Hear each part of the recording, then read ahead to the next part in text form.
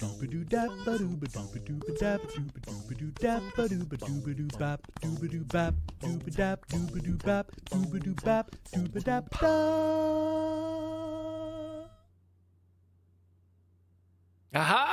Greetings, race fans, and welcome to the paddock here on the 10th and final, I've got to stop saying potentially final, 24 hours of Le Mans, where I will be driving alongside the 24 hours of Le Mans real race that's going to be happening in France in just 4 minutes time from now, just like us. And folks, I am excited. I am, a little bit nostalgic. I am also very tired because that's of the reasons to bring this race series to a close. It was last year's grueling crawl to the finish line that made me realize that, as time goes on, we all get older, and I think the oh God, what band was it that Stevie Nicks talked a lot about that? Children also get older, and I'm getting older too.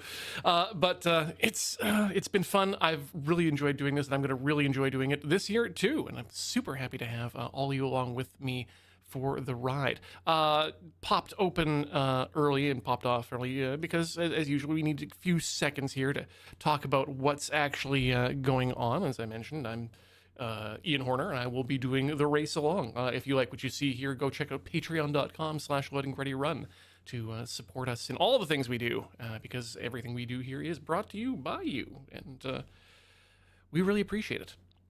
So important information before we get started. Let's push some buttons and get ourselves in the boot. No, get in there. So first of all, this year's car. I decided, F it, let's use a Cunio's design car, one of the first party ones, because they're probably going to be the tuned the best to actually respond well. And I thought, hey, you know what? We've never actually taken the meme car out on the track. So finally, we're going to do it. We're Euro beating. We are taking the Toyota AE86 in the tofu delivery livery.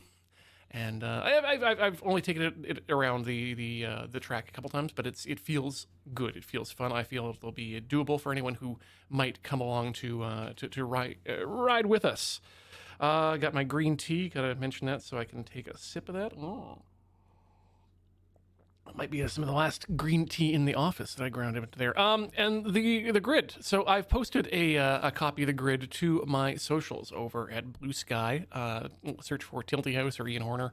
I don't know what I did there to make that all messed up, but perhaps enterprising members of the chat can keep that link on file. What we've done is we've kind of trimmed down the list to sort of greatest hits of what works and what didn't end up trimming out the things that hold up or just immediately retire themselves. So we've got, of course, we can't have a Le Mans without the desert buses along with us. We've got all 4 or 5 shifts, including Omega Shift.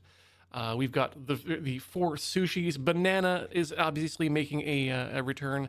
Our good friend, the Ford Transit with the stairs, the Austin Mini, Carby's there, because we can't forget Carby, the 3 Hiluxes, the bathtub, the Citroen. I mean, I'm reading things off of a list here. Got a couple Actis, and maybe some surprises for later on. But in the meantime, we've got 1 minute left on the clock. In fact, seconds. So we should absolutely get ourselves into position and get the game audio going here as well.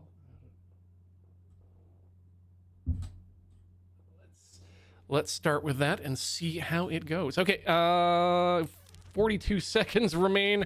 Let's push the button and make this go. I am okay, pack it up, folks. Race is canceled. Good night. No, absolutely not. Try again. Race canceled. Why? What? Why? No. Don't do that. What? Sure. Fine. God damn it. I did this last night. Okay, Steam. Good on you here. Let me look at my password and not type it in. You know what? Actually, I'm not even going to be in the. I'm not even going to let that view exist. So we're going to miss a couple seconds, but nope, there's no P in that word.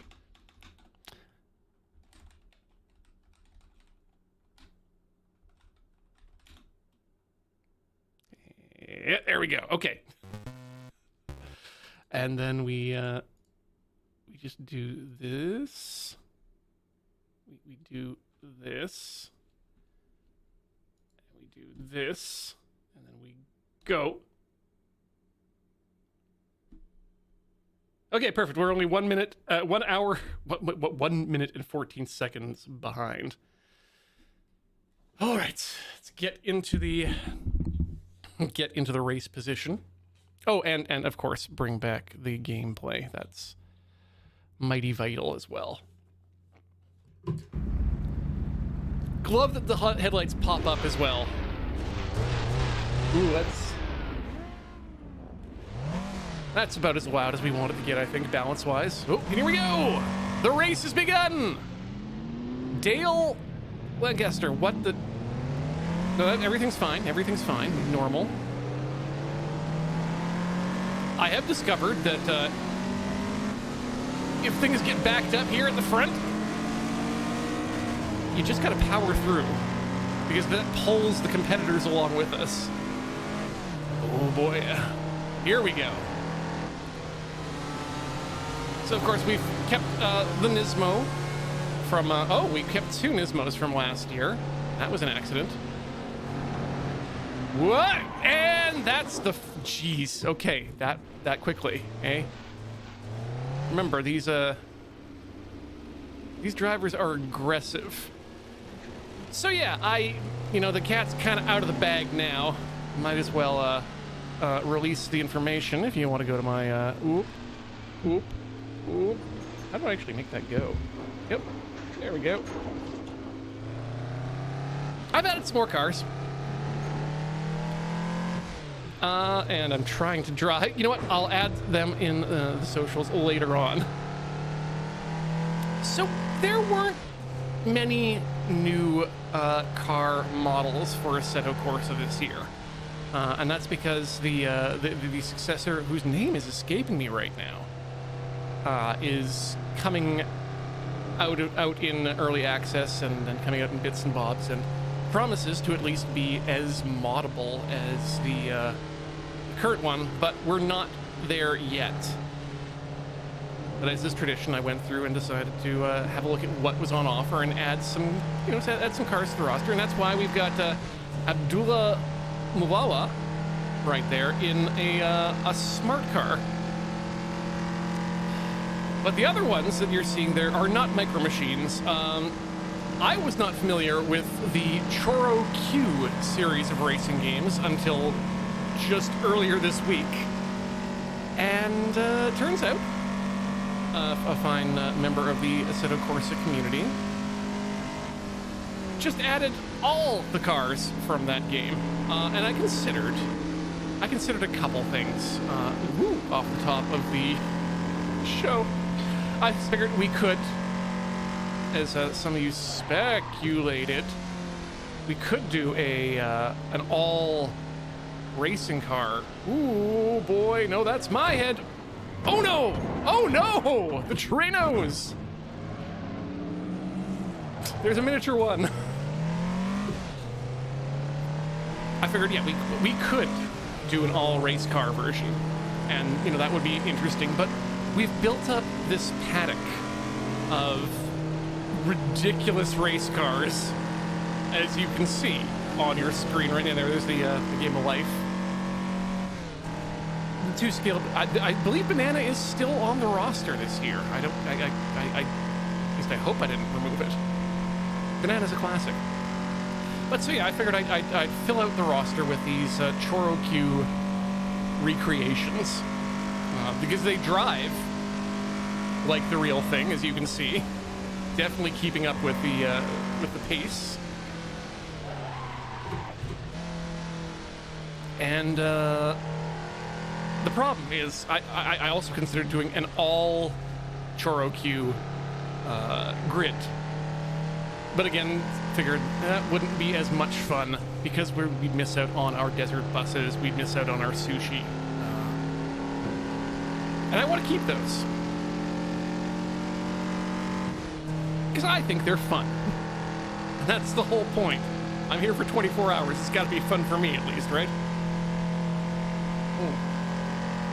Oh, that's the sediment. Whoa.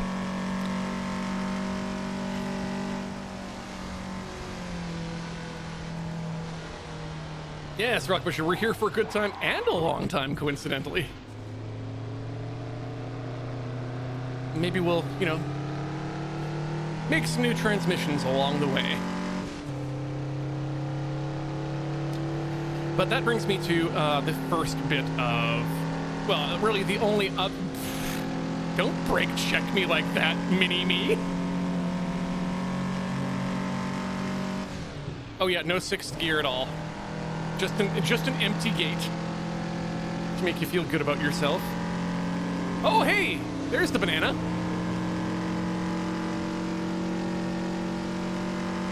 Excuse me. Karl Olaf Appelskog is the one driving the beloved Goro Mini. I'll take it.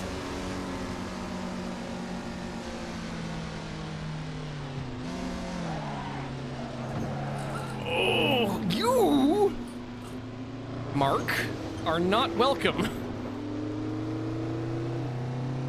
And it's the first Gant of the season, and the crowd goes wild.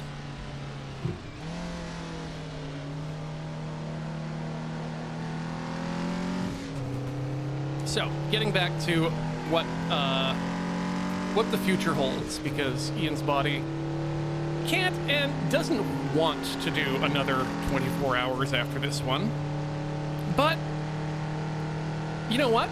We have this paddock of a ridiculous wacky races style assortment, and it's fun. It's been work. Oh shit, that's not right. No sixth gear.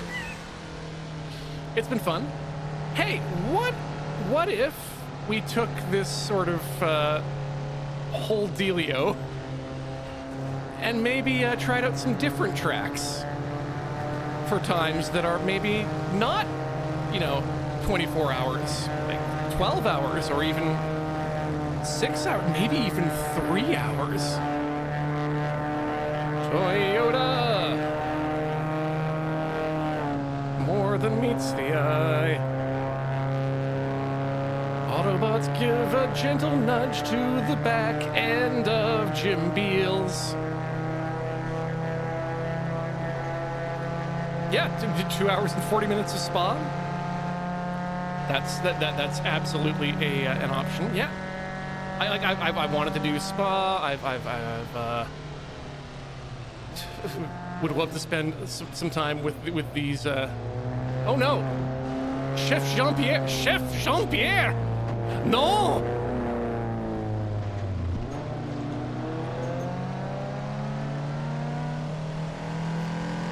Yeah, 24-hour Nuremberg. Maybe not 24 hours of Nuremberg, but definitely could do some Nuremberg with this group. So yeah, next year it won't be at exactly the Le Mans time, but we'll definitely do some sort of fun with it. Proper League F1 season. Want to see if the Sushi have the consistency to be champions. That could be fun, yeah. And we could have multiple races over the year if I'm not putting all of my driving in one basket. It also means I probably might get more practice in.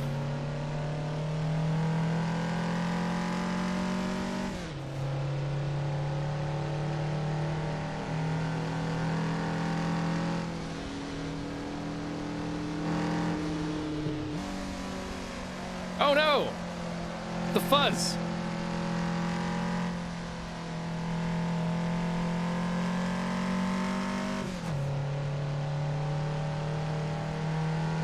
I am trying to do my best to actually keep up with the pack and remember how to stay on a road.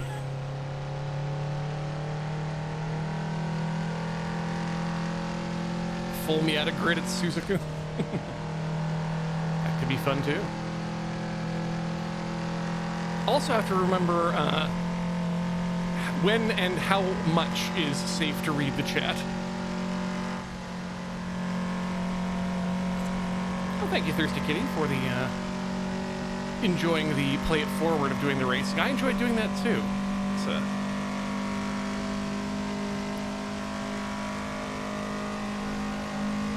It's one of those things about having a day job that kind of makes it difficult to do regular streaming. Because one still has to eat. Which reminds me, I am disappointed. This morning I had promised myself the reward of a McGriddle and a crispy hashed brown. And unfortunately, the area of town in which our McDonald's nearby is does not allow the dining room open until 8 a.m., which means I am without snack. But that's okay. We'll get up, take a break a little bit later, and maybe I can find something, or you know what, just have something later. Today's schedule too, because we should mention, once again, I am doing the smart thing of not doing this entire race myself, but we'll do dang, a lot of these churros dropping out like flies.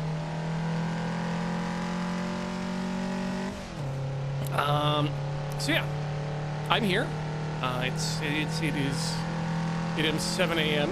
in Victoria time, and I will be in this seat, or at least next to the seat, until 2 p.m. today. At which point, oh, we got, hey, it's our friend ourselves.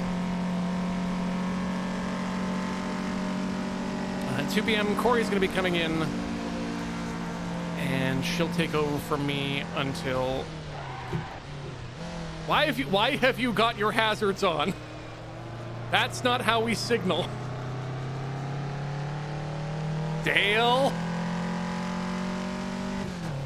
Why are your hazards still on, Dale?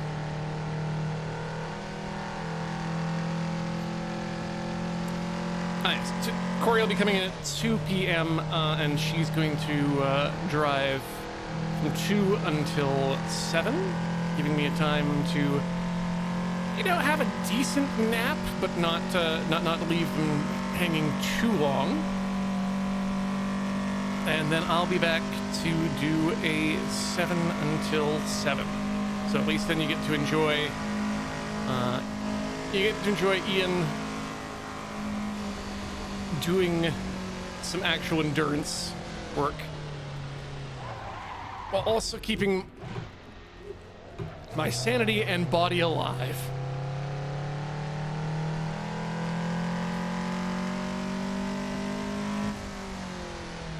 Controls will be locked for the next 6,000 seconds. I have turned penalties off. As we know, that does not necessarily mean that penalties are completely off. Sometimes the game takes an incredibly paternalistic attitude and says, you know what? You're done racing.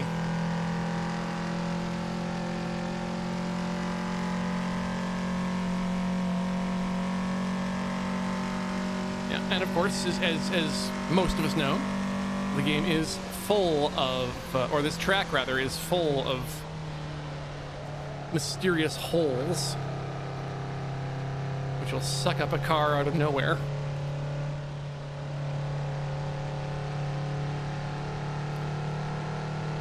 Speaking of which, does anyone remember the last time we saw a car? Getting all the old sawhorses out of the way. Right at the top. Because why not? Oh, Jordan's here. Oh! I can tell Jordan's here because, yes, Big Suck has entered the chat. Welcome.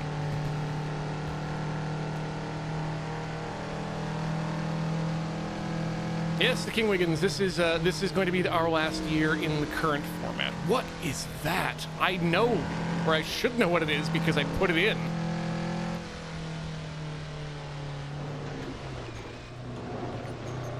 I get to take those chicanes like nobody's business.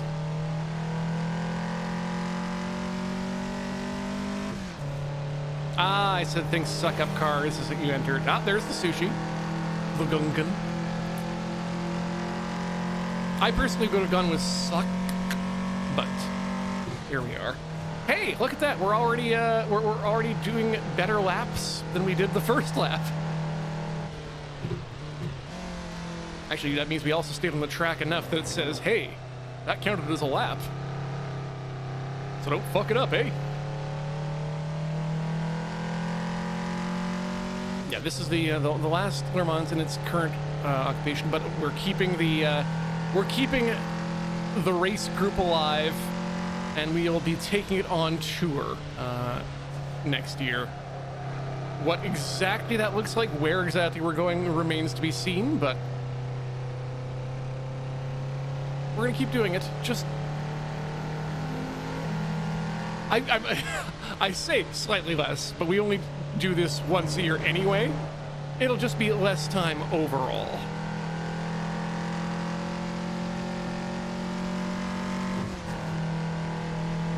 Oh yeah, and we'll absolutely keep the MANS branding. I don't think we can get rid of that. But rather than the 24 hours of Le Mans, it may in fact just become the Le Mans series.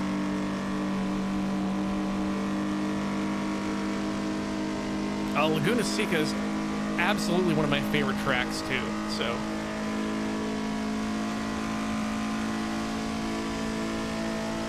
We'll absolutely be doing a Laguna Seca run at some point. Uh-oh, stay. No, that's gonna do nasty things to my time. That's me reading the chat. Right off the bat. Oh well. At least the bar says you're good. Chat is for the straight. Happy Pride. Happy Pride, Jordan.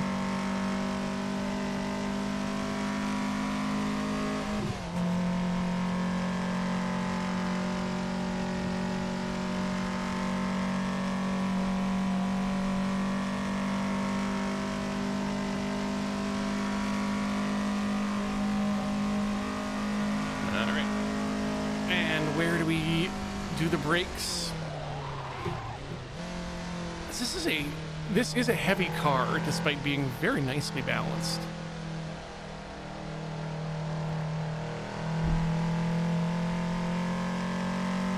I have to turn off notifications on my watch. That is just as bad as looking over at the chat.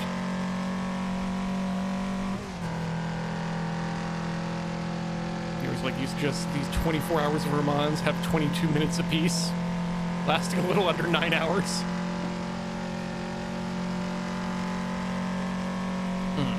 50 McNasty, we are in the meme car this year. It's the Toyota AE86, which you may recognize from Initial D.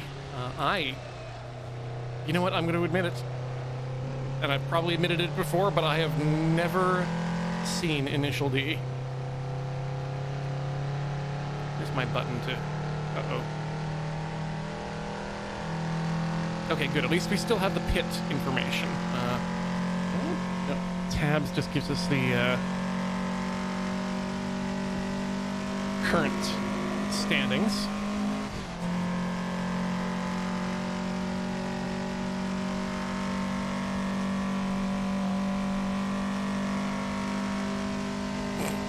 Fifty McNasty says, okay, I've been in a lot of Toyotas, that's why I recognize it. I love that we all exist in this superposition with each other, where we can hear phrases like, I've been in plenty of Toyotas.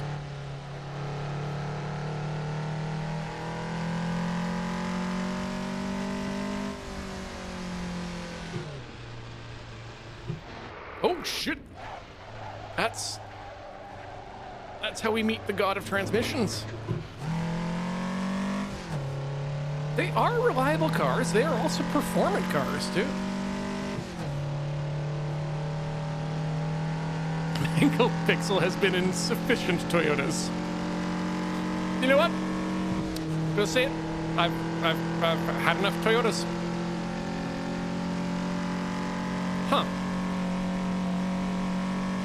You know, you put a wing on the back of a van and I guess you can go places. It does have a bit of a Pikachu vibe to it. Okay, I need to give more wheel. There we go. More wheel and the same power, and now we just give all power. Oh god, get out of 50 and make the engine sing. It is a Japanese car. They like to go vrrr.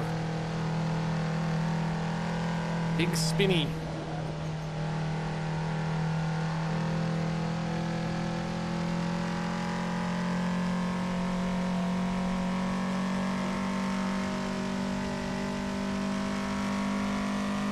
Aaron's in, yeah, no, it Le Mans time. It sneaks up on you, don't it?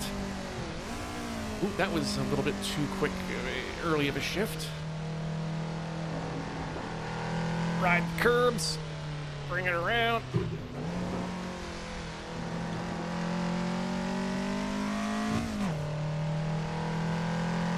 Okay, what's the bar gonna tell us now? That we are faster. Money is no object, Gildar says. What car would you want as your daily driver? Oh man, I mean, to be honest, I do love the Mini especially in this city as a daily driver. I would just actually like a fully restored Mini. But you know, other dream cars I've had that I've really enjoyed. God, the BMW 3 Series in the iX. Mid-90s. I can't remember which block that is off the top of my head, but I really like the cut of that jib, and I love me a 3 Series with all-wheel drive, especially those not mechanical, those fluid-based all-wheel drives. And if I can get it in a if I can get that in a estate version, well then we're talking. Weirdly enough, when I got into this style of chair, I bought one used in Victoria, and then bought the replacement parts, and that's how we got the relationship with them. But the guy I bought it from did have exactly that car in his garage.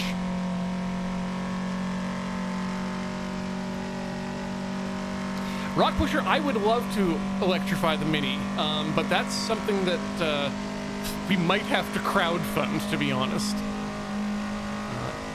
Potentially, though, we could make it into some form of content. I don't know, but the problem being is we're looking at about 15 to 25,000 Canadian to get that done.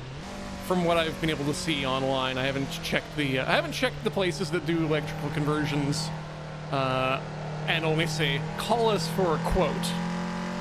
But I did look at the cost, and I did do the calculations to say, okay, so based just on gas savings alone, let's move that. There we go.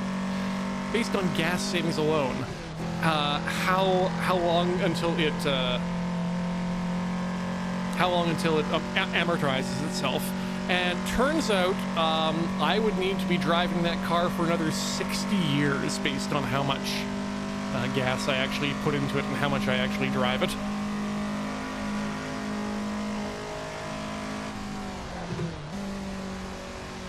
That said, I think it's definitely, as much as I can, going to be the car that I keep forever. There, we can give it more wheel. There we go.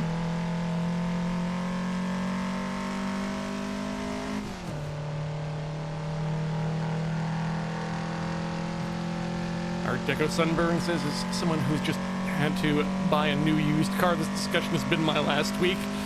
Buckle up, because there's gonna be a lot of auto talk over the next 24 hours.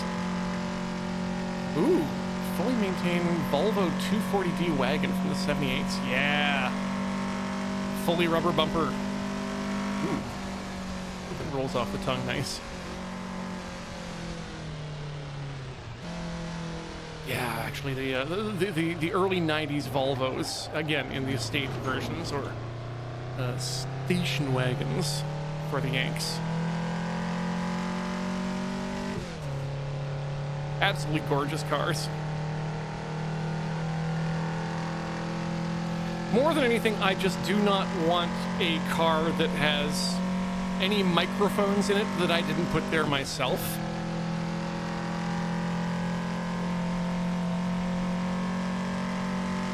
Like, you know, places where I go and spend a large amount of time should not have a EULA user agreement tied to them.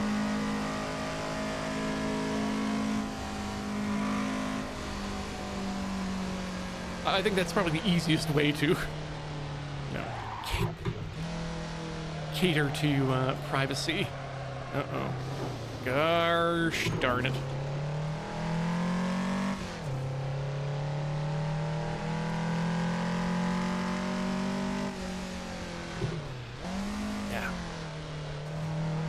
I mean, these days, basically anything manufactured after 1980, I would say, is probably very well, if properly cared for, could run for a long time.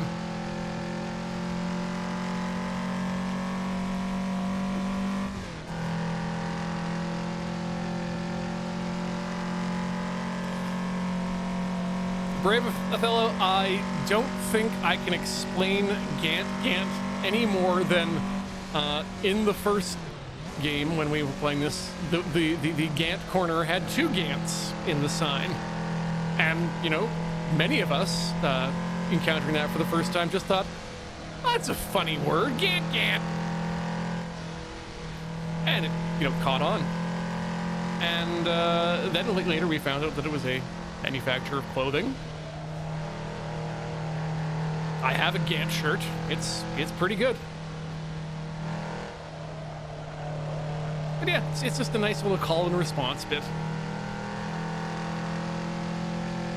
Ooh.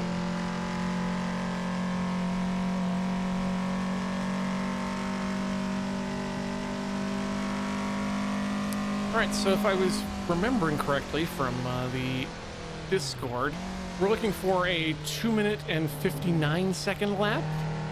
I don't think we're going to hit that. But if we can beat our all-time best score, which we can go look at once we're done racing. I believe it's currently, at least on this computer here in the office, best I've done is in a Miata.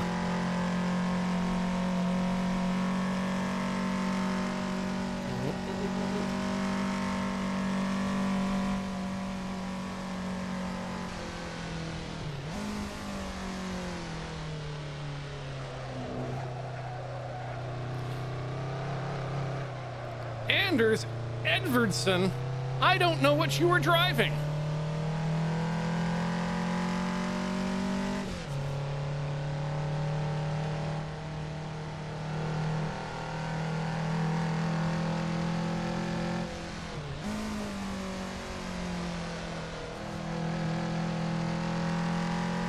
My mother has a late model Nissan Cube that she has been taking very good care of, and I think that's that may become a family heirloom.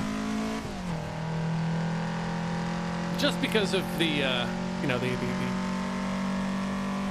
fandom that, you know, it's one of those cars that has a fandom.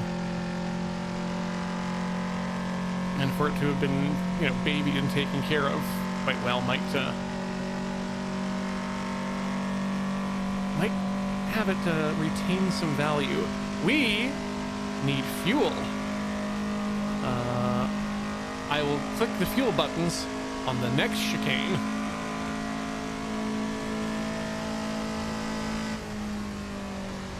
A little too early there. Down. Okay, now if we take this without any screw-ups, this should put us back in range. Okay, needed a bit more power on a lower gear there. I think the wheel is where it should have been, I think.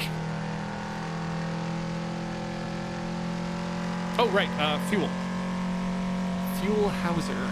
Add liters. Give me 30 laps. No compound, but do fix my body and suspension. Thank you.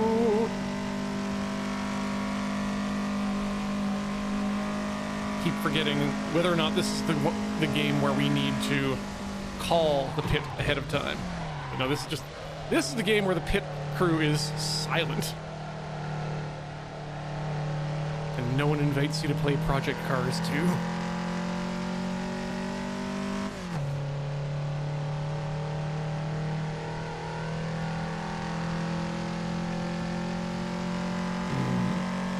Rock Pusher says my body and suspension could do with a good fixing too.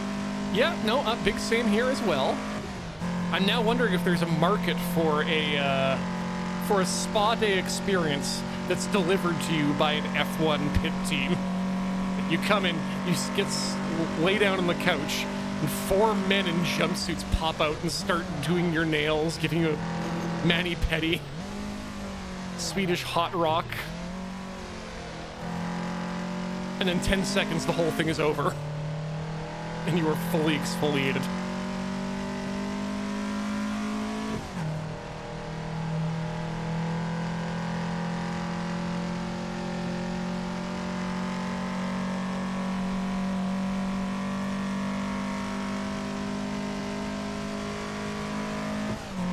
I guess then maybe they can put you in a sensory deprivation tank afterwards.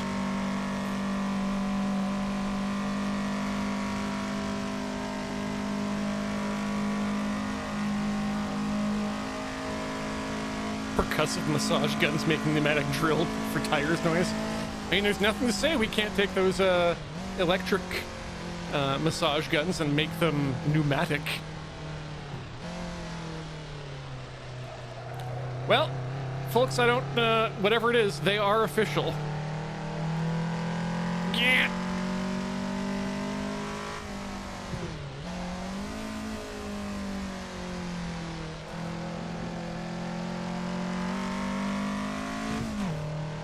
There we go.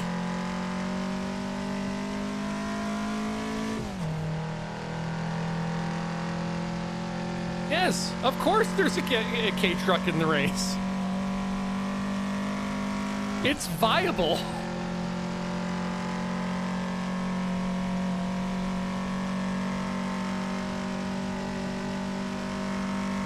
Something I do wish there was more of is something more like a car library, where you can try out cars. Because I have not ever driven a K vehicle of any sort.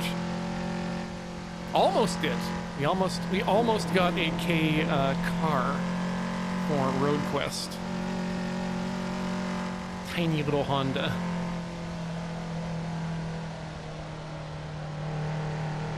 But it wasn't in as good condition as the Saab.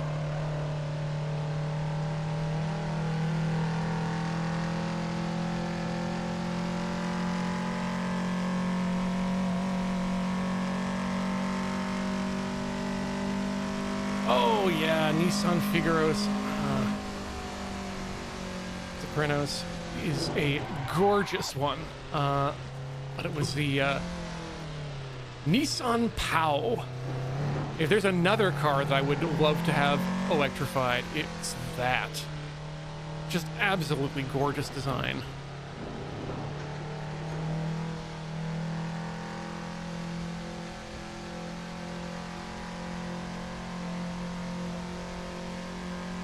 All right.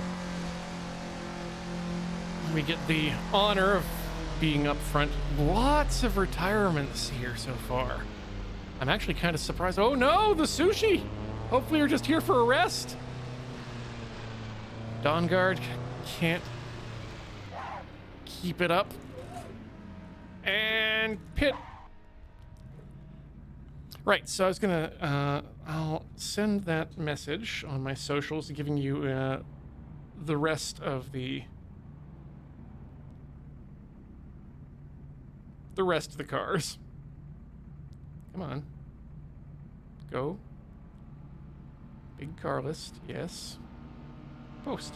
Good, there we go. Now you can see what else was on the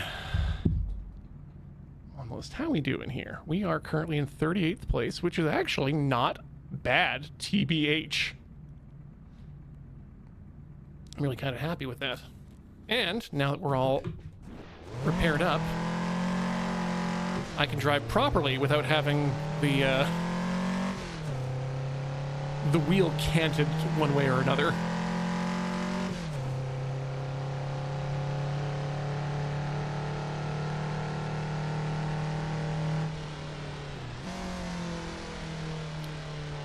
Rock Pusher, rather than, well, in addition to having that, my red urine meter letting me know how it's going, I would very much like to have, you know, in the male bathrooms, a nice man with a big red round sign that can stand off to the side of the urinals, letting me know when I'm close enough and turn off my engine. Oh, no.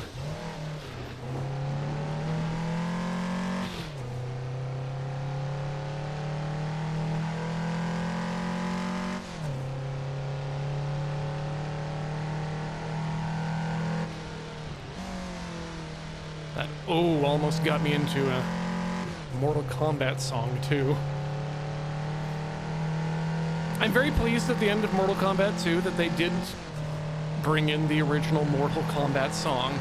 I am very sad, though, that they did not give us a rendition of Chinese Ninja Warrior with his heart so cold. Sub-Zero.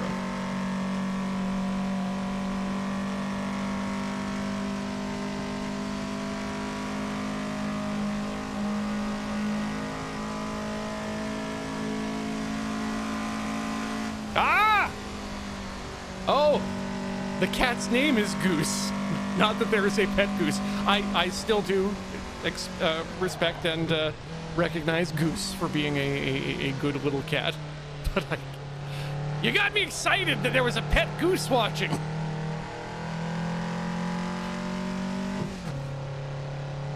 Love Goots.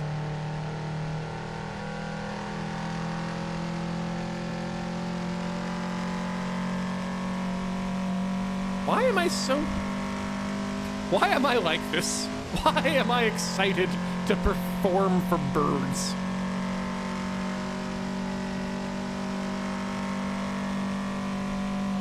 The one audience whose attention I crave most.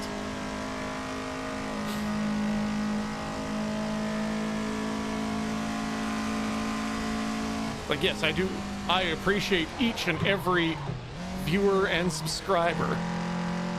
But if during one of these streams a crow just came by and, you know, handed me a bottle cap in exchange for a subscription, I would be very happy with that.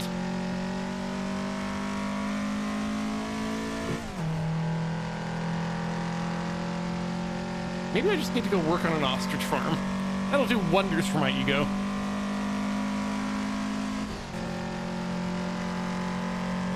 They love the human form.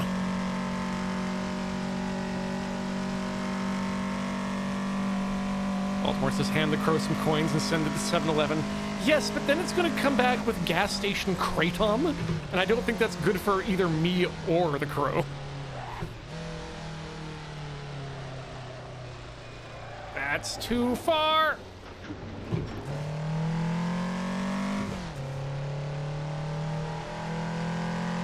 Oh, hieroglyphics, that just means you've got a good crow friend out there. Seriously rejects crackers, you have ruined them.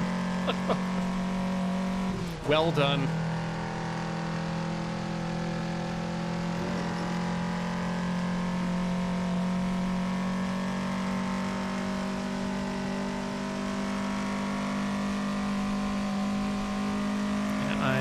a couple of years back, had barbecued too much salmon for myself, so we ended up giving a very small portion of it on the railing to a local crow in hopes to entice them to stick around on a long-term basis. But they really like to shuffle up their territories here. Yep.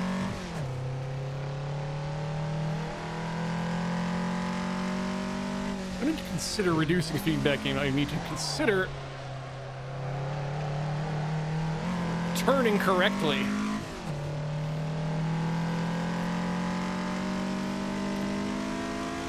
So Daniel, it was a big salmon.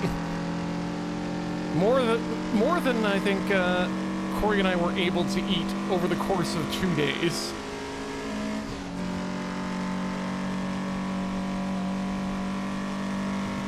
All right, let's see if we can stay on this guy. He's absolutely not the same car as we are.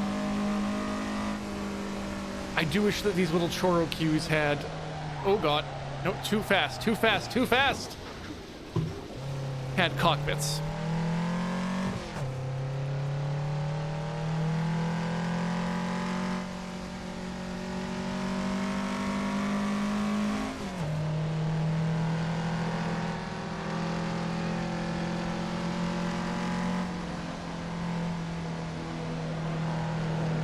Right, that's right. We did add motorcycles to this at one point.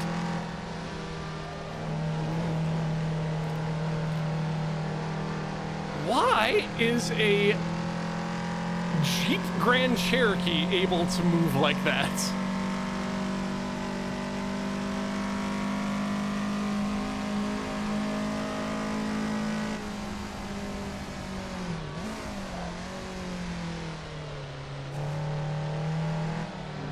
Oh.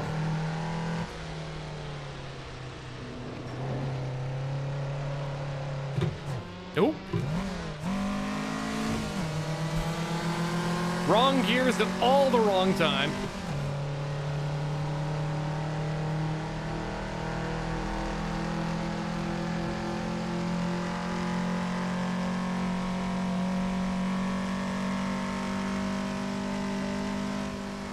Okay. Don't get distracted by the shiny green bar. All we want to do is stay on the road. I got a feeling we're gonna drop your load. All we wanna do is stay on the road. No singing. It's way too early for singing. We haven't even done an hour yet.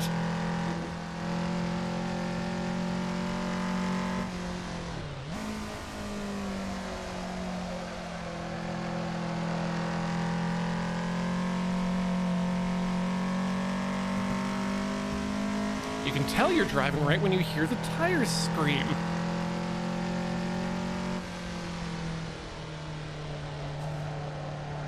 Don't touch the wall, don't touch the wall! Wall safely not touched.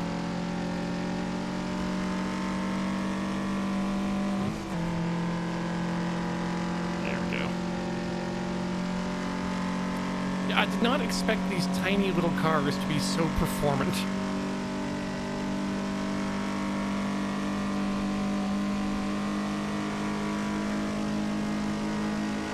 Oh god, there's more of them. The triangles. They're so menacing. Okay, and get to 2. Stand on the brake.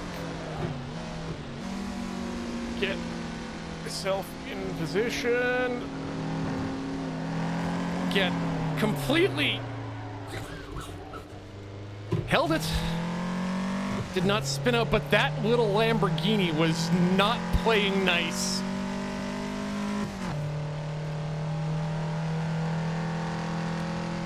Whew.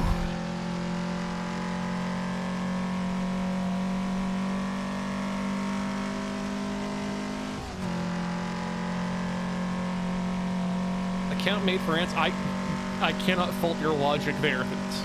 We've made EVs perpetually heat the batteries to keep them in good condition.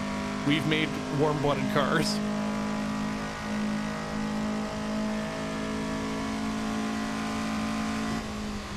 Now what we need to do is somehow, A, allow the cars to mate and reproduce sexually, but also new cars need to be gestated inside the parent car, which means we need to bring back the Honda City and the Honda Moto Compo.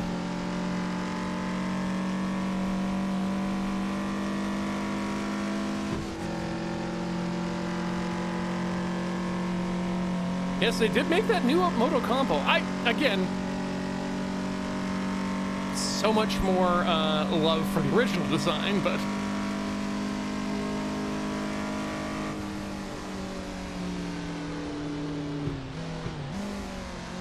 what is that?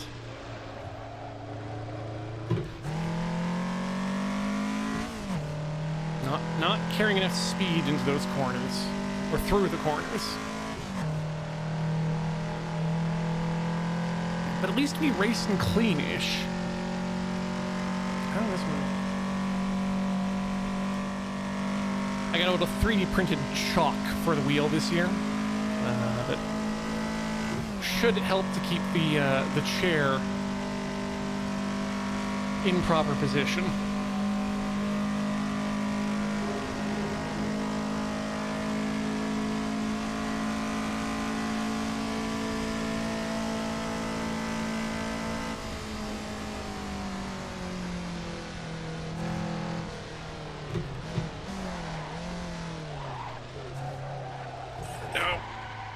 Okay. Thought about it and decided not to.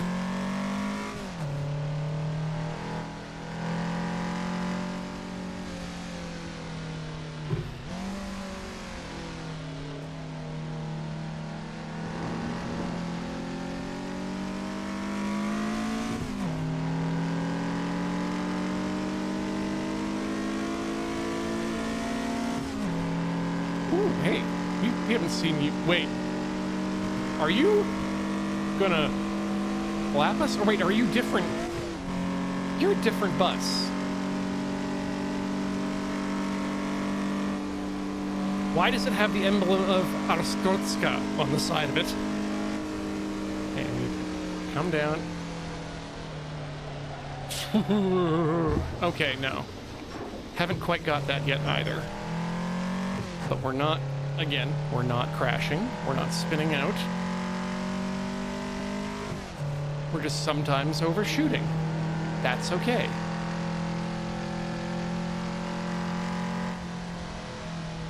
The gravel isn't your friend, but it wants to be. And so it's okay sometimes to visit it.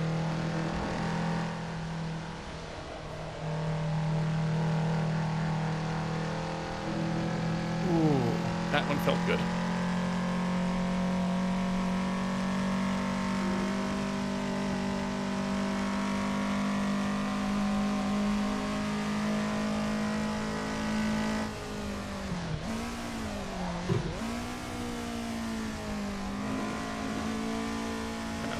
Too soon for second. We'll need it coming out of here. I mean, we shouldn't need it. Is the idea.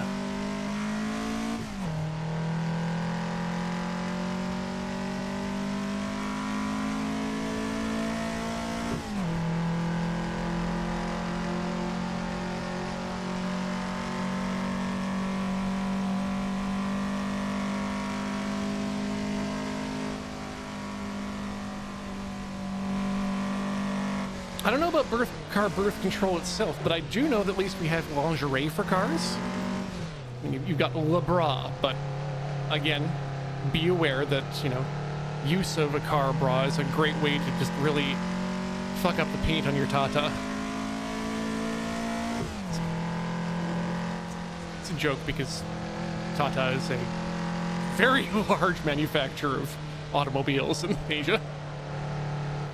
Oh, and also the car bras will fuck up your paint. Whew. Stop. No, and that's a spin. Too much joking. Joex at expense of speed.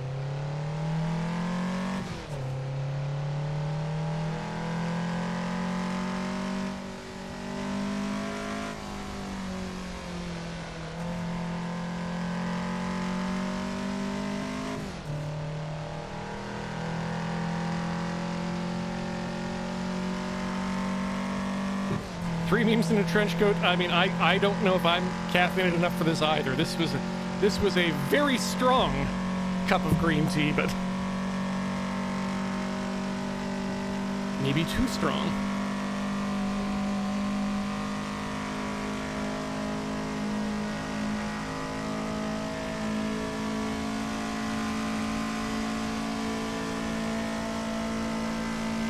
At some point we will hit the coal in the fridge. I have one of my 2 or 3 Cokes of the year.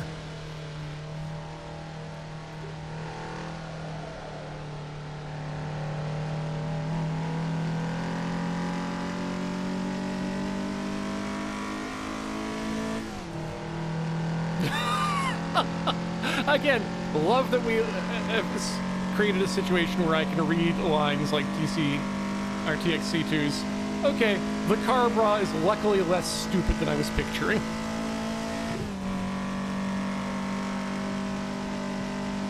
Less, but not entirely zero. Huh, well, we're once again being stalked by the game of life, so...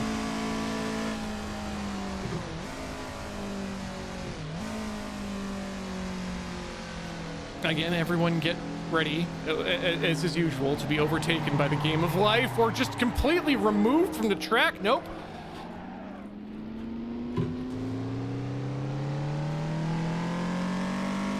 Someone else who decided to play with our back end.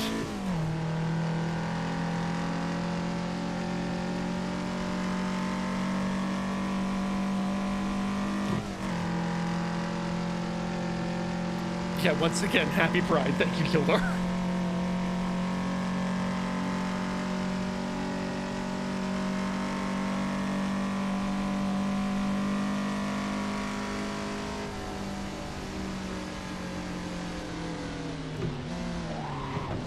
No!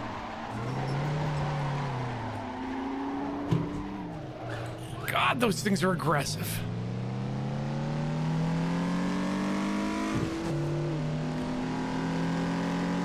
Thank you, Baltimore. I was rather pleased with that save myself. Okay, this is some sort of sci-fi beast. Would honestly not look out of place in a Dominion tank police. Oh God! Who did that? You! I've got my eyes on you, Marshall Pierce.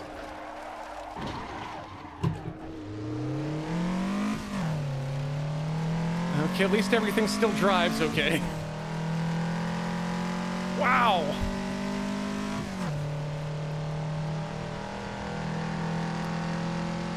Like, we don't actually have any information with regards to who's the most aggressive and or why, because I don't think it actually makes sense anymore. I believe, aggression turned down to at least the lower third on the slider. Or might even completely off, honestly.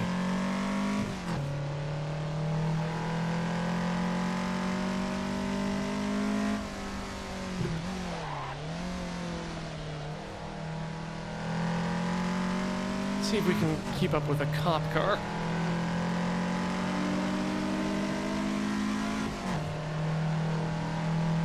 Blue flag, Fluffy Skinny Pig, is get out the way.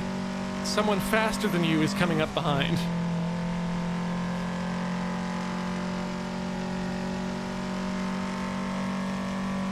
Just to say, I believe we are being lapped.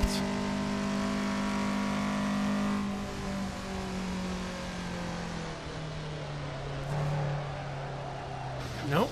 Okay, what am I doing wrong here? Am I just not bleeding off enough speed in there yet?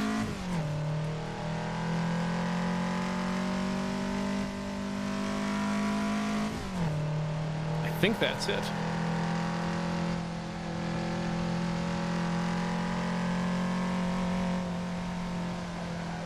Oh God. Whoop, whoop, whoop, whoop, whoop, whoop, whoop, whoop.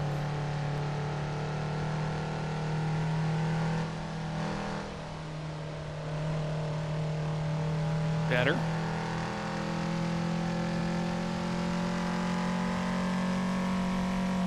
Lap 2 is mostly clean, if I recall.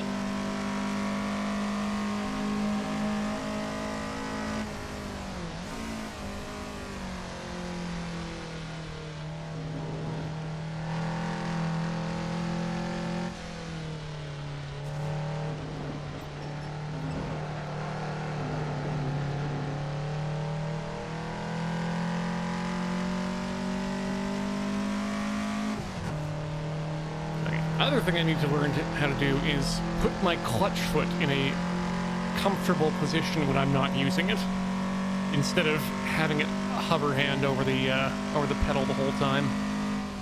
Do not rest your foot on the clutch. That's a good way to wear it out, but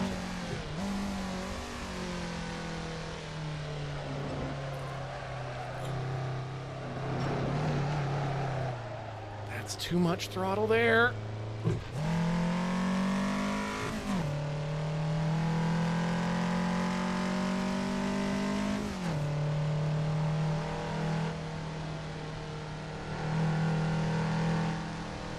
Spend less time with throttle at full.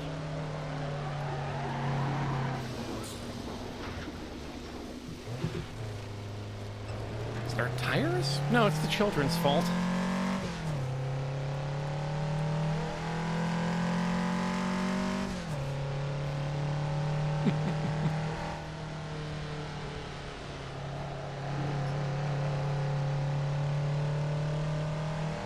Yeah, North Star Techs, we decided this year would be the year that we would break out the meme car.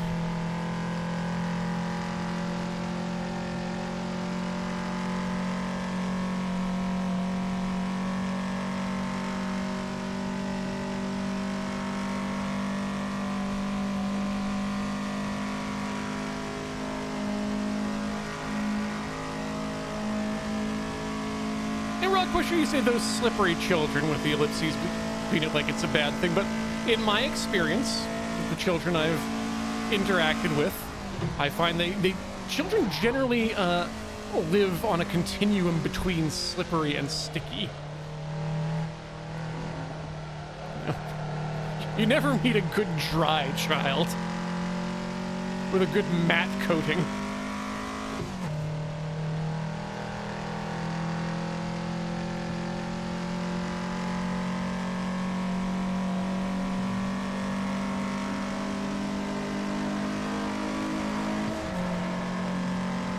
Hey, it's goodbye, Sob. Bye. Also, wait, is that the flag of Norway? Who put the Norwegian inside the Saab?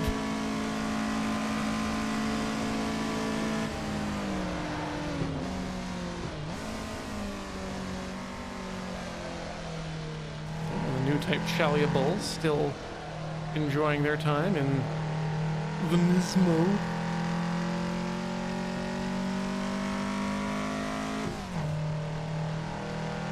Yeah, Marge, it got out of range fast enough that I couldn't really resolve whether or not there was a strip of color in the cross.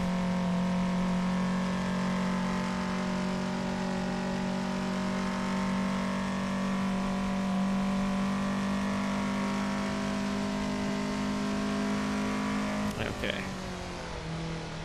And slower down here.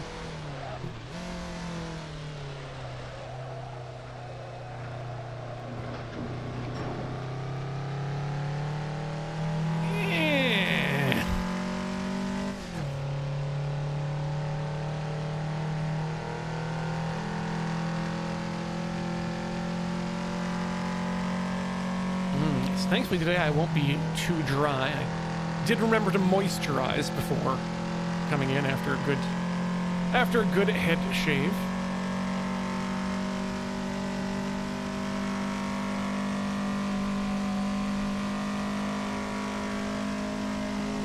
Did not powder myself though, so you'll have to deal with the shine of the lights.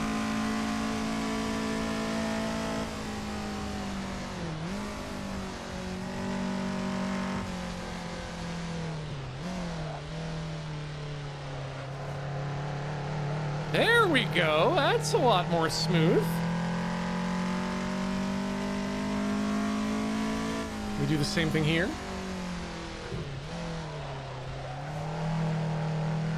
We sure can. Oh, that felt nice and smooth. All right, let's do that again, but this time for the Porsche curves. Hey, goodbye, van.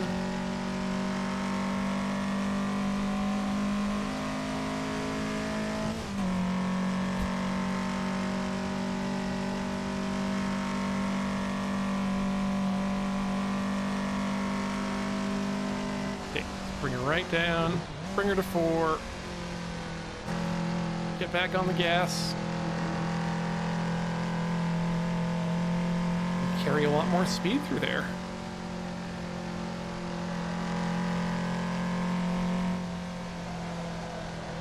Yeah. Wheels squealing means that you're turning energy into sound, which is not where we want the energy to go.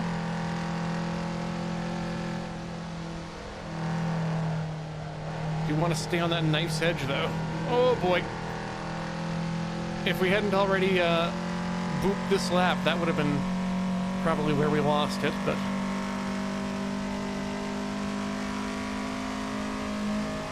Okay. Too hard on the engine braking.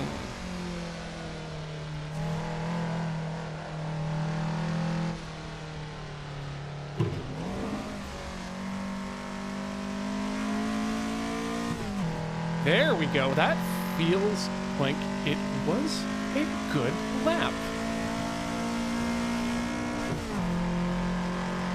Let's see if we can do it again. I love that the truck of stairs has been so consistent of a racer over these years. It's been one of my favorites. Every time.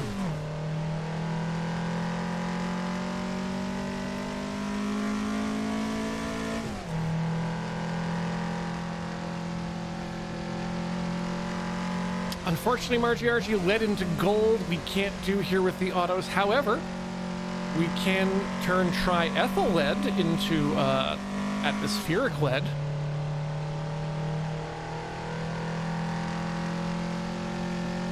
Think of it as a little bit of lung candy.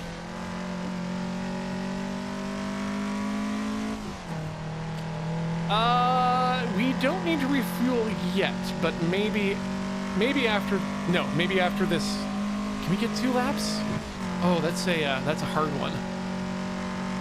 Let's make sure 50 laps. Okay, great. 5 laps of fuel is what they'll give us too. I have also been, or I had also recently read the paper on that one fusion reactor and their plans to, on a commercial scale, turn lead into gold. The biggest problem being is, you know, not that it's going to upend the gold markets or anything. It's that the gold remains highly radioactive for years after the process has begun. We didn't cut the corner too bad. We're still in the white.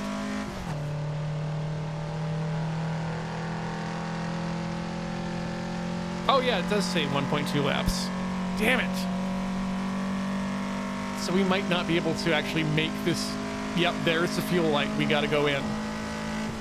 Oh well.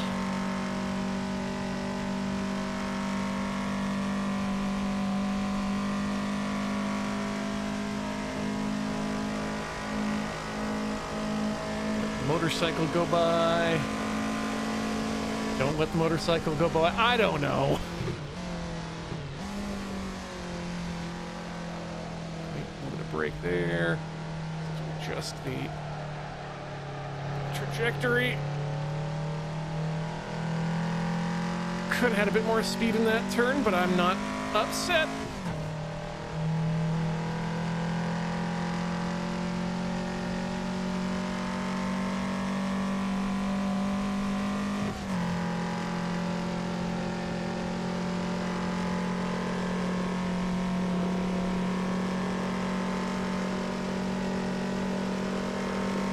I can hear it gurgling behind me. Okay. Love to see, as I'm pushing the brake, my speed goes up. That ruined it, but that's okay, because going to the pit was going to ruin it anyway.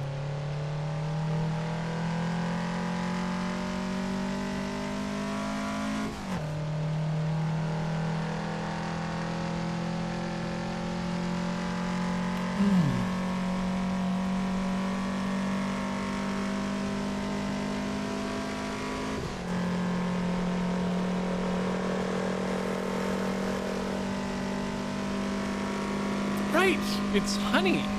That's who's on the motorcycle. The flashing type of Honey. Cutie, to be precise. It's a cutie to her friends.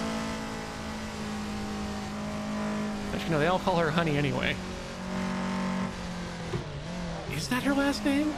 They do say Honey Chan sometimes, too. Oh, God. Too much talking about Gona Guy makes me go off the rails.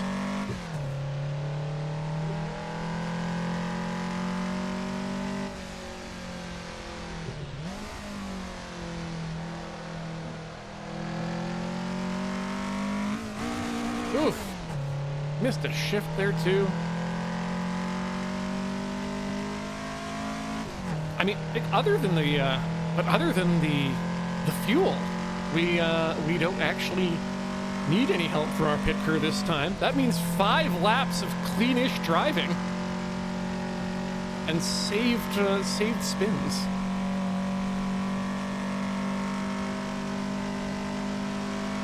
Okay, bring it right down.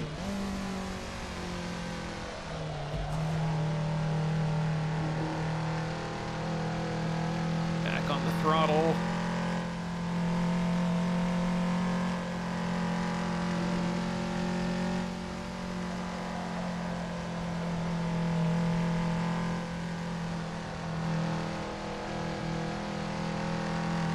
Right. Again, reteaching myself where to look while driving. Farther ahead means better reaction.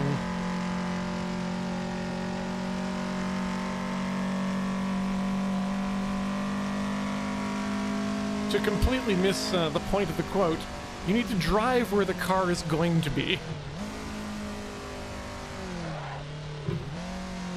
Not where the car is.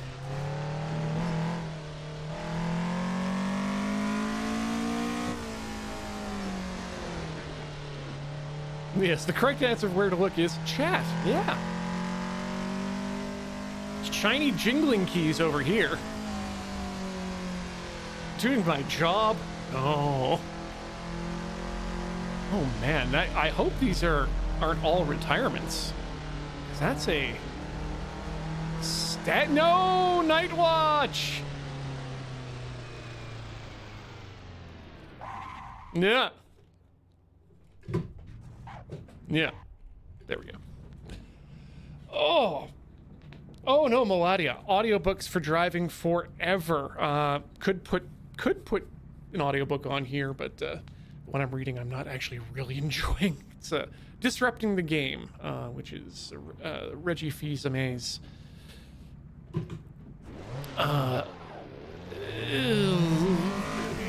biography? That's a good word for it. But it's more of a business biography. And so it reads... There's a lot of business douche talk in there.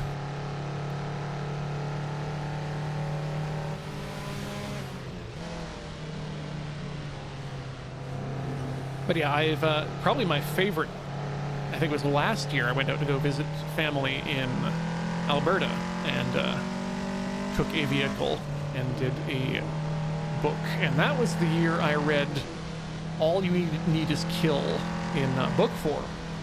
What a great book.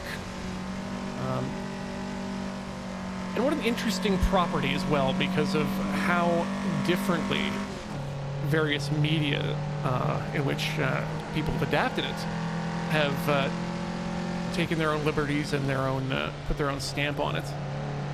The recent Studio 4 degrees Celsius film version was quite good. But yeah, Great Othello, yeah, you should absolutely read the book. It's so good.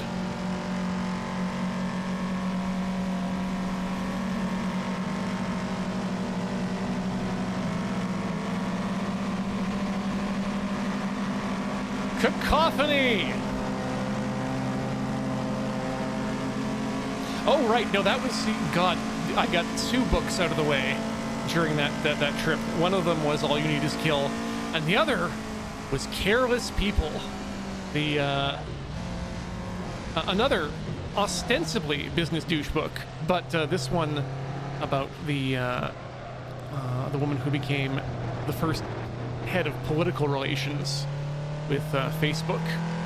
And oh boy, is that an eye-opening book, and very upsetting to learn about just how out of touch and deliberately careless these billionaires, specifically these tech billionaires, are.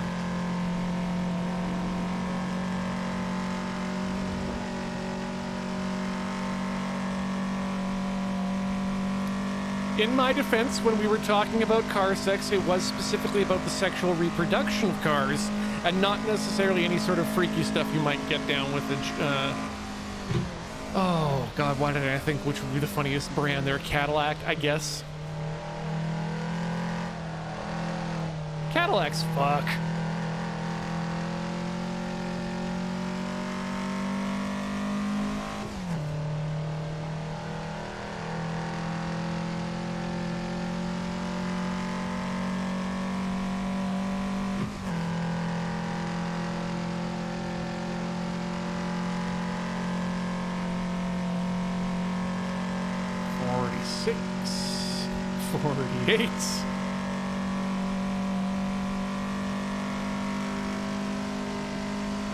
Oh, FMK car brand edition. Okay, well,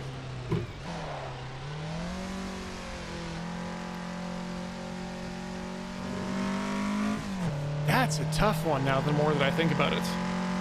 The answer is Mary Honda. Actually, Mary Toyota. That's where the real money line. Okay, you know what?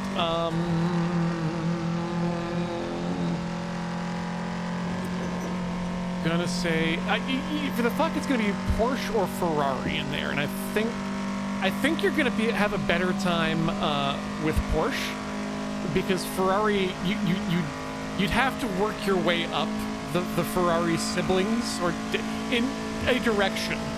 Point is, Ferrari doesn't let you just get the Ferrari you want to begin with. You've got to have an existing relationship with them, with the family. And kill. Tesla. That's the easiest answer.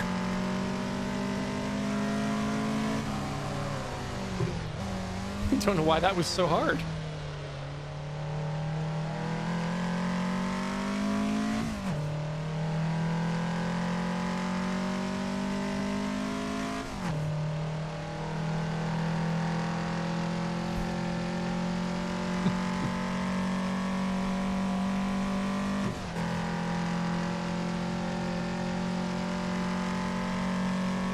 First car ever driven was a 85? We did get it after my brother was born, I think. Oldsmobile Cutlass Supreme in automatic.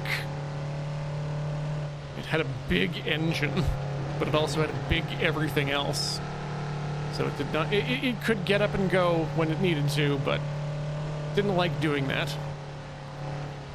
First manual was a an early 90s Volkswagen Westfalia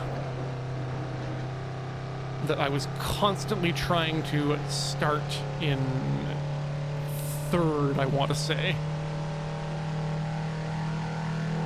And bless the patience of my grandmother taking me out to try and teach me how to drive stick, only for me to eventually get the car moving, and then realizing I was trying to do it in third gear and moving to fourth rather than starting in first.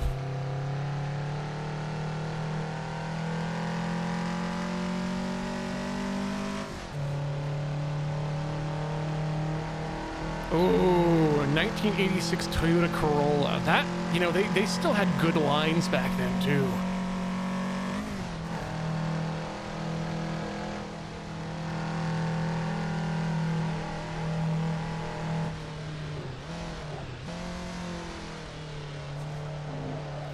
Go round up.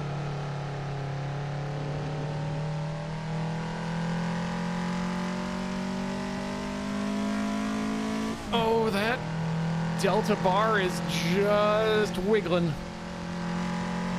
Gotta be nice to it. Okay. Which means... No, we can be in fourth here.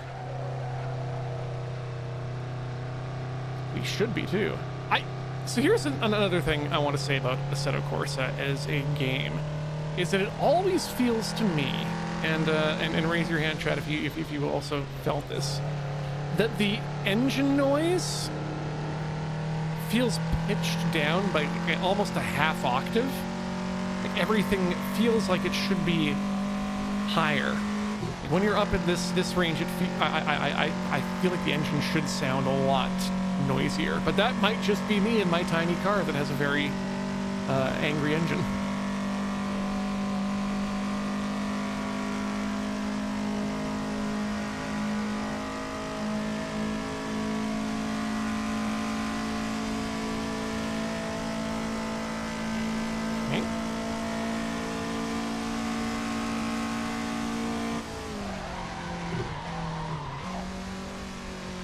The Mini, when it's running at its best, has this sort of sewing machine-ish quality to the sound.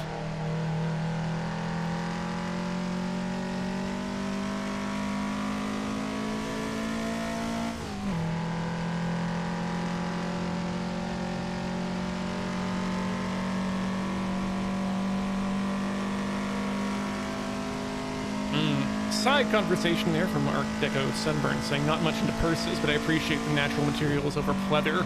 And I agree. I mean, I am not necessarily, or I'm not a fan of plastic for most I love how literally plastic is, but one of the things I like about leather, despite the issues with animal, to be fully, because there are numerous ones, but well-made leather goods and well-cared-for leather goods can definitely approach the level of quality and sustainability in your own life of a forever good. And so, you know, that in a way really offsets plastic production and the need to, you know, constantly replace things like that will eventually go bad, because they are made to be replaced. They are made to be a consumable. 6 cycling.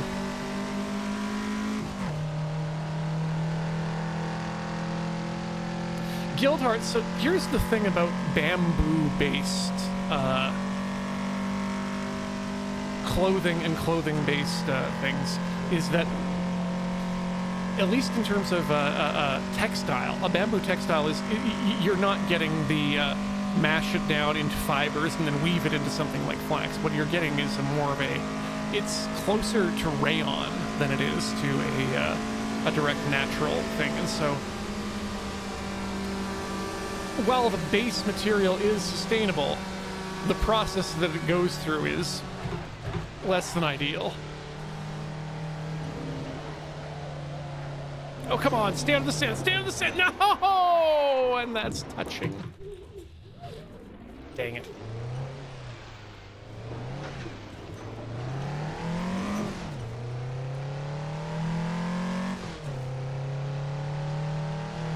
But unfortunately, I mean, with the current state of things, with regards specifically to petrochemicals, it turns out it might not be a bad idea to start weaning ourselves off of those faster than not.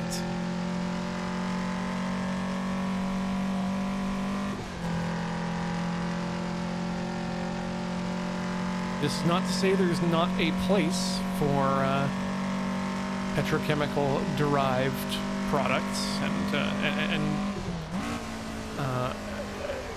components. It's just that we need to be a lot more intentional about their application.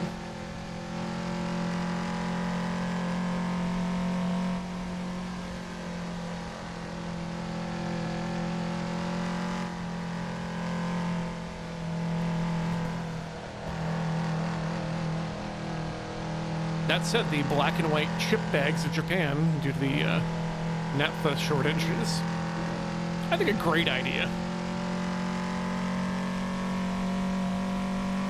And they look cool.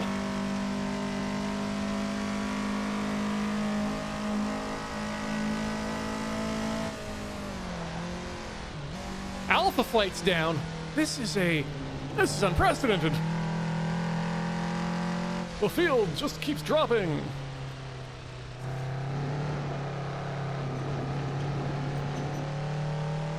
Okay, 620.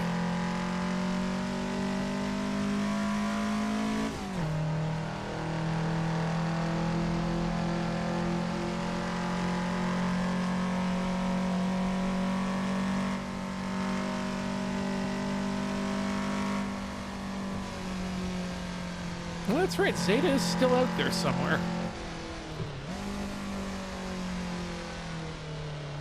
I missed the name there, but yeah, oh god, yeah, the medical industry and their use of single-use plastics is one of those areas where it's harder to find a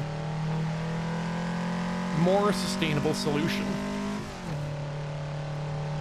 But again, this is where I come back to saying being intentional about use cases, and that might just be one of those areas. Zeta's out. Wow.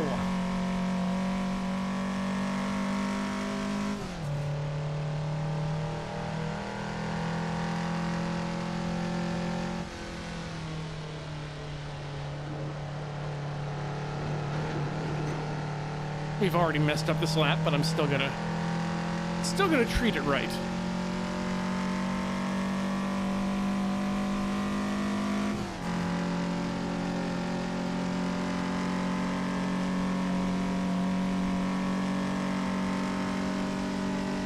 Oh, are we down to just Omega? I mean, I guess we'll see when we hit the pit. It's the pit. And who's on my right? It's a tiny Toro Coupe. Woo, stand on the brake.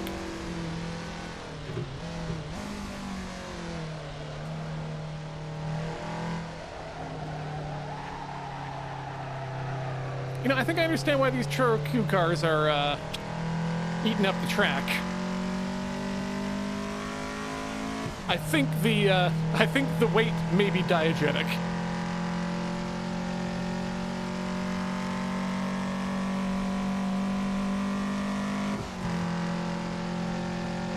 Wasn't Crosby, Stills, Nash and Young that did the weight, right? That was oh, take a load off Annie, take a load for free. Sorry, kids watching today might not recognize classical music, but the band, thank you, that was the band, and it was The Weight, which I am led to believe by Cowboy Bebop that I am going to carry.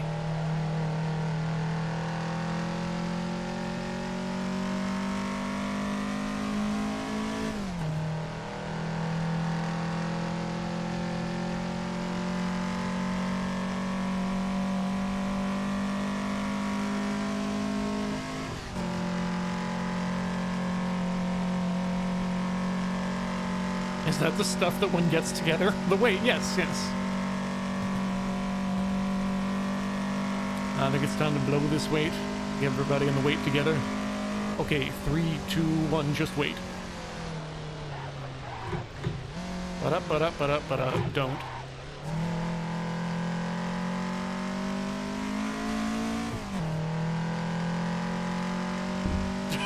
Good pilot Wesley says, be sure not to confuse it with the Mass. That's right, that belongs to the Catholics.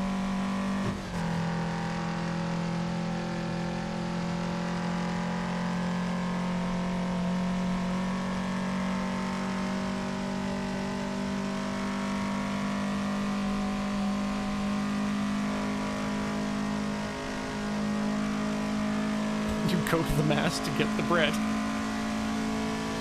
Yep.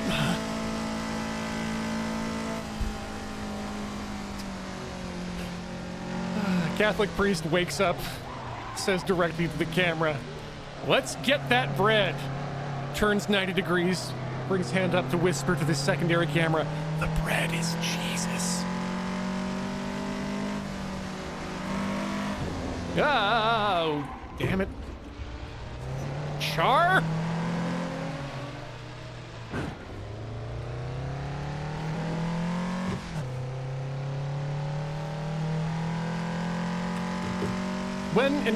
When we do this again, if we bring Char back, I definitely need to find a way of pumping his theme song diegetically into the car.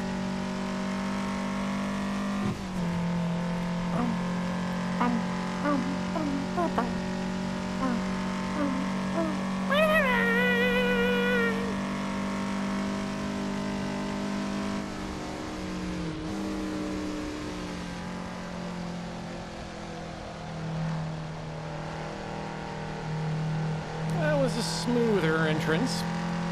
I still think we can do better there. That shadow looks like a car.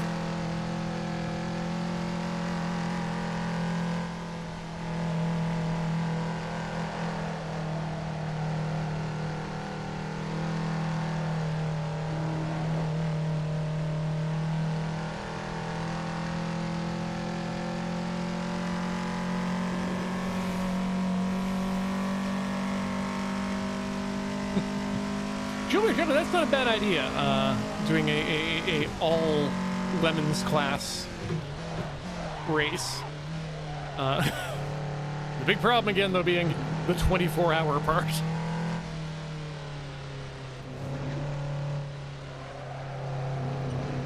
The hardest thing about it has been getting people to sit down and get their laps in. I think driving games are not everyone's cup of tea. And so be it. That's sometimes what makes it difficult to fill these out.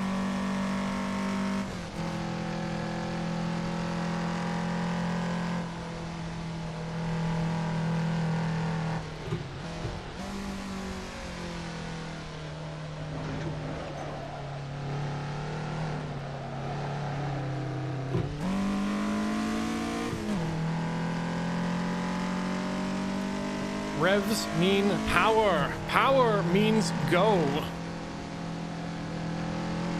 Go. It's a traditional Japanese game played with black and white stones on a grid.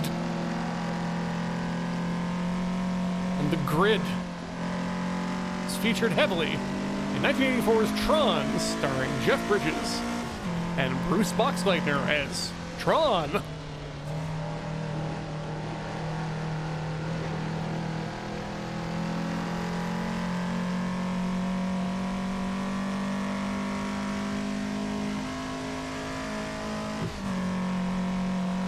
We can go farther. More word associations. Tron may, of course, be referring to Tron Bonne, a human female in the Mega Man series of games, specifically Legends, I want to say, who's got some really, really weird underwear.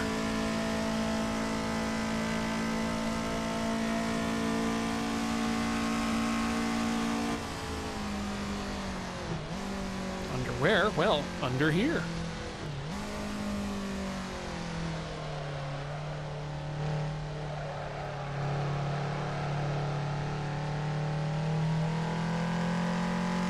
Hey.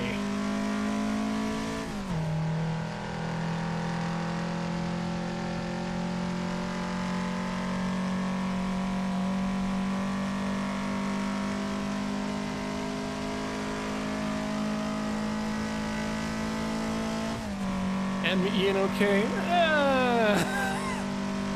We're here all day, folks.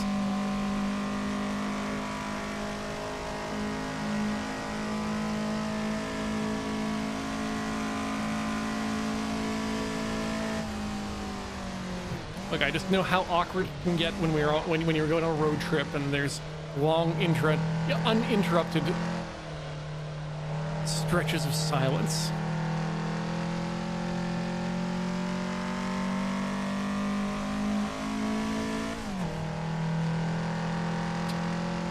Do I need a prompt? No, something will come up. And also, you've been doing a fairly good job, Chad, of keeping me entertained.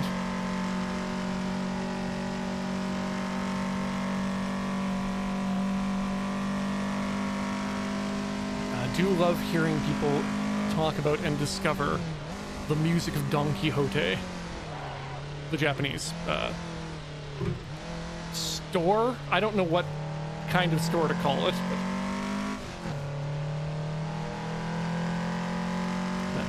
oh yeah, hey, in album news, fun-wise, I did not pick up a vinyl copy of the Don Quixote theme, but I do now own a vinyl single of the Hard Off background music.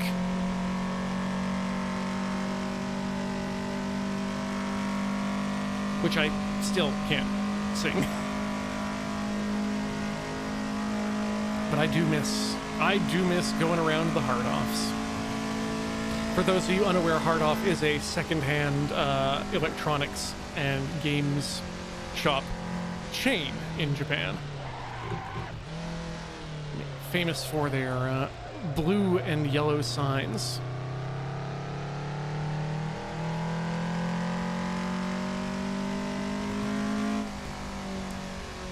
Also related to Book Off, which is their used books, music, and games chain, and Off House, where you can find housewares such as,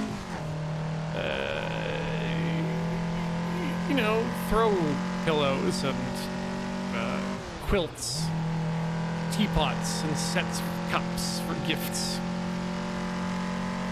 rice cookers, and whatnot.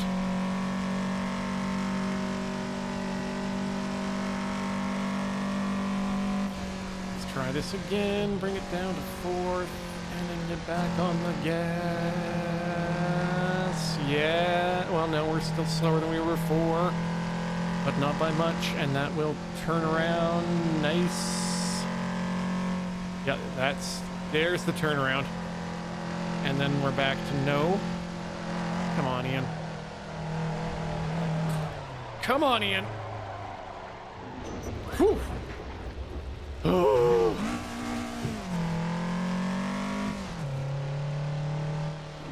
How's our fuel at? You know what? We got 1 and not enough laps. Let us actually. There we go. 5 laps for 35. Let's go in and get stuff. Does Princess Auto sell freezer bags full of chicken? Sadly, no. But one of the few places in my life I have been unable to strip ads out of has been the Reddit app. Yes, I do sometimes still look at things on Reddit. But they finally figured me out and got served some Princess Auto advertisements for, I guess, some sort of tripod trolley jack. Oh, okay. Whoa. Okay, I think I'm going to try and do an actual break at the 2-hour mark. Yeah, looks like most of the buses are all pit. This is an appropriate pit position. Do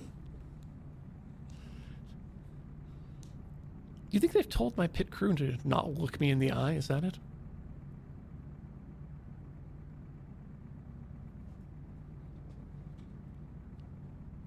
Okay.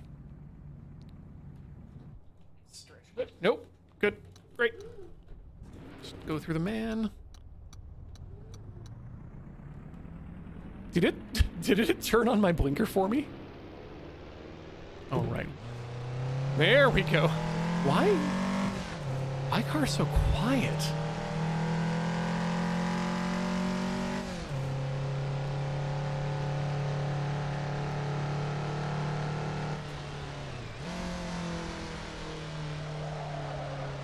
Ooh, tires slippery.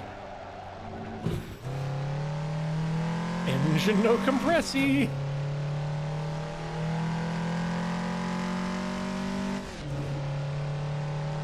Oh.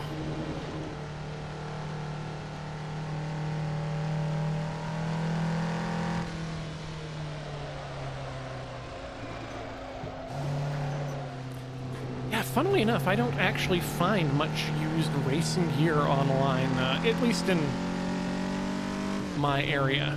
In reaction to some words I saw, someone say that I should get a racing kit, despite the fact that I don't play racing games. And it's fun. There's so many non-racing games you can play with a racing setup.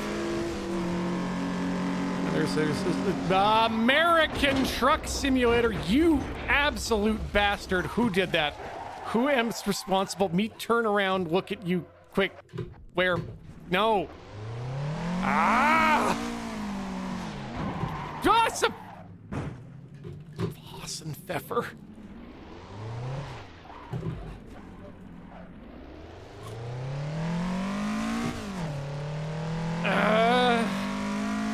No. Any rhythm games you can play with a racing setup? I believe we've discussed in previous years that a racing game like this is, in its own way, a rhythm game.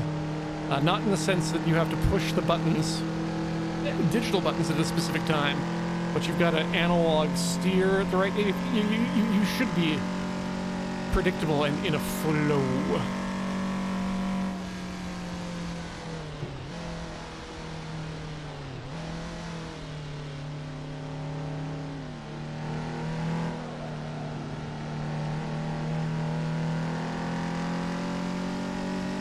Now my suspension's all fucky.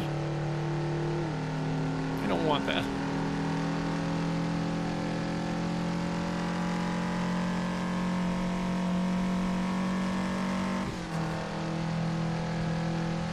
Rat Baby Online, how did I look at 0700 and go, oh, that's tomorrow night? Nope, 7 a.m.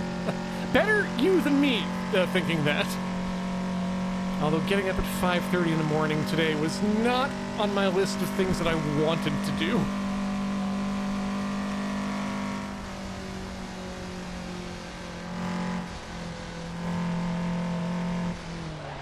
Yeah, no, unfortunately, Radio Wasabi, we are still all up against computer-controlled cars.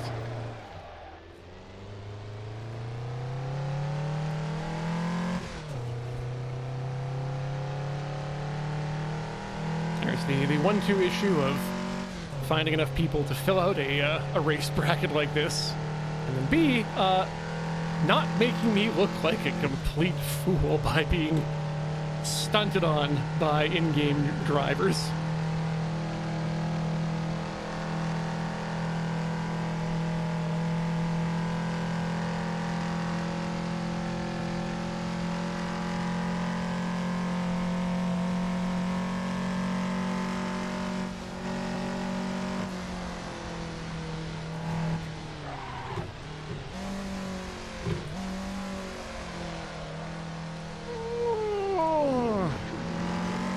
Daniel, if the in-car clock is correctly set to your time, you are one of the few people who gets to enjoy this race without cognitive dissonance around the time of when the sun is up and down. I think last year we adjusted the time such that it was sun up, sundown was moon-based correct. I prefer racing in the intentional time. It does mean we get to subject Corey to the night forever again, usually, but...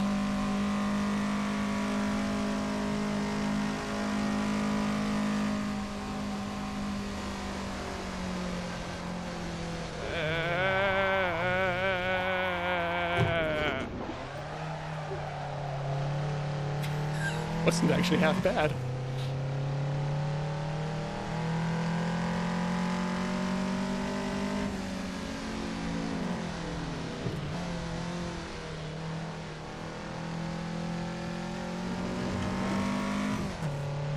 I wonder if I should just like put on some quirp line at some point during the during my night, the actual night.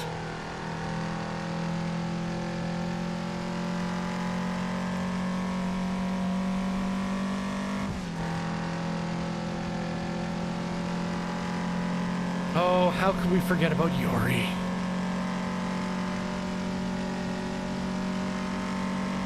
We make trade-offs in terms of the software we use, and unfortunately access to Yori is just one of the things we have to do without.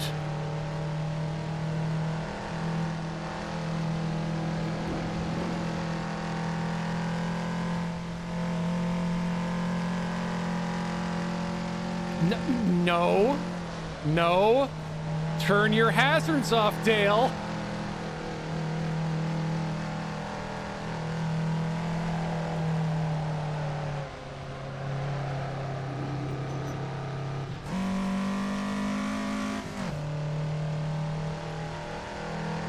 Yo.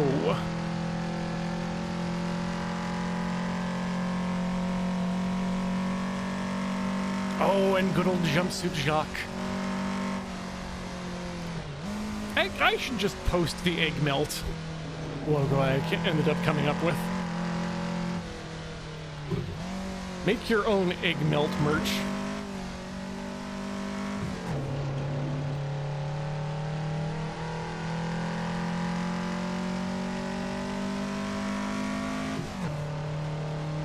Okay, well, my wheel's all canty, so we'll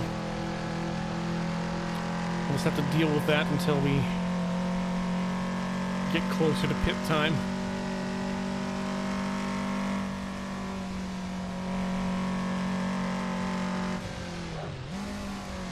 It may just be me, but I feel like we're spending a lot more time driving and a lot less time correcting for bad driving. Be it either, you know, turning around or being in the pit. I think I saw a bus in that rear view. Yeah, there's a bus.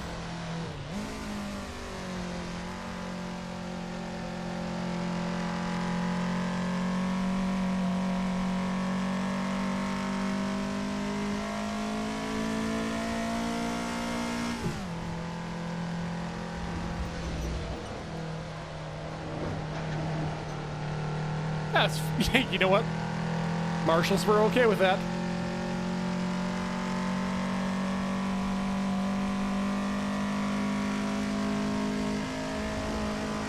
Shoot.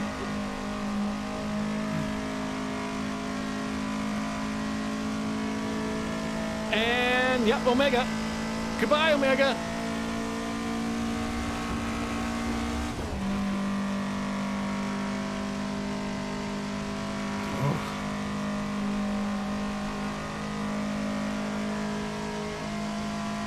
Yeah, I mean, we can talk about this again.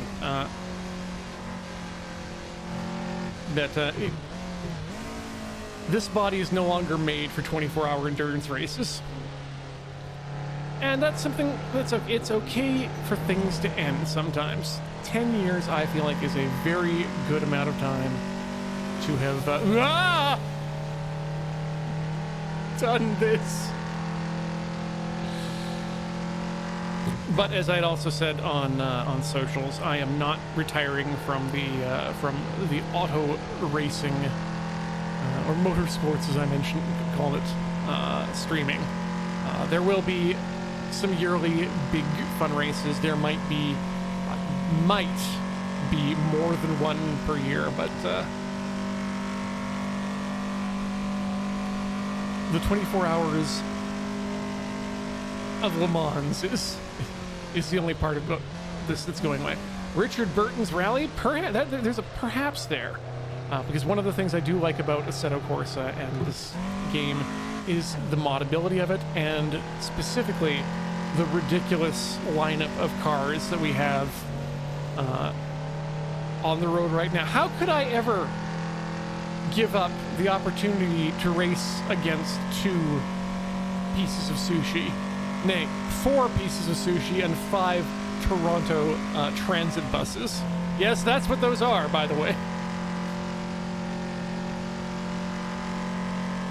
Yeah, 120 laps is the number because that's the maximum number of laps you can have. Again, unfortunately, trade-offs. Assetto Corsa was not built for 24-hour streams, or 24-hour races specifically.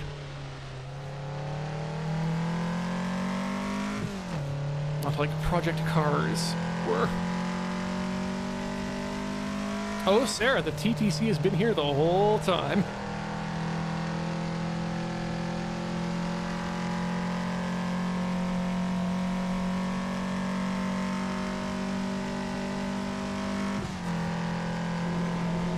"24 hours pod racing, that's not something any normal human could do.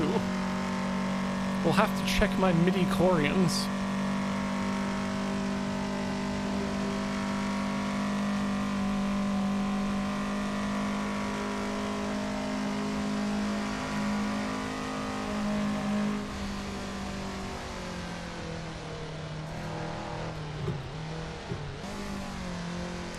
In nice and legal.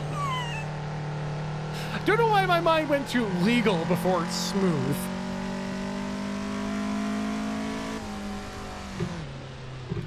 Look, pal, we can do this one of 2 ways. We can do it the legal way, or we can do it the smooth way. Choice is up to you.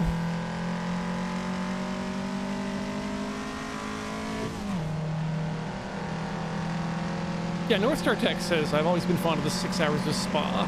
And that's kind of what I was thinking, is maybe look at some of these other endurance racing races that are out there that are not 24 hours, that are something we can apply our patented ridiculousness to.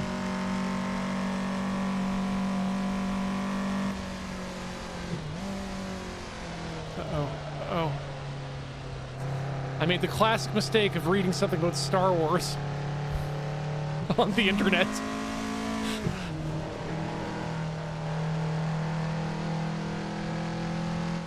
Ooh, 6 hours of Silverstone.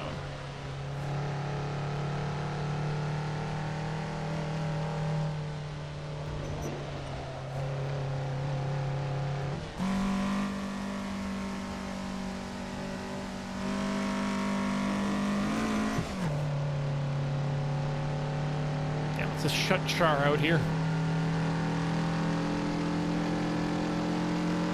What the? Where did you come from?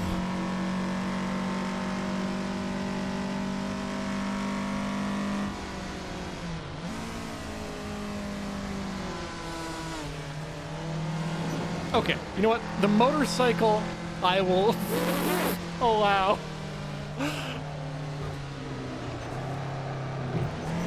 Although those are some pretty quick leans.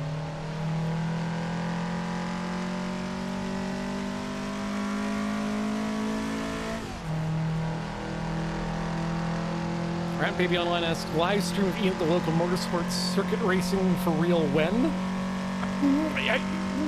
I've thought about it.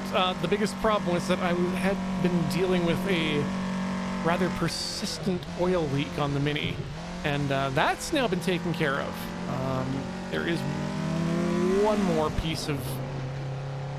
Actually, a couple more pieces of work I'd like to do on it before taking it out to the track. Want to have a look at the steering rack, because there feels like there's a little bit more play in the steering than I'd like these days. And, you know, gotta check the brakes. You know, it's a drum brake situation. Might want to look at some... Might want to look at a disc kit.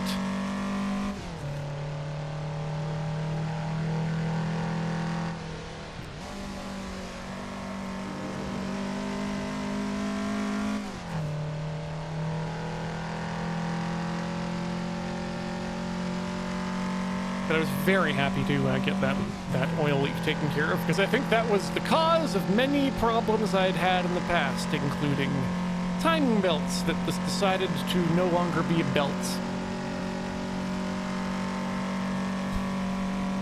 I had one do that just 30 minutes outside of Lethbridge, and yeah, it decided that it wanted to be. It didn't want to be a timing belt. It wanted to be a ponytail. And I supported it. Well, I support its decision. Unfortunately, it did mean that we had to find another belt that wanted to still be a belt. And also a toe. As I have only recently found that you can drive without the accessory belt, which crucially also controls the cooling system of the car. As long as you keep the car under 30 kilometers an hour, you can keep it from overheating too much. I found this out having driven the car back from having the oil leak perfectly fixed, I might add. But then, yeah, on the highway, the timing, or not the timing belts, but the accessory belts, again, felt that need to. The need for street, I don't know. So I had to limp it back to the very same garage and say, look, you did good, but now we have two problems.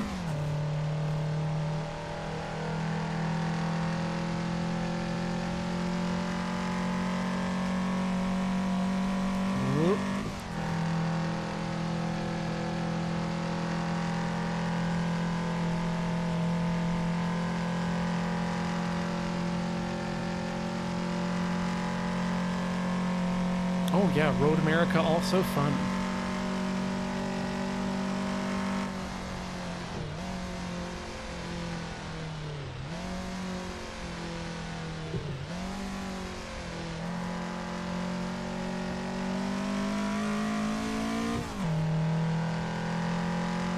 There we go.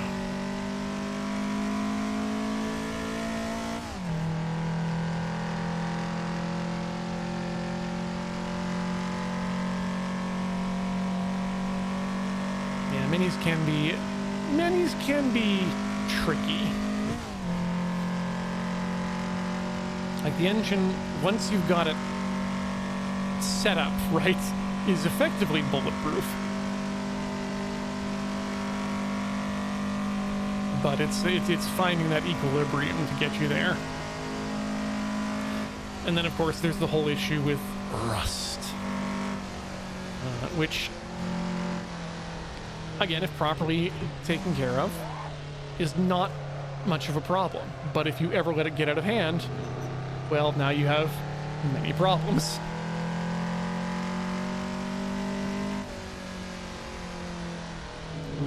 Holden Commodore or Ford Falcon?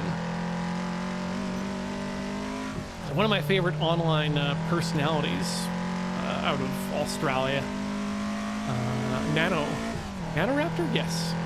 I believe they're a Falcon fan, and so that's probably my closest connection.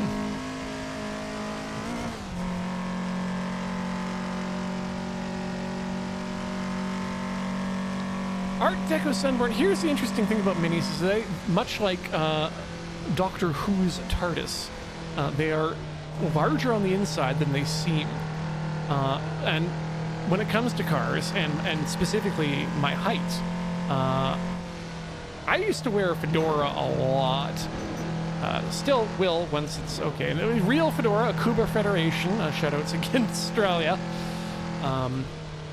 But, you know, when you're a man who wears a hat, that adds another couple inches to your head. And so I would always judge cars based on what I call the hat test. Like, can I sit in this car with my hat on and have it not brushing up against the headliner? And by God, the Mini passes the headliner test. And not a lot of modern cars do. And the Mini is not a modern car by any stretch of the imagination. It was forced into modernity in the mid-90s, kicking and screaming to conform with European safety laws. Speaking of safety, you can rent that truck for $19.95. Oh, damn, why didn't I put it in the U-Haul livery?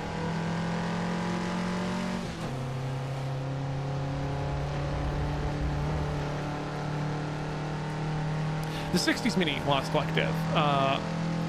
So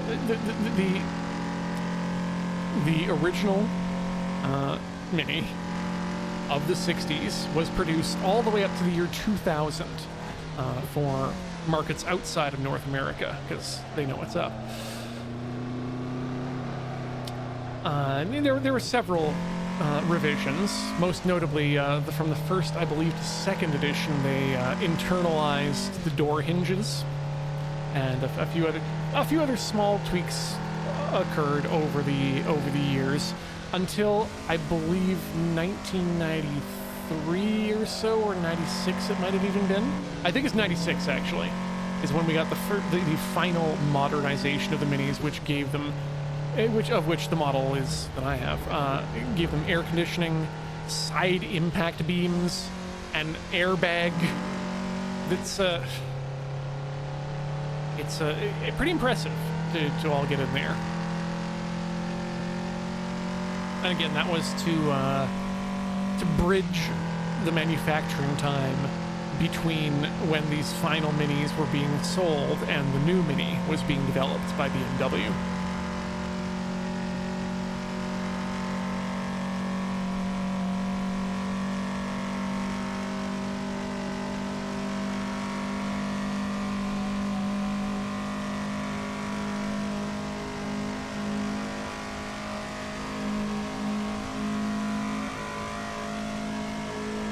Yes, Rabbit Baby, Rover Mini, 1998, which made registration like a little bit difficult. Dang it. Made registration difficult, as they did not believe that Rover, the computer system did not believe that Rover made a Mini.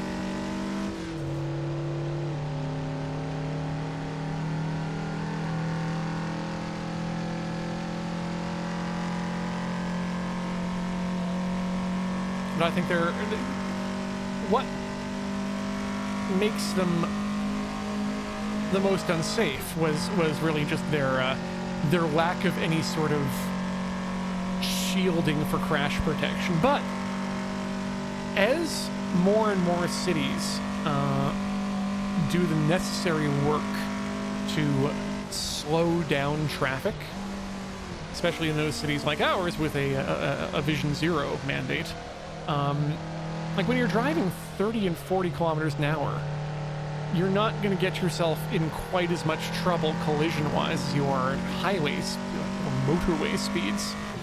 And so then the Mini makes a lot more sense as a vehicle in its old setup. You know, and suddenly if all cars can be that size, well, hey, that's great. That means there's, you know, we need fewer parking stalls. People get used to the idea of driving small vehicles at slower speeds. The tight turning radius becomes more valuable because you have you're putting more road area towards mass transit and to alternative active methods of transportation, like you know, scoots or bikes. Art Deco Sunburn asks, do Victoria residents frequently take their vehicles off island via ferries? Yes, and they are all idiots for doing so because it is super expensive. I think it's 86 or 80 some odd dollars. You can check fact check this out over at bcferries.ca, not a sponsor. That would be an interesting thing if they were. 80 bucks for the vehicle, one way, plus extra for the person. And it's, geez, yeah. I have left, in the over 10 years I've been on this island, I have left on a vehicle probably less than 10 times. And that's several of those were not even to, you know, the Canadian mainland. A number of those were me going down to PAX or visiting Seattle friendos and wanting to or needing to take a car to do that for whatever reason. But yeah, there are people, believe it or not, who decide that it's a good idea for them to live on the island and commute to Vancouver to work with their vehicle. I need them to not do that because that's so bad. Bad for the body, bad for the planet, bad for your pocketbook.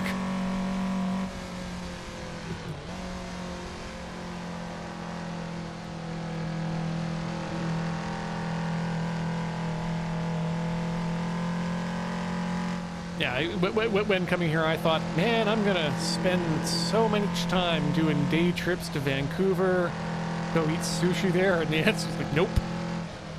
Vancouver is a place I go through quickly or avoid entirely, coming from farther out in province directly to the ferry terminal so that I can make it to the ferry terminal on time so that I can sleep in my own bed.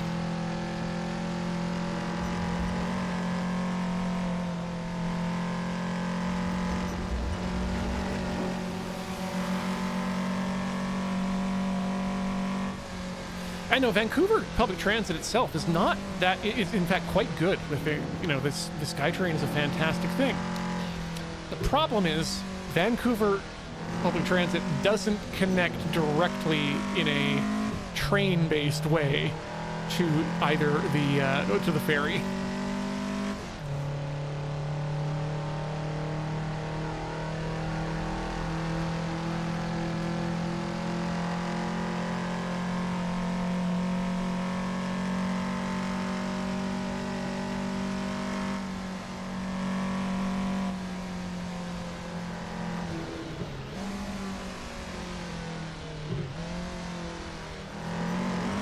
That said, I do have many praises to sing for the Washington State ferry system.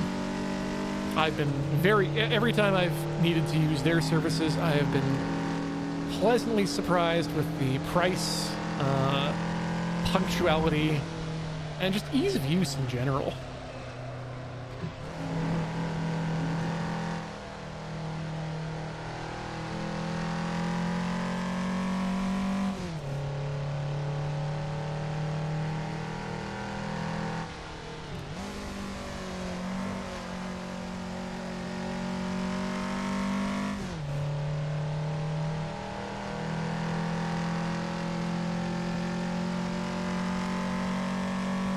Ooh, 250 to 300 each way if you wanted to take a car on the New Zealand ferries. Interesting.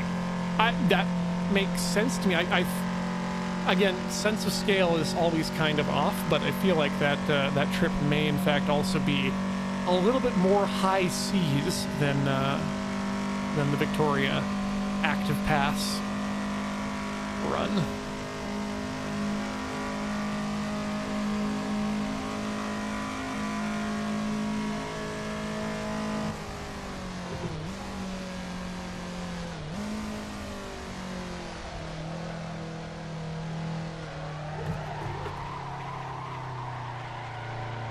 Needed more gas there at some point.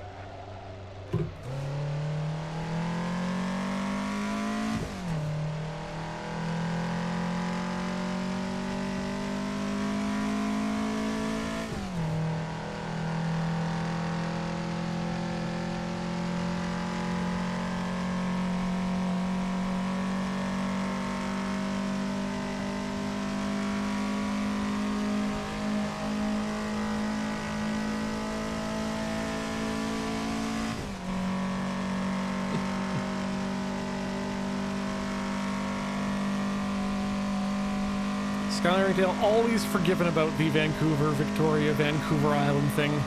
It also doesn't help that, you know, for some reason Washington decided it needed a Vancouver too. Or is that in Oregon? I can never remember.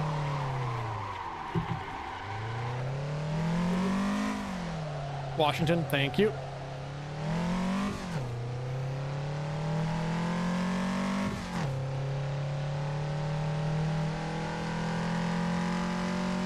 Yeah, the thing about Vancouver Island, too, is that it's big.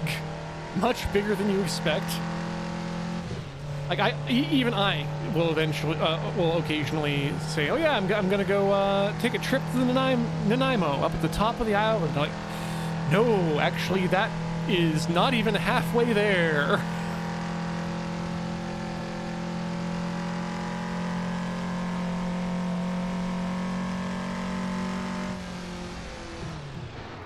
Nope. And yet Victoria does seem to have this kind of attitude that it's basically the only thing here.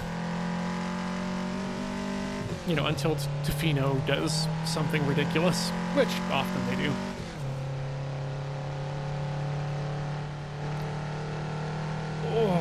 Okay.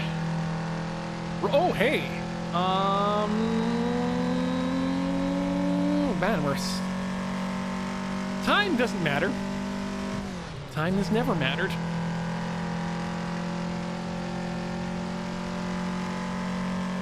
But I think my joints are telling me that it's probably a good time for me to take a break to get up, stretch, swap, etc. And yeah. You know what I might do, though? I might pause the game? We have never done that before, have we? Because we're not doing... We're in fact... Well, I mean, there's been a lot of retirements, but we are currently ahead of where we were before.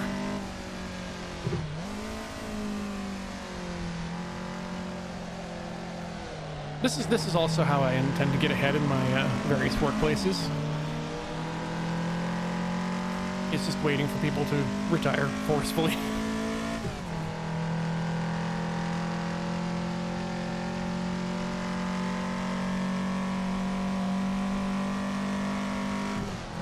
Just pull over and go behind a tree. Yeah, just find one of the few areas not on camera. And this is not Speed Racer, folks. There are no non-camera'd areas.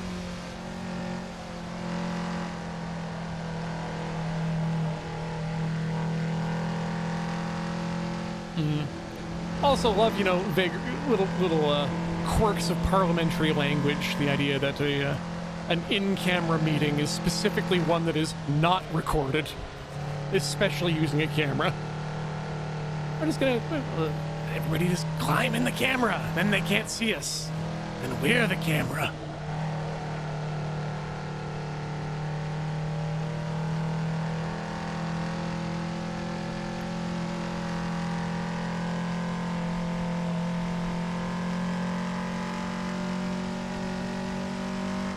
Yeah, because of an older meaning of camera, meaning chambers in Latin. I mean, the modern definition of camera is derived from the camera obscura, which is itself a chamber with a pin in it. So, there we go. There's your etymology lesson for today, folks. I need to repair my suspension.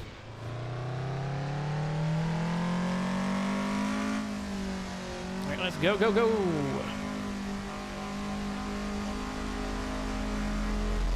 So many retirees, so many Choro Q retirees too. I'm sad about hamburger sushi as well. I mean, everyone's sad about the concept of hamburger sushi. Okay. Oh, lordy. What happens if I do this? Yep, that works out great. I'm gonna get up, stretch my legs, swap my fluids. You do the same. And we're going to be back in just a few minutes for more 24 hours at LRR. Don't go all the way away. Ellie. Oop.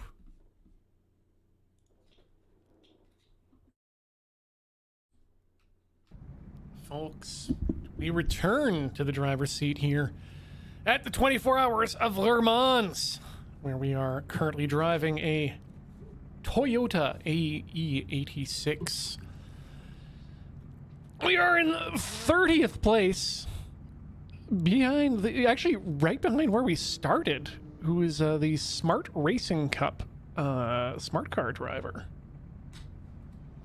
Not doing too bad, I think. Not doing too bad. Hope the microphone placement has been good for everyone. I've got myself the Coca-Cola. Can we see? God,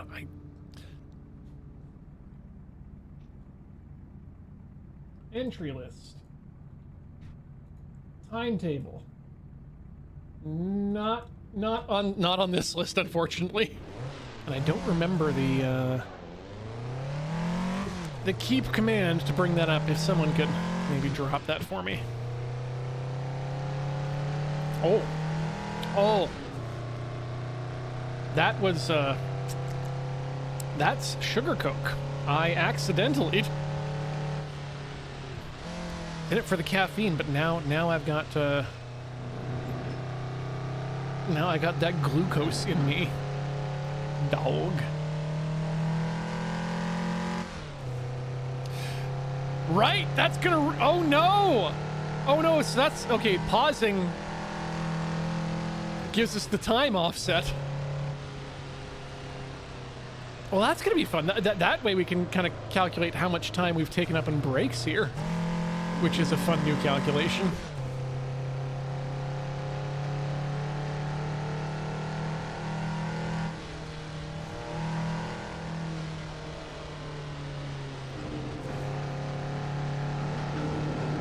Okay, well, maybe we don't do that anymore.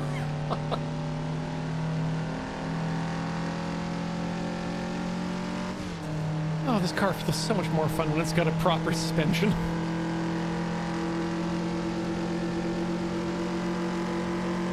Choo-choo!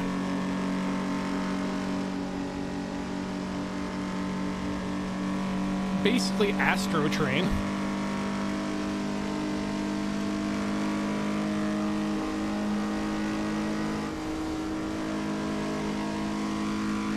Get him.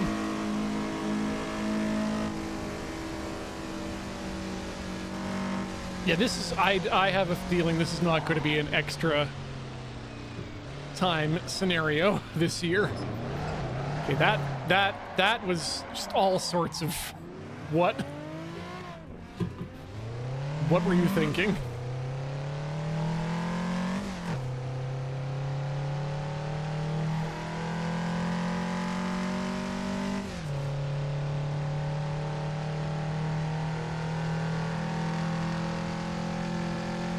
Doc Morford asks, in the 86 drift? I believe it can.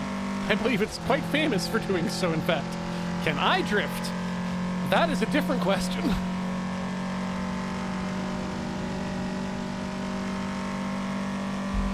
You doing okay there, Omega?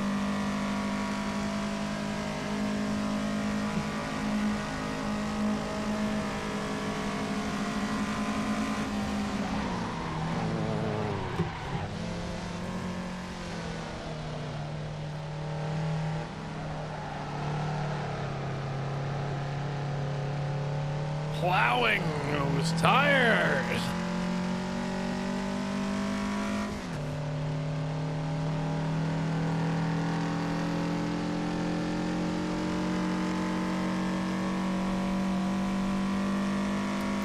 I'm glad the camera talk hasn't ceased though.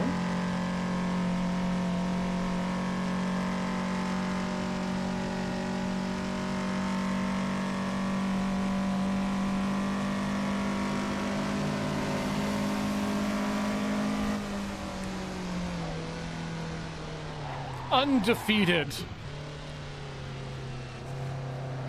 Gunkan Sushi undefeated. And rightly so. That's some good egg right there.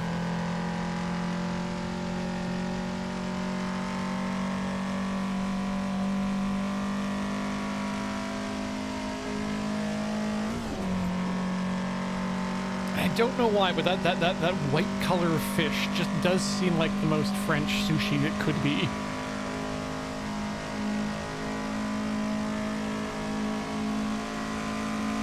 Now remember, chat, there are humans inside those sushis. We have seen them before. We may yet see them again.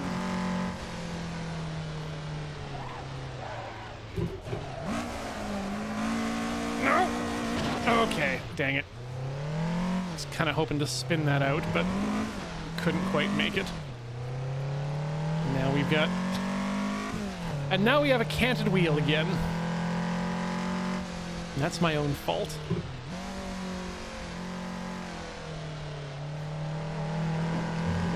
Oh well, 7 laps like this should be fine.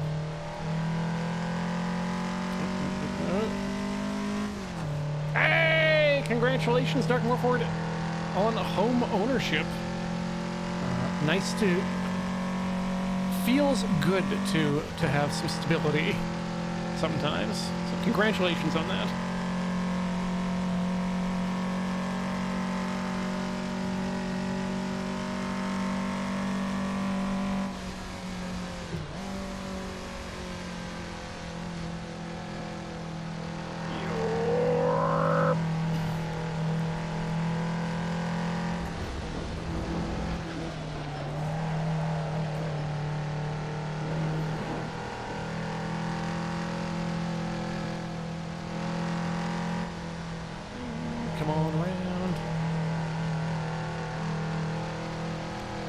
Basically feeling out the car's injury right now.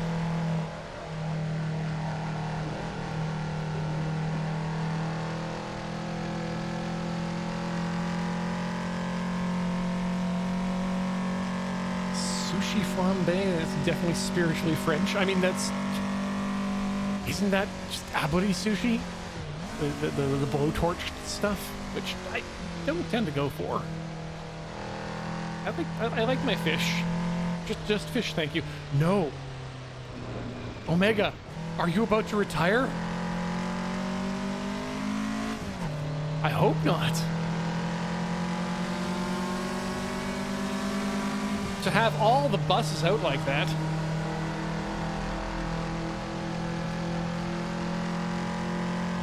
Yep, there it is. Sad, but here we are.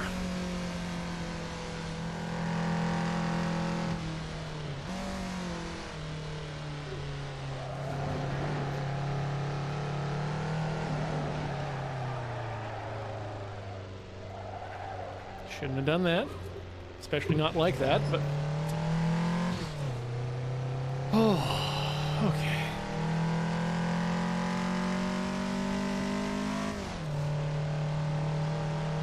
Once again, I'm reminding myself why cars do not have the isometric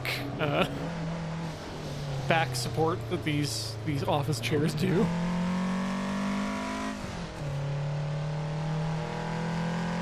It's a hell of a thing to drive while maintaining your posture.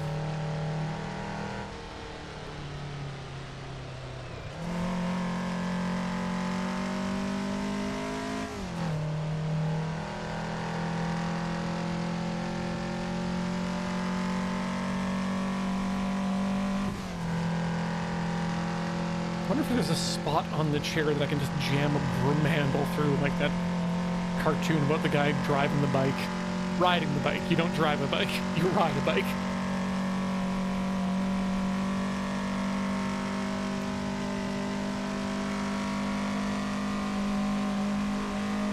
The other issue, of course, being the lateral twisties, which, while fun in a motorhome, not great for actual driving.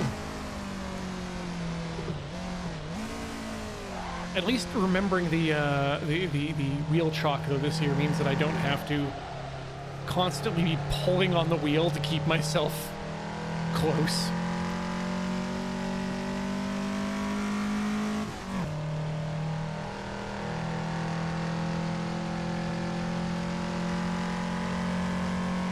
Love to get an osteopath to have a look at what we do here for these 24 hours and have them just say to me, "Damn, son, you live like that?" How you still have bones? Why your bones not leave your body?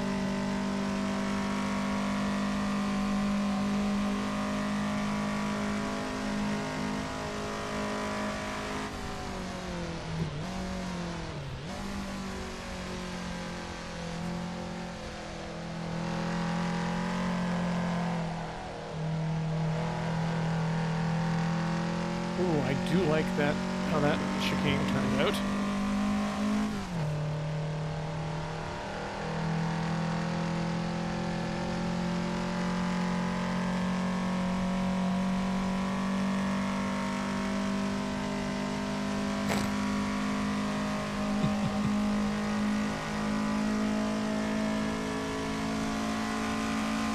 I mean, your bones could just leave your body at night and go on their own little skeleton adventures, and you'd never know.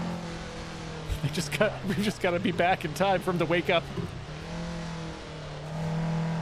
Oh, man, stories were so much more believable when you could get through a whole night of sleep uninterrupted.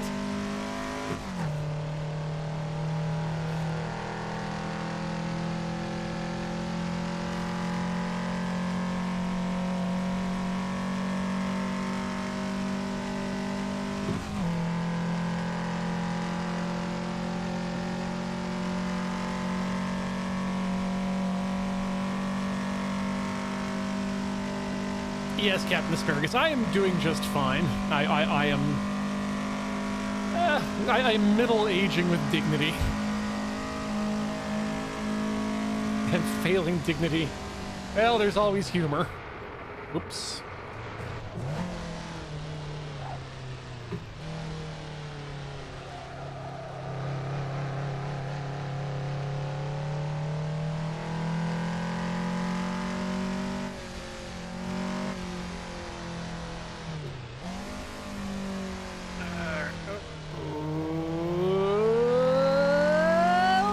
Nope, not first.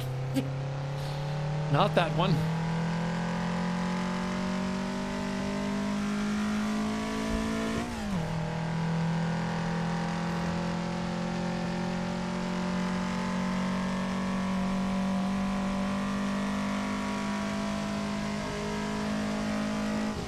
Oh, no room for dignity when talking with your doctor. That's between you and the AI that they choose to use to record your conversations with your doctor. No, it's much like all things dignity, it's all about not saying things in public. Boy, I do wish that the CEO class would learn not to say things in public.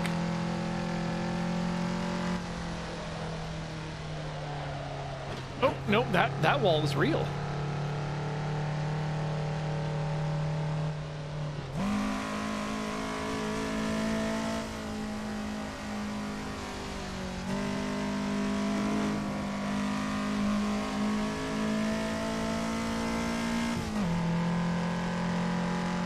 I suppose I could be going a bit faster during that little stretch.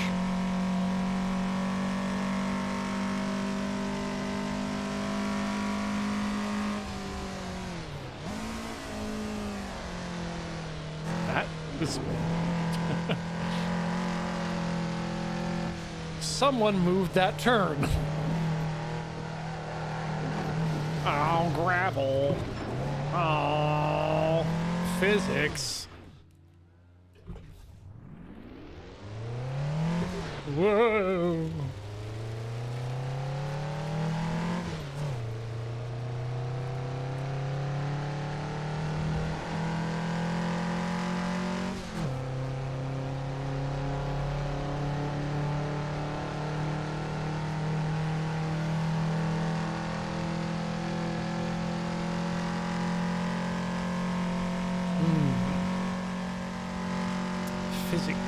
Fizzini.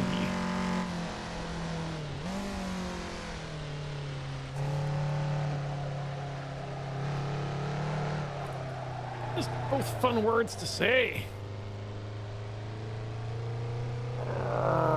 Crawl.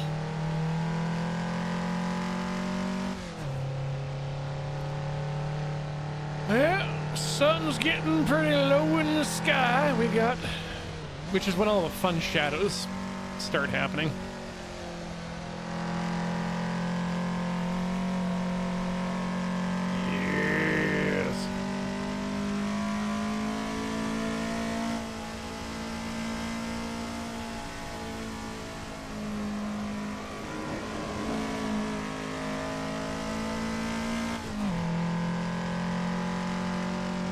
definitely want to keep myself in the 6 to 7 RPM level.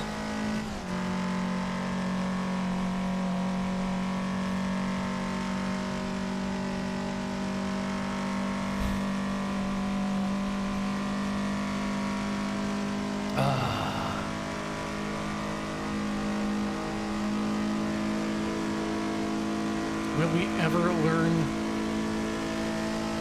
what 6-7 truly meant to us as a nation? Or is that now lost to time?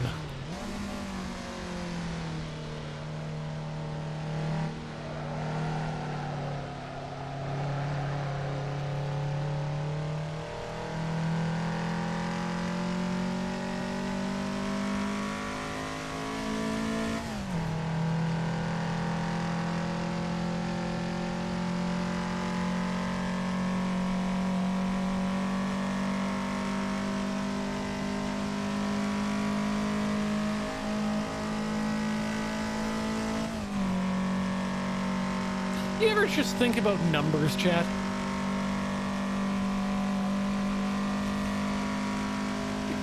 What are they? What do they mean?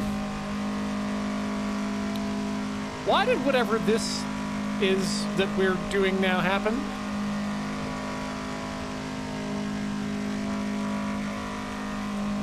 I think I thought about numbers too hard and broke the computer. Maybe it's quitting because I think it's worried I'm going to take its job. I think about numbers good. Can we just go back to the pits? Okay, and then we can drive. No, the car is stuck. Is time stuck? Let's take a quick second to see how wrong everything is.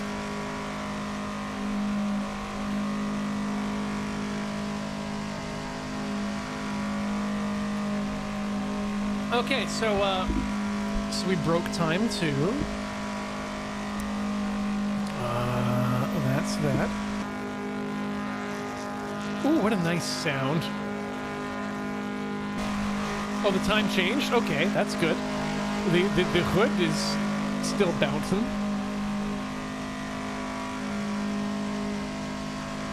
Well, I guess, well, I guess all the buses are coming back. Oh, you're supposed to quit all the way out. Okay, new personal best in that car. Good.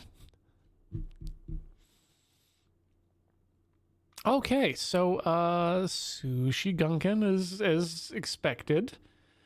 4:30. That sounds like it might be doable. But I'm not going to. Okay, let's it's an hour and 34 minutes later, so that should be 17:35. Select all. 17:35. No. 17:35. Thank you. Let's go. Margie misread total delta as total deaths at first watch, which is a field they could believe. Yeah. Again, not killing the vehicles, just retiring them. Killing their employment abilities and motivation. Wheel, not... well, happy Pride to you too.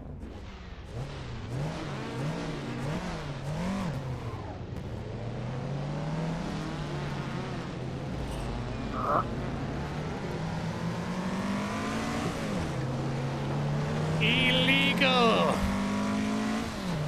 But important. If we don't clear up the blockages early, then more retirements happen.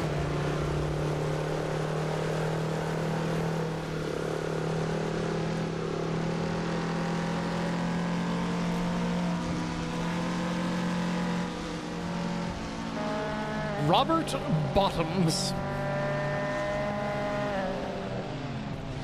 What a great name.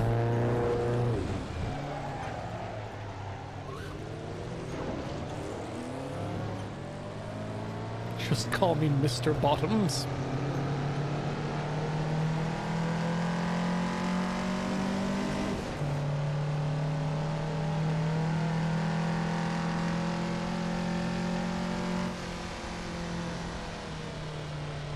Oh, my tires are not as hot as they once were. I mean, they were blanketed, so that's fine.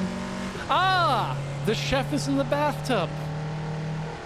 He said, like that somehow made it make more sense.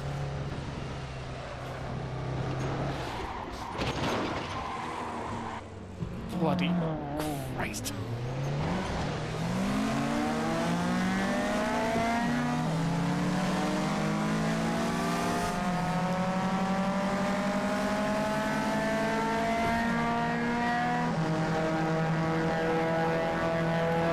Like, I figure that should just be part of my insignia, like the Nerve logo. Chef's in his bathtub. All's right with the world.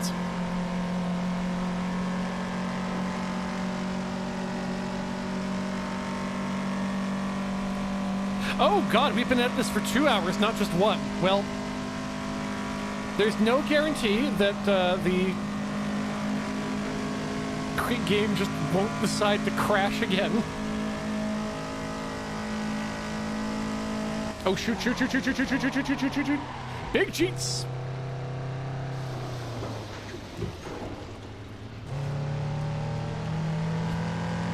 Do not read the chat.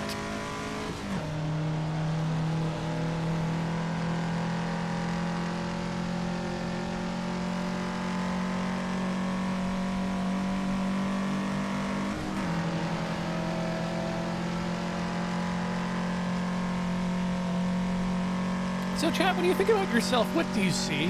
I like to imagine the WinRAR logo. I don't know why, but the collective chat reminds me of WinRAR.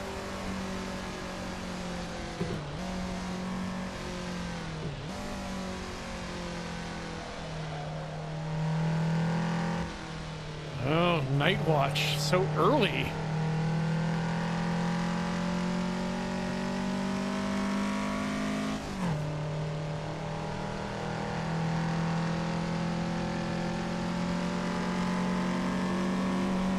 Fleshy mass that Tetsuo runs into. That wasn't me. That was everyone else. Yes. That was me.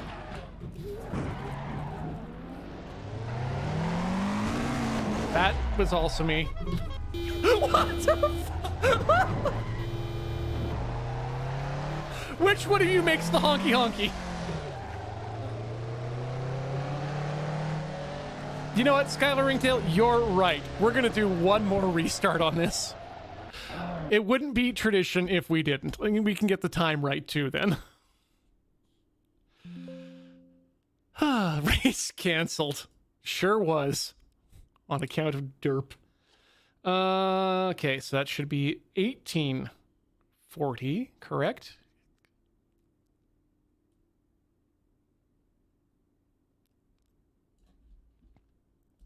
Good. No, do not send anything to the creators of Custom Shader Patch. They know what they did.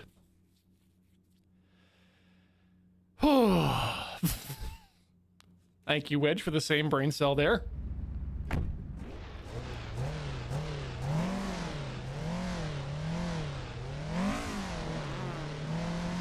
Come on, no falsies.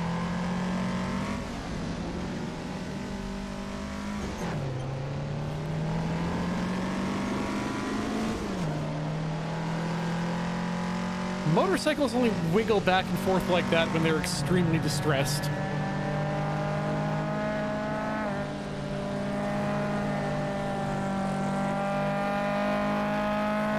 Dude, check your muffler.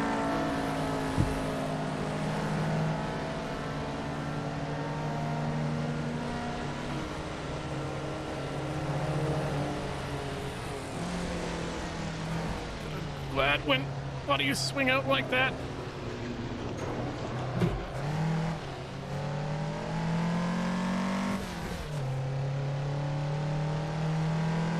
Great.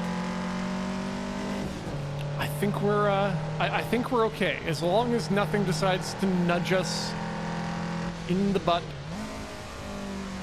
in a high G maneuver. We should be okay.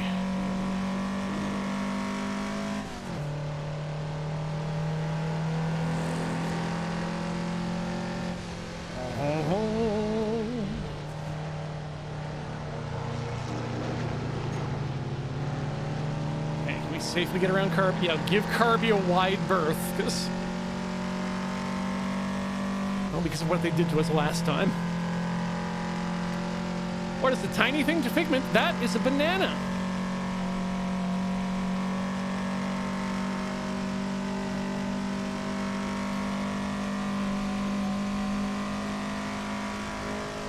MGCDM, I have not been to the Duncan circuit yet, but I am aware of it, and maybe one day, like I said, once I take care of a couple mechanical things on the Mini.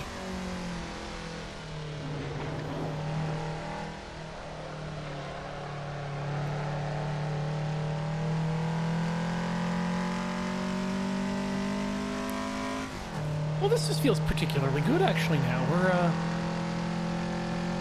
We're in a fresh car. We're in position 35 still.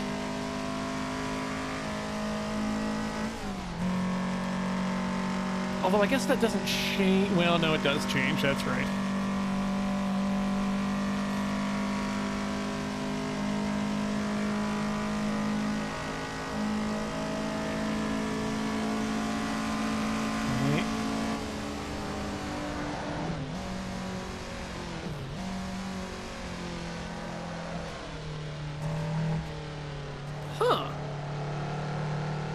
That's interesting.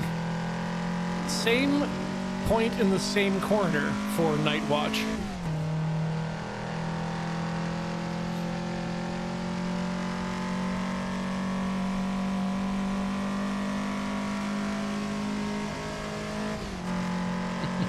Actually, in terms of things I was planning to change for this run, I wanted to see if Assetto Corsa had the ability to display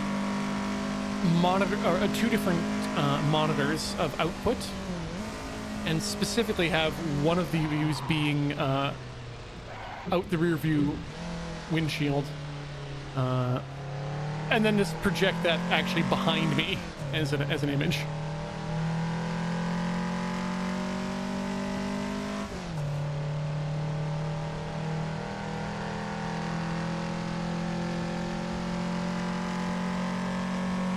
Yep, there it is. It's official.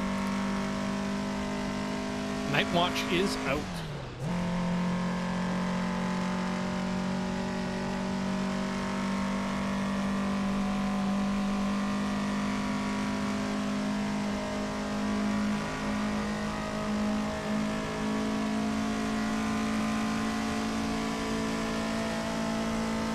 I mean, honestly, even just as a pre-record of Loading Ready Run goes out to do some roller skating would be fantastic.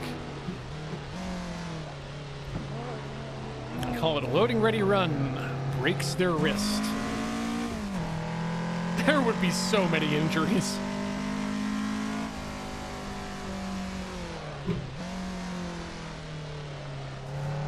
Okay, Michael Martin. Most American name? Or most American name?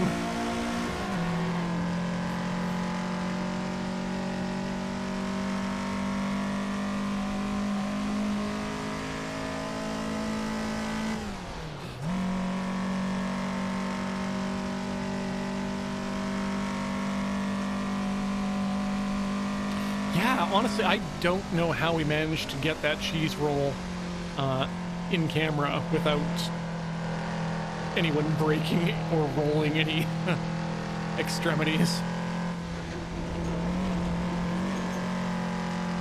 Feels like that was an extremely lucky run.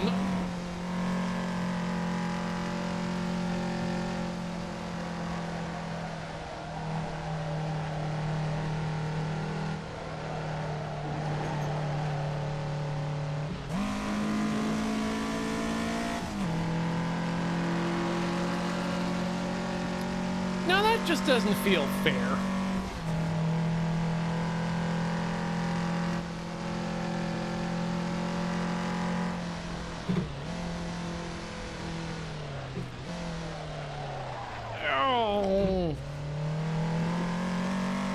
Oh no. That does not bode well.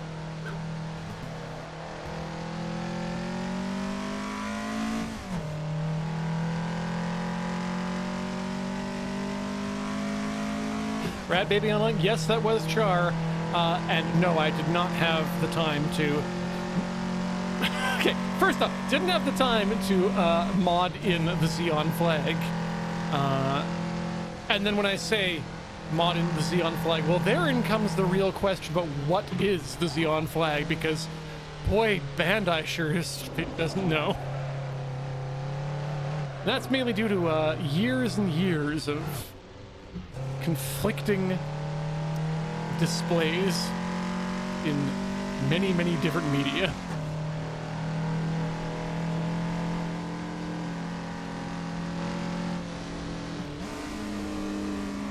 Right, maybe last year when we were doing the, when I was driving as the Nismo, I usually throw in a few other ones, but that year I decided to throw in Char, Amuro, Lala, and Shalia. And yes, Amuro did get the Canadian flag because war appropriate.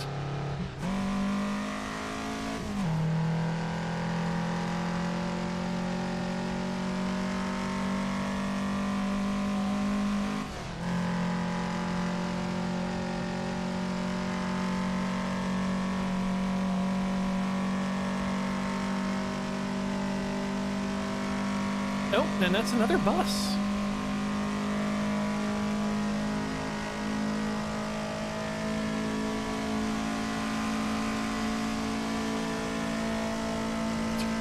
Augmenting Path, watching Iron Blood Orphans during the Edmonton arc was huge amounts of cognitive dissonance for me. The fact that they took the time to render a Money Mart building. I mean, so many of the downtown shots were just so accurate that it begs the question why for Edmonton.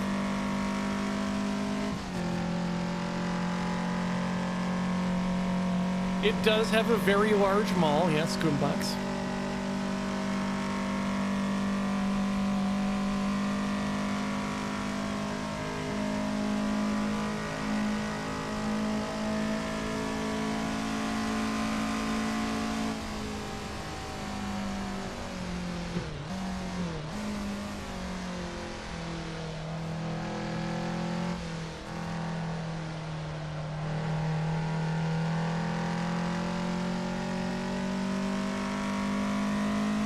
Remind me again, Chad, is it Saskatoon that's got the Diefenbunker? Because that would have made more sense in my mind as a person for a place for world government headquarters to be placed.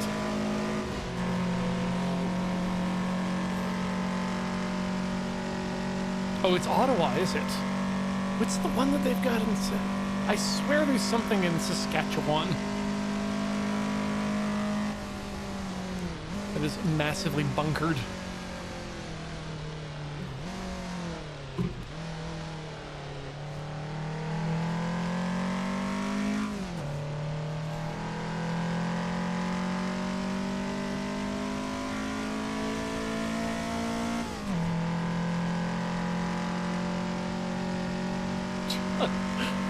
Good box, I was reading your line just as Rat Babies came up afterwards, and got to the line break, and yeah, the Diefenbunker, or what was it? The Diefenbunker is outside city, and uranium. Which is believable. I would believe that, you know,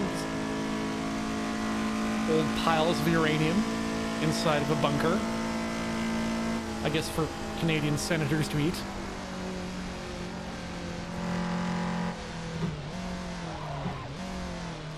Hearing that the U.S. congressional bunker used to be stocked with copious amounts of booze, specifically because of the of how many shoot U.S. congressmen at the time were outright and admitted alcoholics, and the idea of that many of them being in one place and going into withdrawal was too scary.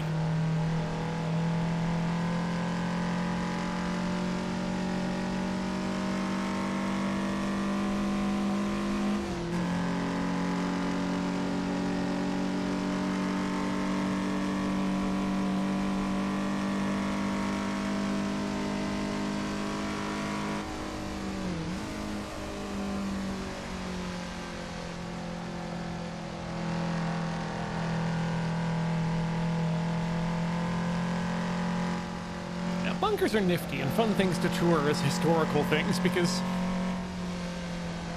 what they really are is just an amazing, national scale level of wishful thinking. Like, okay, you're going to go into the bunker because something so bad is going to happen that you need to be inside of this sort of place to be protected and waited out, and you think that anything that is whatever's going to cause that damage is going to be survivable when you eventually get out of said bunker? Difficult. What I'm saying is we should turn them into laser tag joints. All of them.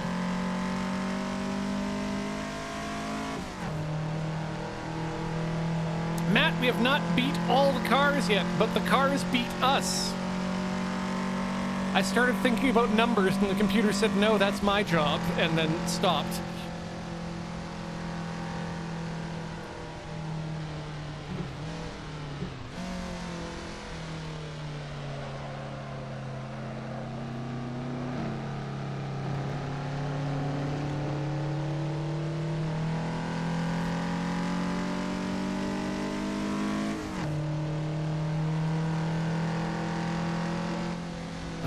Letters are even harder to think about because letters imply language, specifically formalized language. What are you doing?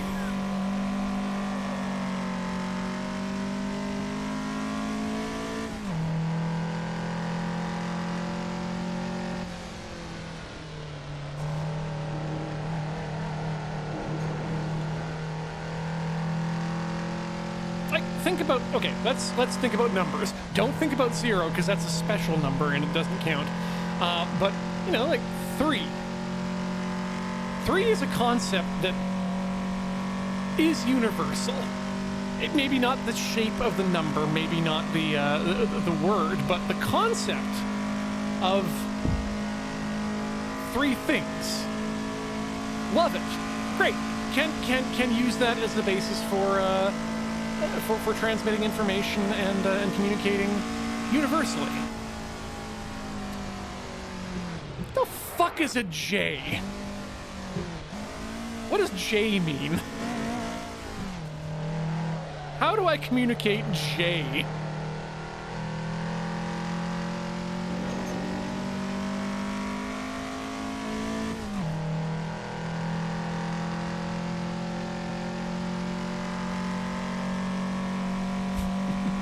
Atom works. The atoms work too.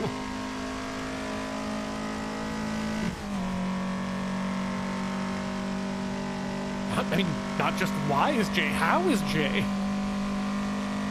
Where'd J come from?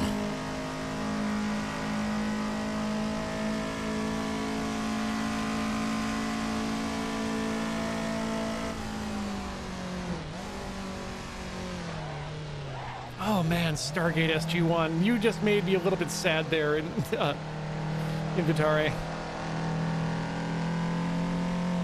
Learning that learning in the space of, what was it, 4 months since the beginning of 5 months, 6 months since the beginning of the year, half a year, that we were going to get a new Stargate,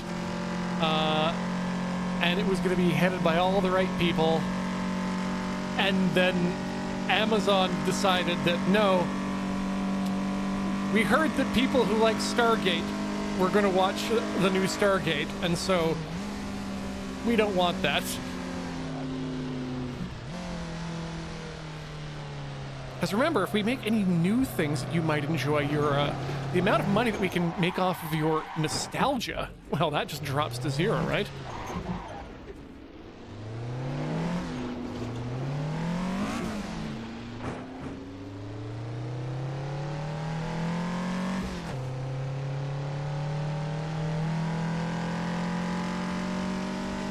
I've said it time and time and time again, but all I really want is just a continuation and a good, well, and a good end, because it kind of had an end that works in a sad, ambiguous way for Stargate Universe. It was such an interesting departure, and there is some sushi behind me that's trying to break free.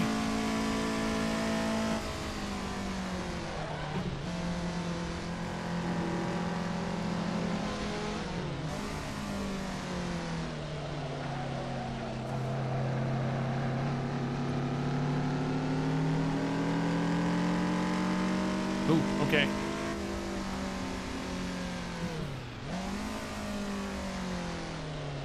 Whoa! What caught on the back of those cars that caused such a spark? Goodbye!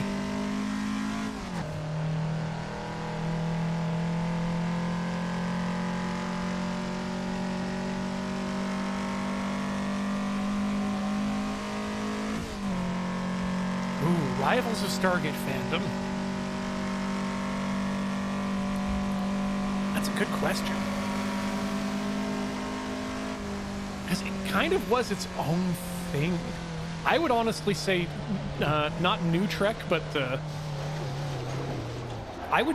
Voyager Enterprise. The Trekkers of that era. Oh, come on. There we go. Gotta deli back up.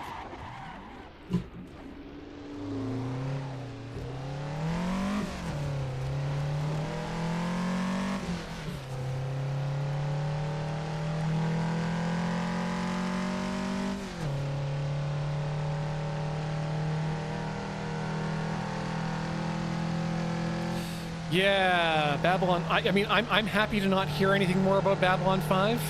Well, not hear anything more ever, but just knowing that JMS is. If we don't hear anything from him, then that means that it's not being canceled. Some work is still being done, so I'll be happy with that. Just thinking about sci-fi series and how lucky we were to get an end to at all to The Expanse is massive.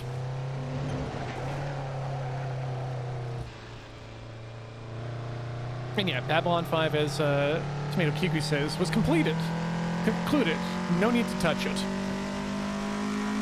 And even that computer animated movie thing we got a couple of years back wasn't that bad. It was nice to spend some more time with the characters, but what it really did was remind you of how many people from that series we've lost in terms of actors and other support staff.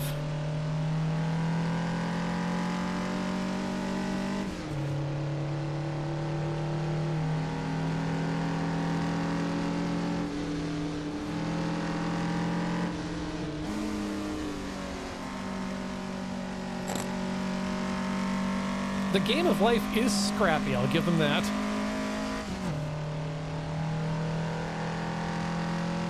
Oh yeah, Both Stargate and Battlestar Galactica are infamous for their use of British Columbia, specifically Vancouver area landmarks and whatnot. Simon Fraser University specifically is basically Caprica, if I recall.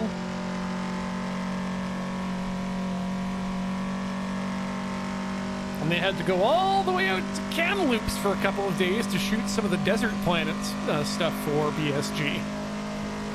And apparently those were not great. I remember listening to Ronald D. Moore's podcast when BSG was a going concern, and him talking about how expensive it was because everything was based in Vancouver. And so, you know, the minute you step outside the city, you're going at a different rate, but you also have to pay for travel and time, and so that's why we didn't get much in terms of variety.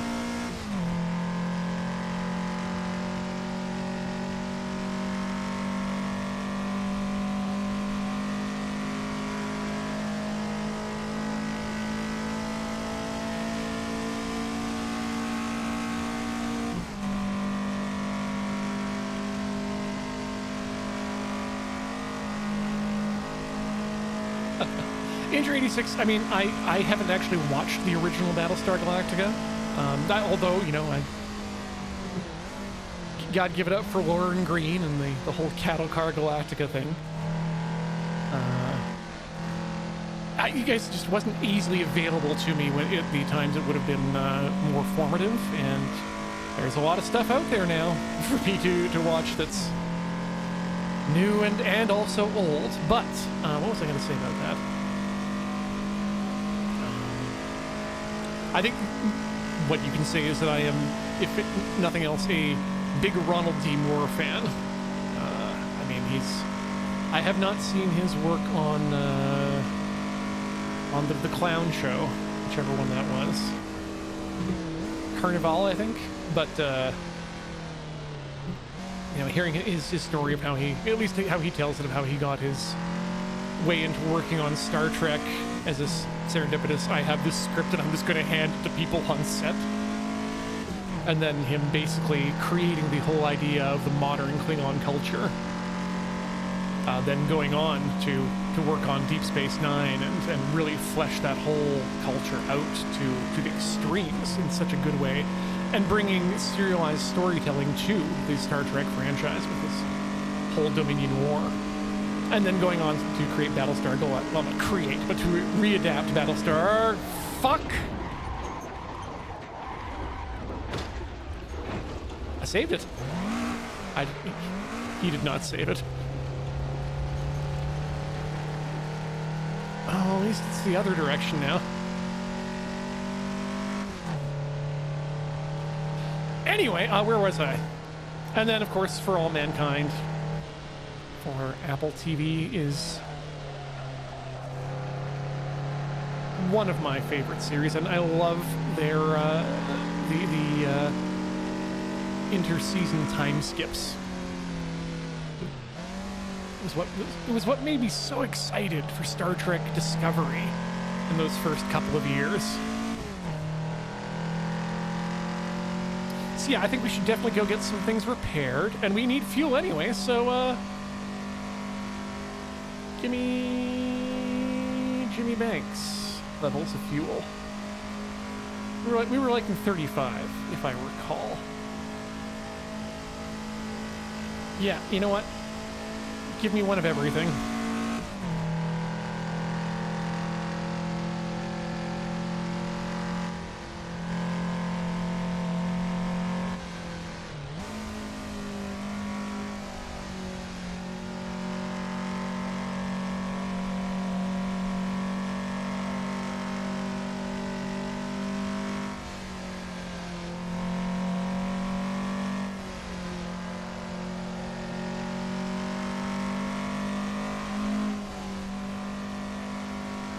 Daniel, that is my question too, as to how long Apple's going to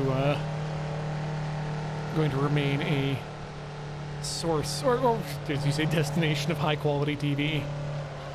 I mean, I think I just read Didn't read the article, but did read a headline yesterday asking the question of, is Apple the new HBO? And boy, that's a discussion that can be had on several different vectors.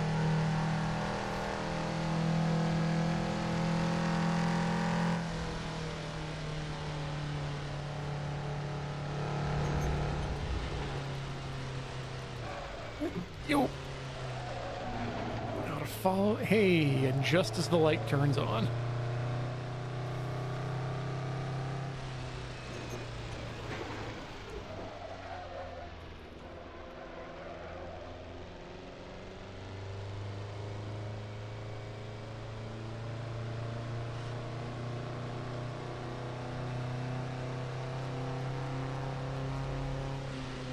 Was Kit a Cylon and did have a grasp of the human notion of divinity? Phew, I mean, we're gonna have to bring in the Nighthawk motorcycle as well to discuss that, as well as Airwolf, and I don't know. You know what? We should probably also consult the Mantis. Okay, Twisty. Oh, good. Twist the other way. I am so glad that my back recovered before starting this run, because. A, boy, would it be miserable, and B, I just wouldn't be doing it. We would have had to have postponed the LRR. But,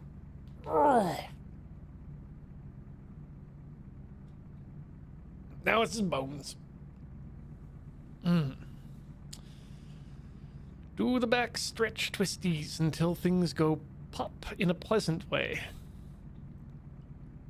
Oh, yeah, no, can't forget Heat Vision and Jack. The motorcycle was sentient, and I believe you are correct, Art Deco Sunburn. I think it was Owen Wilson.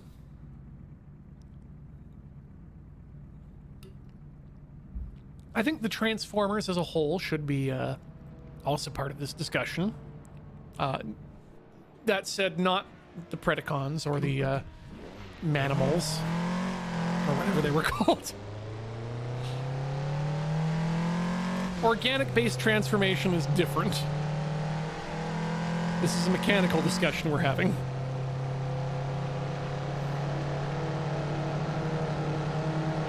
Maximals, yes, that's right.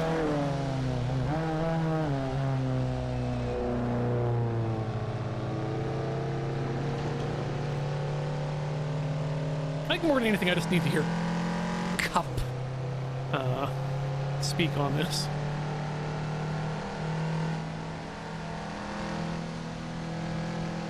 Oh no, human-based transformation, well, sorry, organic-based transformation, important and should be supported in all ways. However,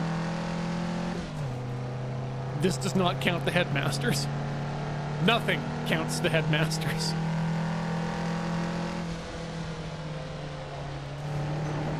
Human beings were not meant to bend in that way.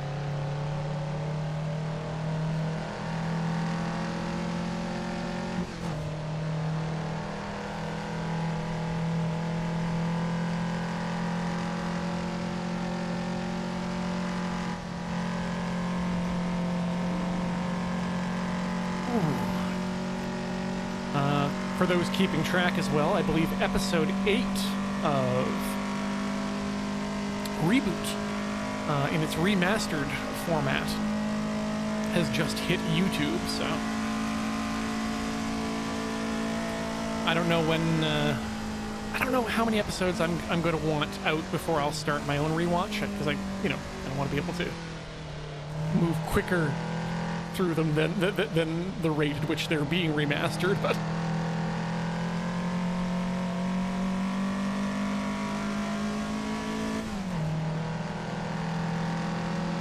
probably gonna wait for season 2, probably.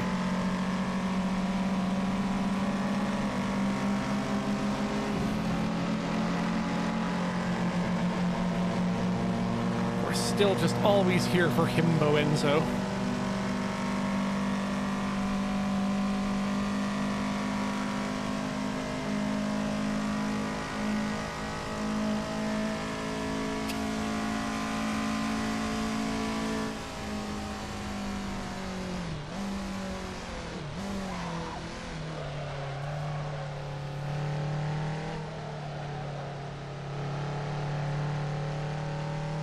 I think my favorite part about that post-time skips thing is just still that...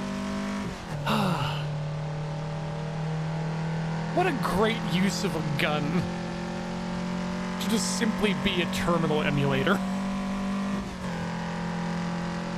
Oh, okay. So, Art Deco Sunburn, you mentioned The Littlest Hobo. Guess what else is getting apparently a reboot? Not that I mean it's featuring everyone's favorite Canadian, Seth the other one.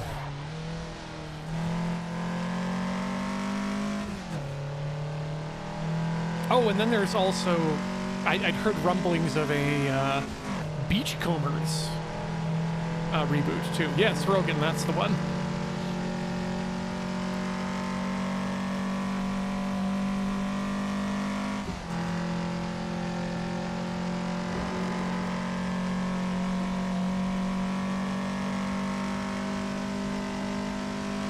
What else Canadian is going on right now?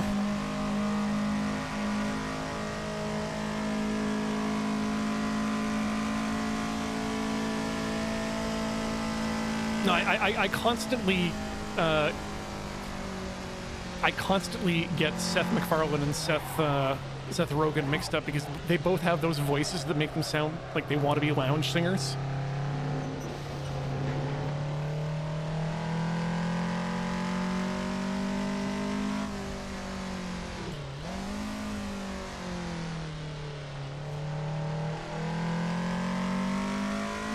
I mean, in a way, Seth Rogen really kind of is Canada's Seth MacFarlane.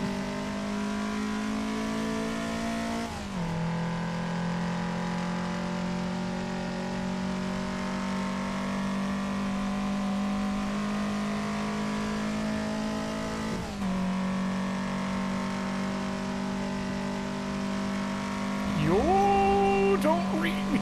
Wow, no, you know what? Not worth it. Whatever anyone has said about Seth MacFarlane in the chat, it is not worth losing that turnover. Ah, sushi! Ah! Invisible walls! Ah! Fully visible walls. And goodbye, Scott.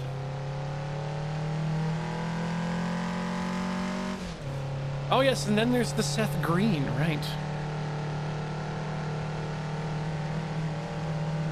Who's different from Warren Green, who's different from, God, why do I always forget the name of Daddy, Would You Like Some Sausages, man?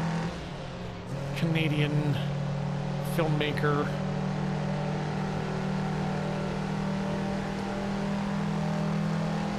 Tom Green, yes, who's different from Red Green, yes.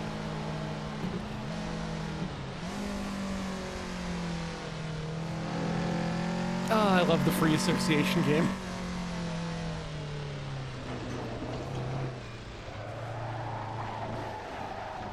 Goodbye.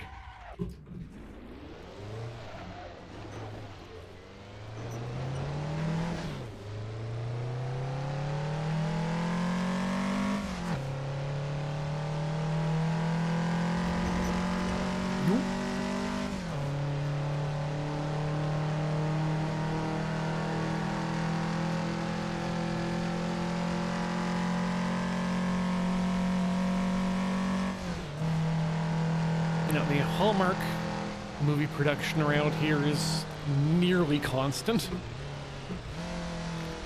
which is fine.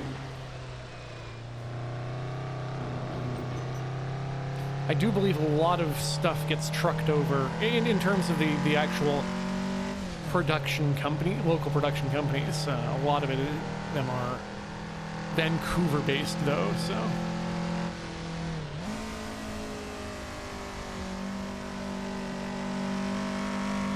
Not a lot of ways into the industry in Victoria proper.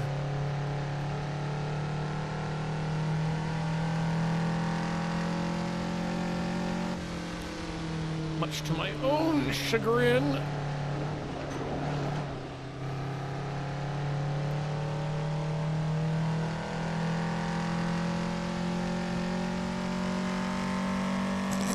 When will I star in the romantic lead in the Hallmark film?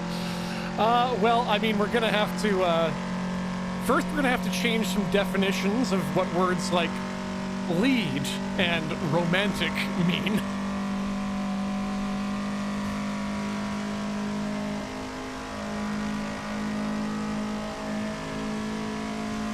Now, if you're looking for, you know, a sort of super scientist antagonist in a Hallmark film, now that's where I'm your casting choice.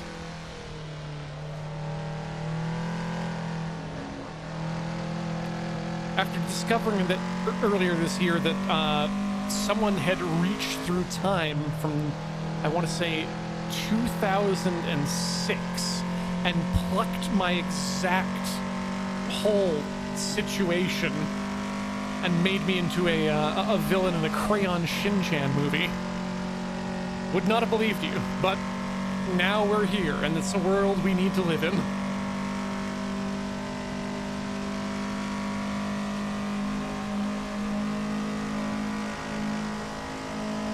How do I look in a speed suit? Oh. Let me tell you, I'm glad to have no sons, clones or otherwise.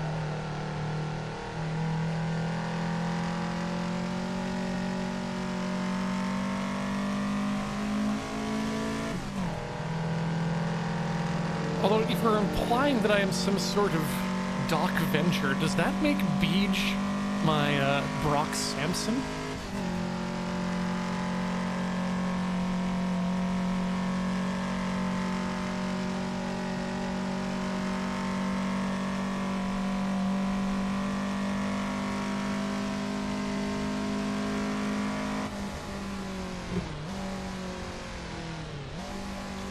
It's an absolute crime that you cannot stream the Venture Brothers in the See Your Reward 2026. Put that shit on Blu-ray, whatever remains of Adult Swim.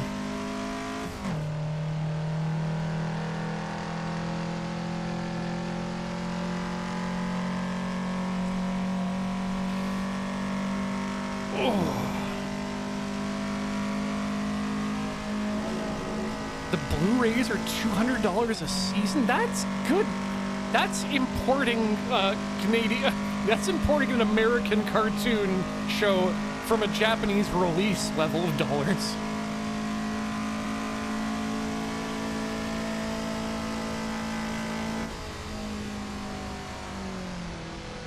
Oh no, if anyone gets to be Billy Quizboy, it's Matt.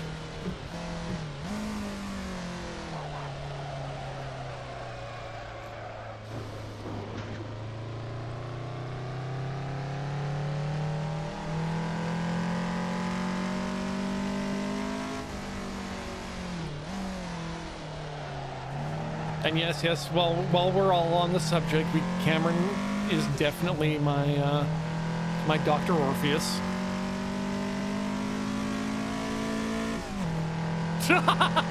Oh no, I'm sorry, Matt. Ah, you weren't supposed to look it up, but if you do look it up, you should check the series out. It's great. It is camp on a level that is rarely seen on television these days anymore, especially from especially from something animated.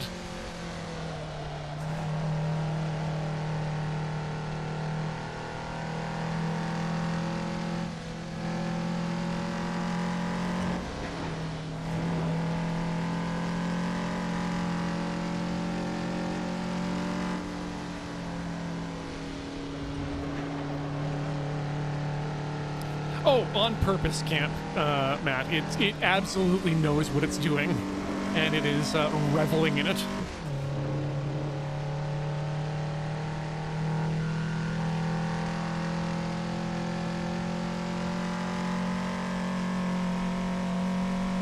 Who wins the battle of Brel of being able to beat Bowie? Unfortunately, David Bowie. I don't make the rules, but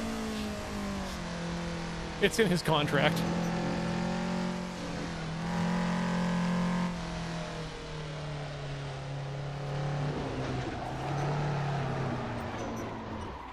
Yeah, an amazing turn of events, given the backlash of Tupac Shakur showing up in Stranger Than Heaven. Nintendo's decided to shelve their plans of putting David Bowie in the remake of The Ocarina of Time as the fairy.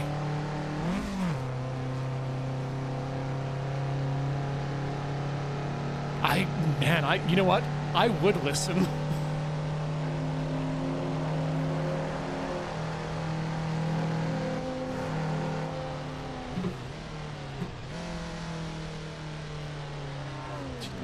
David Bowie just singing little sweet songs at you while you hack away at an Octorok.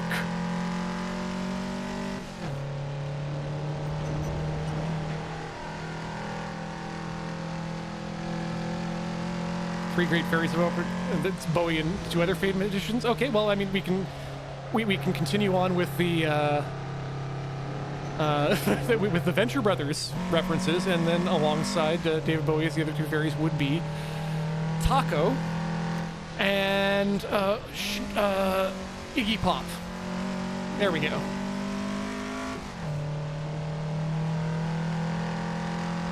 But yeah, I am. If there is any confusion as to where I stand on the whole idea of bringing dead artists back to life without their full consent, which they can't do because they're dead. No, stop. Just let the dead rest.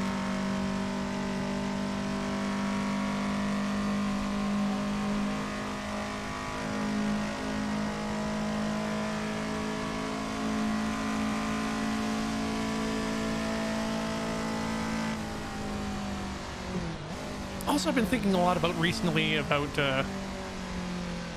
it comes up now because I'm not often thinking about The Legend of Zelda in any form, but the fairies. I wonder how much connection between the fairies of the Zelda games and the fairies of the various works of Yoshiyuki Tomino may interact and intersect with each other. I've been watching a lot of Dunbine recently, the Aura Battler, and yeah, it really makes you think. Them fairies.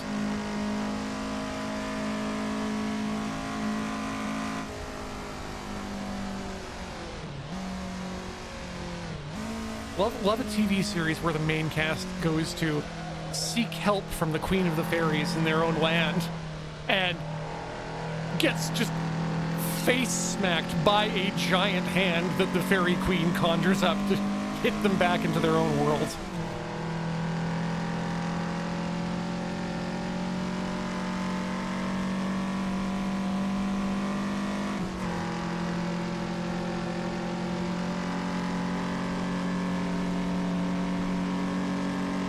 And yes, it is important to think about the fairies, A, because it does not it does not upset the computer. B, interacting with fairies in any other manner, I am led to believe may cause unintended consequences with regard to the fairies.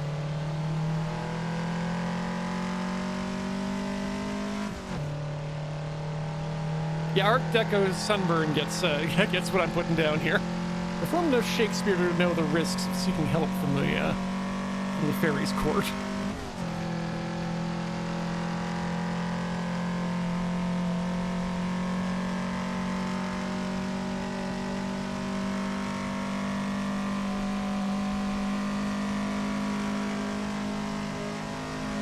Oh, Wichita says they need more bones. Well, good news. We've been talking about bones extraction for a good hunk of time this morning. I can't work like the motorcycle does, so don't even try.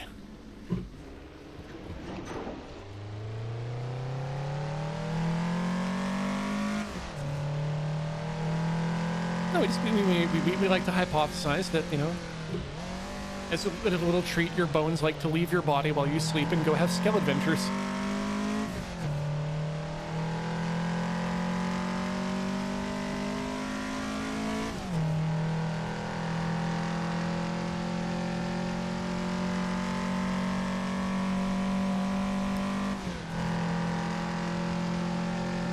So, chat, if your skeleton leaves your body while you're sleeping and goes to do a hot tub with itself overnight,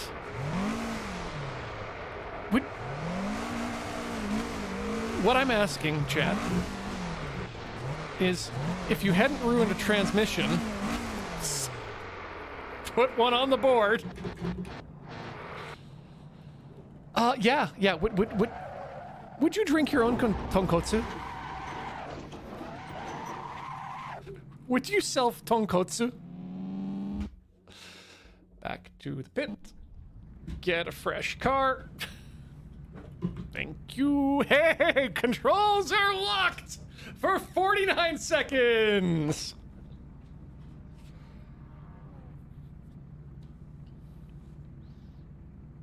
I think there could be other seasoning in it.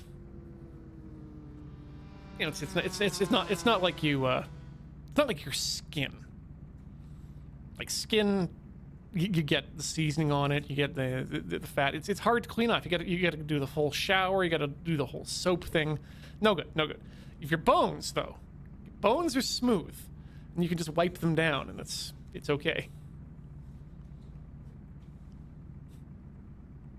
Tonkotsu broth. It's a form of ramen broth made by boiling pig bones and you know, a few little extra bits for a couple days. Oh. Yeah, bones are porous, but not that porous. Oh, okay, good. There we go.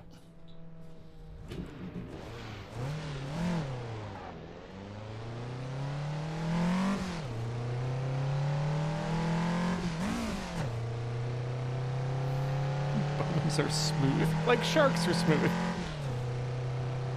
I just don't get really close to the bone.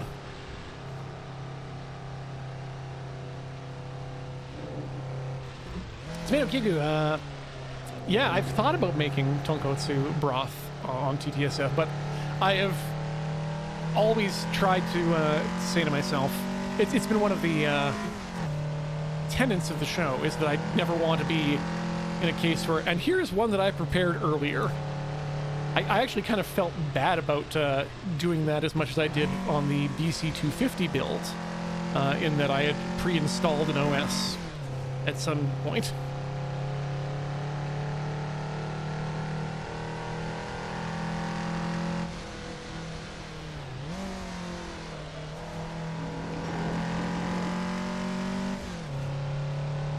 Also drinking your own blood broth sounds like a blood doping thing. I mean, so we did just have that, ooh, contingent cat, that's a good point on the subathon. So I did do the, a couple, was it last year or the year before, where I did the multi-day sous vide porchetta, which was, and disappeared before I managed to get any of it into my, any appreciable amount in my own mouth. It was for my friends, though. So that, glad they enjoyed it. I think that, I think honestly the, that porchetta may have been where, the friendship I have with Wheeler was forged. It's over our love for good food and actually executing on it. But, getting back to what I was talking about, the blood doping thing, we just had the Enhanced Olympics, or whatever they were forced to call them because of the International Olympic Committee's litigious nature. And so much catharsis over the fact that not only were they not able to set any new world records, but athletes who had previously set records without explicitly doping were unable to beat their currently set records. Like, just a perfect refutation of the, oh, well, we'll just have an all-drug Olympics and it'll be amazing. Nope.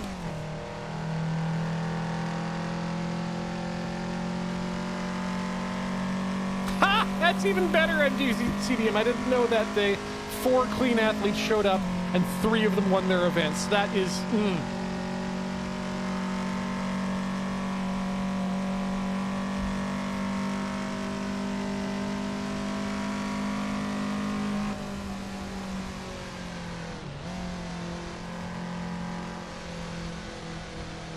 You know, sometimes we have to celebrate the little wins that society provides us with. Woo, that was some curb action.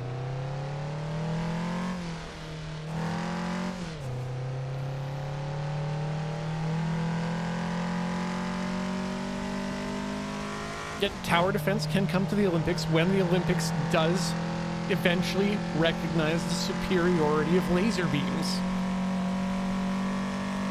I don't know why every Olympic event isn't, and also laser tag.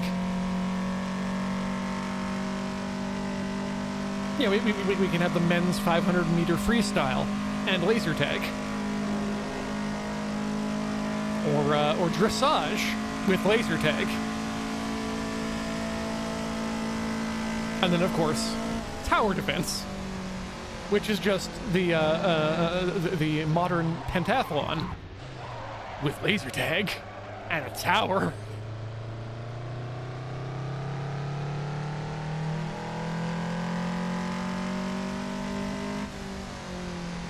I mean, if we're looking at making my dreams come true, and I'm still not going to ever watch the Olympics anyway, but what would maybe change my mind is if the final event of the games was just a full contact,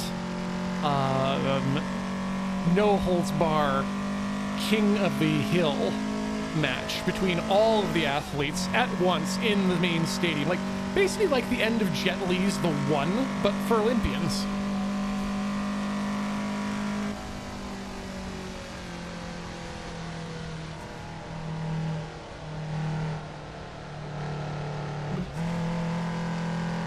You know, getting nighttime happening, or coming close to it.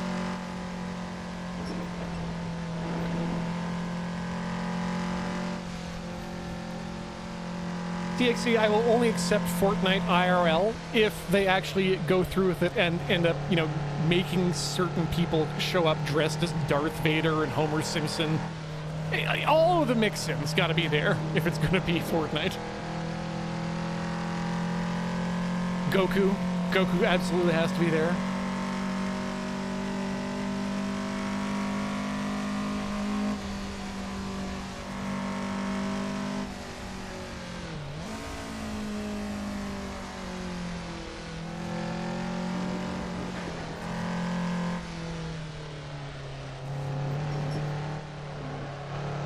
Yeah, I think honestly, it's probably time for Mario. It's time for Mario to step aside and let the real heroes take a chance. I want to see Sonic and Goku at the Summer Olympics.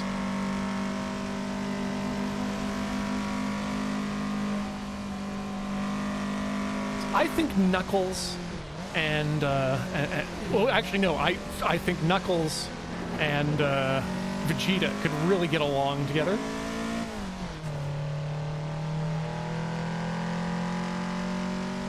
And I think that, you know, Shadow, known lover of Latinas, is just going to have a good time all around, because if there's one thing I know, it's that if you see Goku on the side of a chicken place south of the American border, you know you're in for a good time.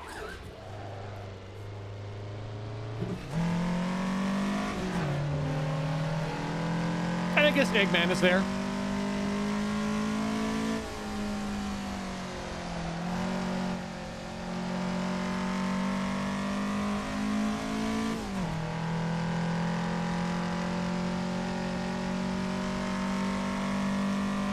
I've only apparently seen a couple pages of what I'm led to believe is an ongoing series crossing over DC and the Sonic universe, and it looks good. Apparently, Rouge the Bat is dating, not Bruce Wayne, the other one, Lex Luthor.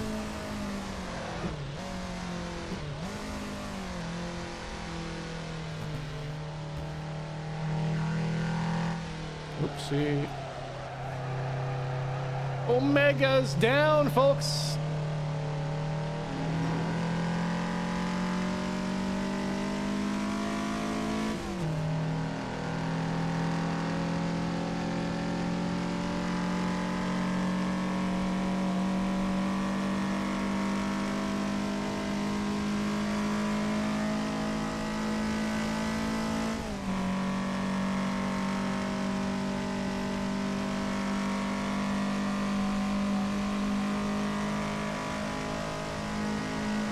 Okay, good. Love to see the good Rouge the Bat speculation here in Twitch chat. Where it belongs. Actually, no, fuck that. Mainstream news media, you're on notice now. I want to see fewer repeated press releases from hyperscaling corporations and more important entertainment reporting specifically on the DC Sonic crossover comics. We used to be a powerful culture.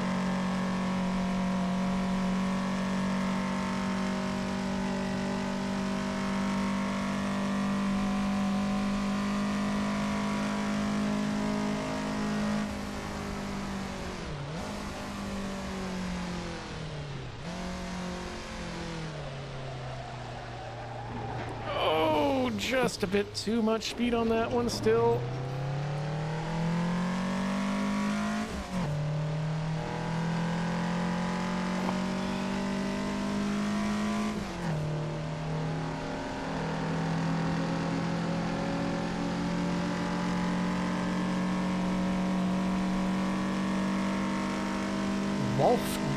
Wolfridstrom?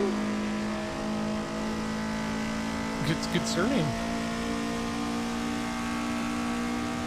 Oops. Missed a shift.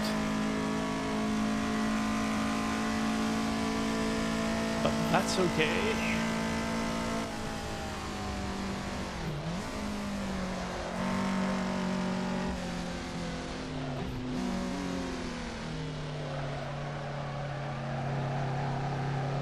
Elfin Cook. Now there's a British name if I saw one.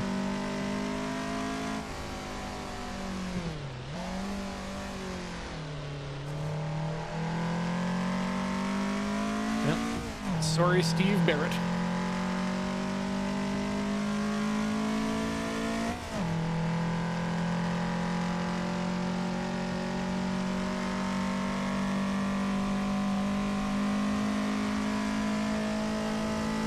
I don't know. Aquaman is the richest person in the world due to being the king of Atlantis. Please tell me my suspension is fine! Whew.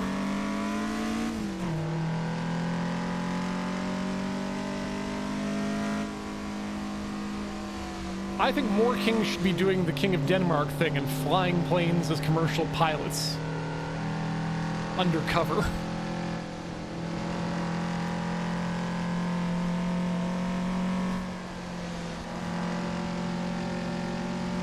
Flying commercial jets is the most kingly thing in this our age.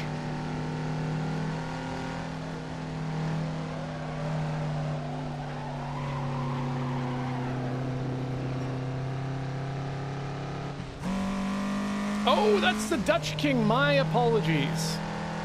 Denmark has a queen.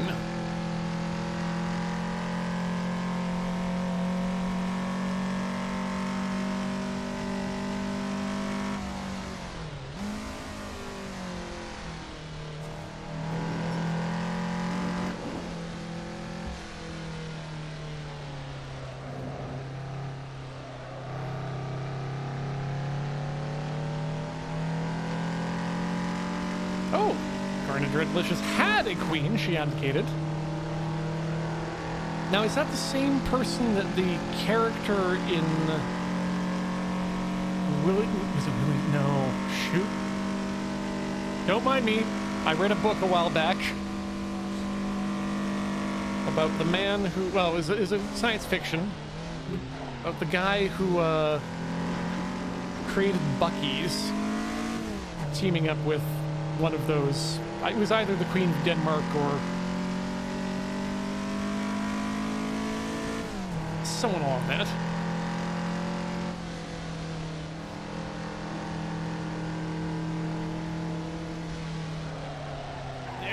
No reading chat.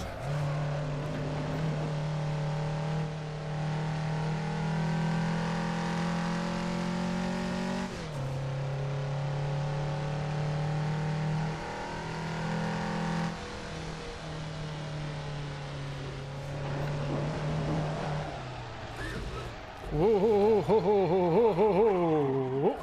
Whoa, ho, ho, ho, ho, ho, ho, ho. Whoa.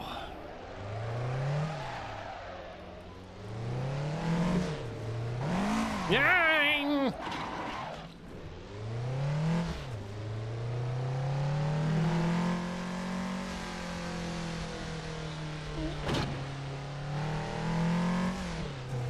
Could go with a little democratic social. You could also go for some market socialism, frankly, very much. I was reading about that concept yesterday, and that's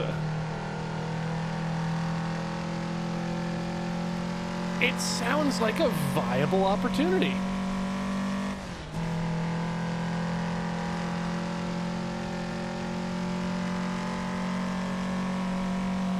And I think, quite frankly, it's as viable as whatever else we're going to get in the next, couple decades here. Because, as I was saying to a friend of mine recently, much like socialism, austerity has never actually been successfully applied in practice.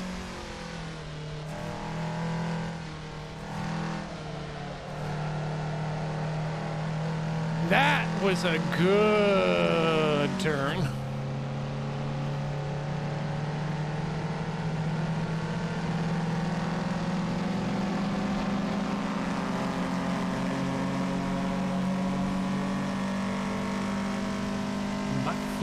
Dolce. Anyway,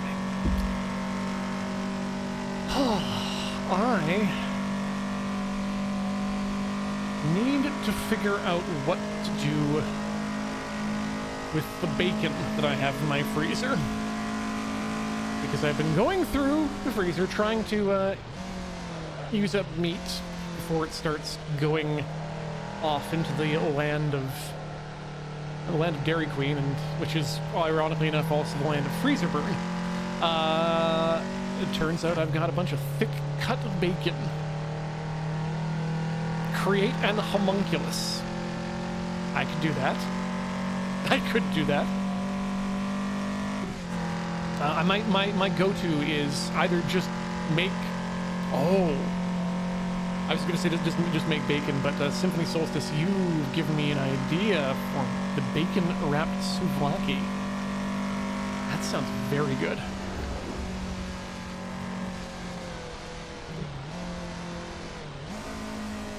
Because normally it's either just make bacon and use as topping for burger, and and or just eating, or okonomiyaki,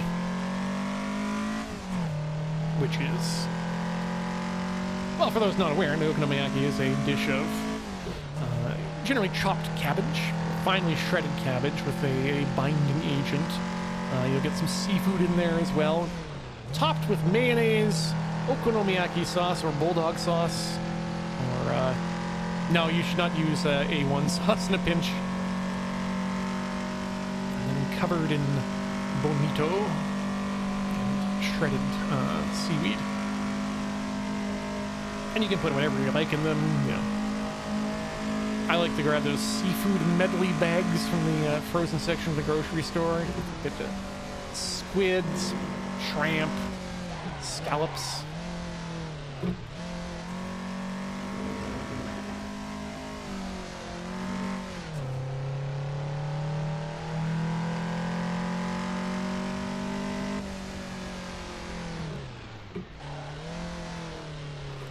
Ah.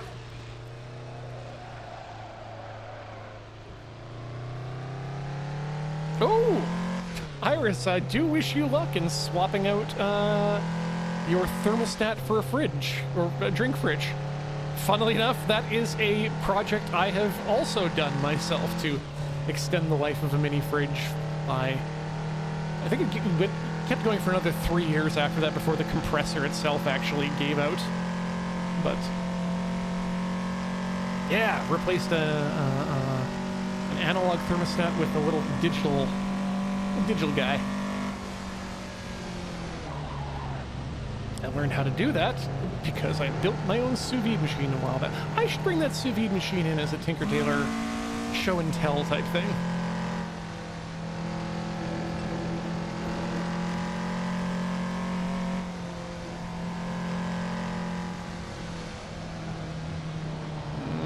Yeah, see? Ontario plates. Also good to know that Alpha Flight is still with us. Despite, you know, the steel belts and those radials just sparking up the joint.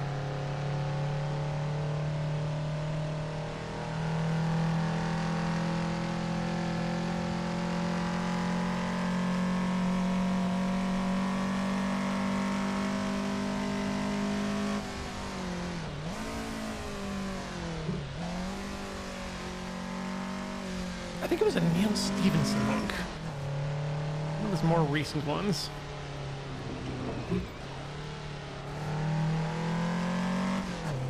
Sorry, I see box in the chat and somebody.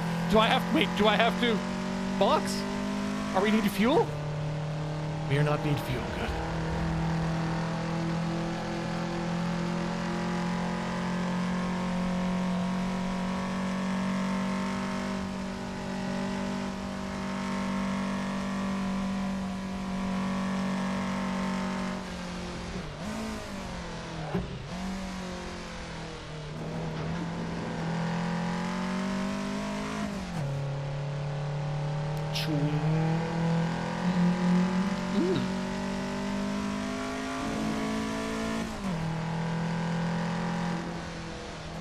I don't need to be that close to the curbs. What are we even doing here?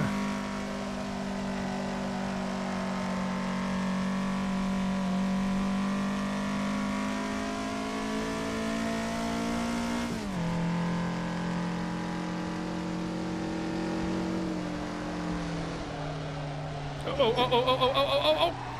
Whew. Could have been much worse.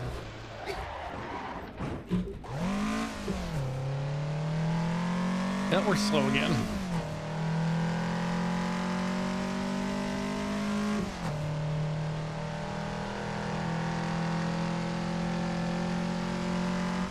Sorry, as for I believe it was Neil Stevenson who wrote the book I was referring to earlier with regards to the monarchies. Let me see if it's still in my book, audiobook.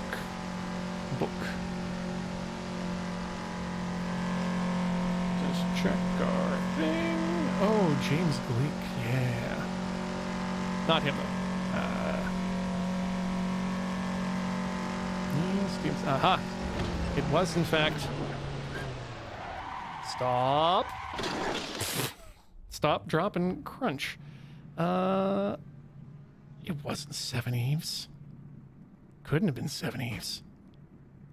I'm probably thinking of someone different then. Never mind me. I'll look it up later.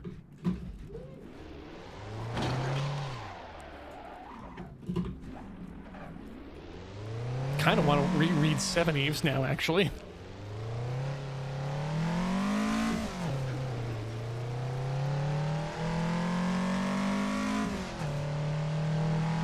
One of those books that I feel like probably could stand up to a decent, at the very worst, let's call it a 2-season prestige TV adaptation.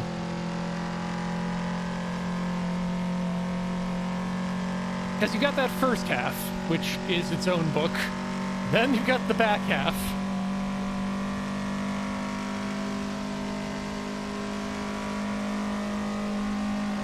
Yeah, give it the old Andor.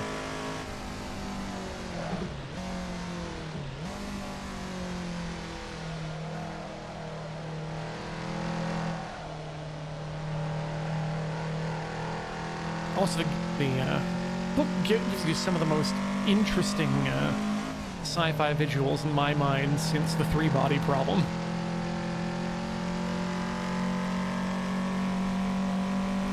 Which I'm led to believe that we're still potentially getting season 2, both from Netflix and from Tencent. I don't know. I want it, but I may.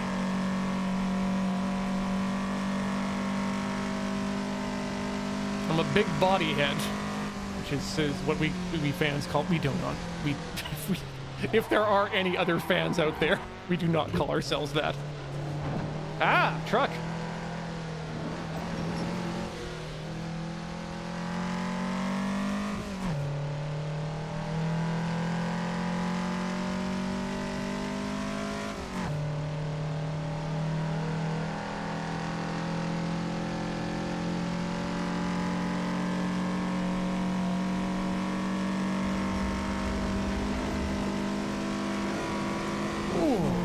There we go.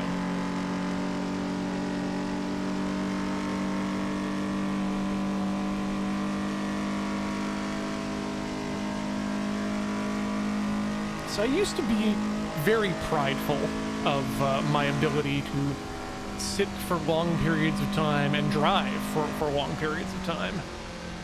And weirdly, I'm just noticing now that I think the first part of my body that's giving up on that dream is the butt. Speaking of butt the Jesus asks, where is that small car from? Those are from a mod for the game that recreates the cars from a series that I'm led to believe is called Choro Q. This is the 3rd edition, and I have no idea what the game's actually about. I'm gonna have to look it up because the cars look cute and fun.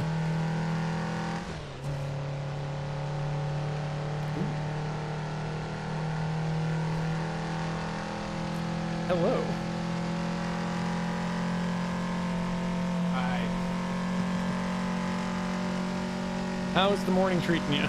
I don't know why I need to speak loud to you. Oh, yes. Sorry. Right. Good point. It's going all right. How's everybody doing? We've had lots of fun here this morning. Explored many of the mysteries of life, such as what your bones do when you sleep. What? What do they do when you sleep? The current theory that we're going off of is that they escape your body and they go on their own skill adventures.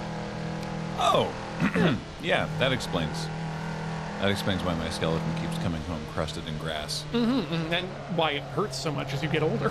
Oh, right. It's so busy. Yeah. What a rich nightlife my skeleton must have. They extend a bit. What? Uh-oh. What's your take on Victoria's ferries and or cars having sex with each other? That's the chat so far. To be clear, we did not talk about cars having sex with each other. We just said that cars reproduce sexually.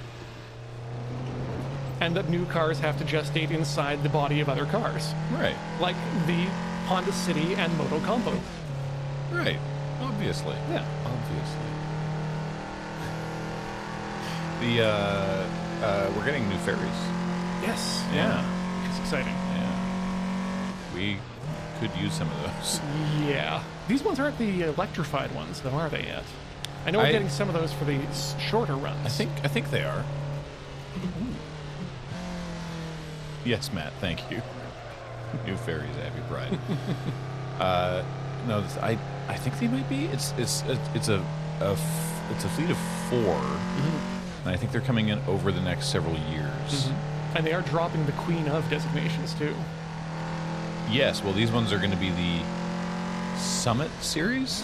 No, yeah. Not to be confused with the Summit Series, no. the hockey tournament. It's like Summit Maple, Summit they're all named after trees. Yeah. Cedar is one of them too. Red Cedar. I think. Summit Red Cedar. Yeah, I think so. Because it's so the queen designation. Oh, that's a piece of Tamago nigiri.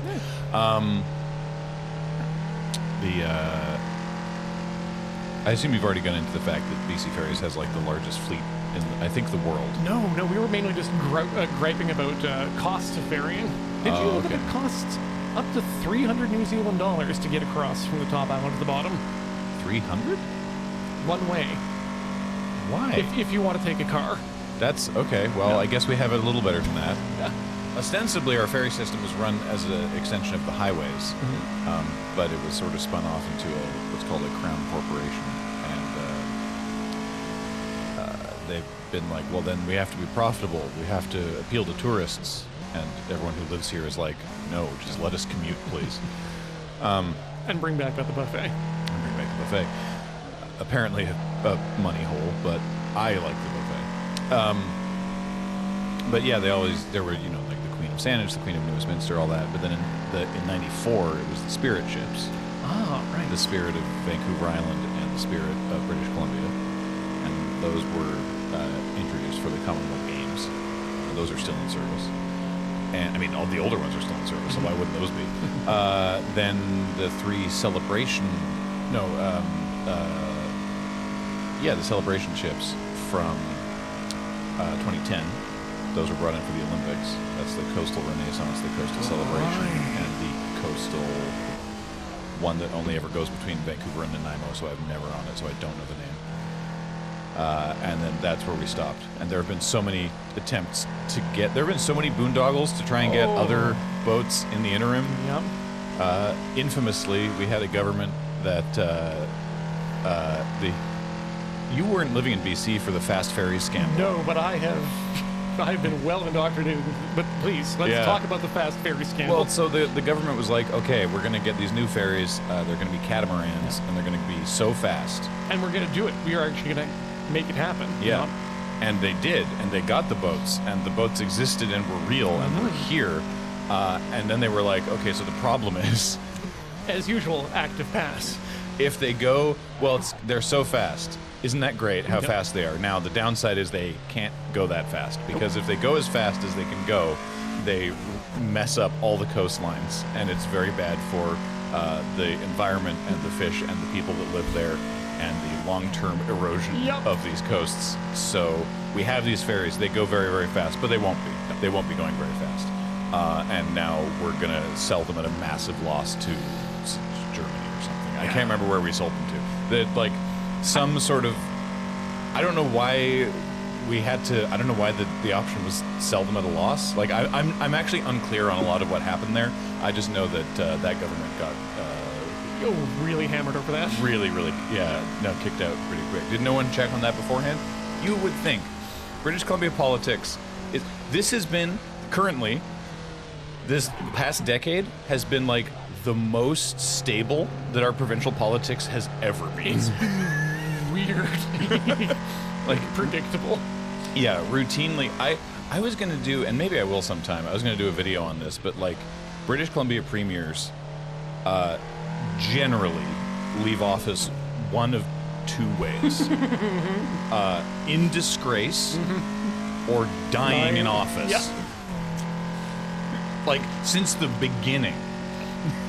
That's like always been how it happens. The fact that our most recent premier before now was like, you know what, I got health problems and I'm going to retire, and everybody was like, hey, you know what, you did a great job and we actually kind of liked you. Go with God. Was like a wild character diversion for this province. The most well spoken of premier in this province ever maybe. Yeah. He was. He wasn't perfect. No, he wasn't perfect either. Nobody is. But he was our premier during lockdown and everything. And he had the right amount of disappointed dad energy. Yeah. Where he was like, look, guys, can we just please all be adults here? And everybody was like, yeah, you're right. But yeah, big ups on leaving alive and and well liked. Yeah. Shocking turn of events. These, I can't remember what series you said these cars are from, but these are hilarious. Choro Q, and I am loving them. They're so wee.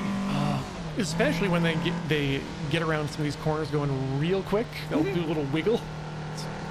How many total vehicles are in the race? 54, including Marcel's. Okay. And I got 4 buses, which I remind you, because I had to remind chat, are Toronto Transit Corporation buses that are just done up in these liveries. The TTC. Yeah. Wow. The 4 different types of sushi. And then a smattering of other interesting vehicles. Although it looks like a bunch of our buses have retired. Yeah, looks like maybe all of them are. They're all just out of the race? Yeah. Oh. That does happen sometimes. Marva Leaf says, we once got trains that were too wide to fit 2 of them next to each other on tracks going opposite way. Oh, no. That's... Hopefully you found out in the good way and not in the very, very bad way. You know, hey, we're just going to park these trains to... Oh, no. Rather than, let's start at opposite ends of the country and make the trains kiss. Is this... That's a great question. Is this... Is the in-game time... No, it's 20 o'clock there. Yes. Okay. We're trying to... Oh, you're in-game France time. Exactly. Okay, Yeah. got it. Because I was like, it's light out right now. We did take a break, and unfortunately decided let's try pausing the game and see if that, keeps our position better. And the cognitive dissonance that the chat was feeling with the time suddenly being off by 5 minutes was too much to bear. Reasonable. And so we started to think about numbers, and the computer got angry with us doing that and decided to stop. Well, they hate when you talk about numbers. Yeah. I mean, that's their job. Fair. It was 7 minutes? Okay, fine. An unacceptable amount of time. 10 minutes off? Fine. 7 minutes? Disgusting. Sorry, I won't grab a Coke next time.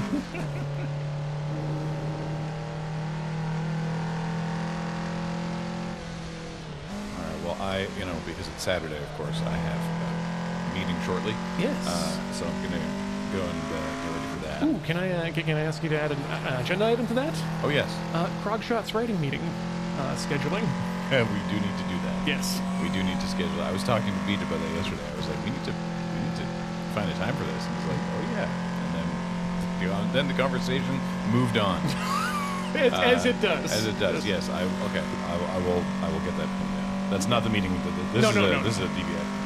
Oh, right. Yeah, Desert Bus Express. It's coming up next Saturday. Driving every weekend. All right. We didn't have to drive for Desert Bus. That's a good point. We have volunteers for that. Yeah. All right. Saturday meetings. What kind of boss makes himself work on weekends? Well, funny story. People always like to say, like, oh, this was from way back, before it was more of a formal company, but it's like, oh, you run your own business. Okay, that's great. You get to make your own hours. And it's like, yeah, all the hours, every hours. It doesn't mean you work less. It just means you work more, just at weirder times. One of the things you forget when you start working this company is when all the holidays are. Yeah, sometimes we'll be like, weird traffic today. Oh, it's a holiday. Oh, okay, weird, huh?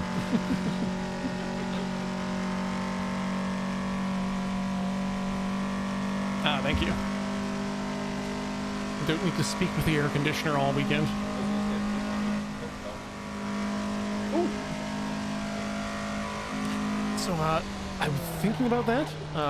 Beach and I have also been talking about there is no fresh air intake into this room. Thanks, you though.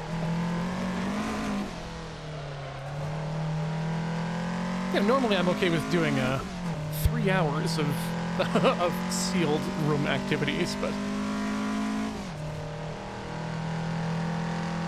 if I was taking my breaks every hour, that might be a different story.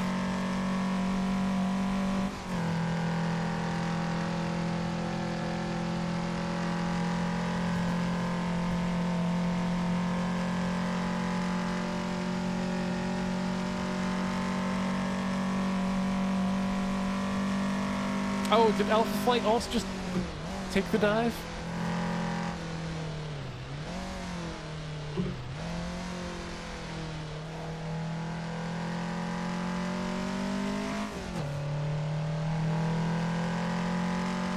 Okay, so we have dropped to few places. We're now at 39. We used to be at 30. We have also had a few oopsies in the meantime, which could have contributed to that. What did Brian Michael Bendis do to Alpha Flight, the Helopterus?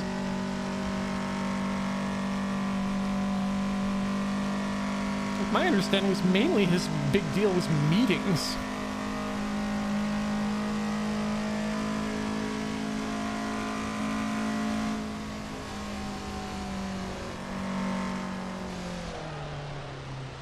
Yep.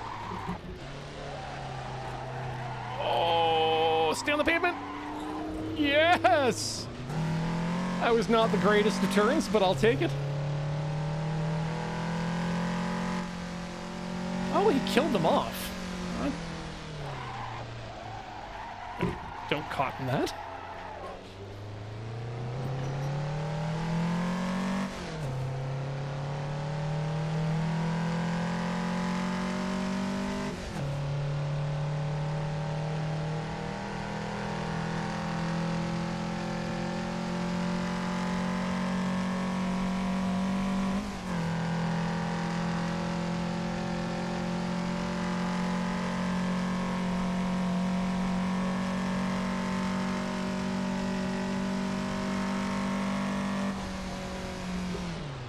Nope, that's neutral.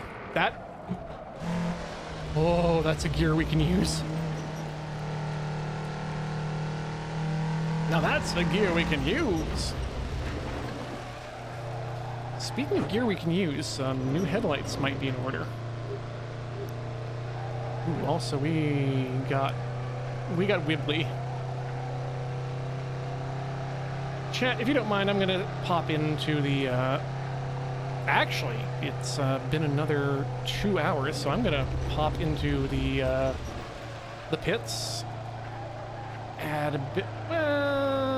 You'll add half that in fuel, but also let's turn our car into yes.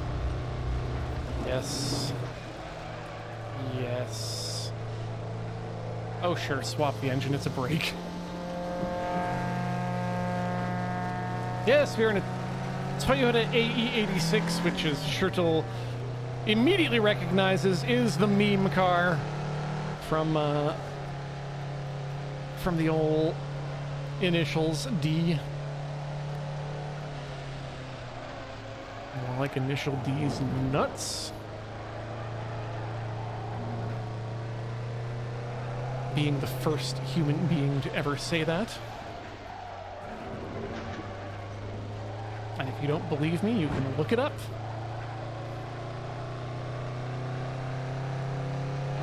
Ow.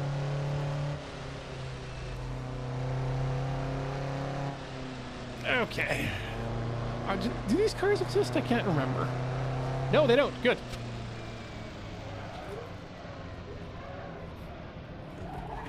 Okay. Hit it like you mean it. Burp. Don't go away, chat. We're going to have more Le Mans in just a few minutes. I'm getting up, swap those legs, stretch those fluids. We'll be right back.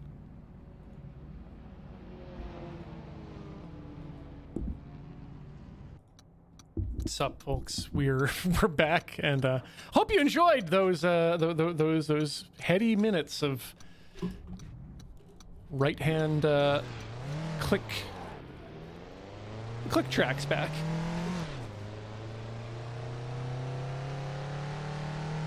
Yeah, I'm not sure what the latitude is that this weather program thinks the time is, but I do like the mixture of day-night driving. We should have had a look at where our standings were at before we left the pit. The safety of the pit.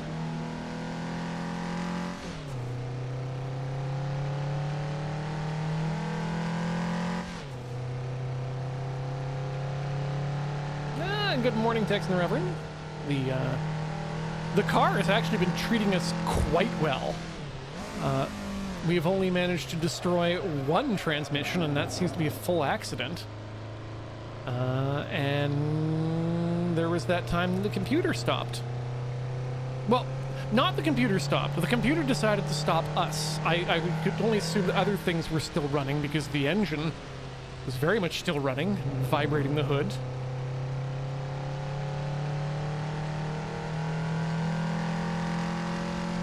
I wonder if we could have just let it go and see if the fuel actually disappeared, because the time continued.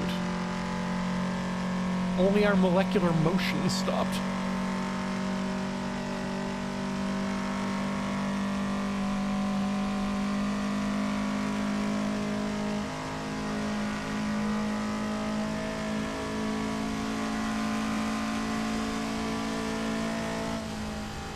Yeah, the driving itself has actually been pretty smooth and on point, you know, per Le Mans usual.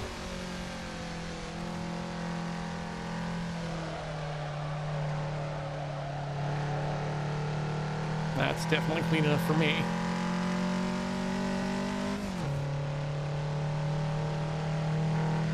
Yeah, the other drivers trying to kill us, Count Made France points out, have been a continual problem. And for some reason, I think these Choro Q little buddies are even more violent and more violent than usual.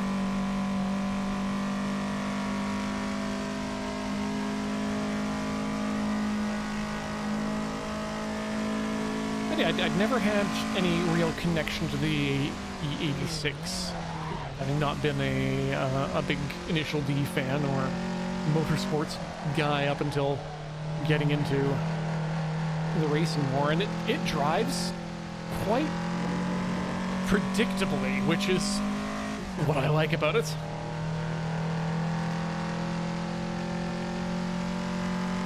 You can get yourself into trouble still if you're not careful, but I feel like I've had more ability to get myself out of trouble than I have had in previous years. You can't see what's in my cup, chat, but I've got some green tea.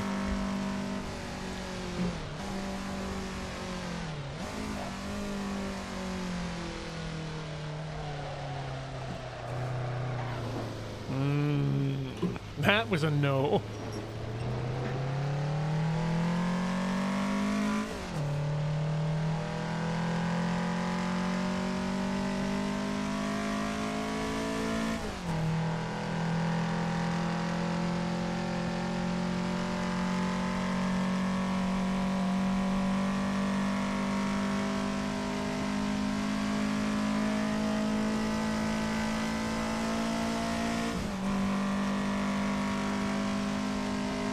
Adept Necromancer says it's more difficult to change the transmission on a horse. So that begs the question then, chat.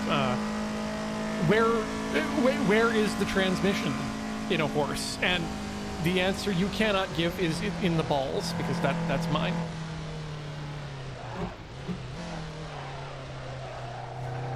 Which I guess means I guess that makes geldings what do we call them, a CVT?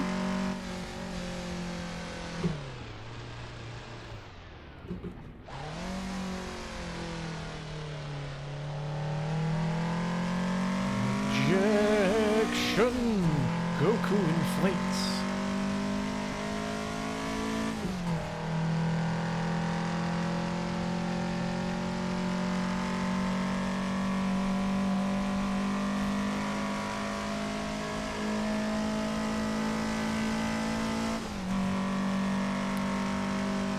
Here's praying that horse sussy is the most cursed thing I see in the chat today.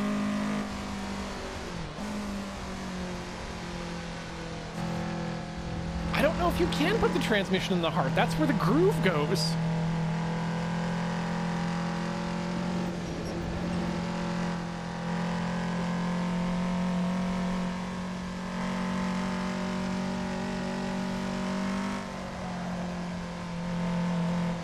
Are we just coming back along that the transmission is stored in the bones?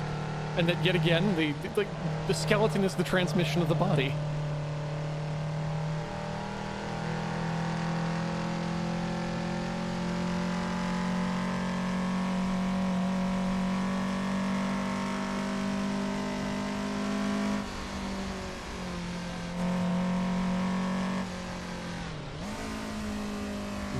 horse core? Then what keeps your horse from melting down?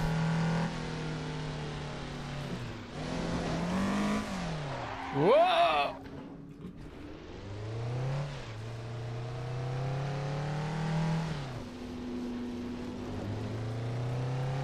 Okay, I'll come on along for the ride on the idea that the tendons, the connective tissue, is the transmission of the body.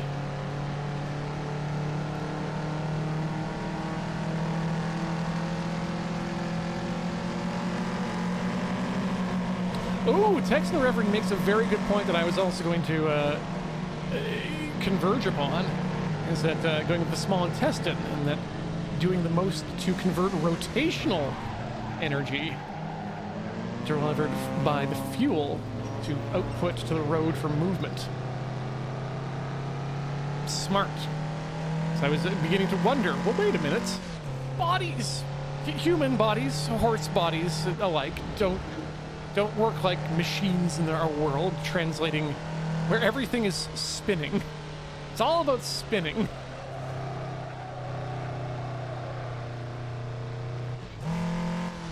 Every power plant. What's the energy? Oh, it's nuclear. It's gas. It's cold. What do we do with it? Make fan go spinny. Spinny turned into electric. And then what do you do with the electric?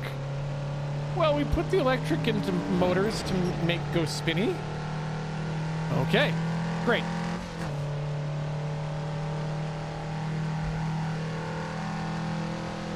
See you later, Melania. Thanks for joining us so far. Oh, no. No, that takes care of that rear view mirror.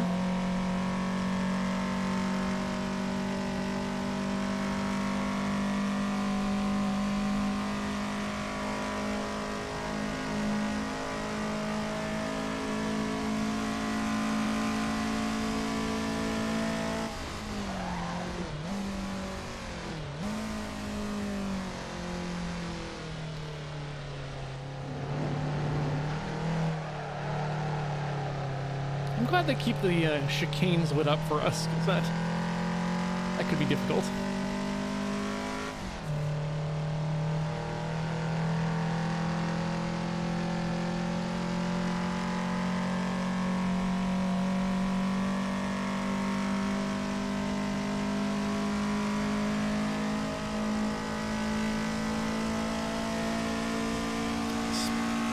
Spicy rock be hot, make water into steam is less crazy than iron spin and copper make lightning. It just all seems so inefficient. I yearn for those halcyon days of my youth before I actually knew what the hell was actually going on, and thought that, can't wait to get to nuclear fusion so we can just harvest those electrons directly from the core.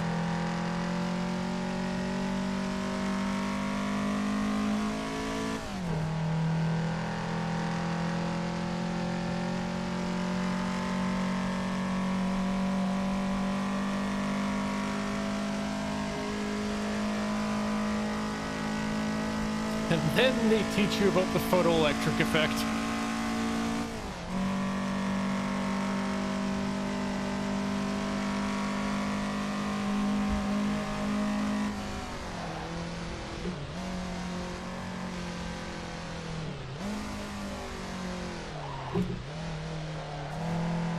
Oh, new technology discovered.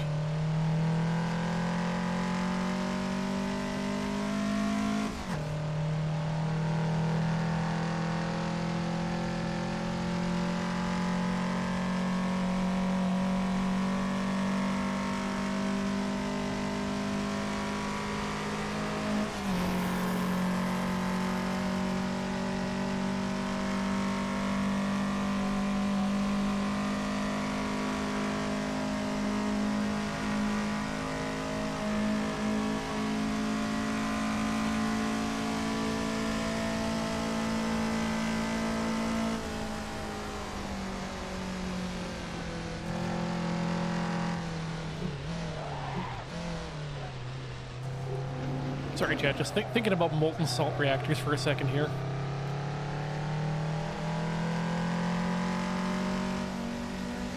Love me a good molten salt. Molten salt.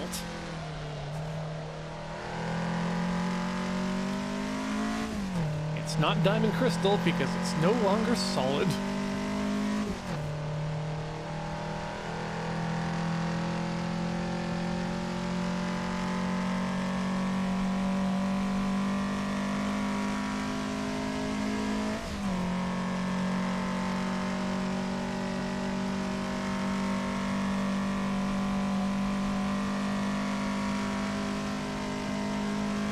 Tried drifting using the e-brake yet. Ooh, you know what I haven't done actually is I don't think I've actually mapped the e-brake. Hold on.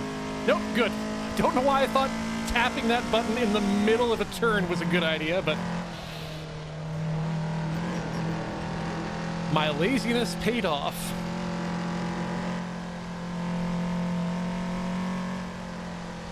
Uh-oh.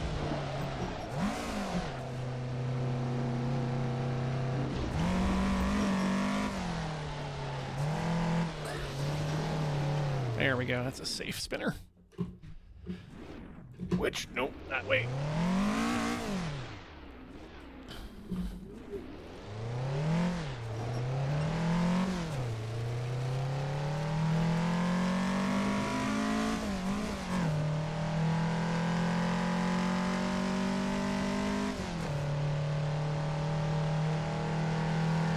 Yeah, no, if you dip your car in molten salt, you're probably going to experience melt in addition to hyperoxidization, which is my favorite Adam Curtis documentary series.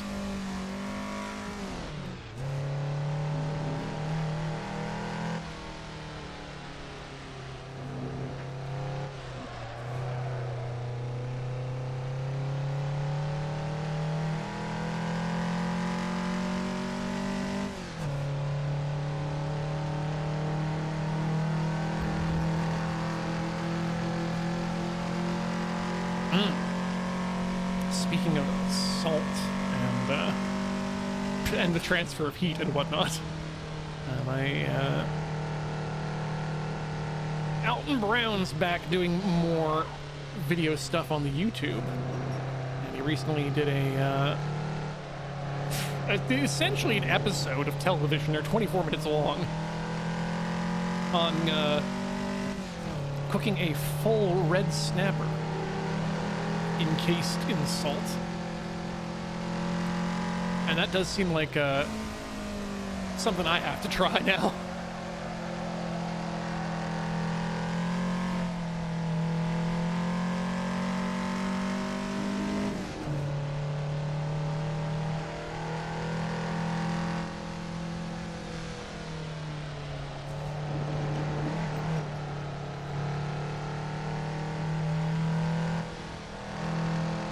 Oh, puppets are very important to a good episode of Not Good Eats.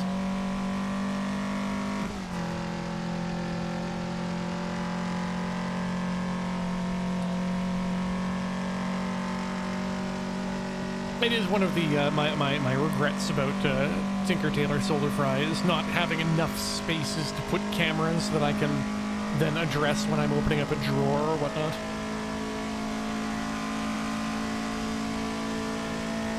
Oh, we just did a knife skills episode?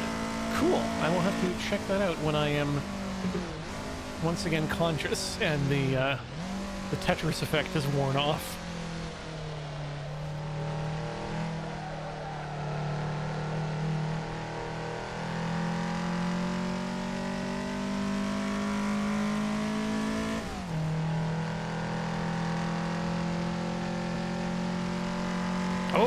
Tanley, yes. If you, you're looking for new pots. I absolutely stand cast iron, enameled or otherwise, depending on what your use case is going to be. It's always going to be a very good and will last forever. You do not need to baby it. You just wash it. Just don't put it in the dishwasher is all.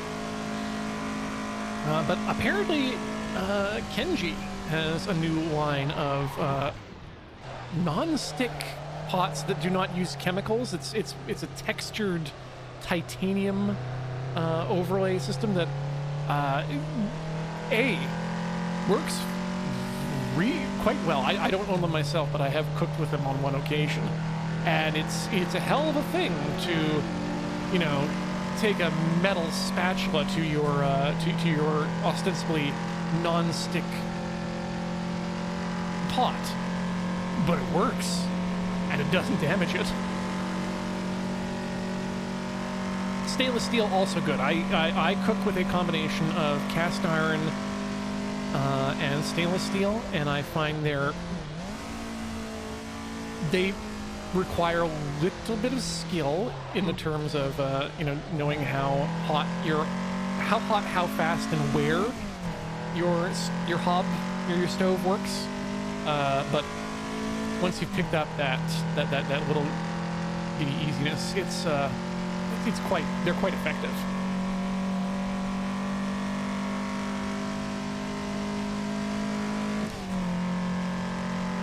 And yeah, Lady LRR points out, you know, acid and cast iron not necessarily always the best time. You know, if you're splashing in a little vinegar to release some fond just to make a sauce, you're probably okay. But you know, if you're using it to make a tomato sauce, maybe that's not such the best idea or the best use case for that. That's where you want to go with the enameled cast iron.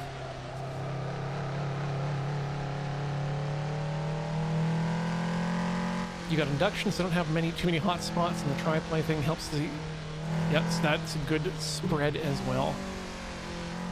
But yeah, I have no issues cooking, you know, fried eggs that will slide around in both my cast iron and my stainless steel. And boy, one of the best things about stainless steel cookware is that you can just huck it in the dishwasher and not worry. And that makes cleanup so much more. So two things in my life in the past year that have probably benefited most to my mental health is the realization that A, I can put my stainless steel cookware in the dishwasher, and B, and thank God for Eric from Technology Connections for putting those videos out about how efficient your dishwasher actually is, and why you should, if you have one, really stop washing dishes by hand if at all possible. Because it will wash your dishes so much more efficiently with so much less water than you will. And yes, Real Gamer Cow. Unfortunately, not stainless steel, cast iron got the internet chud treatment a few years back when everyone was all about it, and you got people racing to make these mirror finishes that are effectively useless for cooking.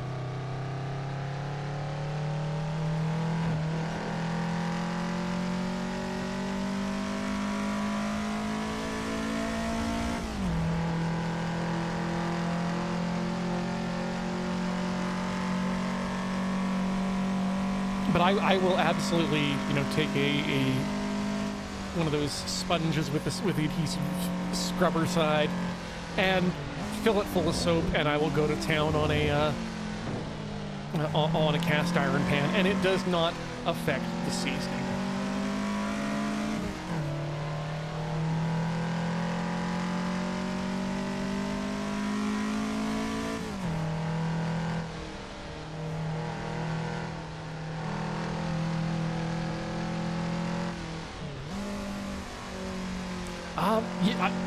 I don't.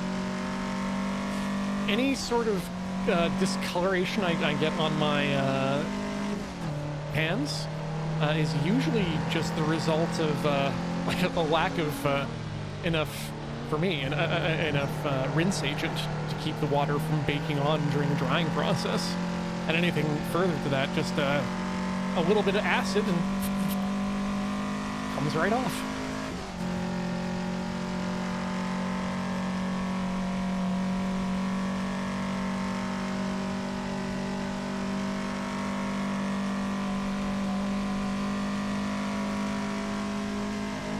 Yeah, Barkeeper's Friend too, helpful. Hieroglyphics, again, just that's just elbow grease and adhesive helping it come off, so.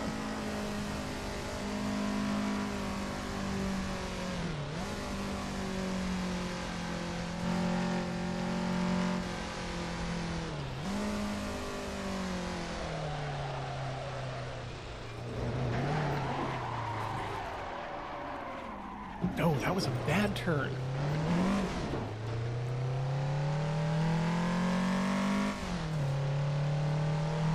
Oh, yeah, no, I have never experienced that court sort of discoloration, Lady Elios. It's, yeah, if anything, it's all just been water scale. Weirdly, there's a couple of knives that I will throw in the dishwasher because I get lazy sometimes.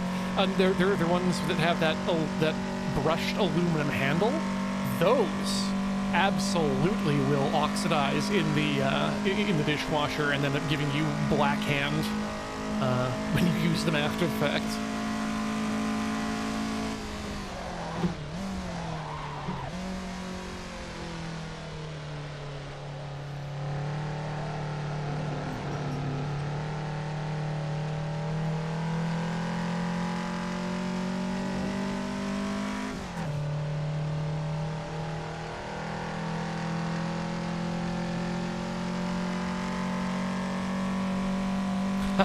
Lurker's Spine suggests ceramic knives for the fact that they can be used in a dishwasher. Actually, to be honest, putting knives in a dishwasher isn't in and of itself that bad for the knife, depending on what the handles are made of. You know, be aware you don't want to put wood stuff in the dishwasher if you want it to remain nice. The main problem with putting your cooking knives in the dishwasher comes from the fact that generally they're put in the cutlery little box along with other cutlery so that it all jangles together and you end up banging out your edges like that. And then, of course, you know, there's the care, you need to take care in taking them out so you don't grab a knife the wrong way.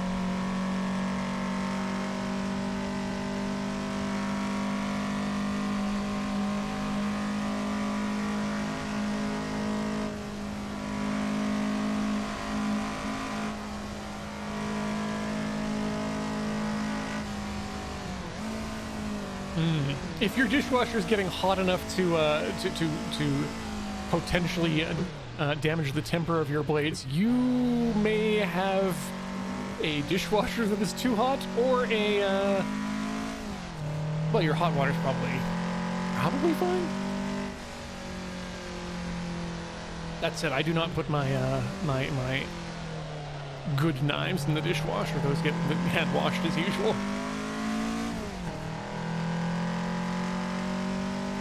And it's not even a, as Unknown Friday points out, it's not even a $300 knife.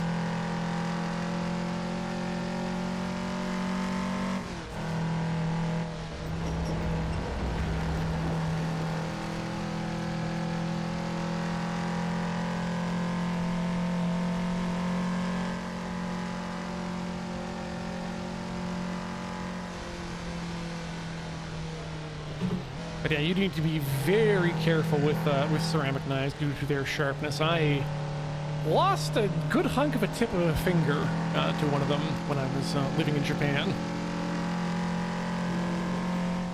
But you got to be very careful with the type of cutting board you use, and very mindful of your knife skills, so that you are definitely only providing pressure and force from shit.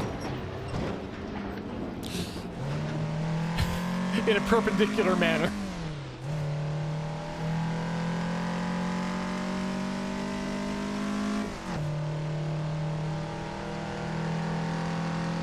I have opinions on kitchen gadgetry.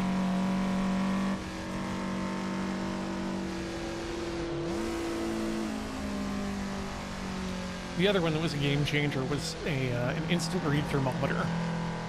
preferably a good one from, if you can afford it, I recommend Thermabens because they are accurate, robust, batteries last forever, and just easy to use.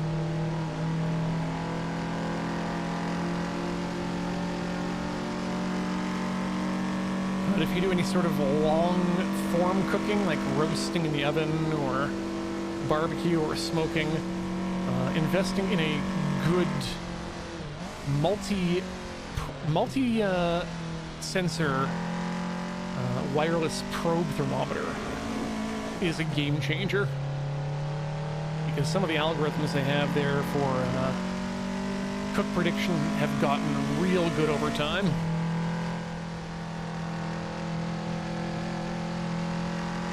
And if you've chosen the my particular favorite brand, which is Combustion Inc., they got a little thing called MeatNet, which allows your little thing to interface with the wider internet as a whole, so I can end up checking the status of my ribs from the office.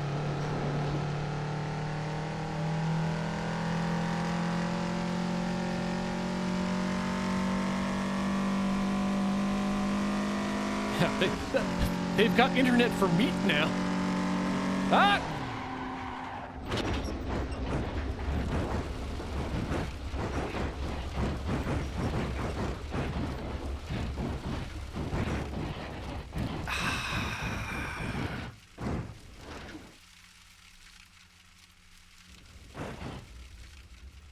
Oh, well, no, that's a lot of sediment. I should have gotten more water for that. Blah. Bubbly to the rescue.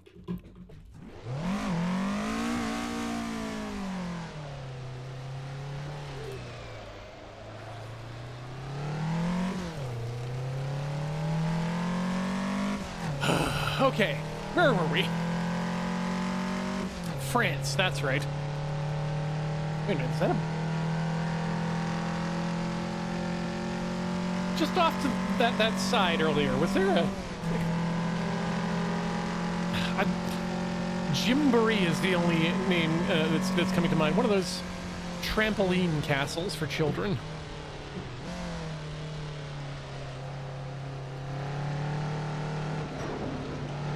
One of them, they're unsupervised play zones.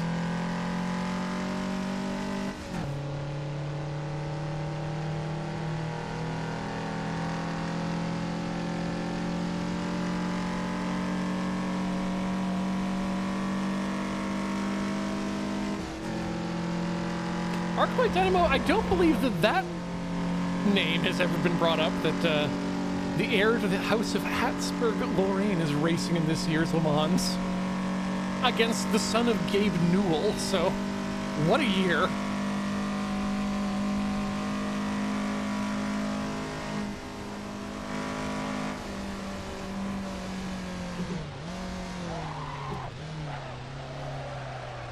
Too much.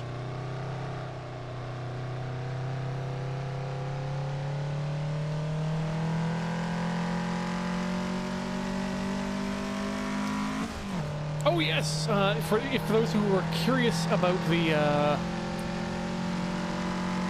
Micro Machines cars, they're from a game called Choro Q3, and I believe I posted a second photo to my socials. Flavin, listing all of them. We're going back.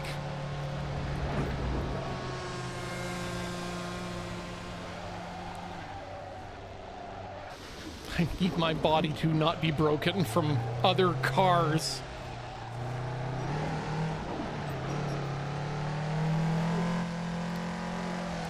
Here we go. Oh, that steering rack has been de-racked? No, that's just what happens when you get too close to the event horizon, right?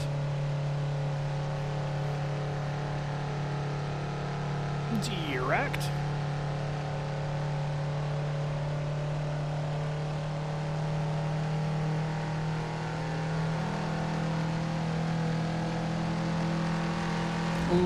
You know what? I think we might want to go to engine, yes. Given the way that this is sounding right now.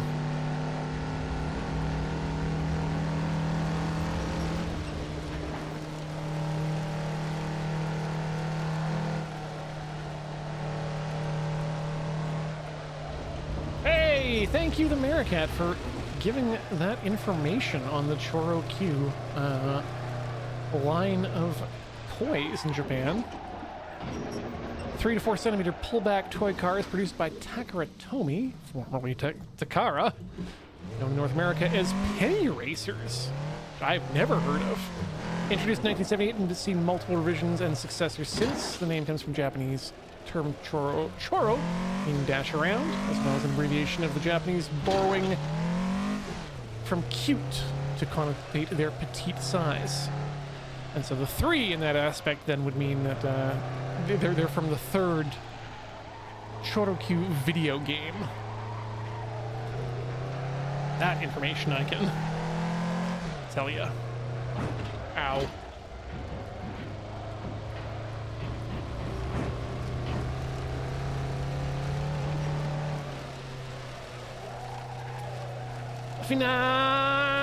No, the demolition derby aspect is not intentional, and is in fact due to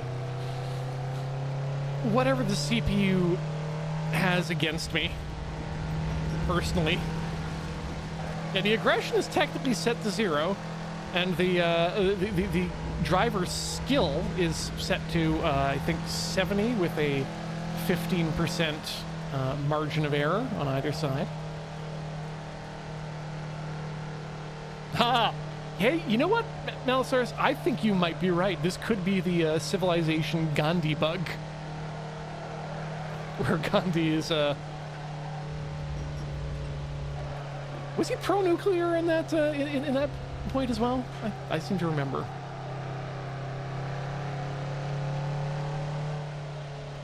Oh, not a real bug. Boo!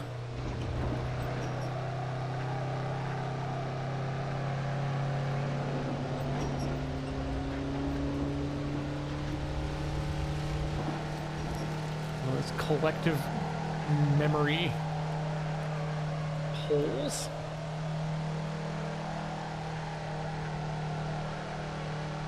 Ah, good.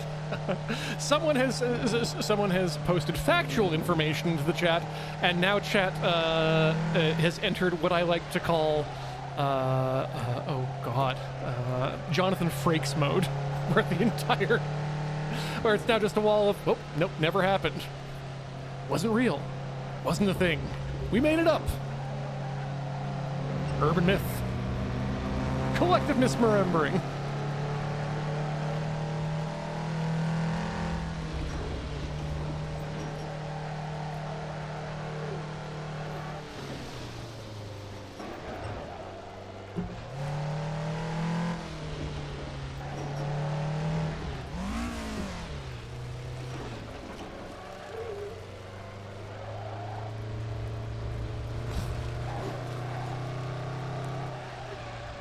Attempting to keep up with the textual information while driving an extremely broken automobile.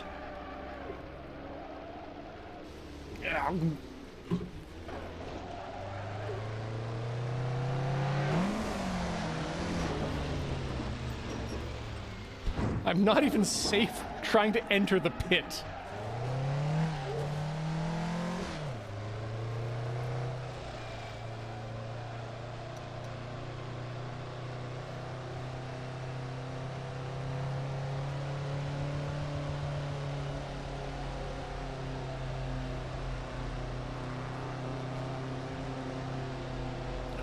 Let's inspect some interiors, shall we?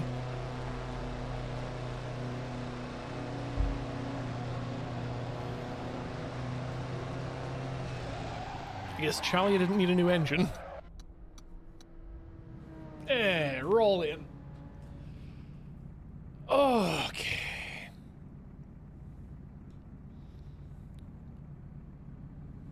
Stop clock can be right twice a day. Sorry, that sounded almost like music. fast clock can be wrong forever. And a car interior clock can be correct as long as you don't pause. So don't pause your car in the real world, I guess.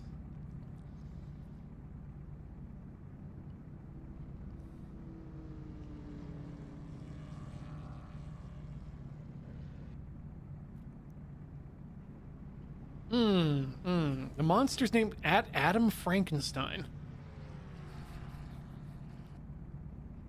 No, you know, that takes a lot of the wonder and mystery out of it, and makes him sound like a high street accountant.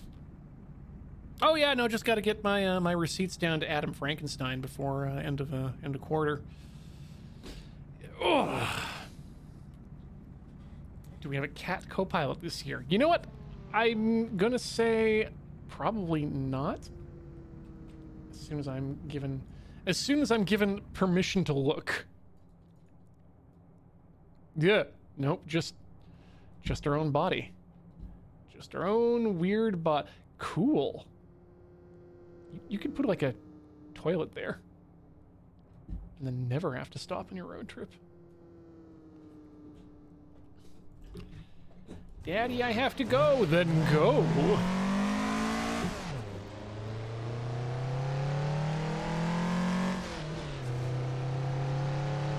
Yet again, another thing that just reminds me of Tomino.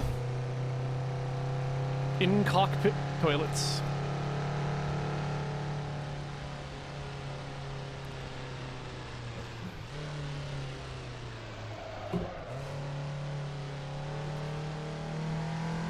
Okay, so Firaxis did eventually make Gandhi into a weapons-mad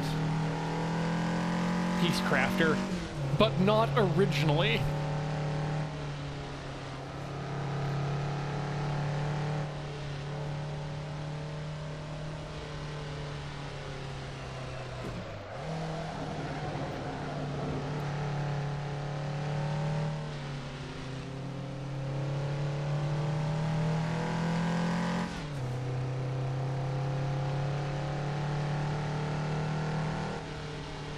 Arms sink.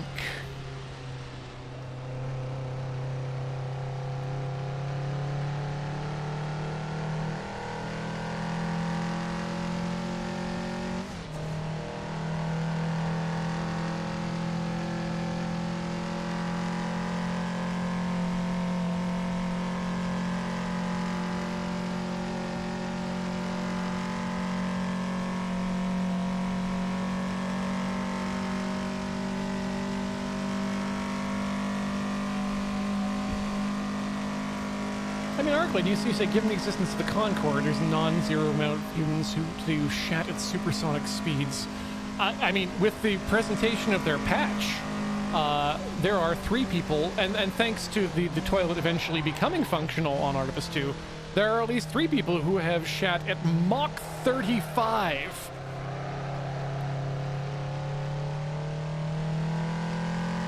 Now, that's not in an atmosphere, so we do have to make that clarification. 4, yes, there was another person on there. Somehow I also forgot the Canadian.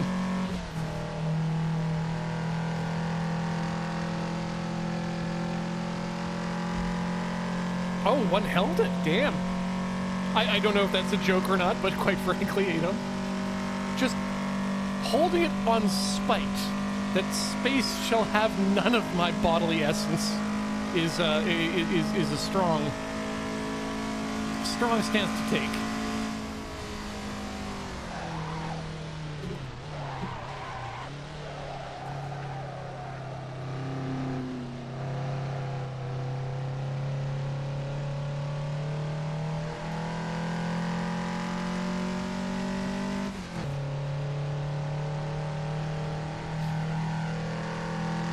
Ah, thank you, Wedge, for the correction. Mach 39.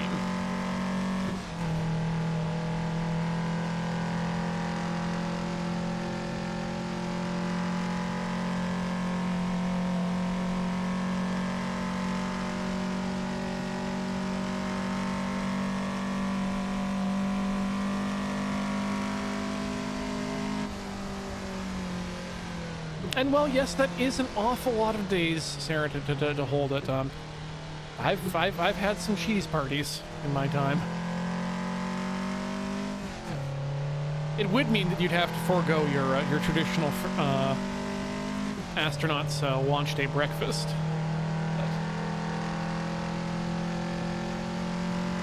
But steak and eggs.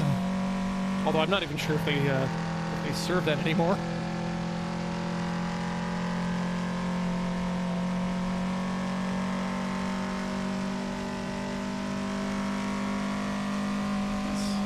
Hello, NASA. For last breakfast, I would like one brie sandwich. That's where you take a wheel of brie and you cut it in half. And you put a wheel of brie in there.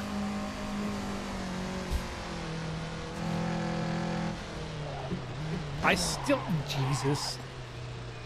I still am not brave enough to, or haven't been brave enough to attempt my brie burger yet, but...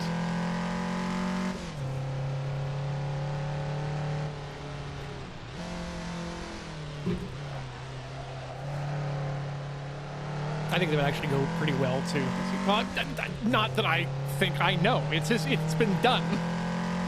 Once again, the nation of Japan has surpassed our lowly Western cooking techniques and have brought us the brie burger.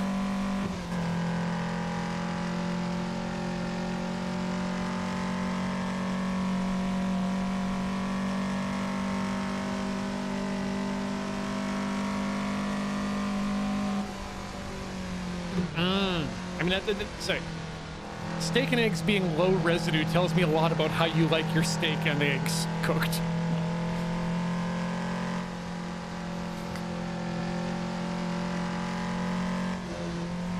I take my steaks nice and sloppy, and it's not from the outside. Ooh, here's some drift. Is this what you wanted, chat?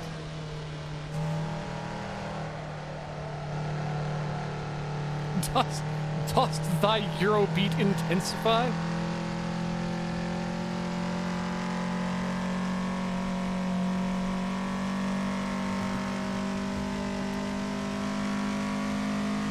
Sonabath, the brie burger is exactly what I described. It's remove the buns from the hamburger, and in place of buns, add a half wheel of brie.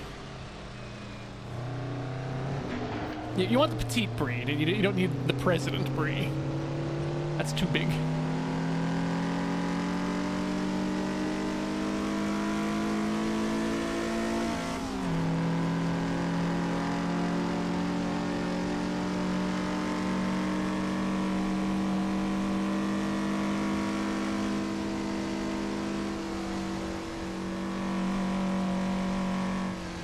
Ooh, I might even go for a little bit of blue on the inside of my brie burger. A brie burger blue.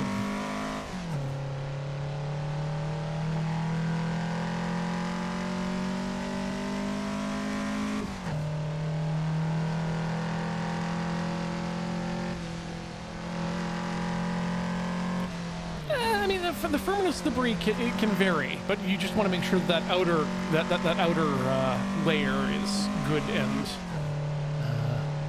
stable, because that's the only place you're going to get any sort of purchase to be able to pick it up.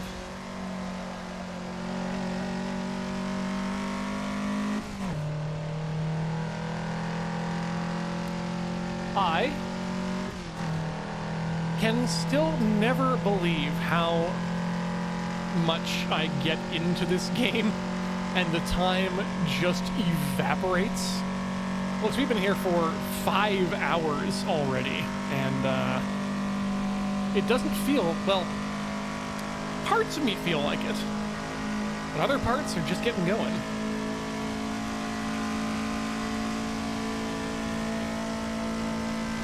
What you are seeing here now is the streamer exhibiting the pride before the fall.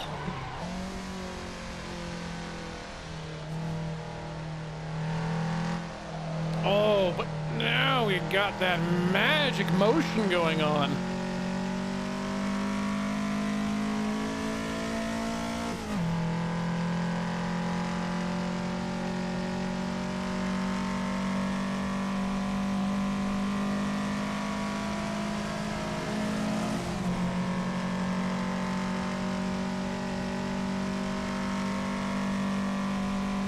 I do like... The thing is about steak and eggs for me is I do really want my eggs to have that non-set yolk. I want to be able to take those little bits of steak and dip them right in.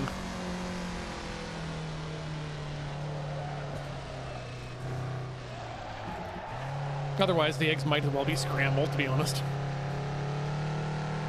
But if you're looking for low residue, that may be what you need. Woo.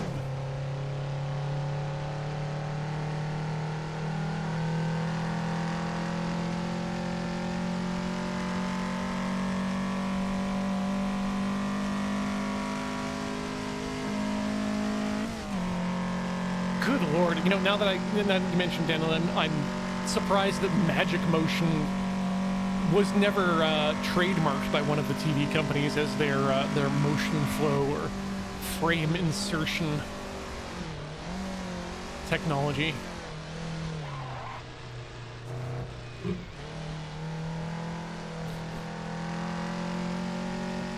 If it were me, I would call that technology the jam up.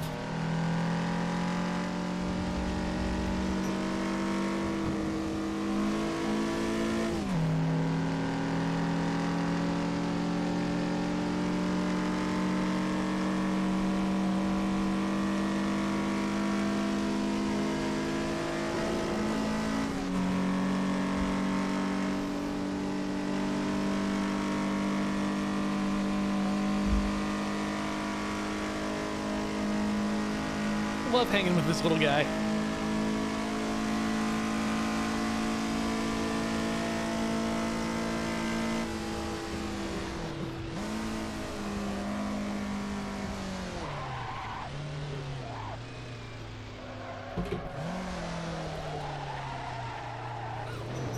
Okay, still haven't gotten the second part of that turn down yet, but that first bit I'm definitely feeling more about. Poaching an egg in miso soup sounds interesting.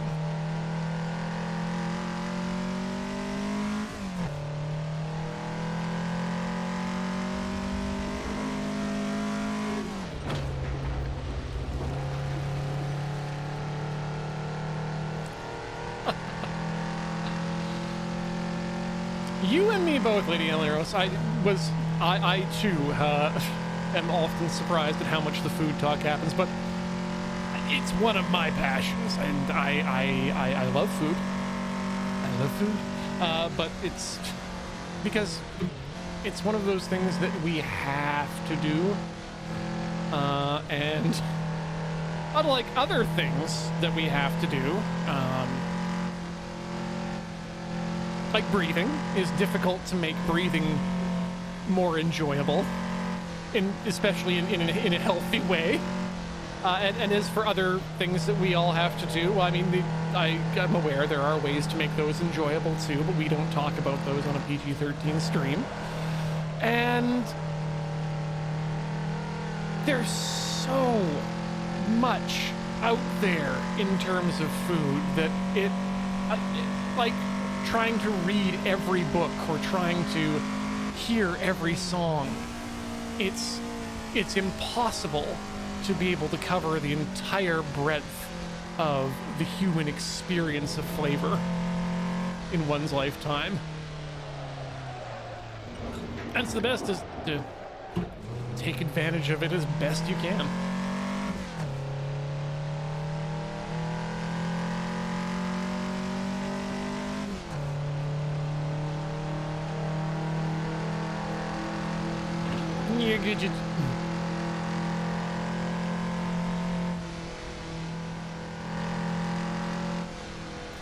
And consider it hot. You should make a galette with all your apples, or some maybe some apple croissants.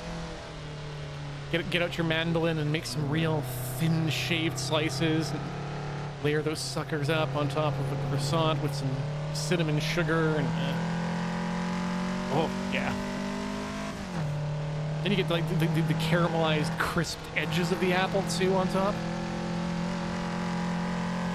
I think part of the reason I keep talking about food here is because McDonald's continues to refuse to be open before I do this stream, and I get very hungry.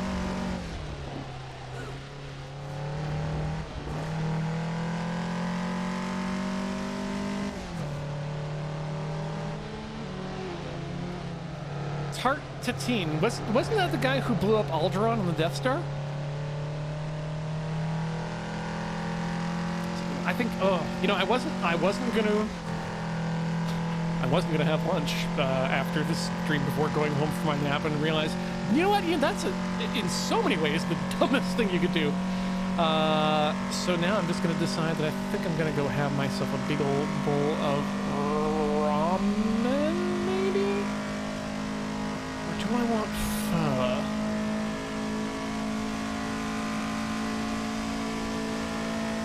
I once saw a critique of soups in the past couple months where they were talking about what a terrible value they are as a proposition for eating out. But they specifically, they were talking about, okay, take the noodles out, and then which you have, all you have is some noodles and a few toppings. And what the fuck? The broth. The broth takes work, time, and effort. And if you're not gonna respect the broth, then what are we even doing here?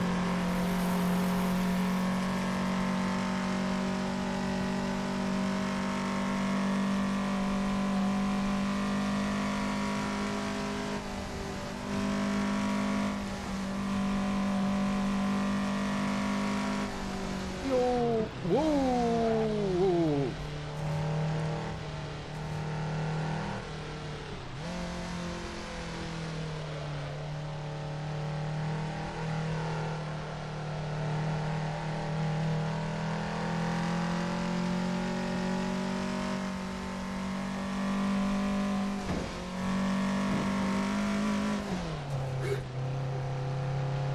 Oh, Arcbite says, you know what also has a lot of calories, nutrients for cheap? Unseasoned boiled lentils.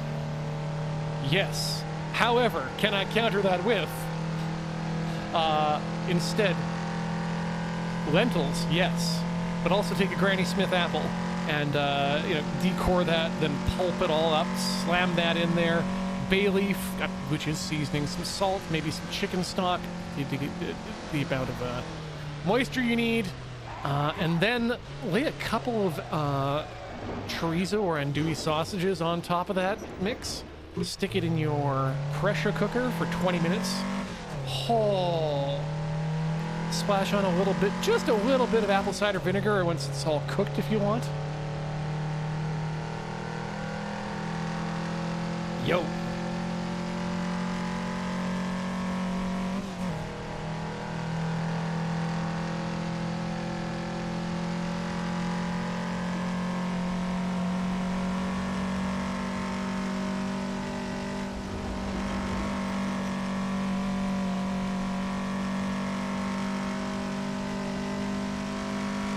That was the first lentil recipe that I actually ended up really like. It does look like a pile of brown when you initially get it out of the pot.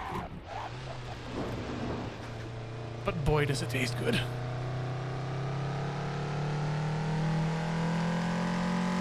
I'm also one of those gremlins who occasionally enjoys taking a spoonful of the lentils and eating them individually,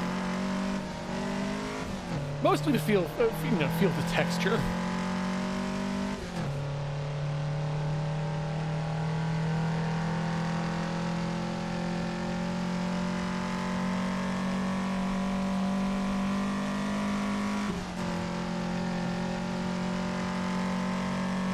Adam, one of my favorite pieces of my lexicon that got added by regular car reviews was his description of hot brown. You gotta have your plate of hot brown in a nice cool glass of cold yellow. And that's the living. Uh-oh. I have breached the lines.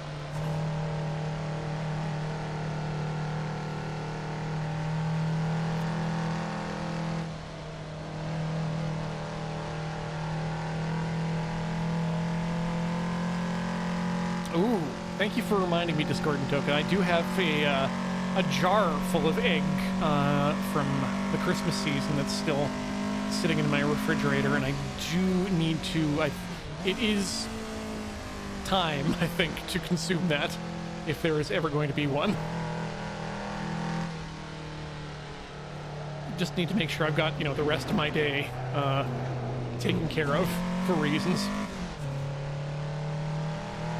But I did make a batch of eggnog back then that was set to the standard Velveteen Brown's aged eggnog, which he claims will last up to 6 months. And guess what? Guess what time it is? 6 month o'clock.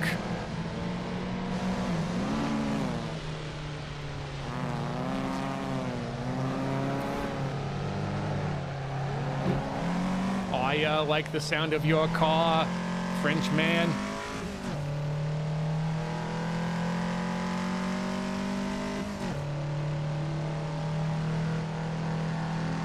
Oh, Brainbosh, you've had his recipe for eggnog 1 year later in the aging system. Okay, that is good to know, because I've never run into anyone who has actually, A, made their own eggnog, and B, pulled that recipe off, so. Oh, not King nor Able, 2 years. Okay, good. This is, we now have, we now have hypothesis and confirmation.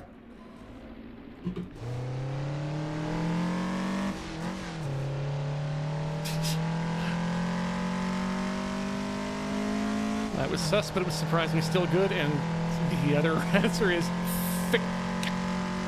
Good stuff.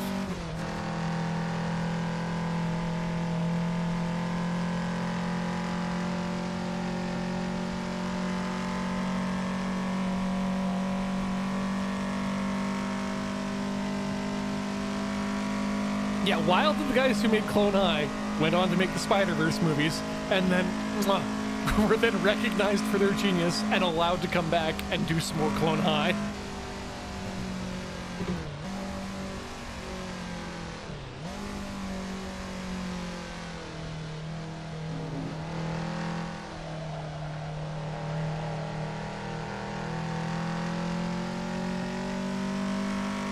Also, good on me for somehow managing to completely avoid Clone High during its first run and getting to enjoy it in its full in my mid-40s.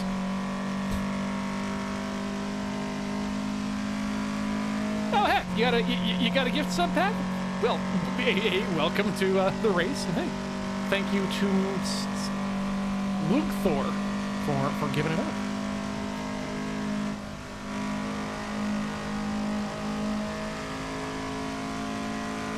Oh, you gifted this up other way around. Well, thank you, Pat, for giving that sub to Luke Thor.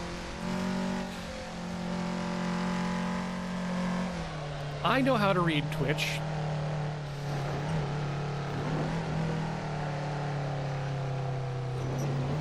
Oh, God.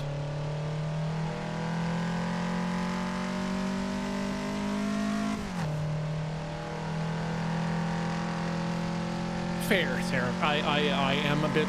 I do have a number of things to pay attention.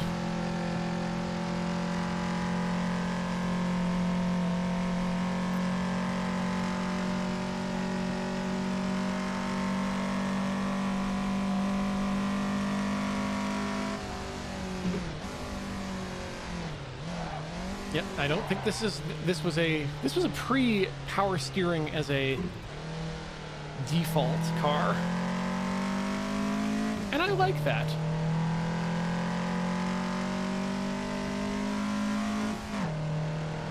Again, having spent the last 10-ish years with what is with these people and their hazard lights, with a car that have no power steering. You don't need it.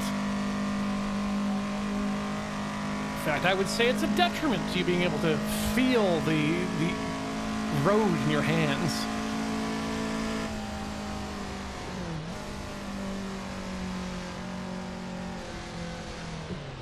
Augmenting path, that very well could have been JFK doing stand-up. I don't know. I've now reached the point where we are in a flow state, both verbally and driver-wise.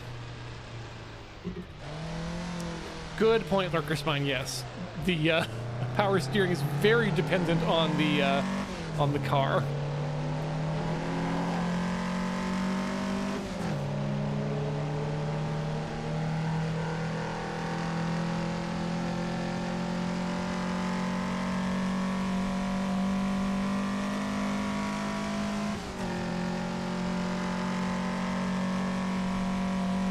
What was JFK's Type 5?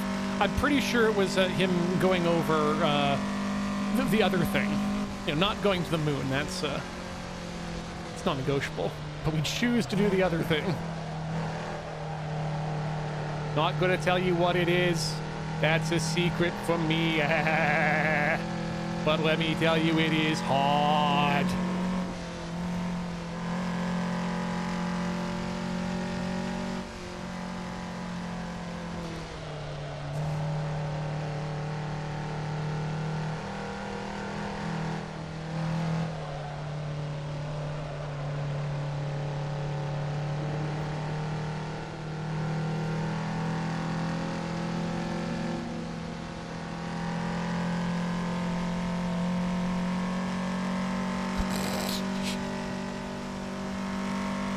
We choose to send these CEOs straight to the sun in this decade.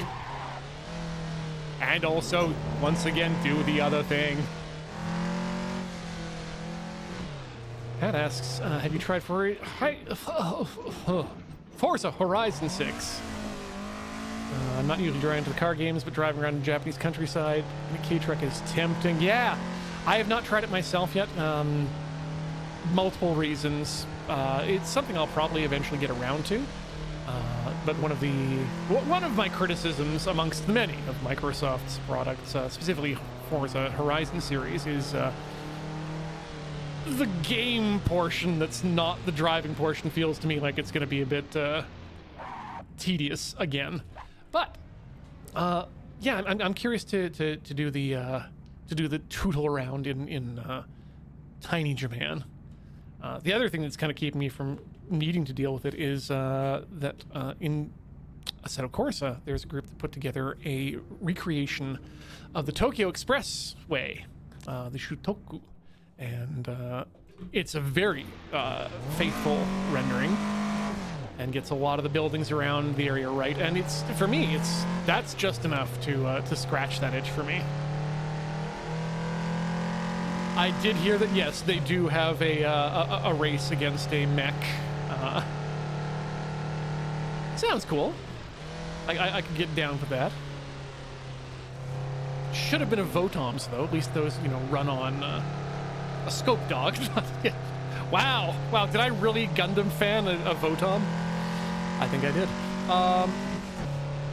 Yeah, those run around on little tracks and wheelie things, so cool. Ifton McNasty says, very good, definitely recommend it. Cool. Oh, Forza 6 was very good. Yeah, I did a bunch of the 7 is the one in Japan, or is it 6? I can't remember. I played a bunch of the Britain one and a good amount of the Mexico one, and as much as I like driving games, there's too much to do in the open world. Just put me on a nice track or give me some nice roads.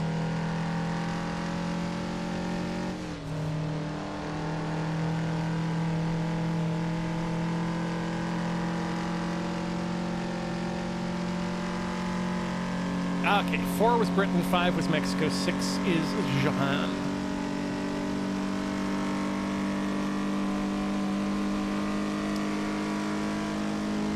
Is that the Citroen 2CV? I think it is. It's too fast.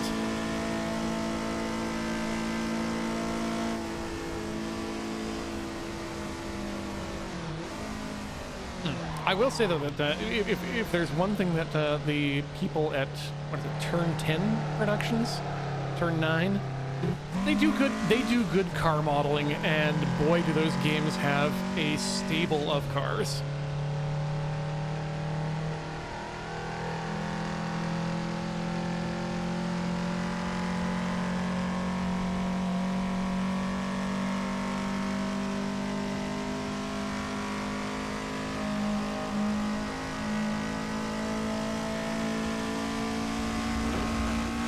Oh shoot, I'm reading about wheels and I shouldn't be. How is my suspension is not sus, we're good.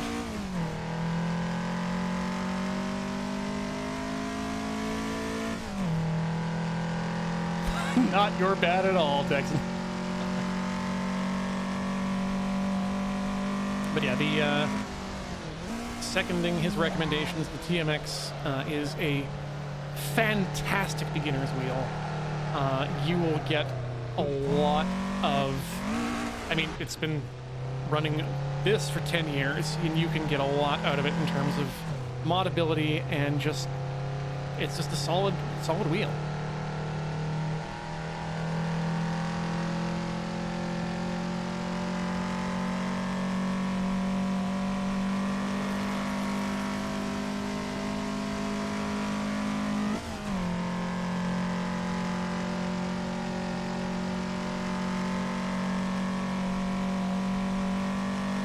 Tomato Kigo, if you can point me in a direction where you can get a direct drive for 150 bucks, let me know.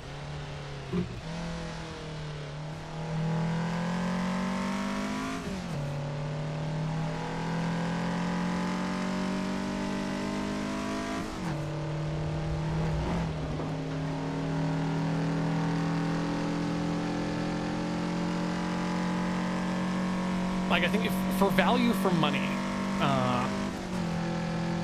it's especially for a first wheel, it is, especially if you're not sure if you like the idea of driving games, it is absolutely the sweet spot. And then you're not crying over the whole buy once, cry once issue if you do decide to upgrade, because then you're looking at orders of magnitude potentially.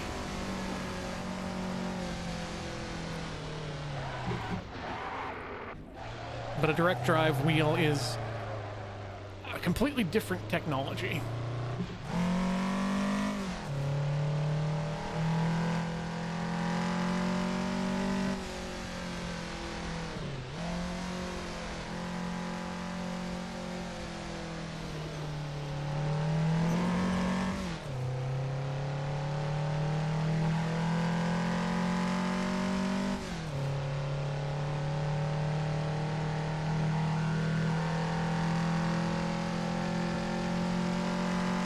That is something I've also noticed about the clutch handling in Forza games, is that they're never really sat well with me that you could just shift without penalty. But some of these games, even the penalty can be a bit much. Say, in certain cars in this game. Though I wonder if part of that actually might be due to how the cars I'd been racing were built, if they were a mod car rather than a Kunios car.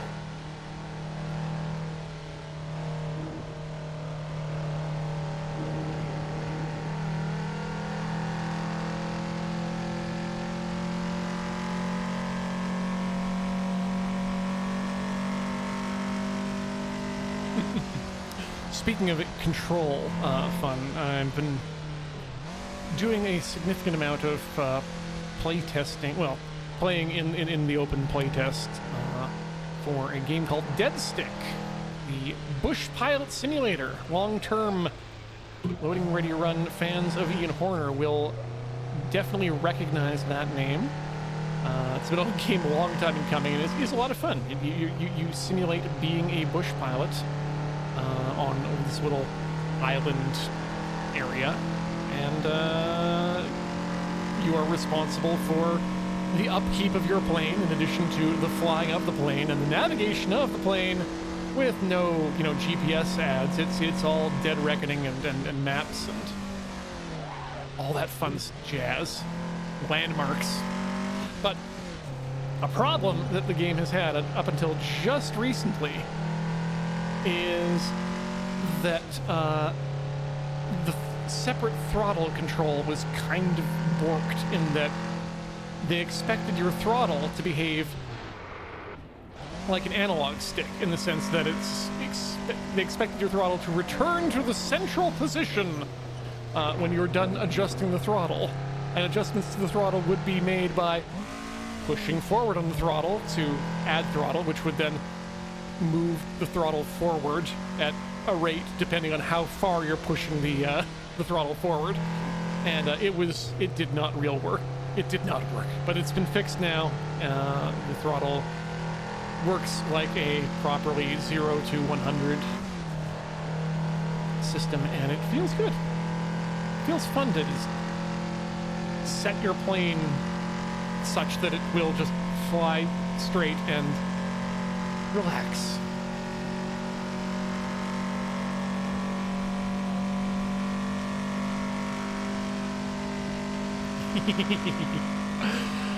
Wedge, doing their early playtest, managed to land first try and then promptly braked too hard and flipped forward, complimenting the researcher on their accuracy, much to their amusement. I mean, hopefully that's what they want to hear. I too was able to land and promptly hit the brake too hard. I mean, it was just a pinky brake, so unfortunately not much you can analog on for that. But yeah, that sure was a bent up prop when I was done with it.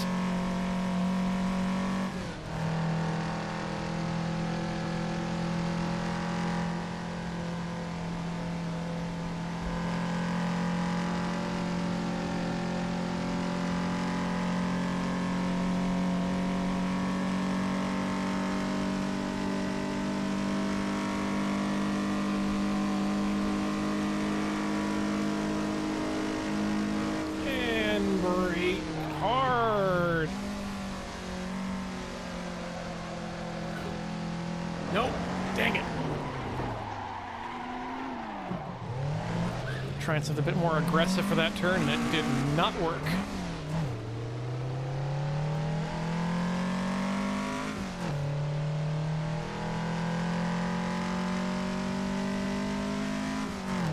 Southpaw, there's a good chance you'll get to see the game on stream, Dead Stick, at some point. I enjoy playing that game too much not to share it with all y'all at some point. Probably in the form of an bonus rather than anything else. Oh. What up? We driving. Yeah. Yeah. It's been good today so far. That's good. Yeah. A lot fewer crashes caused by me. Oh, improvement. Yes. Unfortunately, the cars are hyper aggressive this time. Don't you set the parameters, though? Yes, okay. I set aggression to 0. We figure this may be like the eponymous Gandhi bug from Civilization that we've discussed and determined is not a bug, or was written in because people believed it was a bug that existed, that he was a hyper-violent megalomaniac. But yeah, you'll just be driving down the street, and a car will come up behind you and decide, no, I want to be exactly where your back wheels are. Move. and then I do, not because I want to. Yeah, we've made so many discoveries today about where your bones go, how expensive ferries are. What kind of ferry? Well, we've discussed a number of them actually, but mostly the ones that you ride to get to other places in British Columbia. Yes. Okay. All right. But I think we did decide that someone was going to be right. It was not Tupac. David Bowie was going to be the person that Nintendo was going to revive to be one of the fairies in Ocarina of Time, along with Taco and Iggy Pop. I didn't realize the game was going to be so celebrity casted. Hey, you know, it's if you're going to have a fully voiced game, that's right, chat. You heard it here first. The remake of Ocarina of Time will be the first time you get to hear Link talk. So who's voicing him? Oh, I don't know. One of the surviving Jonases? Wait, did the Jonas Brothers die? I don't know. but They can't be that old. That's why I specified surviving. They may all still be surviving, but that's not a guarantee. Chad? Can you please tell me that Ian is wrong? I know it in my gut, but like I just don't don't know that information. Wrong that they are alive or wrong that they're all... Just that you're wrong. Thank you. Great, good. Oh, many people are alive. Oh, good. Oh, I yeah. was afraid that when I was walking down the street, it was full of ghosts. In the bright summer sun. Oh god, is it hot today? It's like 21 out. Okay, I need to coast into the pits because I did a transmission. You did a transmission. I did a transmission. Oh, happy Pride for you. That is definitely the theme today. Well, everyone like sang it. Oh yeah. Okay, now can we get... Do I have enough momentum to get to the get to the end? The other fun thing that we discovered is that when you think about numbers too hard, the computer stops your car. When you personally think about numbers too hard, Yes. the Yeah, computer starts your car. my thought is that the computer's angry at me because thinking about numbers is its job. Oh. Fresh transmission. I mean, have you checked what its work hours for doing math is? That's... Because maybe you're just telling it to do overtime and it's rightfully upset. Well, it has locked me out for 50 seconds, so... But as the Necromancer points out, we have managed to not hit the 5,400 second penalty, which is something that we had done in the past. I guess, yeah, I guess transporting to the pits from within the pits is illegal somehow. It's just a bathroom break time, right? Like, if you have that kind of downtime. Usually, we thought about actually pausing, and we tried it out in the pits, and then people felt it was too cognitively disorienting to have the car time be different from real time, or at least real time in France. Oh, I meant to ask you, actually, are you planning to go to commercial screen during this run at all? Yes, and in fact, Because you don't have to. I have a couple times already. Oh, okay. Oh, but I don't have to put it up there. Well, I I mean, just think that it'd be fine if you didn't, but if you want to, if it's better for you, that's fine too. I don't want you to feel pressured. I think it's better for the channel in that there's less of a chance of anyone reporting an unmonitored stream if I'm even away for 5 minutes. Chat, would you be... Chat wouldn't narc, would they? Oh, Chat. I mean, I know you do with your clips, but you wouldn't, like, seriously narc, would you? While you're giving that answer, chat, they wouldn't snitch? Of course not. Except for all the times you do. I asked a question earlier of chat, and I gave the answer for myself, but you're the first person to show up since this question has come up. When you think about chat outside of the concept, what sort of physical form do you give them? Because for me, it's the WinRAR icon. I don't... Oh, okay. Sorry, I've never heard that word said out loud. WinRAR? Or... Yeah. Okay. Fair. It took me a minute to understand the spelling of that in my head, and I was like... For nearly 2 decades, and we've never talked about WinRAR. We're not that good of friends, Ian. Yeah. So how do I visualize chat outside of this window? I don't. It's more. It's like I've met some people from chat, so they have kind of a human shape Okay. in my mind as individuals. Oh, yeah, but like individuals. I don't think this is what chat looks like. They look like a bunch of text. It's okay. It's not that you are WinRAR. It's just that you have the same aesthetic vibe as the Win, and not of the program, just as the icon. Did they give you this much grief the first time? Oh yeah. Oh, okay. Well, actually, because I asked them the question of what they think they look like. A few of them had a bit of a mental breakdown, but that's okay. I mean, that's just normal. We all look like we're having a mental Break. Speaking of, I don't know. I guess if I was gonna give them something, it'd be more like a Winamp skin. Just because I think that would be visually fun. right? And there's a lot of colors in that. There are a lot of like options, their too. usernames and stuff. So it may be more like that.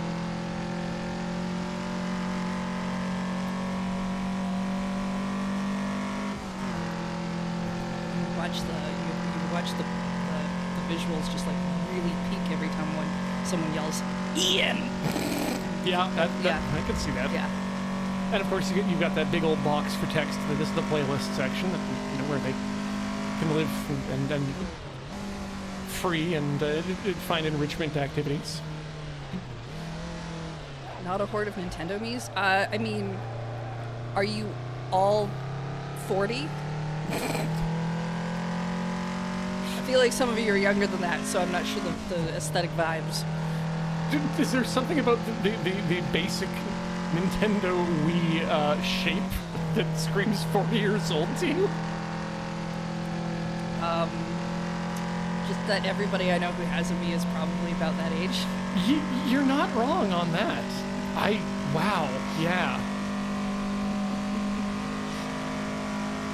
I remember getting my Wii because I took a North American Wii with me back to Japan that I had modded in North America, and the person who bought it and set it up for me in that way was absolutely the most 50-year-old, 40-year-old person I've seen. And now they haven't aged like a day since. I need to get off Facebook completely. You're on Facebook? I don't go there for anything other than the marketplace, but then That's true. People do use it for that, don't they? and then there's this one guy who's still in my friends list because I never pruned everything off. And they go, I guess enough of my family's dead. I could go back to Facebook. oof. I wouldn't recommend it. No. Sounds like a bad idea. Even given the situation.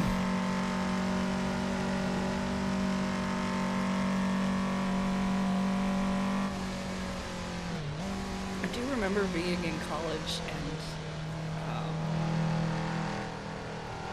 a lot of the people in my class were in like early 20s. Mm-hmm. I was not. I was one of the older people in class. A mature student. I was in my 30s, and I remember the fresh out of high school ones who were like, Twitter's where the old people hang out. We all hang out on Facebook now, and that was really weird to hear at that time. Yeah. Because literally, like I think 5 years prior, that was like the opposite. Oh yeah, in my mind, the Facebook has always been a place for the youth, and until it became a place where it's just the olds.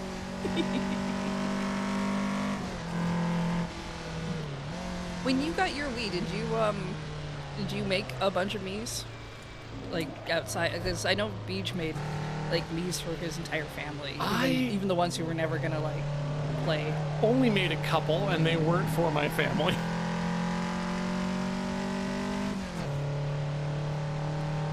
I think it. You know what? I think it was because I didn't really like the majority of the options available to me. I think it was one of the more difficult platforms for me to actually make what I would consider to be a screen accurate in.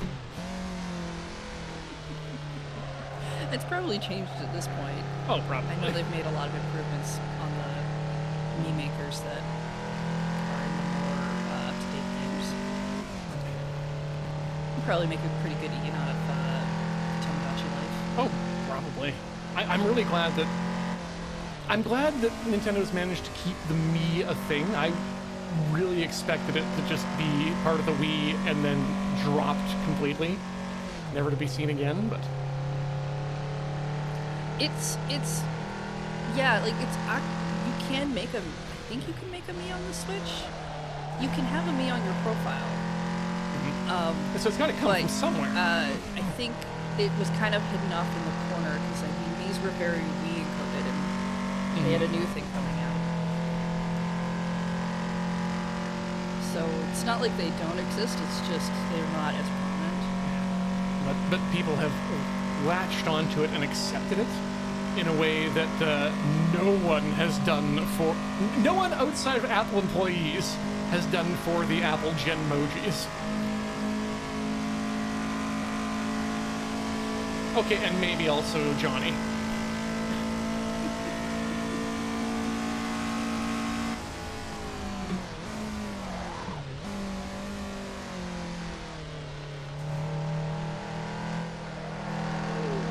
There we go.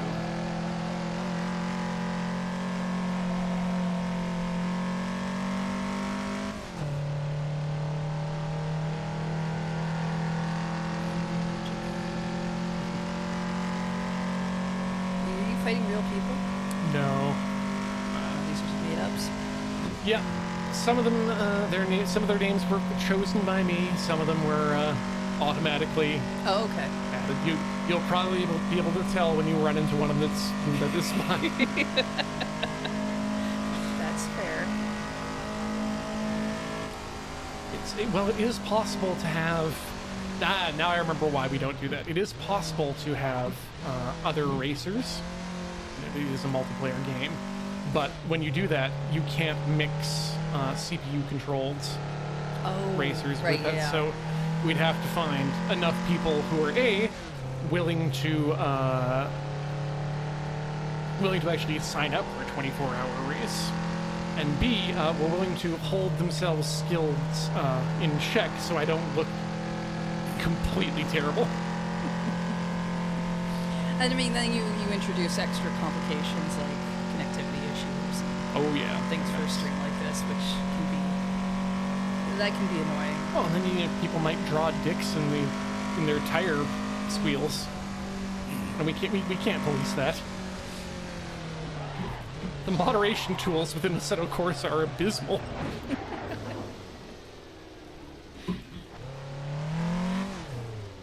Whoa.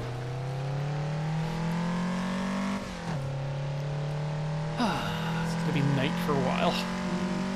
So you excited to see Tupac in Stranger Than Heaven? Absolutely not. That was actually what brought up the whole David Bowie Oh yeah, that would make sense. conversation. No, I very much would like the dead to stay dead and to let them rest, and it not enrich white dude from Hollywood who currently owns the I always forget the name of the studio that makes the games. Ryuga Gotoku. Yeah, weren't they working on a different game? You are thinking about the head of the studio, who left the studio to go form a new studio with NetEase, and was looking to do another Yakuza-style game until that studio got dissolved, and I'm very upset about that. Okay.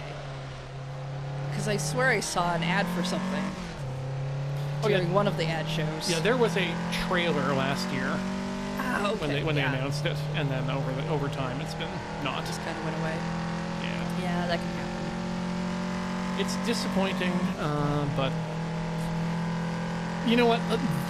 The video game, anything could happen in the next 8 months in the video game industry. A lot of games from what I'm hearing so far, especially in between September and October. Yeah.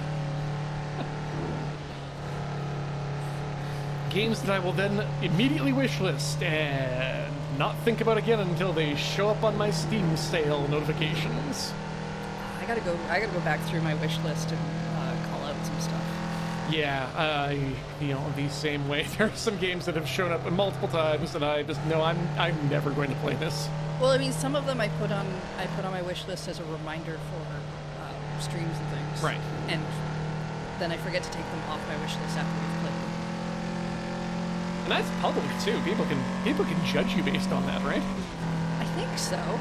I think it's public. I didn't feel any need to like hide it.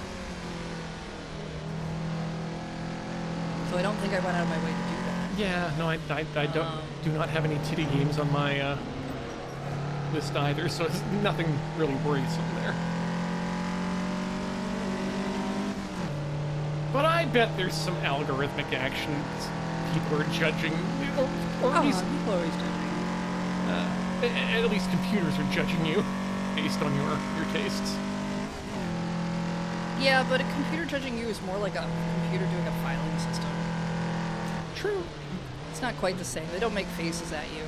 I mean, that's They show you videos of other people making faces at you. generally why I enjoy working with them so much more than humans.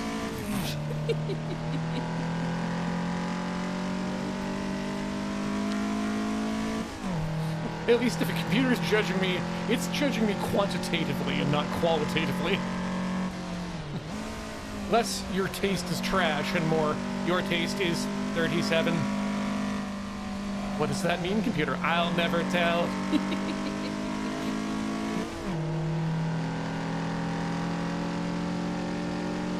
This is great. There are people here who talk to me and relay the chat. I don't have to read it and crash. Yeah, that's fair. Is there anything that caught your eye during the massive The massive blitz. let's shove a bunch of different action scenes at your face? I mean, I am interested in the Wings of Thiv, Ace Combat 8. Having played Ace Combat 7 and now just yesterday decompiling and recompiling Ace Combat 6 for the PC so I can play through that. The other two that were, I commented, I think, in the chat at that time that there were two games that seemed laser targeted at me that both whiffed completely. And that was the Stranger Than Heaven, the Ryu Go Gotoku game, that I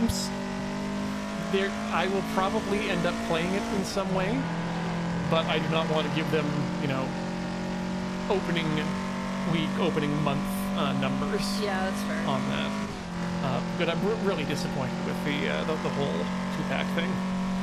But the other one was Gundam Dead Orbit, I want to say. The Gundam game that everyone clearly what I take out of Gundam and what other people take out of Gundam are very different things, and that's okay. It's a big tent. There is a lot of Gundam to go around. But there's nothing in that trailer that, other than the V-fin on the robot, and the Haru at the end, there's nothing that says this was a game that was created with the intent to be a Gundam game. This looks like it was a pretty finished product that had some shinies slapped onto it. Yeah. I'm pretty sure when we were watching that stream, I said it was a Gundam out of a jest. Before I saw the V thing, and then I was like, yeah, it's Gundam. Still, that gave you a fantastic quote in the database. Yeah. It's always nice to see one of those pop up. Sometimes it's horrifying to see one of those pop up, and you're like, oh. I said, what? Real Gamer Cow must have been out of the room for just a... Time has no meaning anymore. Earlier, I was actually talking about Dead Stick, which was not featured in the game's advertisement festival, but is something I've been looking forward to since back when I was still attending PAX. It's a flight simulator game where you play as a bush pilot, so the planes you get are tail draggers, come single, double seaters, real small prop job stuff. And it's meant to be accurate in a way of more of an actual simulator of the life of a bush pilot. You know, you've got to make your deliveries, you've got to navigate via visual landmarks and dead reckoning and instruments. There's no GPS in it.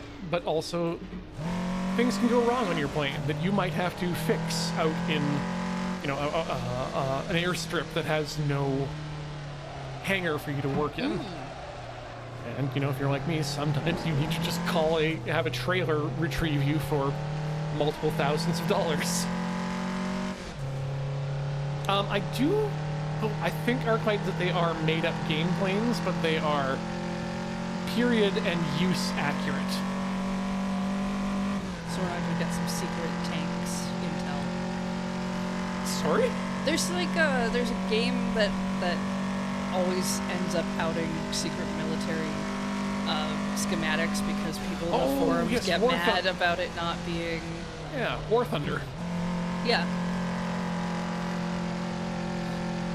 I think we get like one of those stories at least once a year, if not more. Oh yeah. Sometimes 3 times a year is a treat. Like, I think if nothing else, it's more likely that it's a licensing issue. Because all of these companies expect to be, if something that's going to exist in a game, they expect, well, you're going to have to pay us for it. You have to either pay them or they really want it in your game because they want the marketing. Yeah.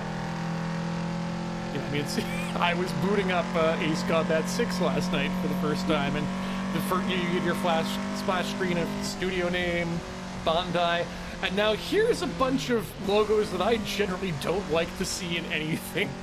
Raytheon, Lockheed Martin, Boeing, Unity 5. Yeah, that one too. And then in just white text, the Japanese Self-Defense Force.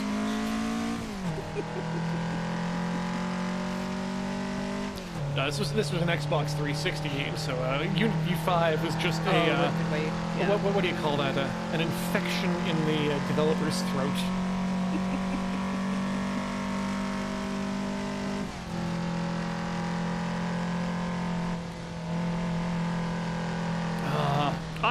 I wish I wore t-shirts because there is a podcast I listen to that does some merch, and one of the t-shirts they make is a "You're Boeing to Die." Do you do polos? Because I think I've only seen you do button-ups usually. I had some polos for a while, and I kind of went full button-up at some point. I know some places will do polos. So Heather, I am not a lot. I am lazy in the sense that you wear a button-up shirt. That's not a lazy choice. I wear a button-up shirt, but much like I don't buy any sort of kitchen gadget that can't go in my dishwasher, I don't buy any sort of shirt that requires me to iron it after I take it out of the dryer. And so this you know, if you take your clothes out of the dryer right away and fold them, you have less chance of wrinkling. Less chance. Unfortunately, most of the polos I've ever had in my life are that sort of cotton waffle knit, and those collars really don't. They tend to bunch up in the dryer, and you never get them straight. Yeah. No straights here. Yup. It's pride. Wheel not straight. Thank you, happy pride. Is there's a suspension? Is a little play? I think I can get. Oh, we only have 2 more laps before I'm out of fuel, so I think I can. You've heard of that, right? I think this is a real thing. I don't think this was a joke I saw. That if you play Balatro right now, you can't win with straights. I saw that. I don't know if it's a joke or not, but I'm pretty sure it was true. It's so good. Do you like it when games do silly things like that? Much better than just, putting a rainbow filter over the Balatro logo.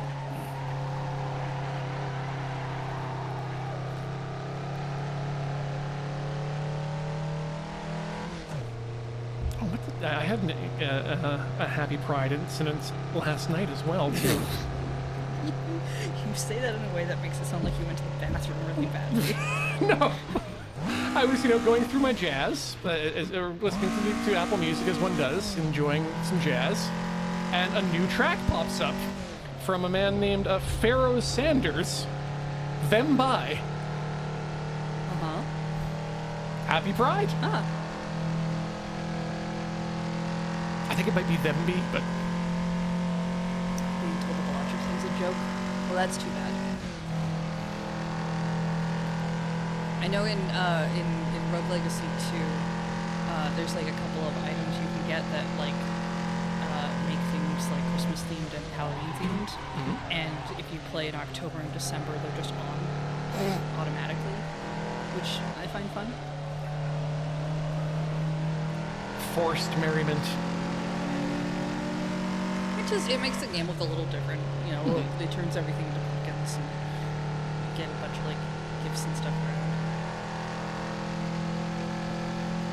Like, as somebody who's had to try to find Christmas-related games for streaming, sometimes it's just nice to find something that kind of does the thing. That got a lot easier for me once I realized that all Yakuza games are Christmas games. Like, they all have... I thought they happened over a period of time, not just on Christmas. Well, the first one happens around Christmas. Oh, okay. And because of that, all of them do, I guess, in my mind now. All right. Because it's the first game, right? That means that sets the tone for the series.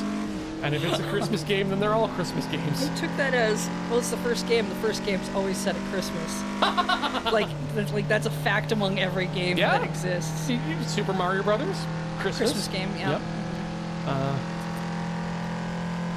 I mean, Mario Brothers 2 is a dream, I think. Yeah, that's a post-Christmas dinner dream. Well, I was thinking New Year's dream. Oh, that's who which is around, which is around Christmas. And then the third one is a play, and you only really do plays for big occasions. So that's basically the play that they've forced all their parents to go to for Christmas. Yeah. Super Mario Brothers 3 is a Christmas story allegory. That's why we all like the shoe. It's the stocking. And all the Koopalings represent the multivariant nature of Christ. Yeah. Yeah. The Catholic Church wants you to think that there's only 3 forms, but no. So many, and each of them have their own castle.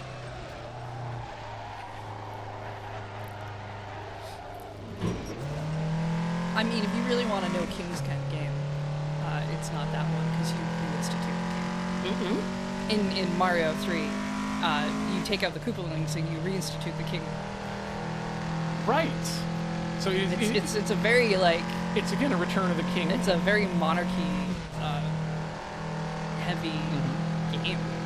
I do question how the Mushroom King was able to hold on to the mandate of heaven for so long.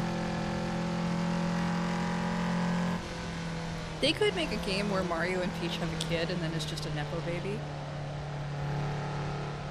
Doing weird, like, social media posts. Sorry, do we have an explanation for the baby Mario, baby Luigi coexistence?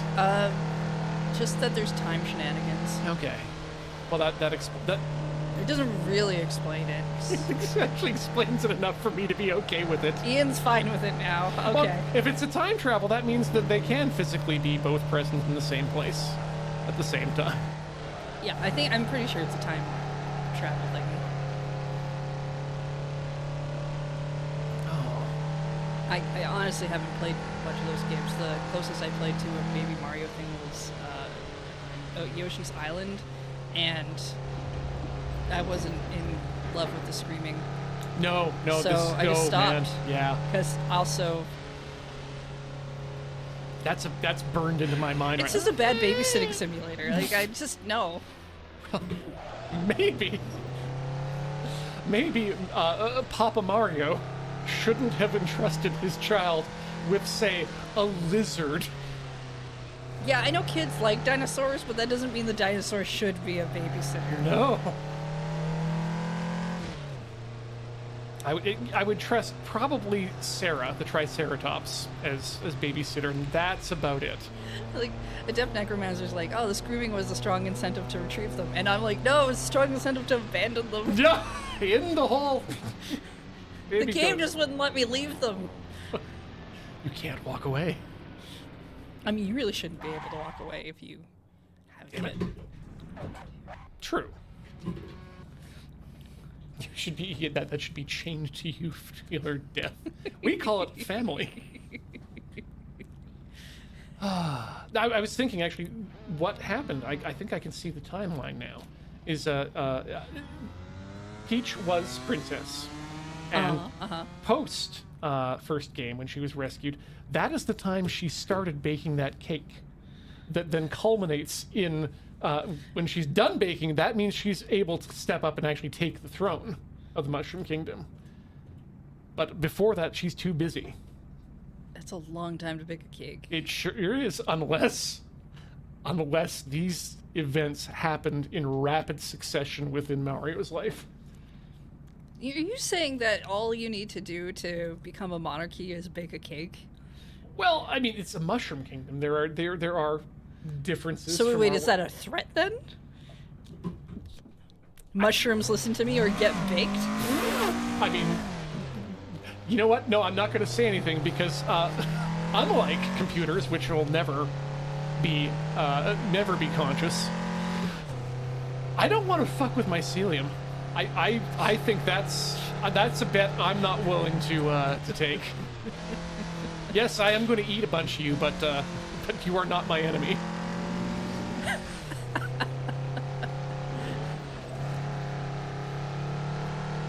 I don't know. I think that's a lesson from one of Aesop's fables.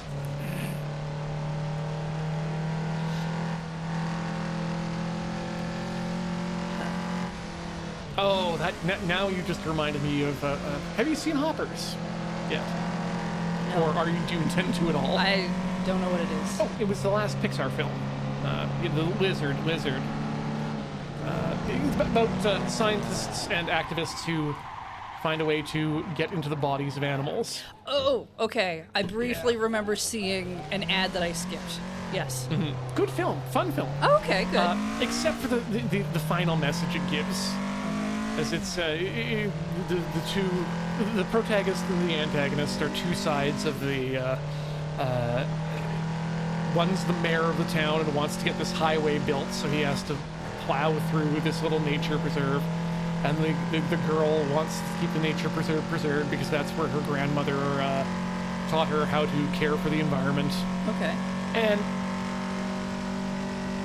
the end of the movie has the mayor saying, "Ha, we're good friends now. We work together to do some good thing, but I'm still gonna keep doing the thing to make the road be built and actually destroy the nature." And So nothing has been learned. no, it feels like, oh, we're going to, we've connected. There's going to be a betterment, and no, the answer is there is no. You should still be friends with the people who are going to maybe ruin the things that you love. No. No, right? No. That's a weird signaling. Yeah, wasn't particularly happy with that, but it's a corporate movie, so you got to expect what you can expect. And then they got out the guillotine. You know, I do want to see Pixar animated guillotine. I think they do a real good job, but Or maybe they'll put one in Toy Story 5.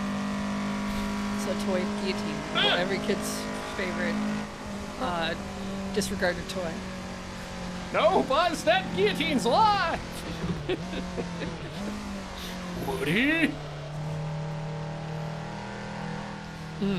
I mean, they tend to take one thing that they use as their technology progression and demo in every film, and they've done water, they've done hair, They haven't really shown off the sharpness of something exactly. You know, the way that or blood splatter. They could really work on their blood splatter. They really do. If there's one thing there's been not enough of in Pixar movies. It's blood. We started with the idea of blood. Blood. It's inside all of us. So why isn't it inside of our characters? In their heart? I really want to make this heart pumping. Yeah. We figured it's important that our characters all have inspectable blood. Documentary pans over to the screen where Pixar animator just is unclicking the boxes that say skin, bones, veins, and just leaving blood. Somehow Pixar has made the next Trauma Center movie. Ooh. They do good work there. Ah! I don't have a sixth gear. Are you telling me you only have 5 gears? Yeah, and an open gate. It'll give you a surprise when you try to get into it. Is that the guillotine? Drop the guillotine. Oops. Not time yet.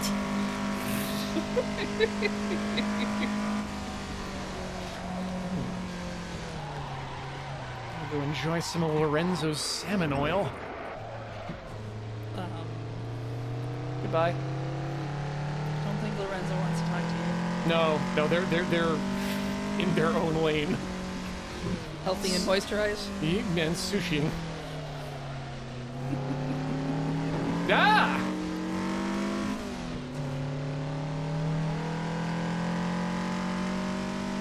Where are we at? 35. That's better than we were previously, but worse than we were previously before that. Better, but worse. So what are you getting back to the game advertisements? What was your big takeaway from what's coming up in the next 6 months game release wise? Well, I'm curious to see the Rhythm Heaven RPG thing. Me too. Yeah. Because we've played We're some going rhythm to games play that it. have RPGs, and those are hit and miss in how things happen. So I'm hoping it's good. Because I'd hate for Rhythm Heaven to have anything bad in it, but I'm more curious to see when they intend to actually release Ocarina of Time, because they only gave it a 2026 date. That's still not much time between now and the end of... Yeah, but I kind of expected they would have given us a season, like fall or winter or holiday, or like one of those at the very least. So I find that kind of curious, but there are a lot of things just kind of plopping into a lot of spaces. So maybe they haven't quite. I'm sure internally they have some stuff picked out, but they probably don't have quite like exactly what they want to go with yet.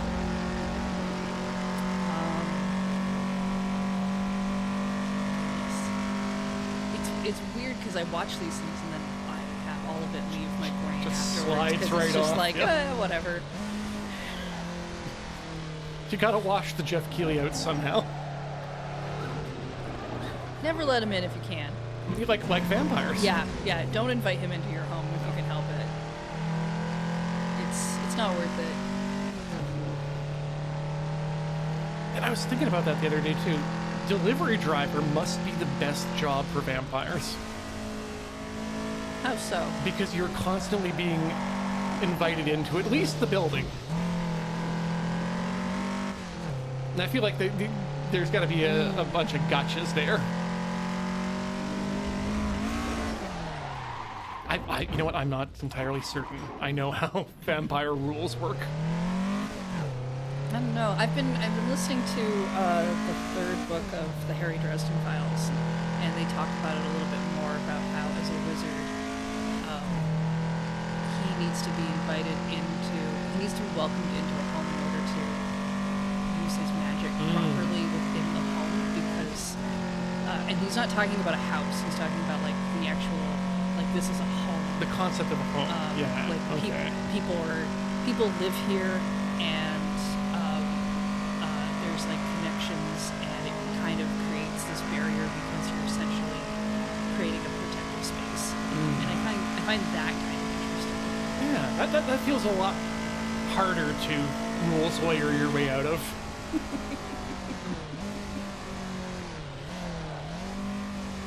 Yeah, because I've seen some stuff with vampires where it's got like, well, is it like the homeowner who can invite you in, or is it like, Ooh, yeah. is it just like, could the renter technically invite you in, or could, because there's some stuff where it's like, oh well,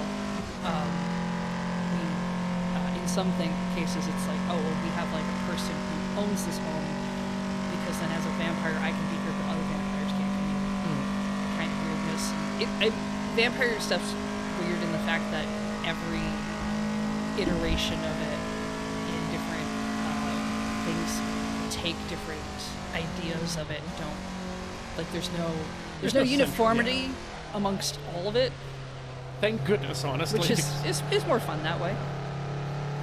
Rather than we not have to go to the Vampire Corporation to check up on lore. Make sure everyone to update your vampire timeline.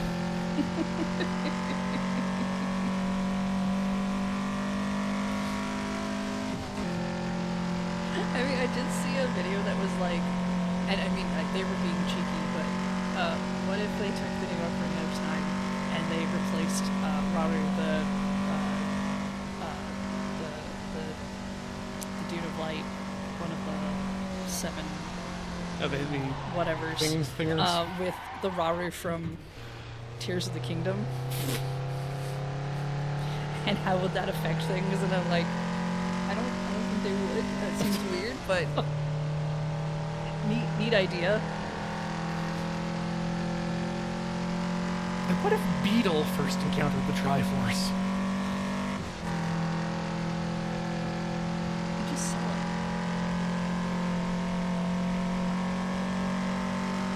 Would it still break up then? Like, would you still have the Triforce of Power, the Triforce ship, and the Triforce of Commerce? Okay, so based on a bunch of videos I've watched, the whole idea of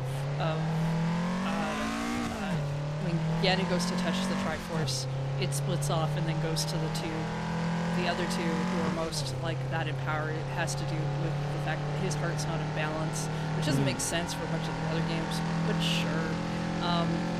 It might, if, I don't know, I feel like you could be so out of balance that the entire Triforce just lunges away from you like the polar opposites of a magnet. I'm now just picturing David Lynch sitting down in front of Ganondorf like, so I told that asshole, fix your heart or die! Cope! Cope, if you're full of hearts, you can shoot lasers from your sword! Anyway. So that's, okay, checks off David Lynch impression. Oh. I'm sorry, did you distribute bingo cards for this stream? I really, you know, Heather, that would have been a smart thing to do for the 10th anniversary. Well, you're what, 6 hours in? That's true. 6-ish hours? 6-ish. Chat, you've got some time to make yourself some bingo cards. You are all clearly strong. You've all been here for the last 10 years, right? You're all clearly strong fans. Share your bingo cards. Put them in the Discord. The famous thing about bingo is that it is a game where you make your own card. Based on what I've seen in bingo halls, people would enjoy that. Yes. Heather Deary coming down on a strong opinion here that people like winning. I loved going to the bingo hall as a kid. Oh, yeah. So usually I got a chocolate bar. Oh, so did you end up doing any playing at all? They did give me the bingo daubers to help them fill in the things for a while, but they stopped letting me have them because I used them on my face. Oh, yeah, no, that's not where that goes. Because I was not very old. I decided they were face paint. I mean, they do work really well for marking up skin, to be frank. I got a pretty decent Ninja Turtles face paint going before they stopped me. That took a long time to get off. I bet.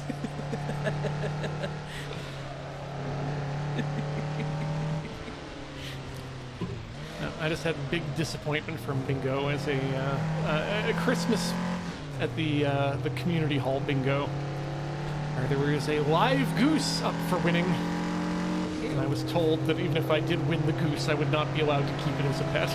Oh. Yeah, that would be disappointing. Yeah. Big bird.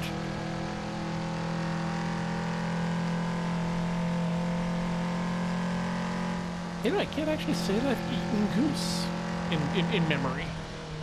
I must have at some point. It's not something I recall doing. I mean, it's not something you do casually. That is an undertaking. Yeah, and it would probably be a big event like a Christmas dinner or Thanksgiving or something. Usually. The Big Bird holidays. Which is different from the Big Bird holidays of, I would say, Snuffleupagus' birthday and Ramadan. Devout Muslim Big Bird. Not a lot of people know this.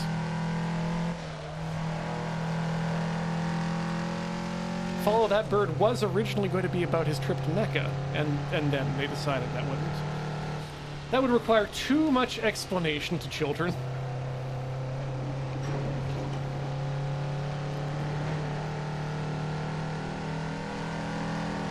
TXC2 has eaten horse meat. Yeah, I have also partaken okay. of the horse, twice actually. Once when I was in France, got to have a horse steak at in the same dining room that the Prime Minister of Canada was at the time. The second time was in Japan, where Corey and I got to try some raw stuff at the local raw horse emporium. Horseporium. It's meat. It's Yeah, I mean, all sorts of foods out there that you can eat. You were talking about that as well. yeah, I kind of overheard some of that while I was working on some stuff. Oh. Apologies, yes, I may have been loud and If I thought you were allowed, I would close the door or something. The streaming office does not bother me that often. It's generally, unless it's just like outright screaming constantly. that doesn't happen all that often Since- here. Which is actually less often than you think. At least that I'm around for. But most of the time, it's the hardest time I have doing is if I'm working on editing something and the people that I'm currently editing are around the hallway having a discussion. My headphones do not drown out their voices, and then it's too much for my brain to be like, no. I have no memory of this place. Oh, that's right. That's where we are now. It's a track. Don't you come by here often? Very often, but it's not often I'm driving without headlights. And that was a... Wait, where do I go? Now we're okay. Now we know where I am. Also, I can't be around people I've edited recently for like an hour. I make them... I often sometimes have just heard them say the same thing too many times. Yeah. Depending on the edit, there was there's stuff where after you've gone through an audio edit where on an audio only thing where you've taken out a person's ums and ahs, and then you go and you talk to that person right after. Oh. It's all your brain is doing is trying to edit out things live. Yep, and you're it's- processing where it's the... just rough. It's not anything that's like their fault. It's just like I need some reset time. It's, well, if I may, someone was asking earlier, I mentioned that I'll need to wait till the Tetris effect goes away before I can properly think about cars or driving or anything like that. And they asked, what is the Tetris effect? And it's kind of like that with the ums and ahs. You get so focused on the task, you start to see it. And like this, I will close my eyes at some point over the next 48 hours, and I will see a road, or I'll see, especially when you're just about to fall asleep is when it kicks in. I'm like, no, I need to turn. And so, Yeah. hearing the ums and ahs being just all that there is to people's speech. Regardless of hearing and processing everything they're saying, the only thing that matters is the target that needs to go. The scariest thing Beach said to me while driving was he'd been playing a bunch of threes, and a red car and a blue car were next to each other. And No. he was just like, those two go together. And I was like, no. I don't. Whatever your brain has decided you're doing right now, understand you're driving. The one thing that is the most important in driving is to not make the cars touch. Cars must never know physical love. No. We need to leave room for Jesus 6 times over. Ooh, man, yeah, that's, again, the Catholic Church could not have foreseen the idea of an 8-lane divided highway. The most they could consider was 3 lanes. Thus, the Trinity. Dances in the universe of cars are really weird. Yeah. Why did I cannot believe it. What is going? What is happening to me? That it's you. It's not you. But Ian, whatever's been happening to you has been happening to you since I've known you. So I. I mean, in the less broad sense, specifically with regards to transmissions. But no, fair analysis.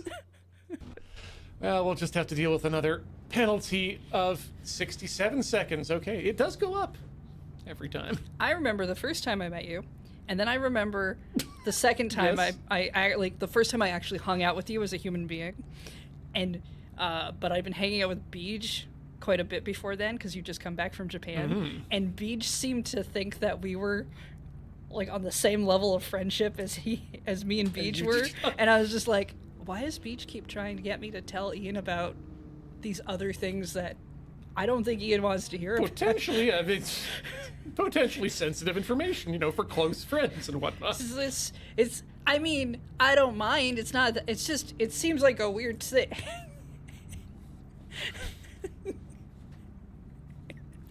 Yeah, no, And I think he kind of just bunched us all together as like we've all been here at the same time. And like I met Ian once briefly before he went to Japan, dude.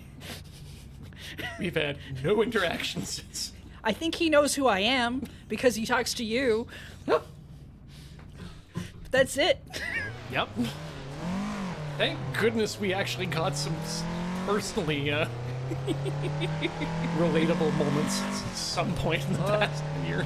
Could you imagine? Because I think I was having some sort of weird friend fight at the time. Oh yeah. Too, and he's like, "Oh, you should tell Ian about like this other thing because it's really funny." I'm like, I don't know why I would do that. We don't know each other. No. I don't even know if I want to know this person yet. Like, To be we're on fair, a road trip, and it's fine. I'm Yeah. I'm sure he's a fine guy. Why would I start with that? There we go. Sorry, I had to clench a bit. I didn't want to go You know, back to the I'm pit. not necessarily the best at human interactions, but there are things I know you don't human interact with.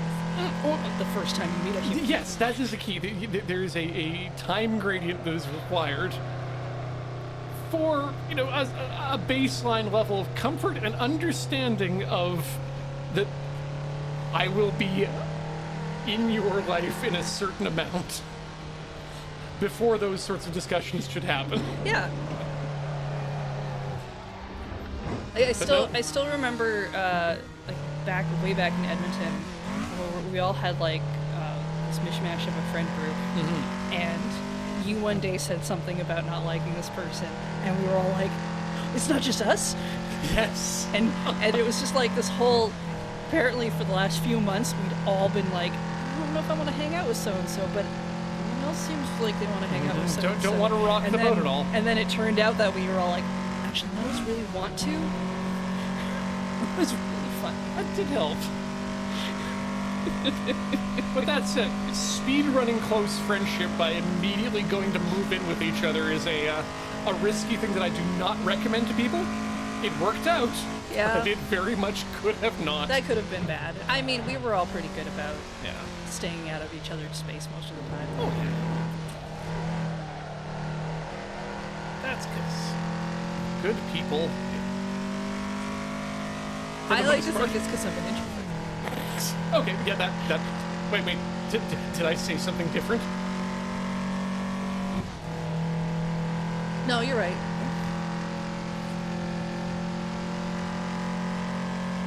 I mean, I've hung out with people who are incredibly extrovert when I'm the only person around, and it's very weird to watch how. Not to say this is wrong. If any of you are, I assume most of our chats are not heavily extroverted people, but if you are, it's just very weird to watch somebody who feels like they always have to be around people. Yep. When I, as a person, am like, oh, it's been 2 months? Oh shit, I should probably talk to somebody. Yeah. Like, I need to connect in some way. Do I have to though? Yeah. Can it happen naturally instead? I learned a lot about other people's limitations during lockdown. Oh. Ooh. And actually where my hard ones were. Yeah. I think I lasted about 3 months before being like, oh, human interaction actually is nice. I'm not sure where I still don't know if I feel like I'm out of lockdown yet. And then I get to see people in my day-to-day life. And boy, is it... I'm gonna say exhausting to watch an extrovert in their element in a workplace. I think I just remember in like, I want to say grade 8, realizing that all the people that I became friends with were very outgoing, and it was not by my design, because all the people I wanted to be friends with were off in the corner reading, but I wasn't going to be the person who went and interacted with anyone first. No, because And- you have the concept of empathy. Yeah, and then it's like, oh, this is how I ended up friends with all the puppies. Shoot, well, I need to stop doing that. At least to this degree. Yeah. And how did that turn out for you? It worked out all right. Good. I think so. I mean, I got Corey.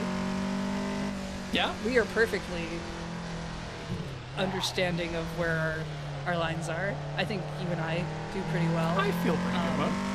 Despite your earlier comments. Only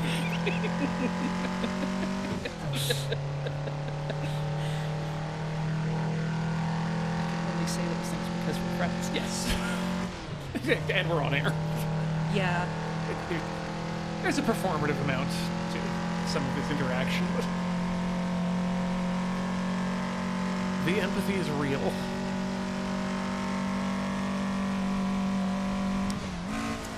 I definitely was forced to be around those who were extroverted. I feel like I was trained like a Bene Gesserit missionary to be able to interact and function within a what's a collective noun for extroverts? Cacophony? Sure. Sure. Yeah, it sounds like something. Yeah. Rave. Oh yeah, rave would also work. And doing a lot of public speaking and. I think I went to school dances like 2 or 3 times and just stared, being like, I don't get it. Oh. I don't understand this. How do they all do that? I could be at home Yep. reading. Oh, reading on the computer. Oh, yeah. Like 3 uninterrupted. Instead of going to school dance, I can have 3 uninterrupted daytime hours of computer time. Mm-hmm. Oh, luxury. Which is funny because I kind of like doing going to a coffee shop that's busy. Say, as long as I can find a seat, and that level of hum of your machine making stuff, and you have the nice smell of coffee, which I don't like coffee, but I love the smell of it. And and then like people just kind of having normal conversations, I find pretty good. That's a fun dynamic to be around. I don't even mind the conventions as long as I can be like, I'm in the crowd and no one is paying attention to me. Yeah. But only for like a couple of hours, because then I'm wiped. But that's, I feel like that sort of activity is different than extroversion. You are not, you are in public, but you are not interacting with the public. Yeah. And I do enjoy that sometimes, especially when I can, plug in and have a good book in my ears or a nice podcast. Every PAX I've been to, someone has waved at me because they knew who I was and looked behind me. I have also felt that Every single one. acutely. Yep. In fact, I think I did it at the last Desert Bus after party. Yeah. And I know all those people. Yes, but someone more important might be behind you. I just figured there's somebody else that did it.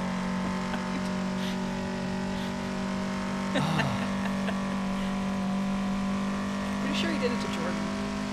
Oh, he deserves it. No, she. Oh, okay, she. Well, no, that's mean. No, it's mean either way. No, RAFK's fine. I think I've only hung out with him a few times, but they've all been pretty pleasant interactions. Yeah. I like to give him the gears. 'Cause Well, I mean, that's it's what- fun to throw strays his way. Yeah. There are just some people that it's fun to throw strays at. The masculine urge to shit talk your friends. I'm extremely bad at it, Suze.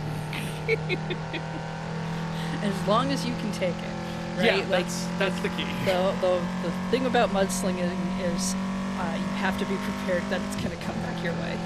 My problem is I'm never sure how hard to go. Which is why I don't often do it. And I do have a bit of a deadpan delivery sometimes. So the triple combination of sometimes obscure and difficult to unpack verbiage, mixed with deadpan delivery, and never sure if it's the appropriate amount of shit in the talk, means generally not often I'll do it. I never want to destroy someone. I mean, I'd rather consider not my friend. do it than if I'm unsure. I think I've only crossed the line a couple of times, and it's generally been because I've been sleep deprived, and so you just don't have filters proper in your head. You just say things without thinking. Yep. And you're already irritable, and so they don't come from a good place anyway. No.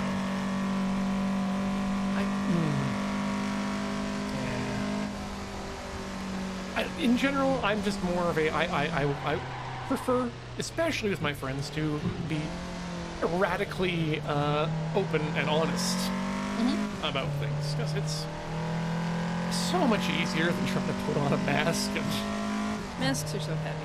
yeah.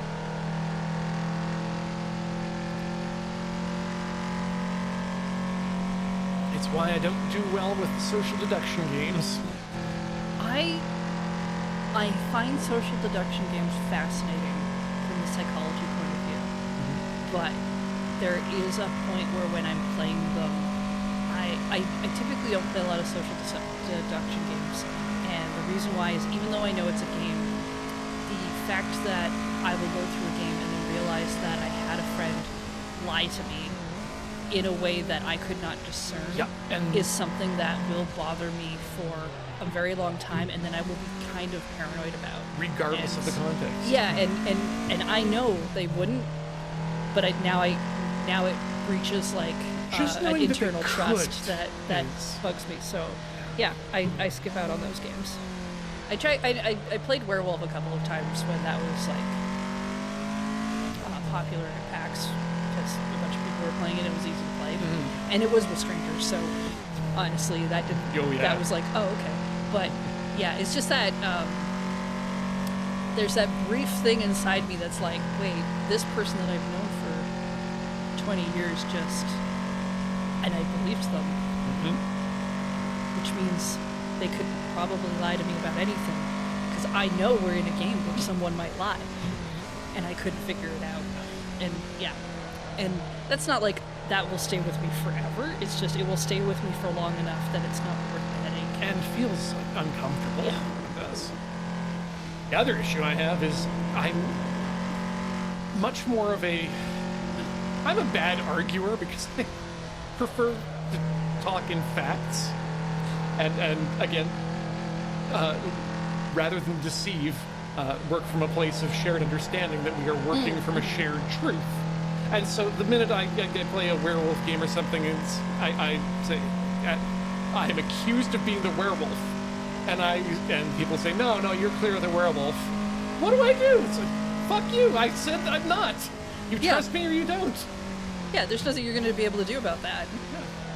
It's not like you're going to be able to convince anyone. You're in a game where you could be, and if you say that you're not, it's just going to come off as potentially a lie if they've already decided you were lying. It's like, well, how do you tell? Well, you put everyone's blood into a petri dish, and then you put fire in it, like in the Thing. Now we all know.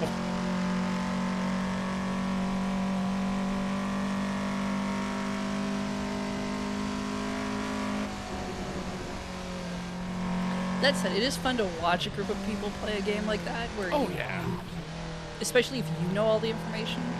Yes. Like, because it's fun to see people get away with things and do whatever. And the performative aspect can be fun time. Yeah.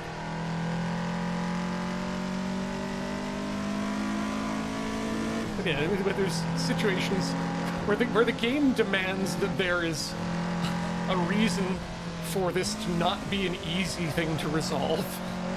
That's... Like, I don't mind it if it's like, oh, you're playing poker and someone bluffs you out of a hand. That for me is a different level. I don't know how to play poker, so I've never done that part, but like, I'm thinking games like that. It's kind of fun, actually.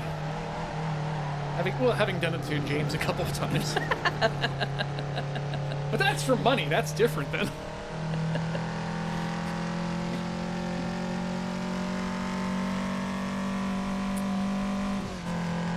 I had a lot of fun playing bridge. I hope we do that again. Good time? Okay. Yeah.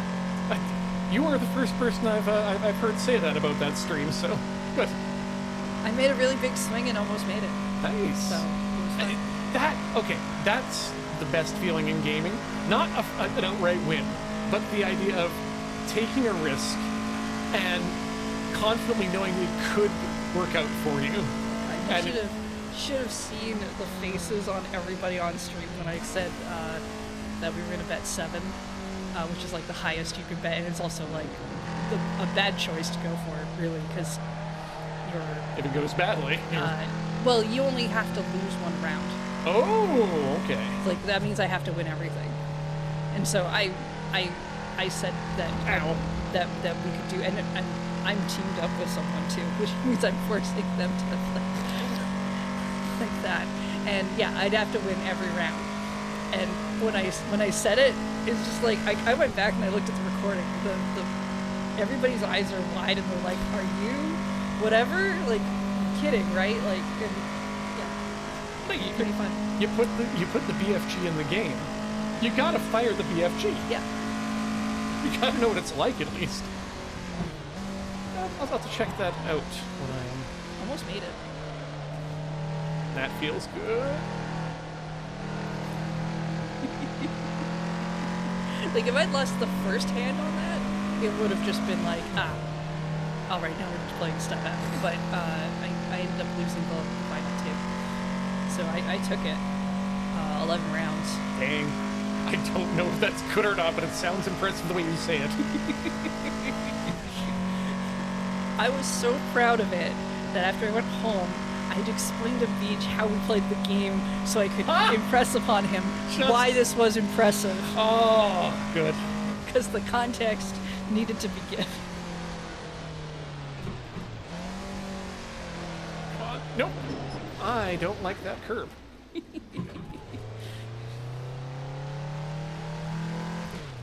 Good work. Yeah, I mean, I warned everyone very briefly. I said goblin, and they should know by now. Thank you. You should know by now when I say that, what I'm about to do, that I'm serious that I'm going to try to do the thing. Maybe get away with it. That's the hope, right? If you can pull a huge swing, you can actually get away with something. Mm-hmm. Because, to be honest, I don't think anyone's going to really remember if I don't make it. No. Because I said I'd do something that. But if you pull off a Sorry. called shot like that, Yeah. that is, no one forgets. Hey, Corey. Hello, Corey. Shall I pull into the pit? Actually, we're getting close to gas up time, so. Are you okay to drive for a few hours? Yes, I'm ready for my annual driver's test. Oh, good. I saw you talking about the driving on Good Morning Moonbase. Oh, yes. Ah! I touched the sushi. Sushi You has touched the collision? sushi. The sushi's now angry. It's really packed up rice. I'm going to give you a new body and a new suspension. I mean, we'll give you a... Yeah, you can use the D-pad for that. How do you pull up that menu? You just push a button up or down. Pad? Yeah. And then back and forth. Escape if you need to go back to the pits. Yeah, that escape. We're on transmission number 3 right now, so we're not doing badly. The car drives quite nicely. But it is still a manual, so be aware. And don't think too hard about numbers. If you do, the computer stops. I've seen it. It's very strange. Okay. I mean, that's how I live my life. The computer stops when I think about numbers. Oh no. Is there something you're not telling me about you and the computer? You know, we've been seeing each other for many years. Yes, I have also often seen your face and body. I'm at the computer. Oh. I don't think the computer can see.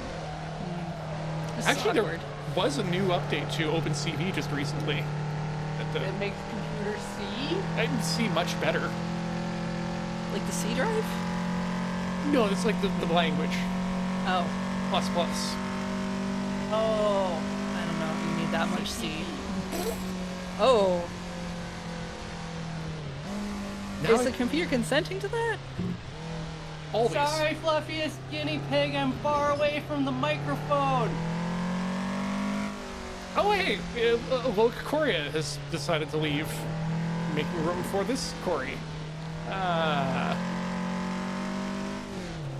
in the pits. Sorry.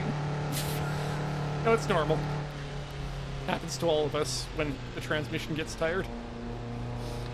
Is that's what's happening to the transmission? The transmission's just getting tired. Ah, It's it's- not anything that you've got going on. Well, it gets tired a second time and therefore needs to be retired. Okay, good joke, Ian. We'll see you folks around 7 p.m. For those That's of how I want to sign off. yeah. If you couldn't hear, Corey was just talking about her illicit relationship with the computer. It's fine. Scoot it forward when I'm not in it. Oh, because you can twist to get because it's hard to scoot forward otherwise. And then can you move away? Nice hat, by the way. I noticed that. Yeah. Okay. Oh I just got it. Oh, do I need shoes? Do you need shoes? I don't know. Do you want me to get your shoes? Yeah, could you get my shoes? Corey, What? it's good to see you. Oh, Hi. hi. This chair is very tall. It is very tall. You're very tall. Yeah, that's the problem. Do you need to be shorter? Yes. Ah. Oh, now I feel more normal. Okay. All right. We wait till you get your Yeah. shoes. Yeah. Yeah. Well, maybe. I don't know how you're gonna drive and put shoes on at the same time. All right, I need to take my shoes off. Ian's special shoes. Can't walk home in the readies. Oh, So what yeah. kind of lap time am I trying to beat? 2 minutes 59 seconds is not achievable in this car.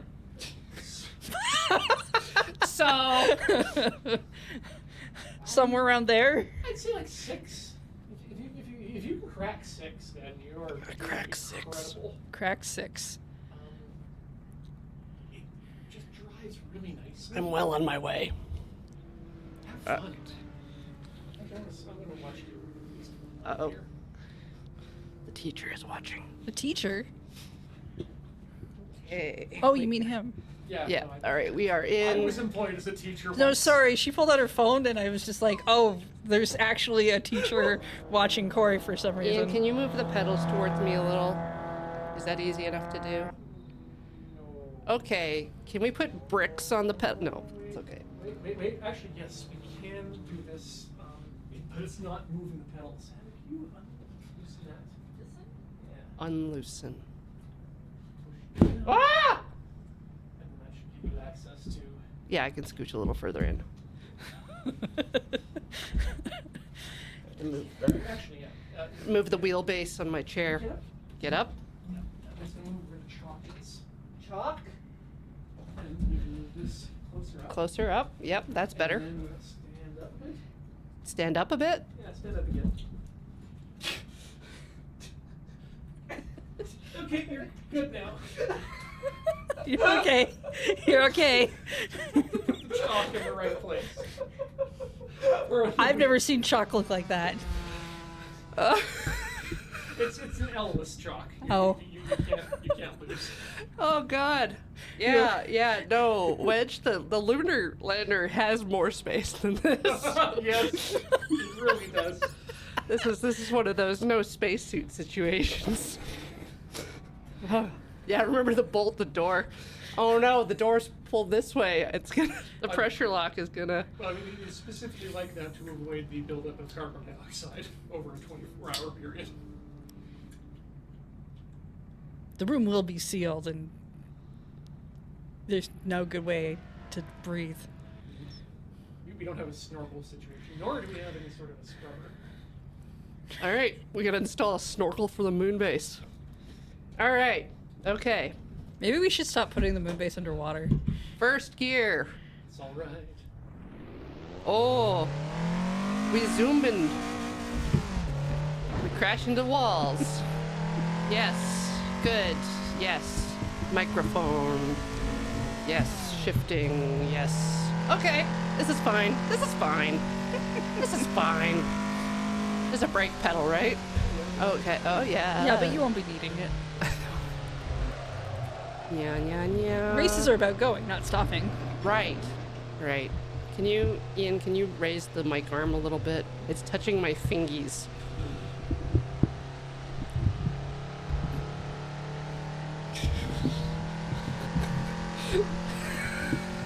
I'm afraid it's gonna touch my face. Hold on.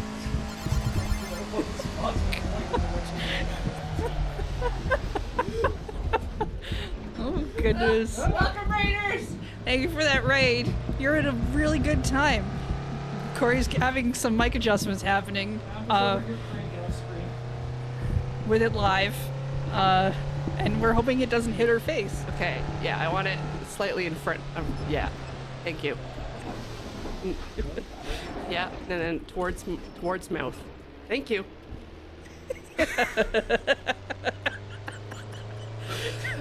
My glasses are fogging up. Already? Yes, I'm in 4th gear. How many gears do I have? 5. Okay. There's a secret gate. Yeah. A secret gate. I can't hear you at all, Ian. Great. There's a lot of engine noise all of a sudden. Oh, you weren't even listening to any of that, were you, Heather? No, of course not. Why would I? I'm not the one driving. Why would I have my headphones on while Ian's making stuff happen with your microphone? I know, but I did. I could have taken them off for you if you said something. I could have helped. Go the way it did, and I'm so glad it did. All right. I'm chopping. I'm chopping. We're dropping to 3rd, and then 1st. I still can't hear Nope. you. Hi, Paul. Oh. We are loud. Well, now we're gonna get gas. Well, in a couple hours. Yes, Heather. Oops. I'll have to see what we have in stock. Paul is not coming to help. No. Paul has other work to do. It's Yeah, Saturday. they're recording in Studio C. People have things to do. I did the one thing I had to do, and then I'm putting off the rest of the things I should be doing. Excellent. But none of them are due tomorrow, so it's fine. Maybe I don't need to completely break before. Oh, oh. Yeah.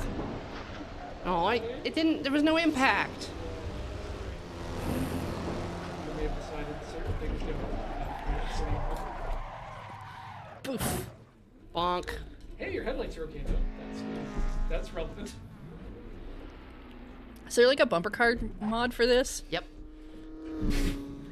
It is just this mod. Okay. Oh god. Okay. Can't look up and down at the same time. Unless maybe I do that thing dogs do to see faces.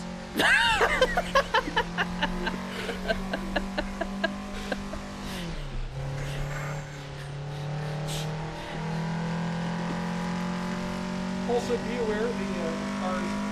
Be aware the cars are hyper aggressive. The cars are aggressive. His aggression is set to 0. The aggression set to 0, which is murder, Yeah, apparently. Yeah. license to kill. Heather has seen it a couple of times while driving the street, and a car will decide that no, I got that. Yeah, there you go. No, Like this see, one. it's being polite. See, I've completely blocked it, and it's like, oh, it took the corner, the edge. Yeah, see, they're nice. Maybe it's just Ian. Maybe it's just Ian. Yeah, it's probably just Ian. He did something to them during training or something. They remember? They remember. You didn't wipe their memories? No. No.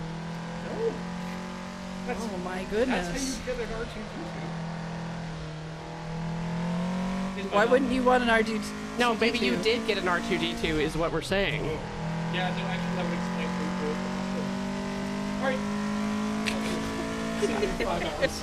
No smooches? Oh, you get it. 10 years. Thank you.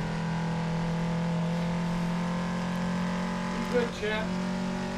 Ian told you to be good chat, so you know what to do.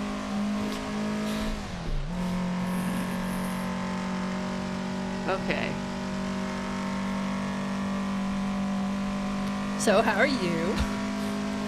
Sweaty, anxious, normal. Oh, okay. I slept until noon, or tried to, Ooh. Nice. so that I'd be ready for this. Been having a lot of weird low energy since the trip to LA. I think I kind of overdid it a bit. Oh God! Have you ever been like trying to fall asleep and you close your eyes and there's flashing lights and kaleidoscopes? That has never, I've had it happen a couple times. It's not great. it's never happened to me before, and Oh. I was just like, oh my God, what did I do to my brain? Yeah, it's not a fun time. It's usually why I try to avoid playing something with flashing lights and then going to bed. Right? Like the worst I'll usually get is maybe like scrolling, like auto scrolling, like if you're watching The Road or playing Guitar Hero or Yeah, yeah, something. yeah. I'll get like leftover movement.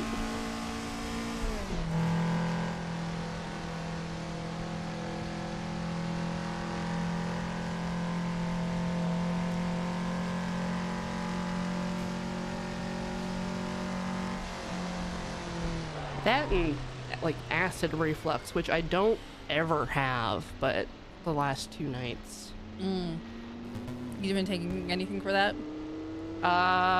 Because I find if I take a couple Tums before bed, if I know that might be a possibility, it's Right. generally okay. No, we have the Gaviscon, something like that.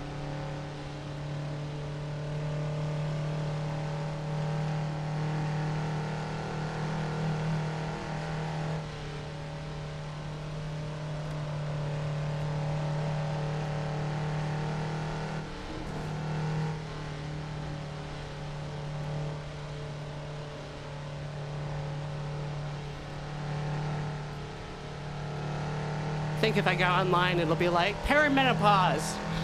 Yeah. Yeah. I've been getting a lot of ads for that. If you get ads for it, are you gonna subscribe? No.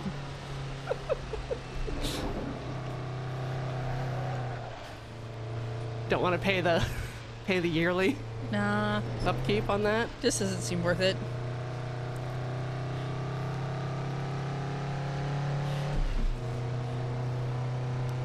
Okay. A real lap now, right? Yeah. Now that no one's watching and you've gotten a good start, you haven't been stuck in the pits, had your little practice lap, Had my little practice lap. Now I'm being just calmer. cruising around in fifth, Yep. all calm and relaxed. Super calm. Super calm. Super relaxed. Just flowing around the corners like liquid. It's like watching roadside ballet, Road ballet. the way Corey moves.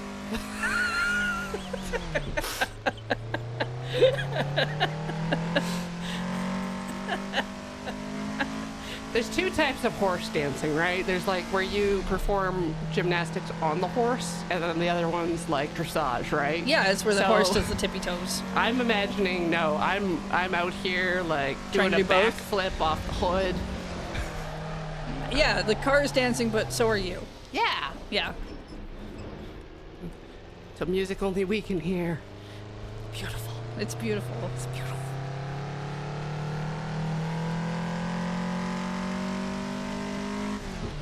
It's definitely not Barbie Girl by Aqua.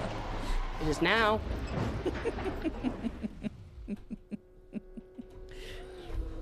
Okay. Yep.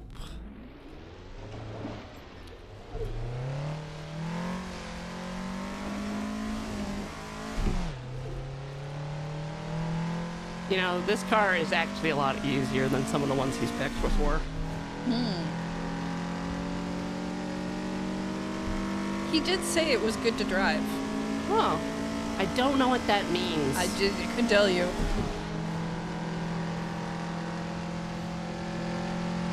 You still have a driver's license, right? Yeah, it's still yeah, good. in case the cops pull us over, we're gonna need that. Okay. I don't have registration for this vehicle, though. Oh. Well. Oops. Trying to read chat. So I steered into chat. Chat is full of admiration and love for you. Incredible! That's why they're gonna stay for my entire shift until 7 p.m. It is the reasonable thing to do. Yeah, right? Otherwise, what am I paying these people for? You're paying for viewers? Shh, shh, don't tell anyone.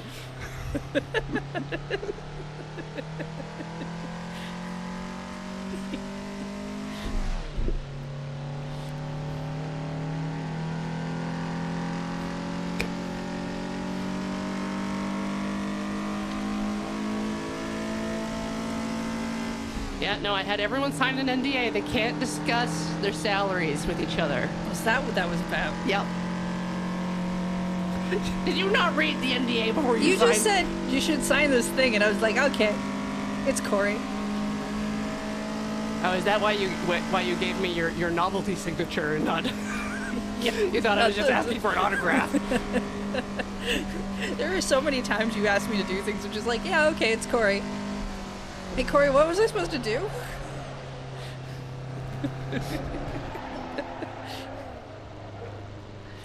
I guess in this case, what was I not supposed to do?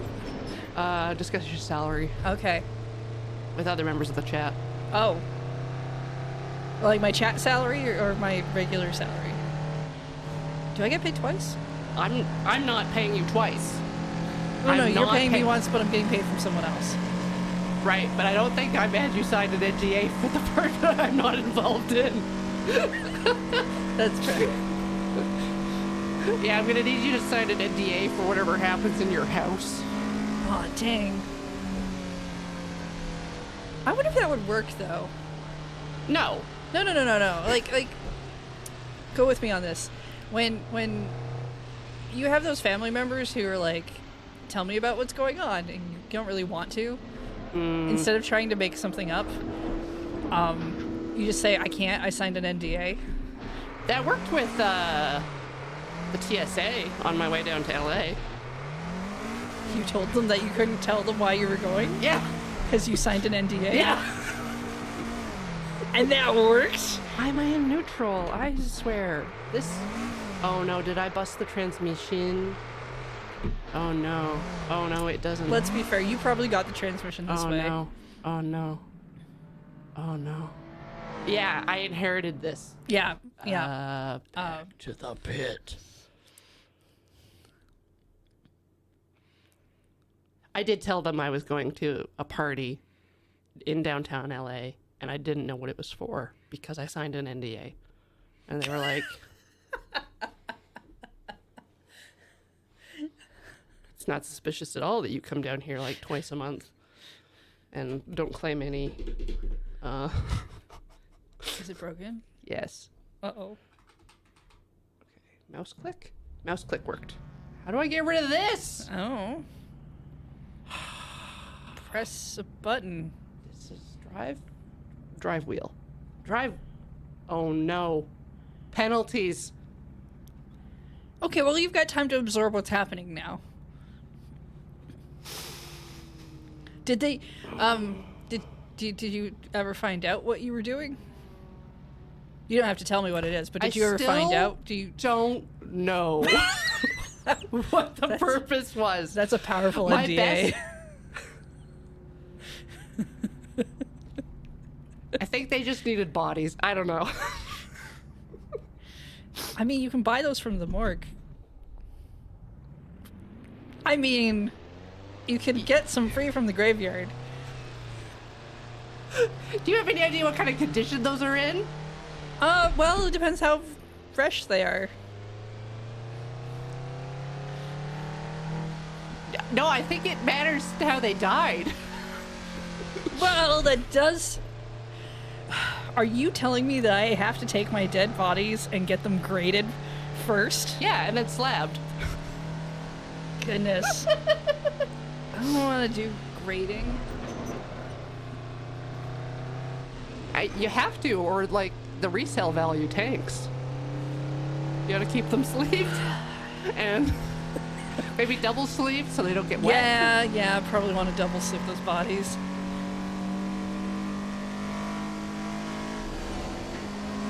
Find the road. Why you done this? Why? Okay, I mean, if you want live bodies, you can probably... What do you mean live? Well, you're a live body, aren't you? No one's ever. You can just get some students to show up. They usually strapped for cash. Do you have a body? Well, I have money. Yeah.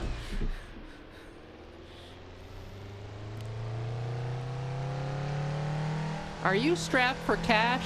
Well, you won't be. Teach a man to fish. Ooh, inflatable bodies. That's not bad. I mean, it depends on what kind of camera thing you have. You could probably get away with some cardboard cutouts if you're really looking for like playtime for a low res version. Yeah. It is fun to see cutouts in movies as stand-ins. Yeah.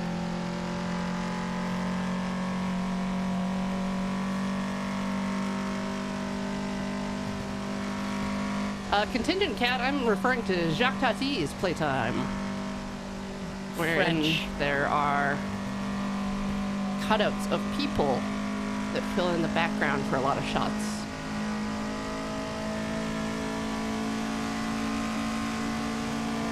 Alright, I know I have to brake soon, so I'm not shifting it.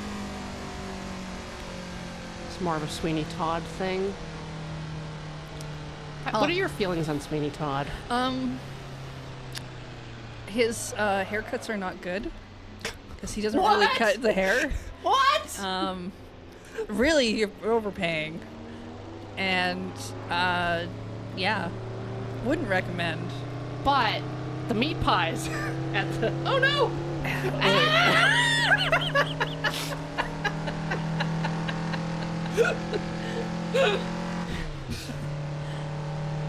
He does he actually sell the meat pies? I thought that was a separate business downstairs. It's a separate business downstairs. Well, then why would I tell you my opinion of Sweeney Todd if I'm supposed to tell you my opinion of the meat pies? You asked about the haircut, dude. And I said his Mrs. haircuts were bad. Mrs. Lovett. Oh.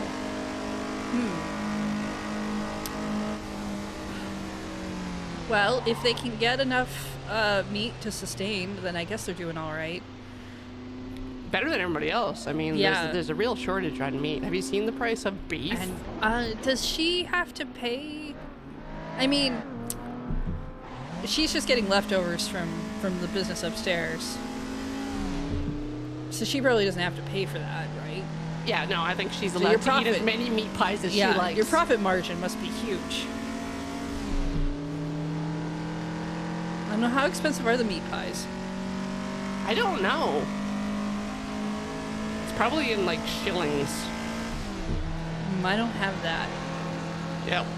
An arm and a leg? Oh. Yeah, I did just dump that one in there. I guess it's gonna really depend upon the crust. Right. Like, is it flaky? yeah, is it soft or is it flaky? Is it? That's how you really judge a pie. Yeah, absolutely. So, I don't know if I've ever heard anyone talk about the crust.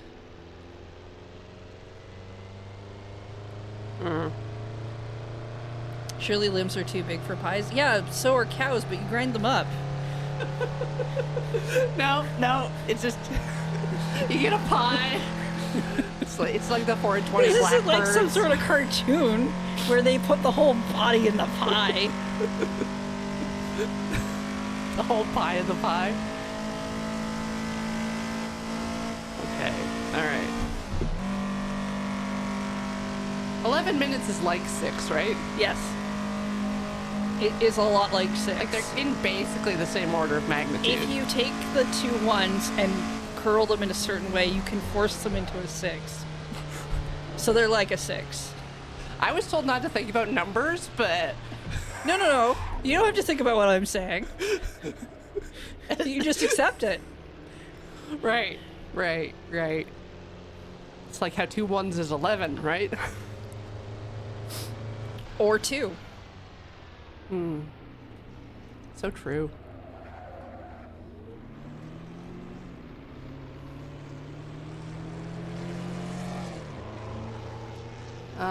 Just cruising along in 5th gear.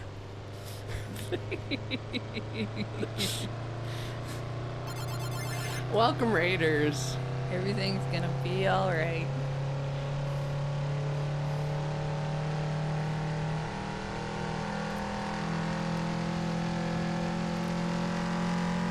Oh, I meant 11 equals 2, not in the 1 plus 1 sense, but in the Roman numeral sense. But sure, you can go that way too. I thought you were doing addition. No. God, on the weekend? Absolutely not. I don't do Right, math. it's the Lord's Day. Yes. That's why. Yeah, I'm taking mathematics off for Lent. Lent is when you lend out the things you don't want, right? It's where you get a little booklet with notches cut into it, and you put a loonie in every day, and then at the end you have $40 to buy chocolate with. Oh, wow. Where do I get these loonies from? Yeah, I know. I don't know how they expected a child to fill out the little booklet. Yeah. I was like, the quarters count. I have a few of those.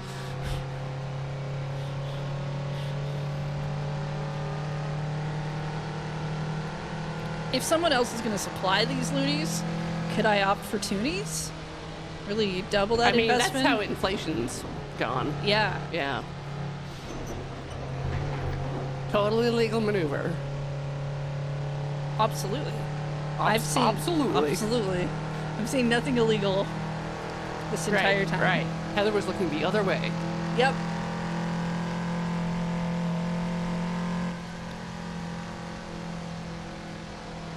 I Ran out of loonies on like day 6, so the rest is Lego bricks. Lego bricks? I mean, Lego bricks are a pretty good idea. Gather all your Lego bricks, build the thing. You're not getting chocolate out of that, but Woo! Alright, we're shifting down and down and down and down, and down, and up and up. and up. Yeah, you gotta get up to get down. Gotta get up to get down. It's not even Friday. We still gotta do it. I got down yesterday, yeah. Oh, that's good. Down to business. To defeat the Huns. Do you want me to move your mic? Yes. You can mute it on the board, Yeah, I'm aware. but before you do that. Oh god, why am I in third? Up.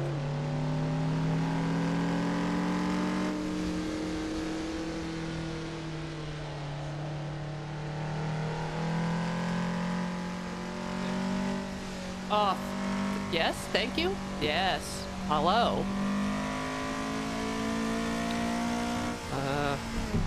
Right. Driving a car.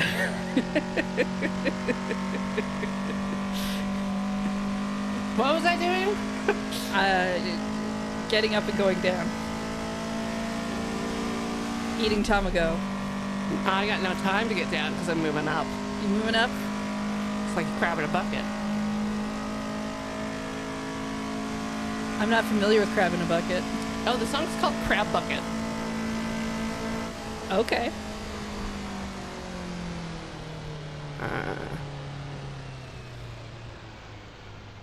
I was re-listening to it recently. It's kind of an older 2000s? What year did that song come out? Chat, when did crab bucket be a thing? Computer, when Crab Bucket? What? You can't look it up. You're driving and I'm not going to.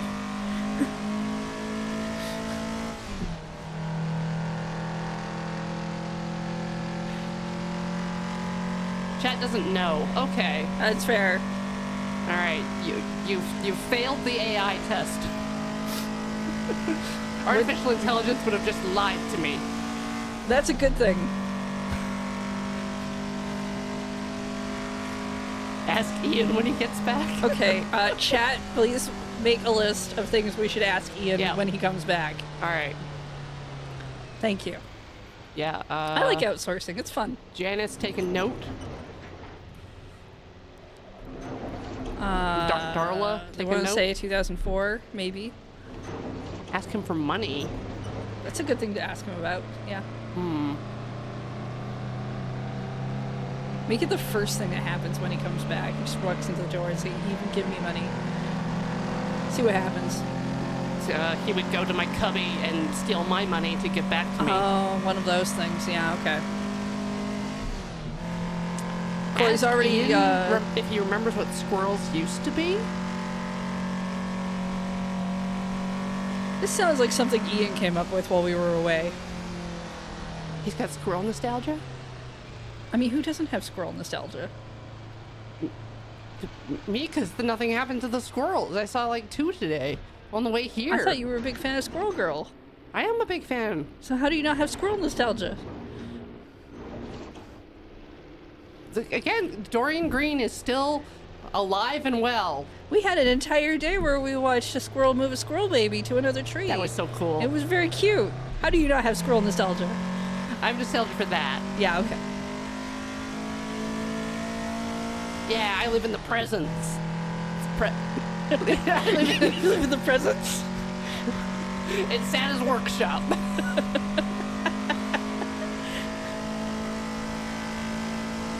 Crab Bucket, 2004. So is that the same year as Franz Ferdinand? Interesting. Oh. Interesting. Oh, it might be. Yeah. That sounds about right for when. Got like the PSP and Life was simple and you didn't know about how horrifying everything would be yet. I mean, you had some idea, but you were still hopeful. yeah, right. Yeah, Yeah. Yeah, 2004. Yeah. No, That album came out when I was in high school, and despite the absolute bangers that are on it, our group was obsessed with the song Michael. Because it was gay. Well,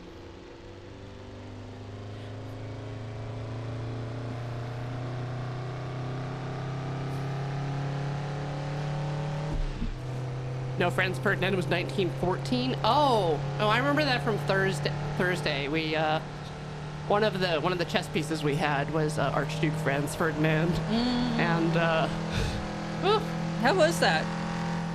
Passant. How is Archduke Franz Ferdinand busted? Whenever he died, both sides would fill up with pawns, so it would just like fully clog up the board. Wait, you could get extra chess pieces in this game? Yeah, it was a chess roguelike. Huh.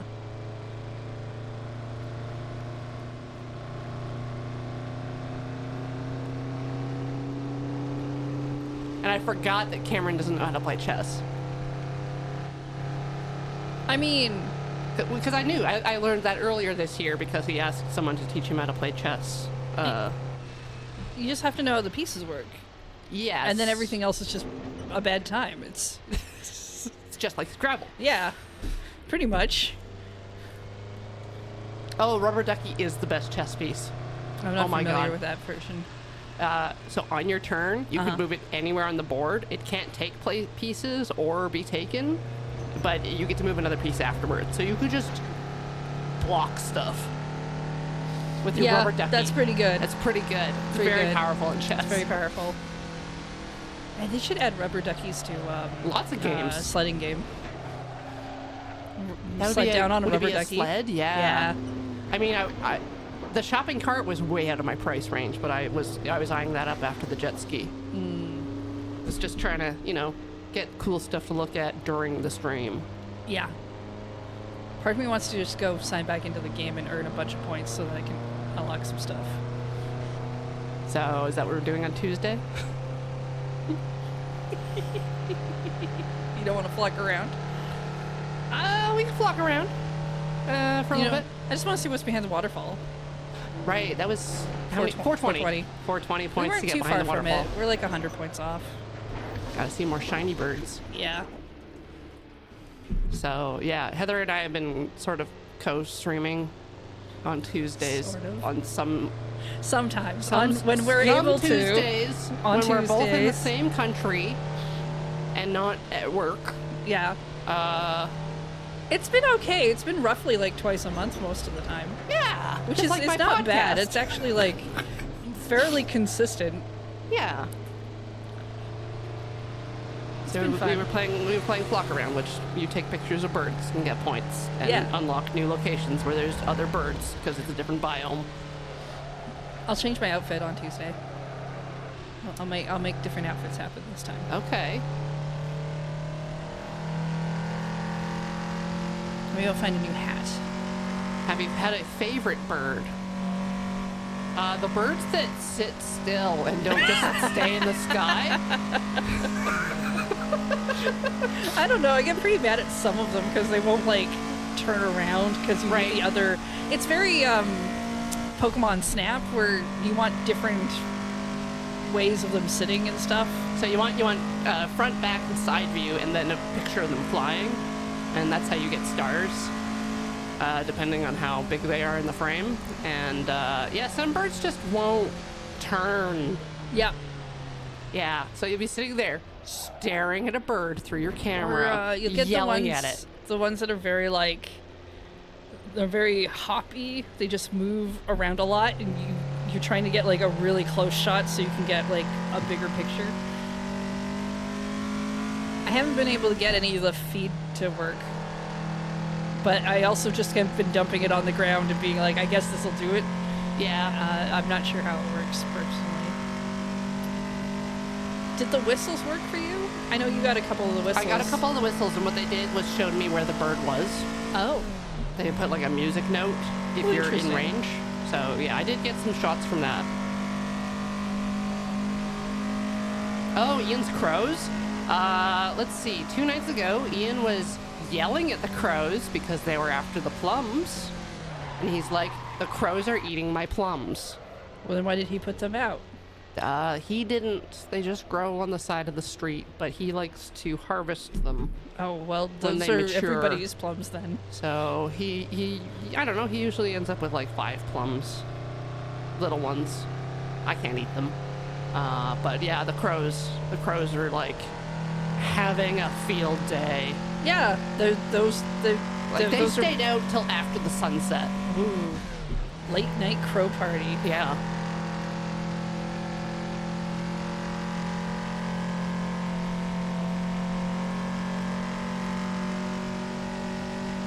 No, if they're on the side of the street, those plums are for everyone. I know.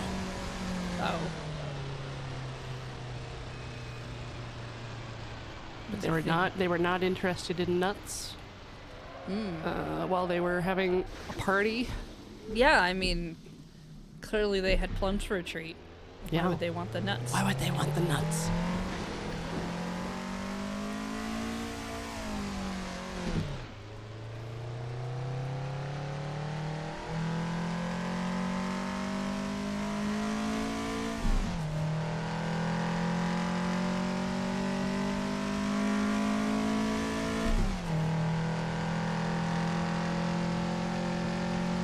I have to remember if I'm not going to shift for a long time to put my left foot down. It's kind of the same problem I have with like Rock Band, where it's like keep your foot up for hours, and then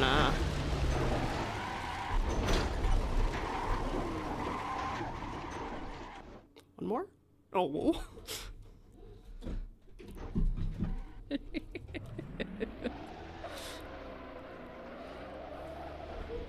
This happened because I put my foot down. Yep. Yeah. Yep. You thought too hard about the game. Game didn't appreciate it. I said shift.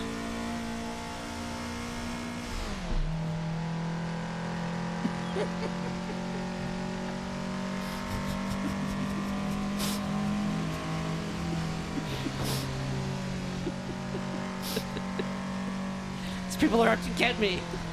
Well, yes. But I mean, Are you yes-anding me right now? well, yes. And I'm just supporting you and all of your thoughts.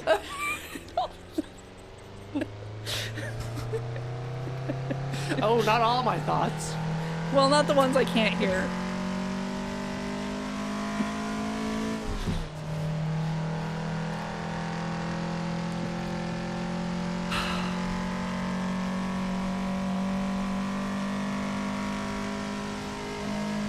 Am I broadcasting loud enough? Sorry, I'm not tuning in, but what radio frequency are your thoughts on these days? Oh, it's AM. It's, Oh, that's why. I don't yeah. do early morning thoughts that often. You gotta get me in the PM. yeah, PM. Yeah.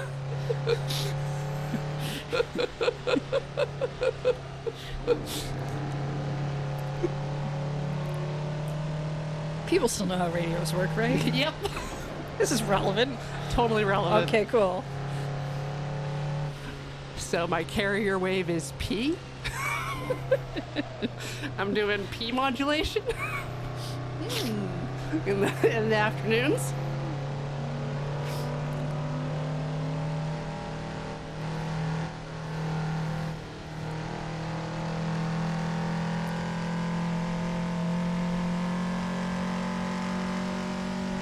Oh, 7 girl bae.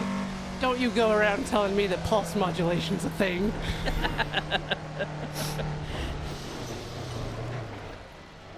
Oh. Where's my fuel indicator? Oh! Oh, we've got some ham upstairs. radios in Some chat. ham radios in. Says, Tomato Kiku said they almost made them out their ham radio call sign in public. Oh, well, my dad is VE7 SST. That is VE7 Sugar Tango. That's how he says it.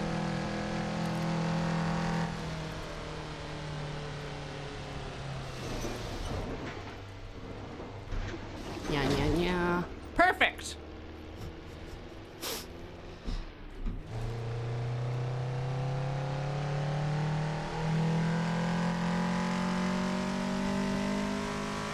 You're doing great.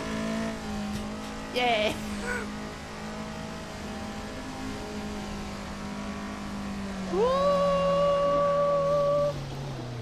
Ooh.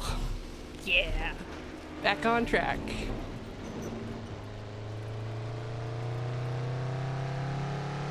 Do you have a need for repairs in pit? Well, I mean, this vehicle's still running. Yeah, so- that's fine. I don't know what you're talking about. I can still see fine. Everything is just peachy. No pits here. No pits. Wait, peaches have pits. All right, it's super avocado-y.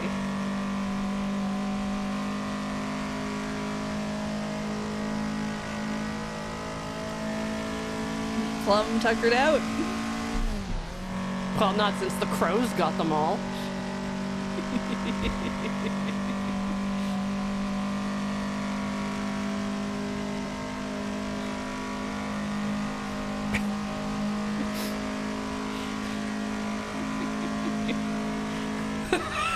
Oh, good. Chet's also catching up to the fact that avocado's also figured a that pits. Good, good. I'm glad you got there. Wow. Real cherry on top there. Oh. Cherries would be perfect if they didn't have pits. You know I'm allergic. I know. They'd also be much better if Corey wasn't allergic. Yeah. I don't eat cherries around you. I know. You can eat cherries. I just don't eat I them just around can't.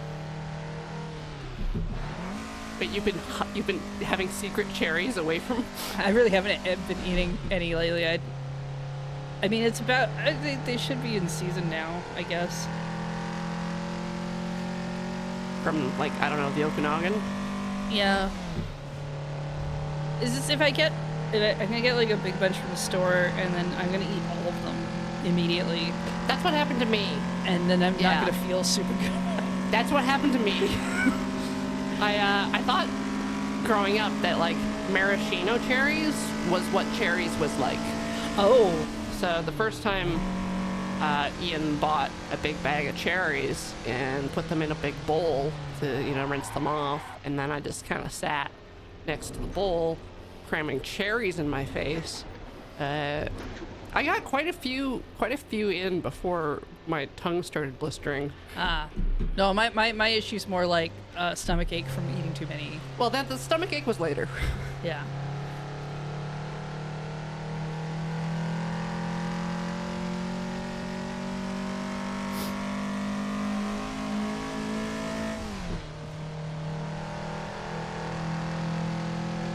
Cherries have an unfair seed to fruit ratio. That is true. Yep. Agreed.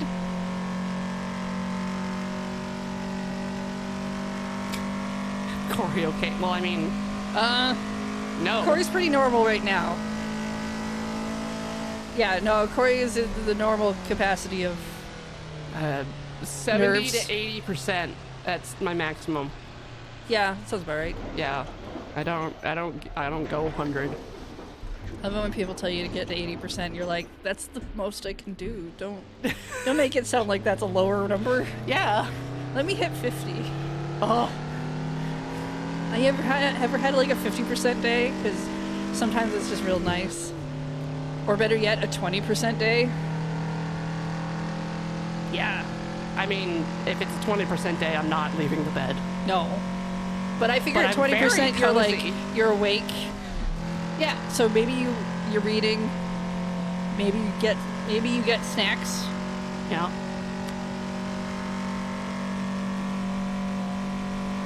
A 2% day is just milking it. Don't usually keep snacks in the house, or they don't usually make it past midnight. Maybe When you the should stop getting snacker your snacks awakens. off of the trees. Maybe you need to get snacks that aren't just street fruit. You know, Have you tried just buying snacks at the store? Something shelf stable. I think that's all I need.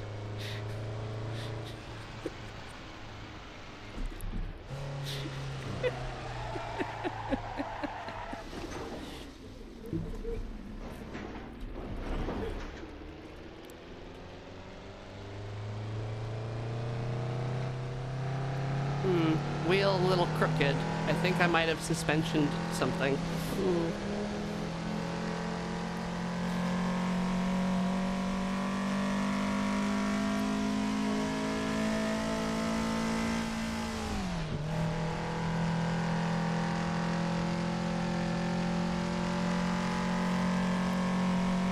You didn't get the concept of road fruit?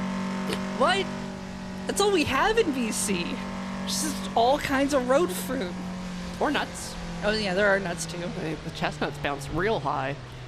I was thinking Have you more ever been clonked in the head by the chestnut? just once. That's why I wear a hat.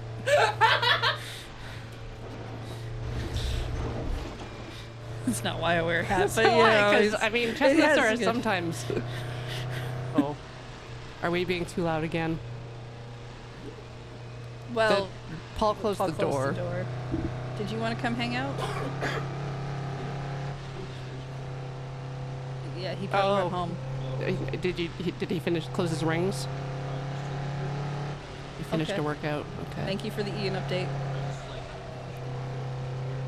He's Yeah, not in he's here. not in here. That was our Ian update from Beach. Ian has finished a workout. It's so nice that they're friends.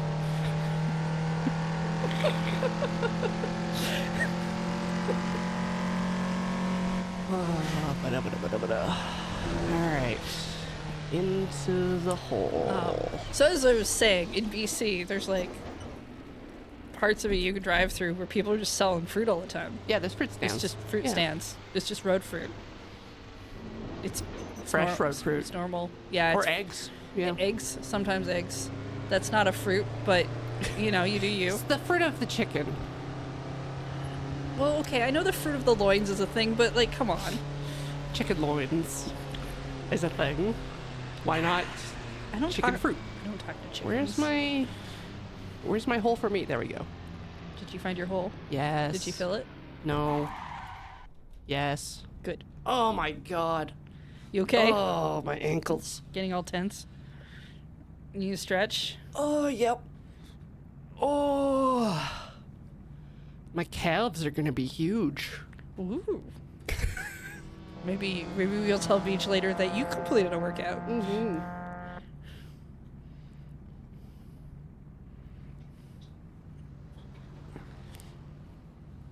All right.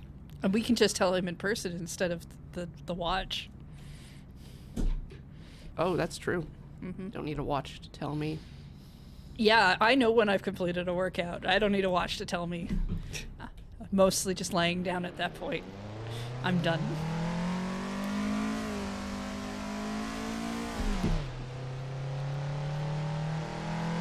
Chat's Okay. excited that your windshield is clear. Yeah, I got the guy to clean it special. They Yeah. wiped off all the cracks. That's good. That they could wipe those away. Yeah.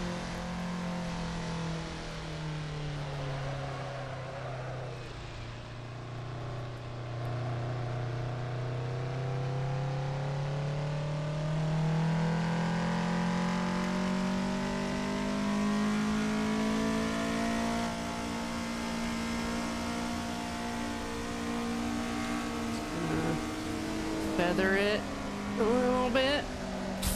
Whoa, Feather. there. Jock.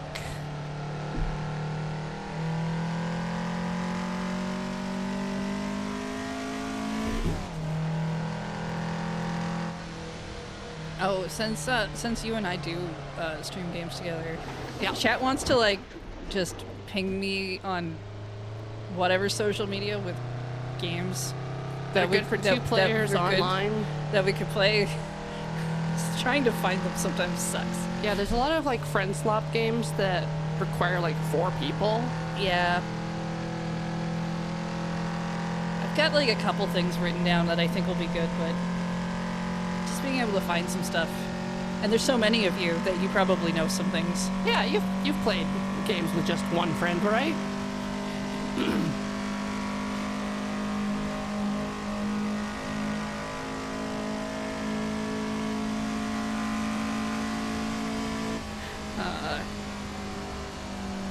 They want you to become 4 people. Like multi-man? That sounds like a lot of work. I'm not gonna rip off Ian's superhero idea of the soccer team. It's 11 men, but only one can use their hands.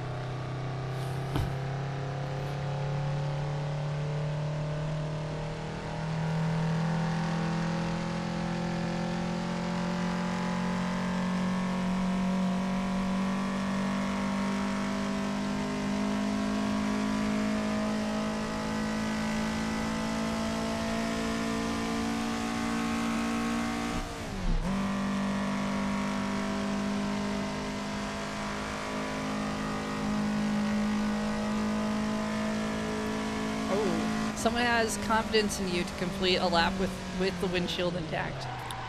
I mean, I already did.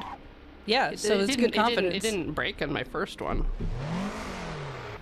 Did I? Oh, thank you for catching the gear. Oh, man.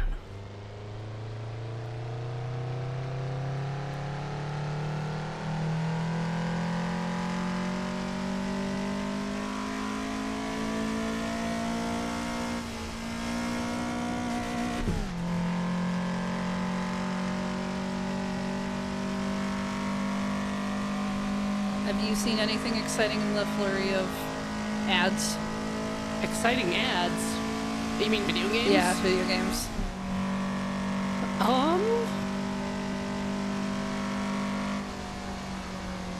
I haven't watched the Nintendo Direct. I scrubbed through the wholesome videos. A lot of farming games. I know Yeah. my friend Az pointed that out.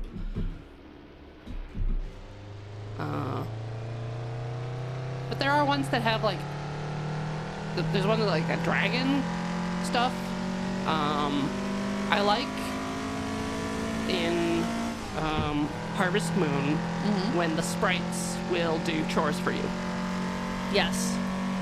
I like having semi-autonomous units watering my fields. It's just kind of a fun thing for me.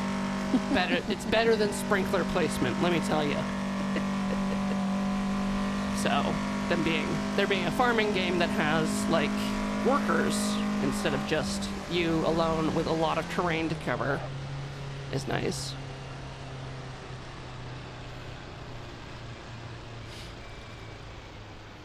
Kingdom Hearts 4 got teased. All It I saw did. was some weird dude with normal shoes. I don't think that was Kingdom Hearts. I saw something on Quick Points, on Checkpoint, and then I saw, for some reason, Instagram gave me someone reacting to, like, the cloning pods in Ansem's castle. I haven't played 3, so... Yeah, I think they show up in a mobile game or something, because I think I saw that too.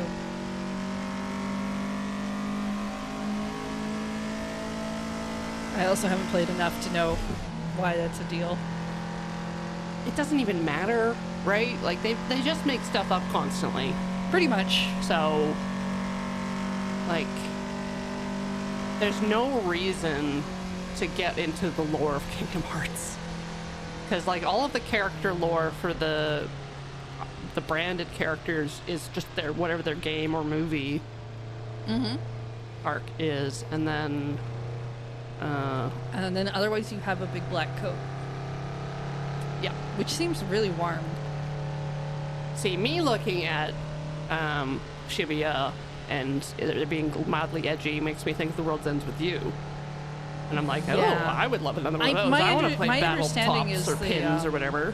That there's a place in 3 that is just comparatively Japan as well, so I don't know if it's new or not. I do love the Kingdom Hearts music, though. Yeah. Yeah.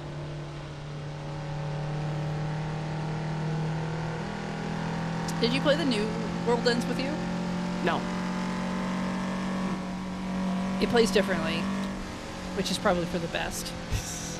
I didn't really have a lot of trouble with No. the game. Well, you played the original on the Yeah. DS? Yes. Yes. The two screens.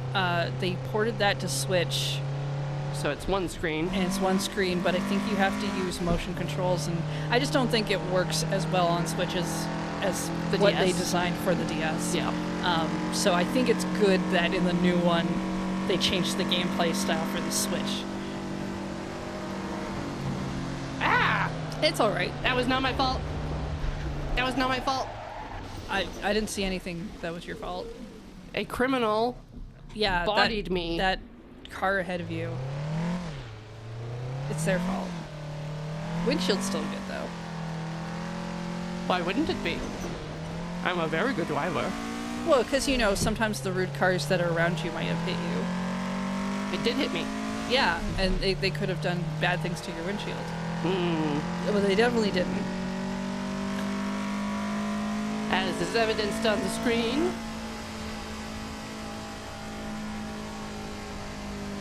Meow.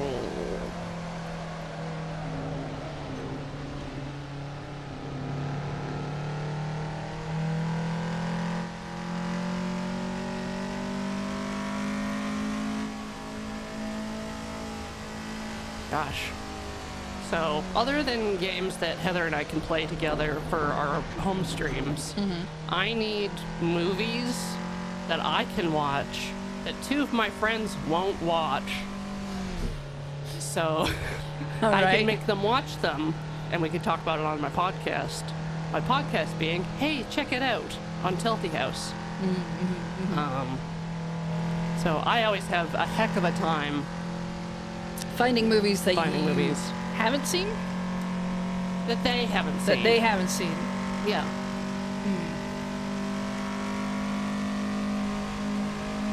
Yeah, it seems hard to do. I only know one of them. Yep. And I don't know that I can pick a movie that they haven't seen. It is harder with two.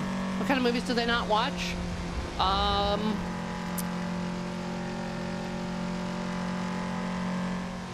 They have a gap in the late 90s and early aughts. I gave them a spreadsheet, a big form to fill out when we started stuff. And the last movie that I'm considering from that, they've hated everything, but is Virus. The goal is the goal to find something that they'll like, or just that Something interesting. something interesting. Okay.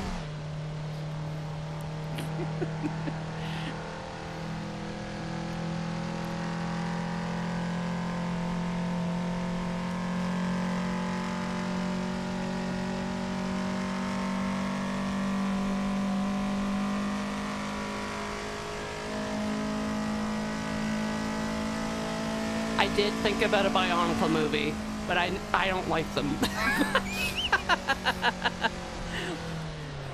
my younger stepbrother was really into them, so I feel like you need to go back in time and go to Blockbuster. okay. Or maybe like before Blockbuster was a thing, when I was really young, the grocery stores rented out Really? VHS tapes. Yeah, the Okay. IGA. Never had like a Rogers video They or had no, not for ages. wow. And it was great because it meant every time we went to get groceries, they had the VHS tapes near the front. So Stuff to look at. yeah.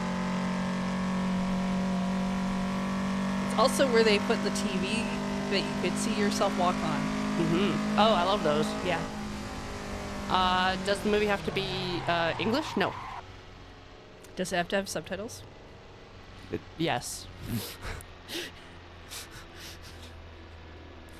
Unless it's entirely like mime or abstract images. I think there's some like Bulgarian stuff. Oh, I feel like there's a good period of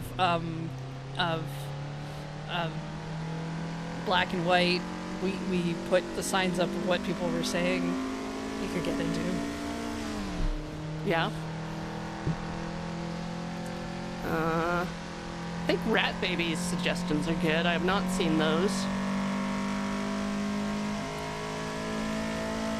Gotta be movies, yeah. It is a movie podcast. It So- isn't, but I am making them watch Giant Robo right now. So I don't want to stick another series in there. Giant Robo's only like 7 episodes. Yeah. We're on episode 4?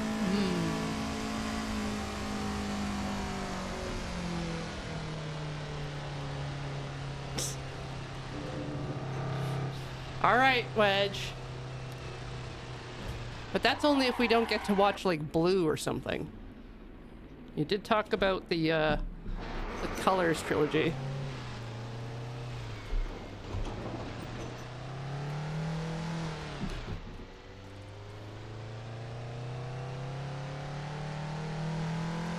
Wedge_X was on the show. We watched Convoy.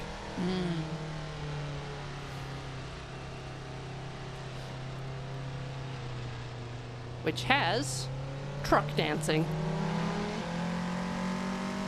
Classical music.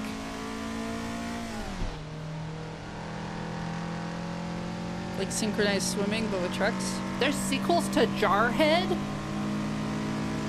Yes.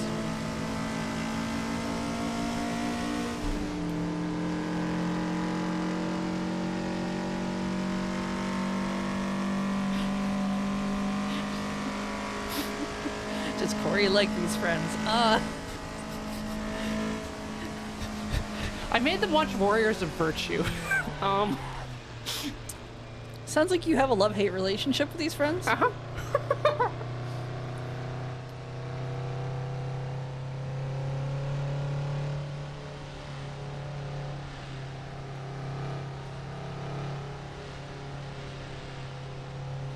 Hey, I'm gonna leave. Do you need anything?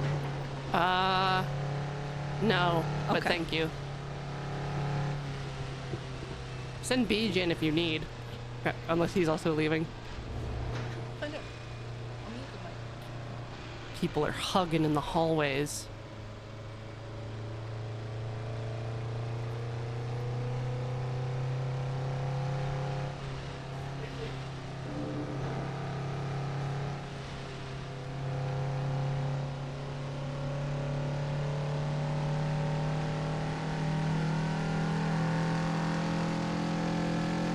Chair will keep me on track. Oh. Chair, you did a bad job.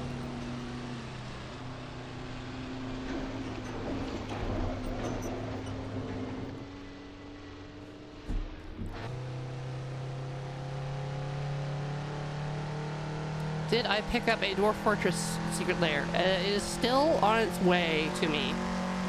I had a friend order it for me because I was not able to, like, be available for the queue time.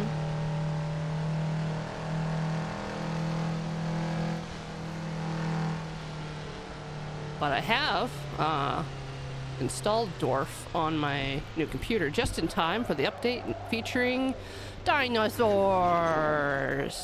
Also, okay, they made the messenger job do something. You can assign messengers to missions now.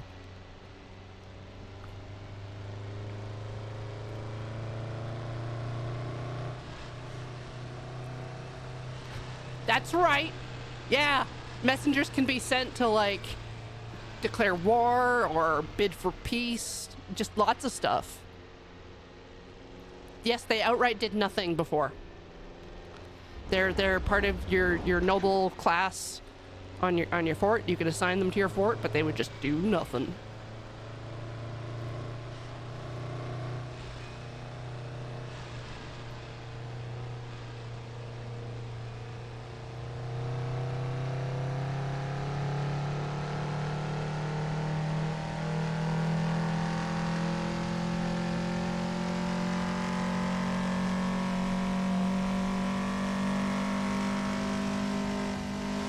Can they kill the messenger? I don't know.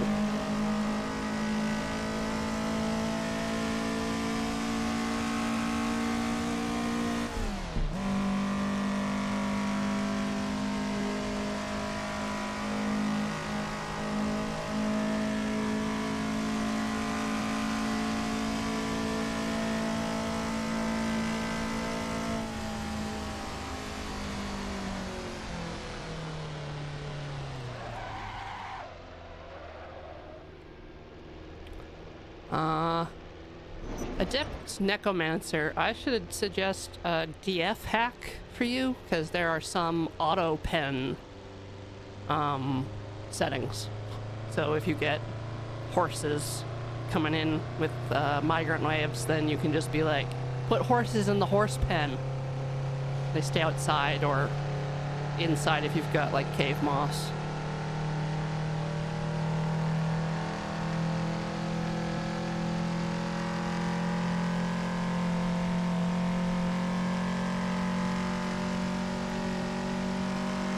There's good quality of life stuff in the mods.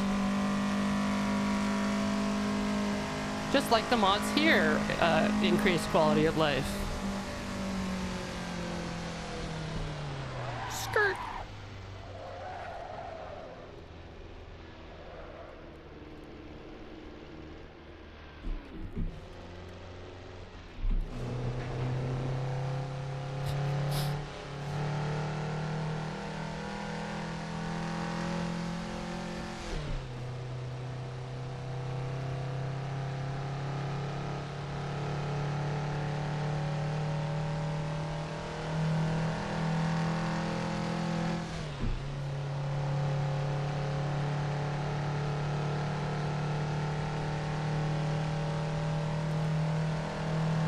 So now with the MTG Secret Lair, they were announcing finally work on magic. Specifically, I'm looking forward to alchemy workstations so that you can use like your poison scorpion venom stuff, because you can extract stuff from living animals or buy things from merchants that just have no purpose. It's just a barrel that's just gonna sit in your stockpile. Yeah, alchemy definitely source new interesting problems.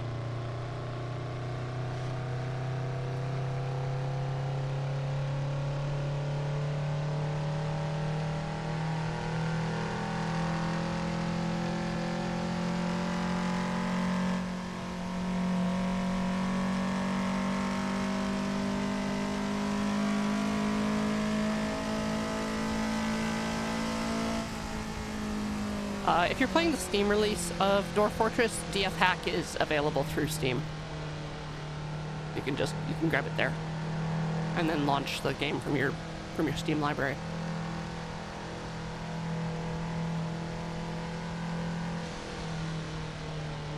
Oh man, Brave Othello, I feel that. Like, dusty beasts are the worst. Like any sort of dandruffy flying thing is especially bad.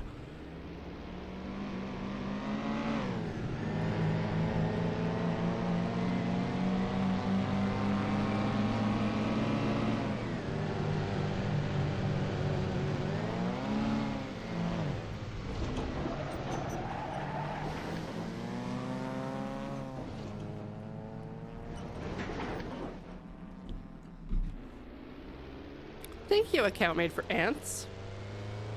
Don't think I'm gonna be beating the 6-minute mark, but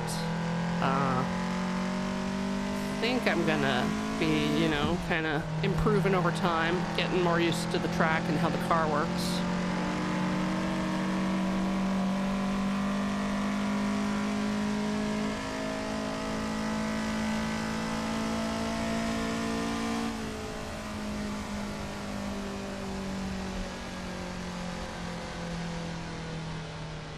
Like, some of the previous vehicles had such high acceleration that you really had to jam on the brakes.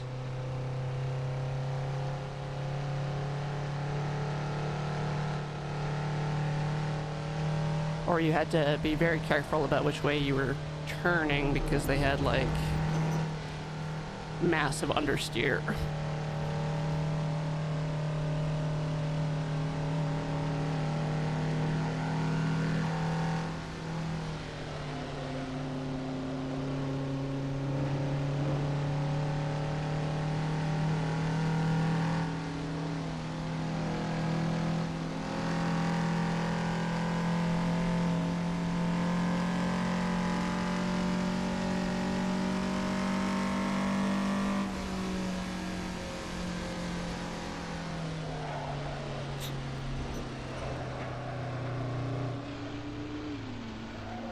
Or paper mache, steering, suspension, engine, transmission. Yeah, all of the things.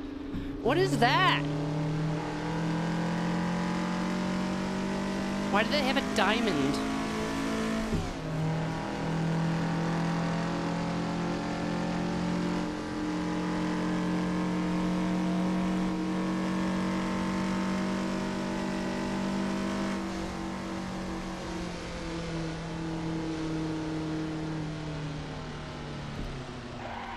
Woo!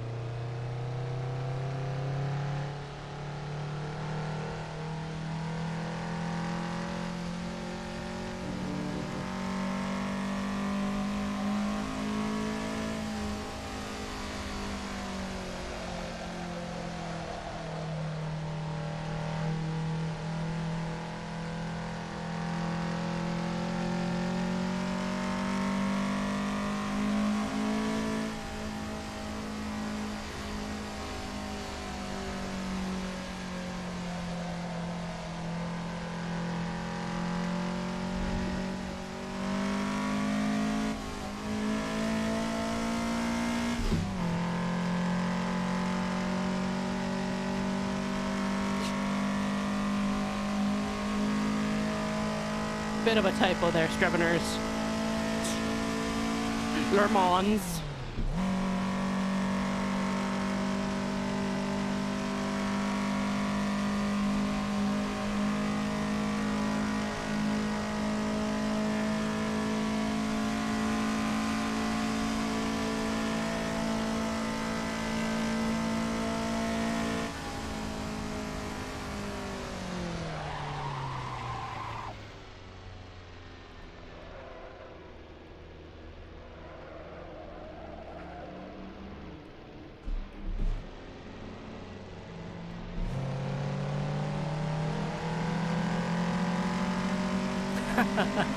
Yeah, you were very close. And yes, you did make me laugh, so you do win. It's moral points. It's the victory.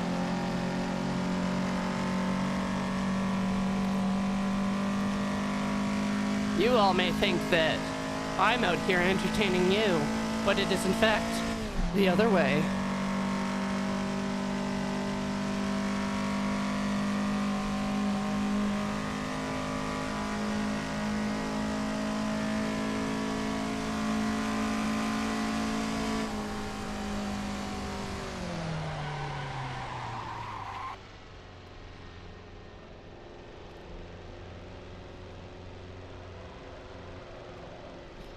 Can I go straight to third from here? All right.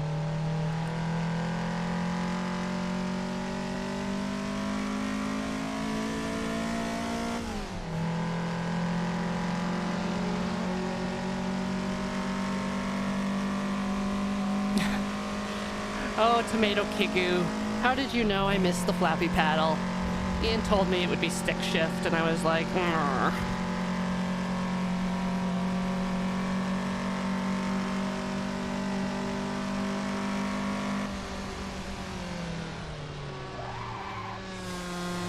Bicycle? Why so fast, bicycle?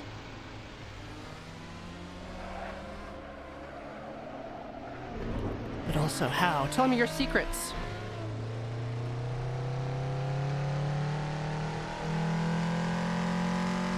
Honey Pop? Oh, is that Cutie Honey?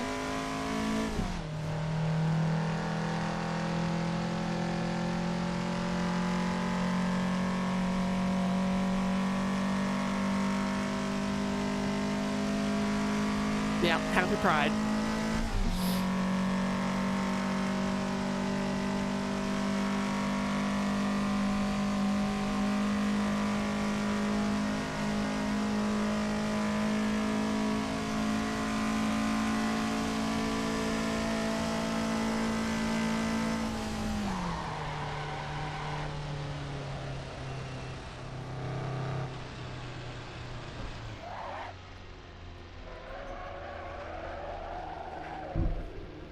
Scream.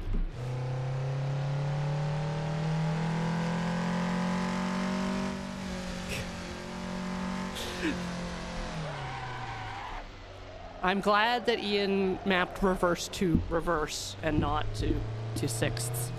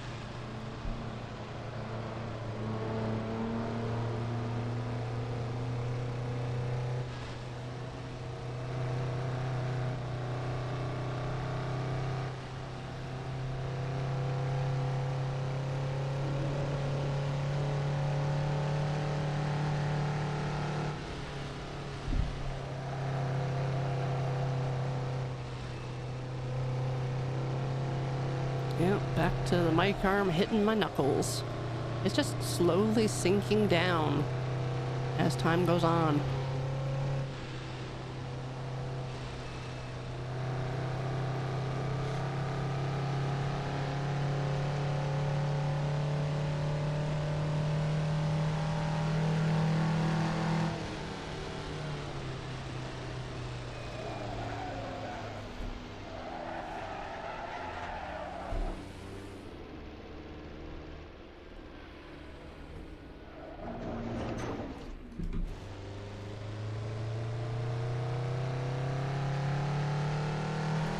Okay. Under 7 minutes? Hell yeah. All right.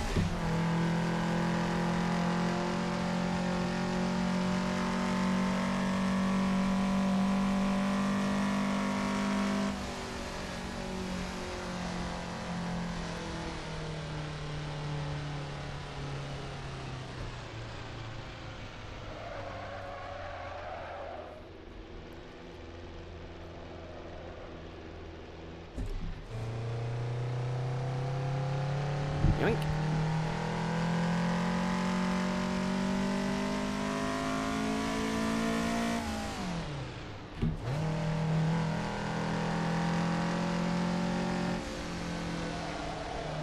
No! I lost it! My groove.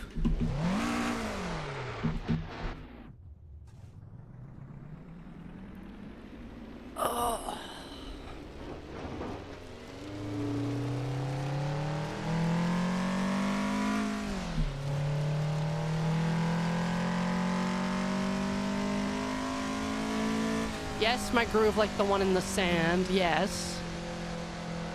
Thank you for pointing that out.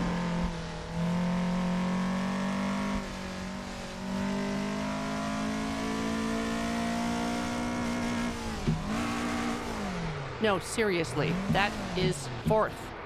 That is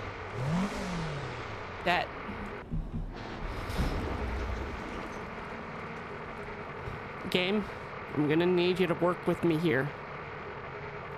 When I put the shift in the hole in the slidey thing, it counts. It counts as the number.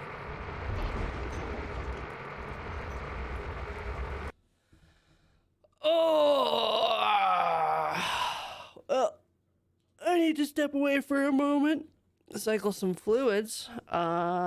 So I'm gonna run an ad. Just for me. BRB.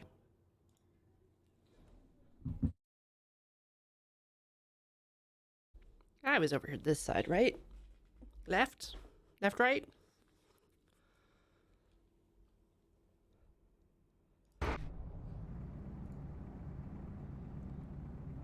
I do not know if it'll mess with the timeline. Let the record show Ian did not tell me not to just sit on the pause menu.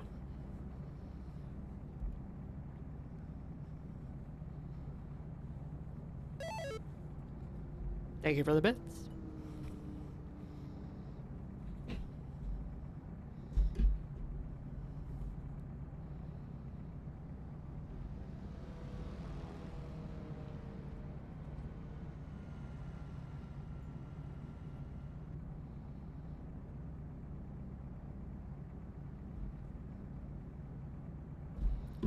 And away we go.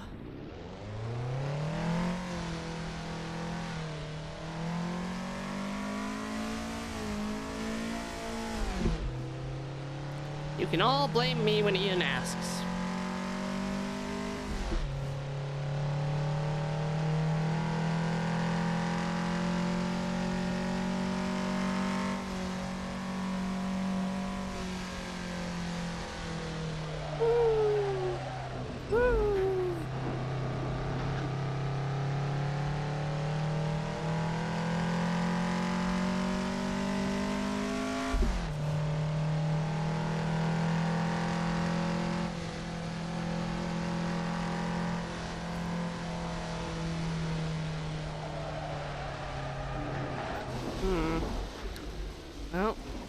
Well, that corner's gonna be my homework.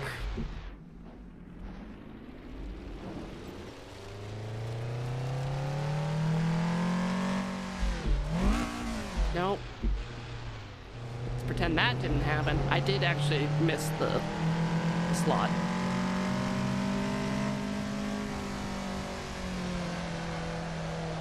Woo.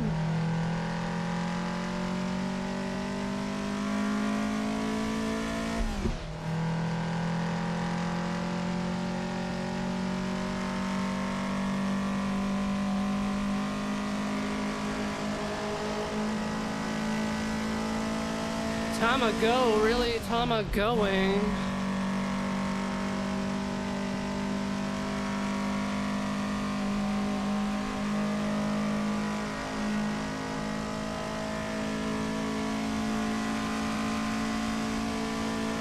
The car clock says the time is 8.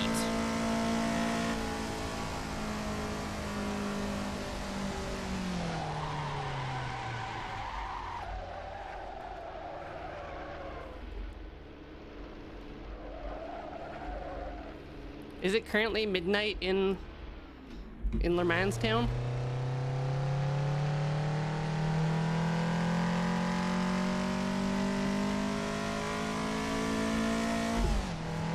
Ooh.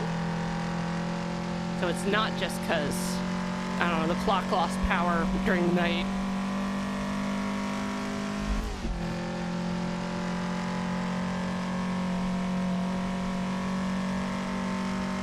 Yeah, at least it's not flashing 0. That's what I thought it was kind of doing.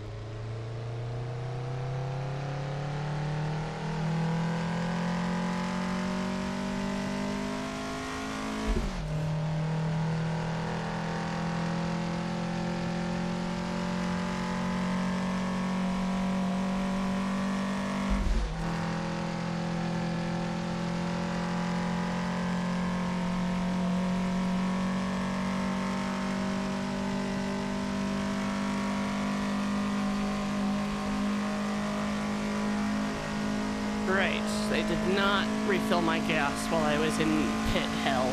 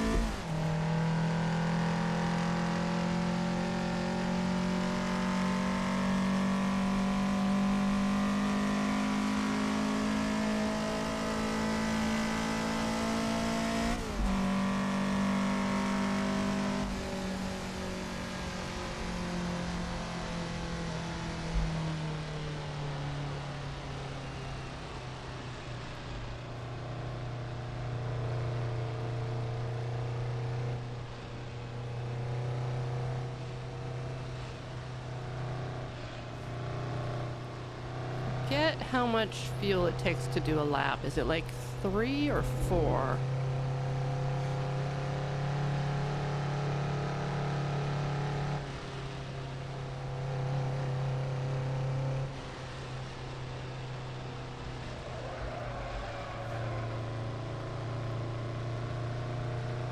Oh, it does say.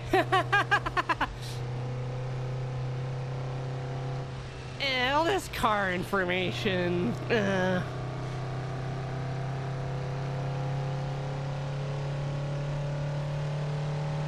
Nobody reads stuff.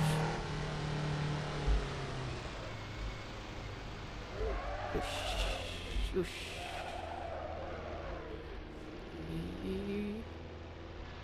Nya. Nya. And onward.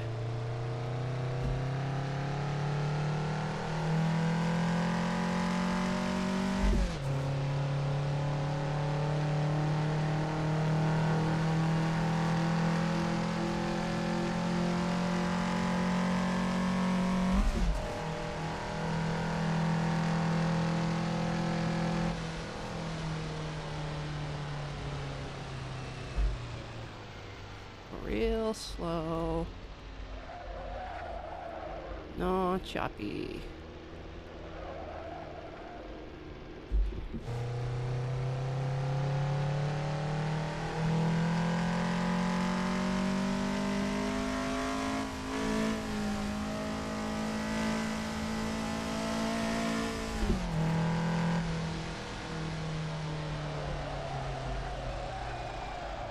Better.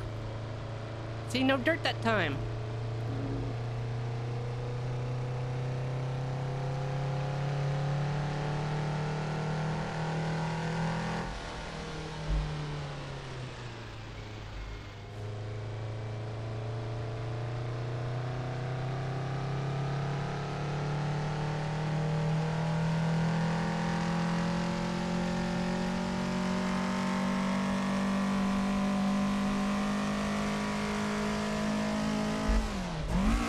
No! Oh!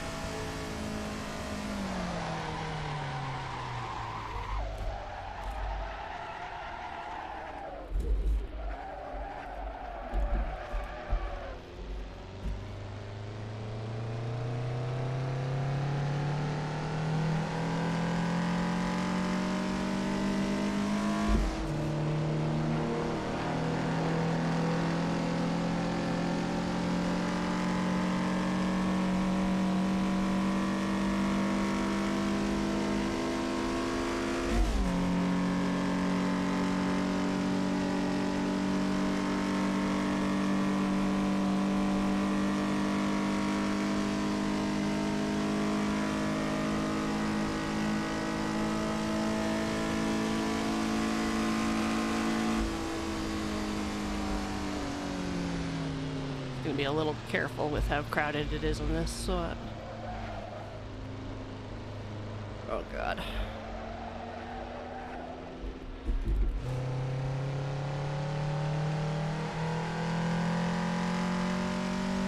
Little car fun until you're surrounded by big car. And then you realize how small and squishable you are.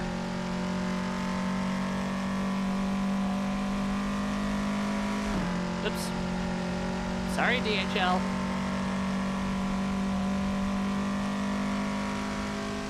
Body's a little wider than I thought it was.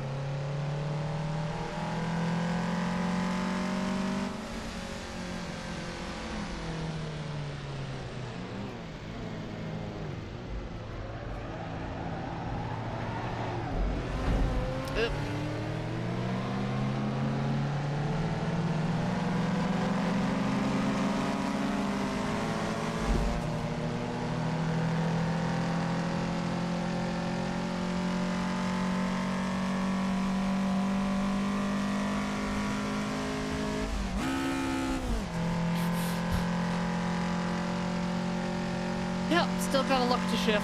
Haven't quite muscle memoried.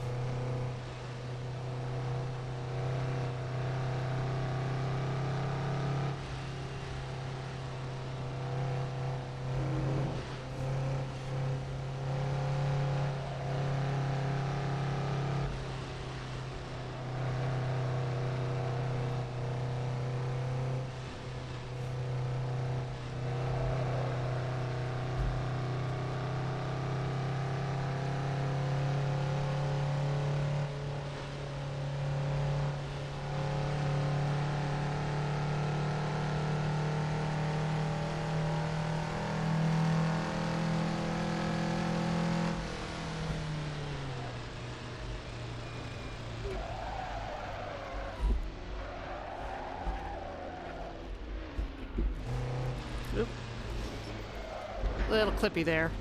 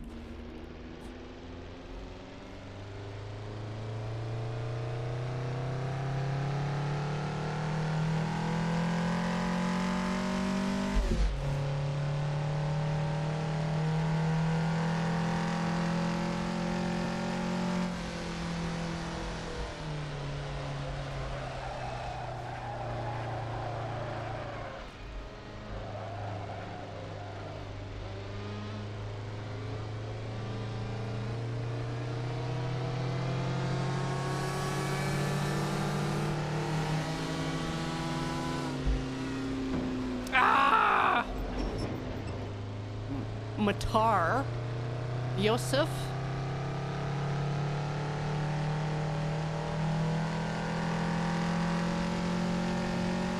You have made a powerful enemy this day.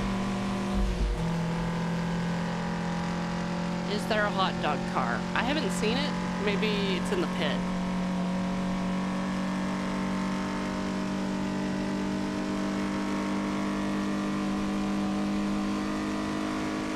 I mean, there is a chat command to pull up the list of cars.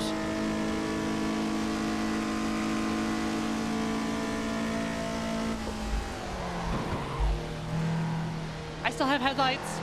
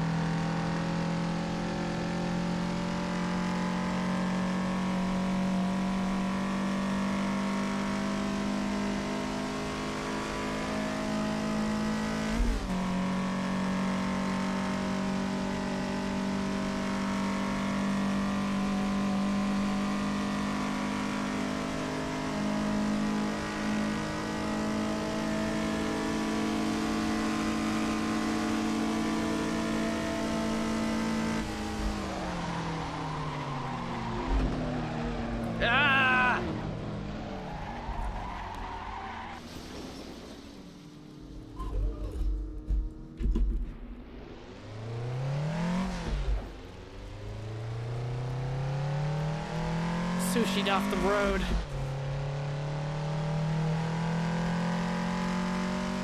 Happens to a lot of drivers.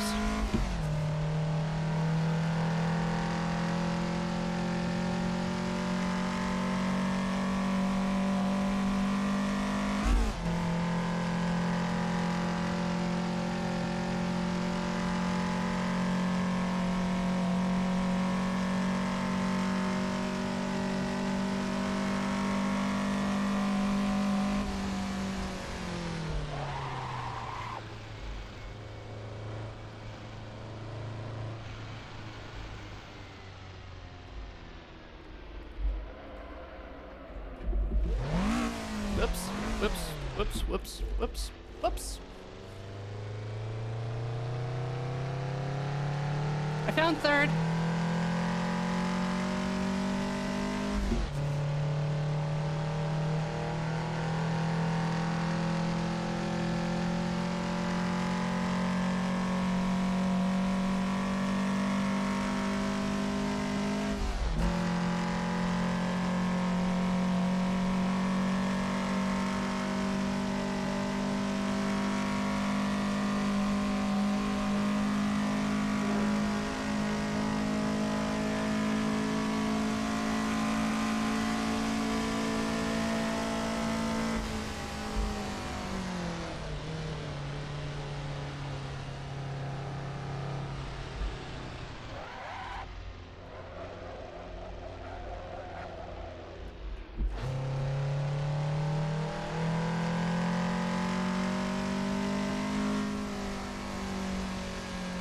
I think I will pit after next lap.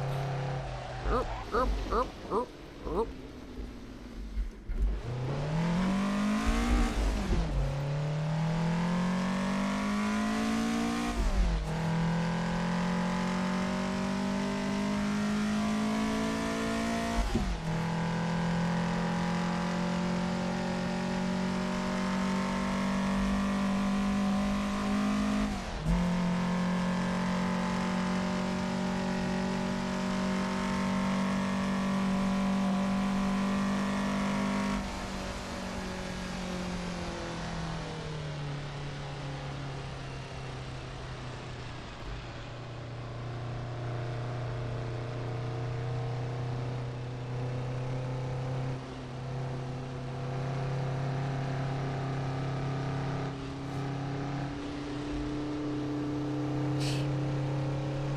Tiny evil mobile.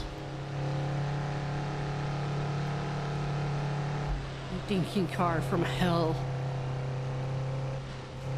Possessed by evil.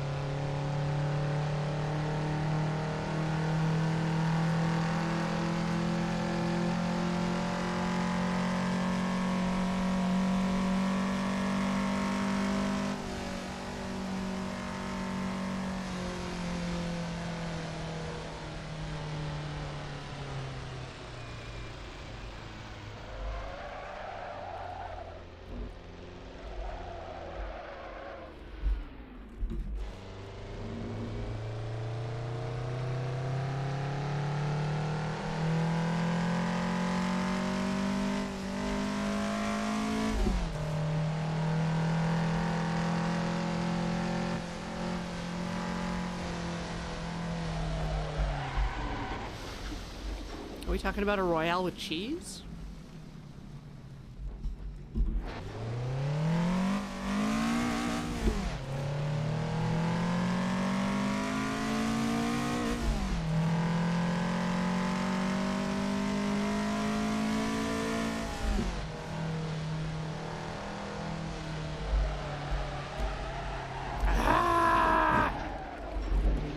hopes and dreams shattered.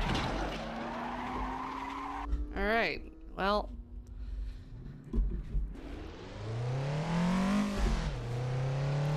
Let's order some body work. Let's just get everything replaced, you know? Let's just get a fresh start. Greet the day. My side window is a little crackly.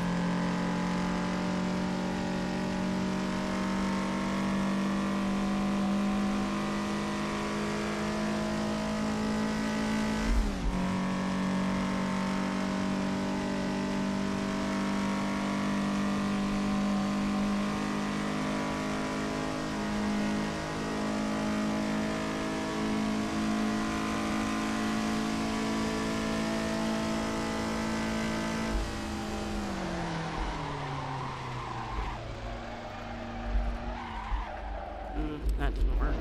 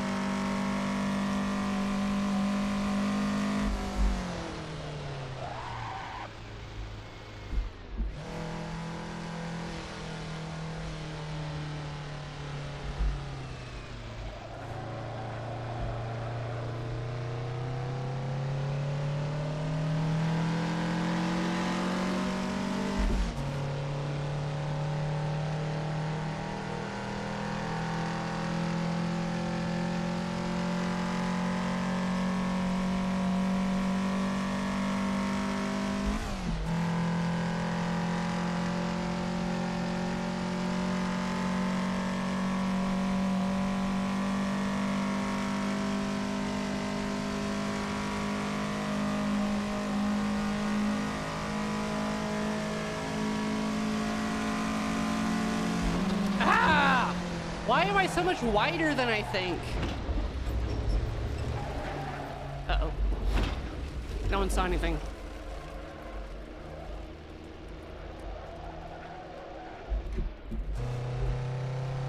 It's really dark all of a sudden. Must be the sun went away.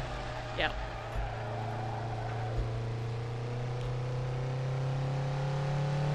Yeah, stealth mode. Trying to lose my tail.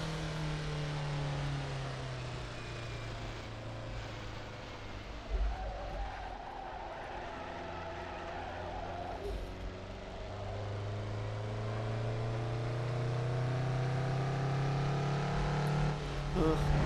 Stuff's a little crooked now.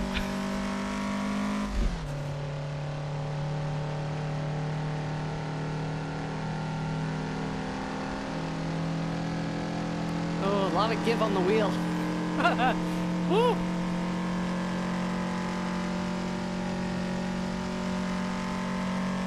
Yeah, in many ways, right-hand drive is not what I'm used to in real life because I don't drive. But our car is right-hand drive.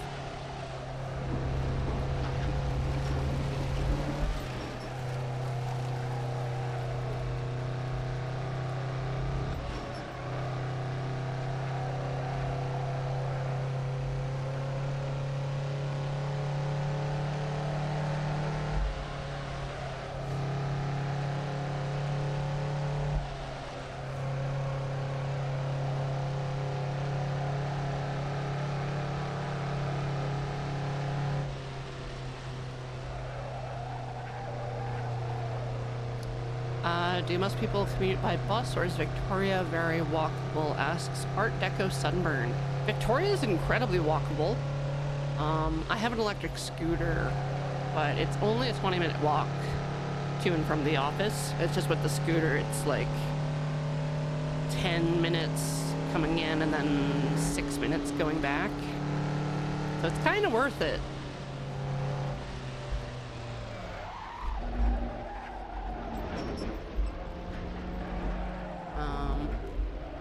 And now they've just converted the buses to taking tap. So no reason not to just hop on board.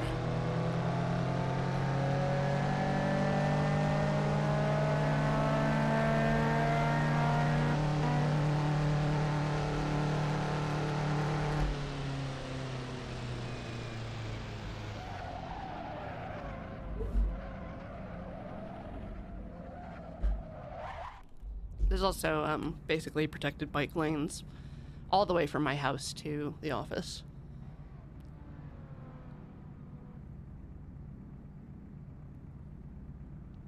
Oh, man. Rock Pressure Tap as in debit card, yes. Or Apple Pay.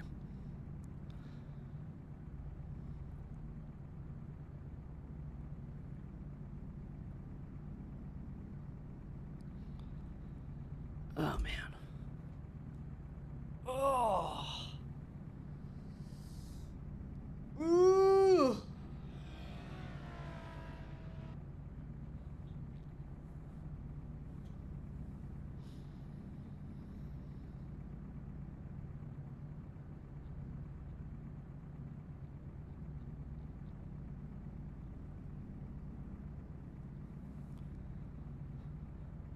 Rock Pusher, it was like last month, this month, like very recently. Can Victoria bus drivers try to trigger traffic light change? No, but the routes are reasonably short, so they kind of know where the change is.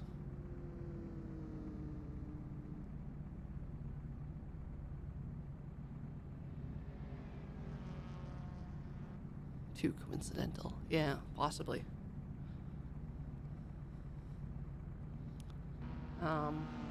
The buses do have GPS on them, so you can both see where they are, and the display in the bus shows what the next 3 stops are, and the distance and timing. And some of them are double-decker, which can be fun, because then you can go upstairs and be at the very front.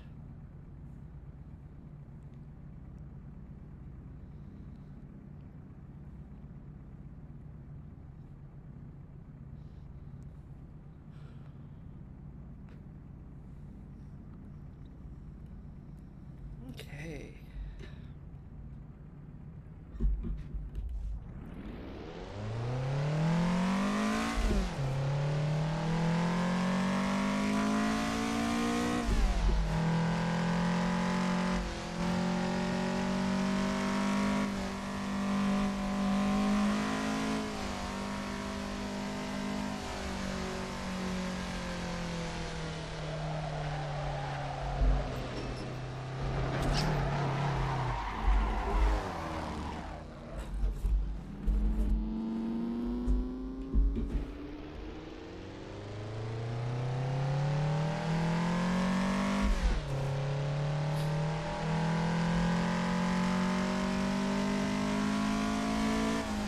I think Victoria has double deckers because they're very English.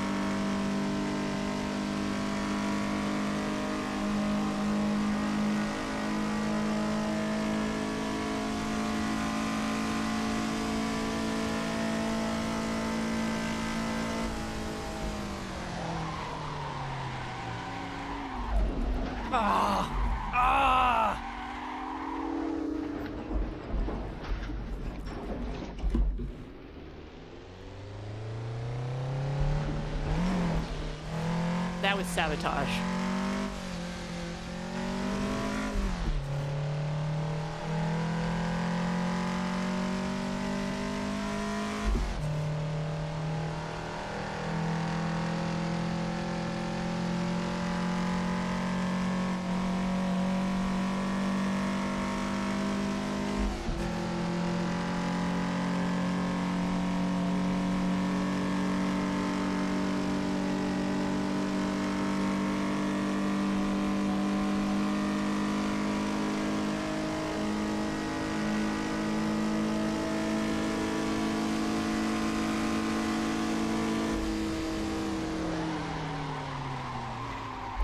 How can they go so fast?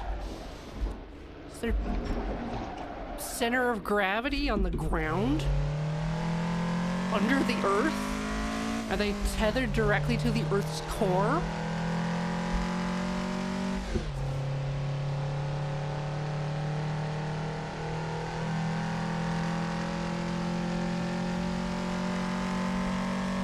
Better tires. Yeah.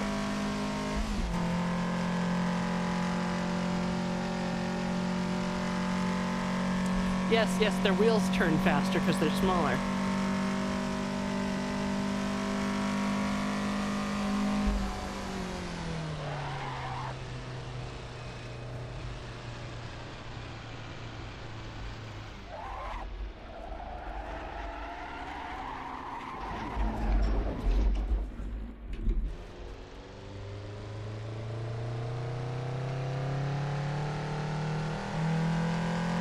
I don't think Ian looks any different, Wellbog.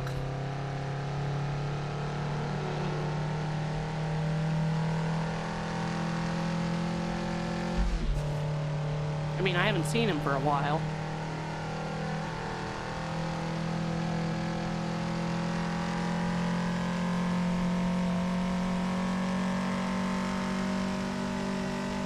I think what I want most in this game is the Mario Kart Bullet Bill item.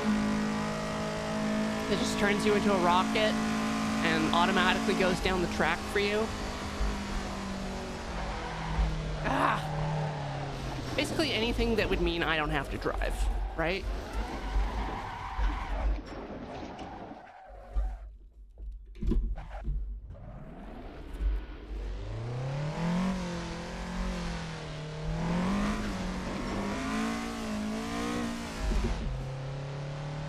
Didn't Ian have autopilot last year? Yeah, I'm starting to remember that. Huh.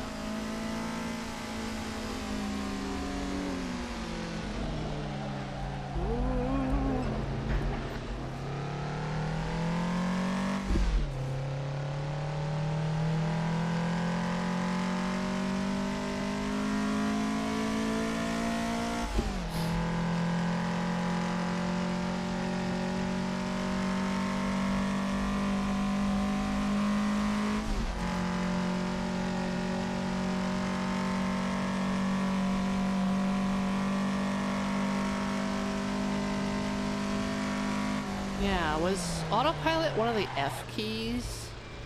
Like F2?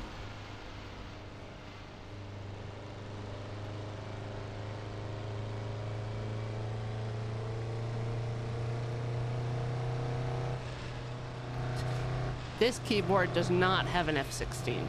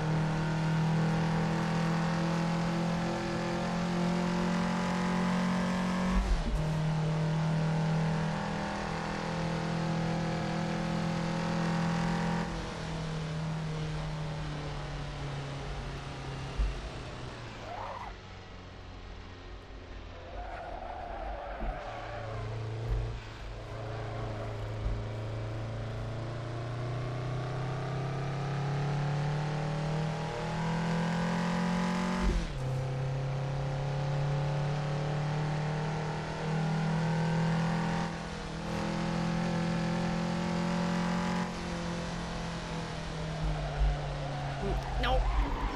Ah. One day. Gadget.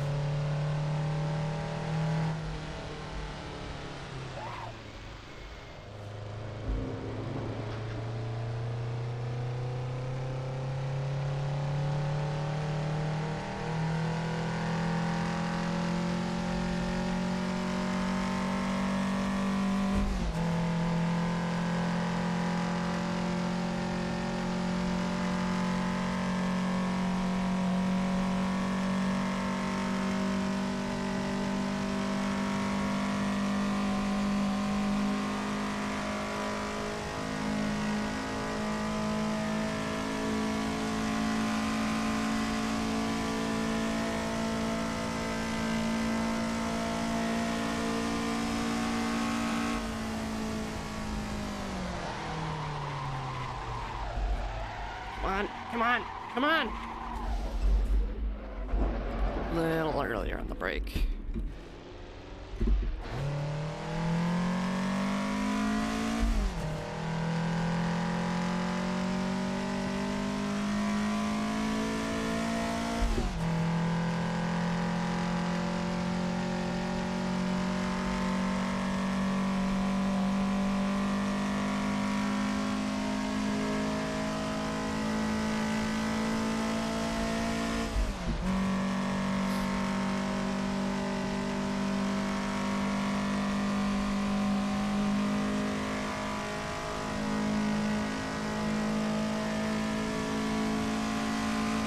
So I'm going to let up and squish.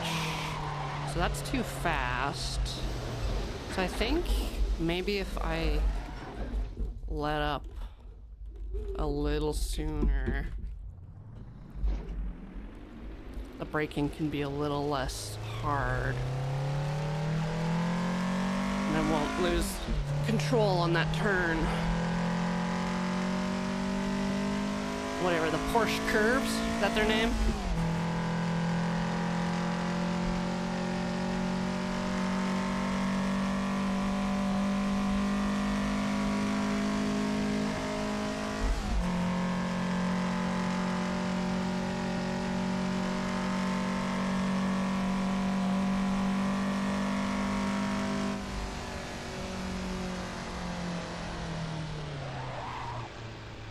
You know, I don't know if they're in feet.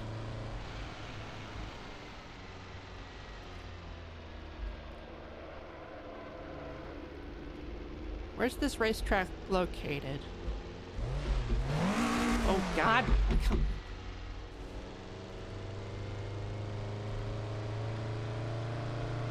It's gotta be SI units, yeah.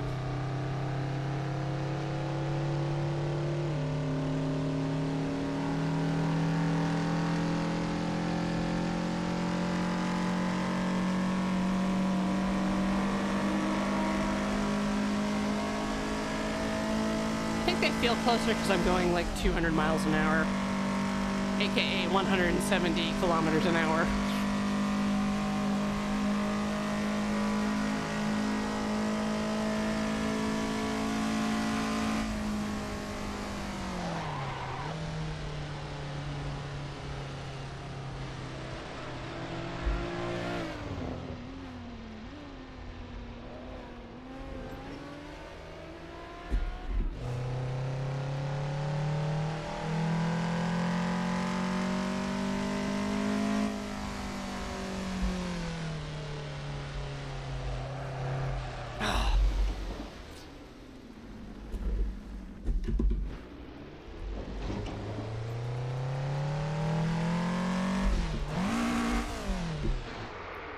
Third.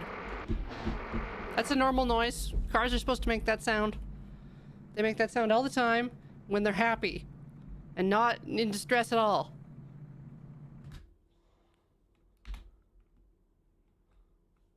Back to the pits. Where do I see my controls? Oh yeah, there's your problem.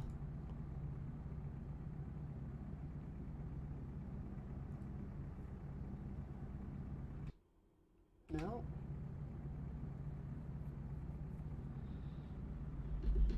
Oh.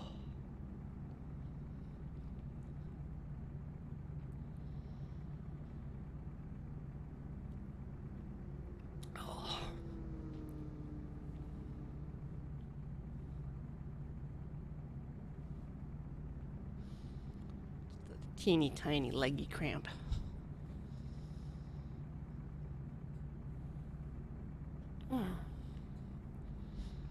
Oh man.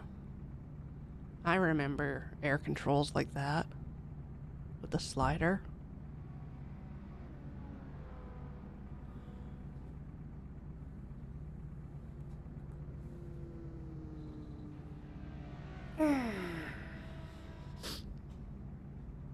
All right.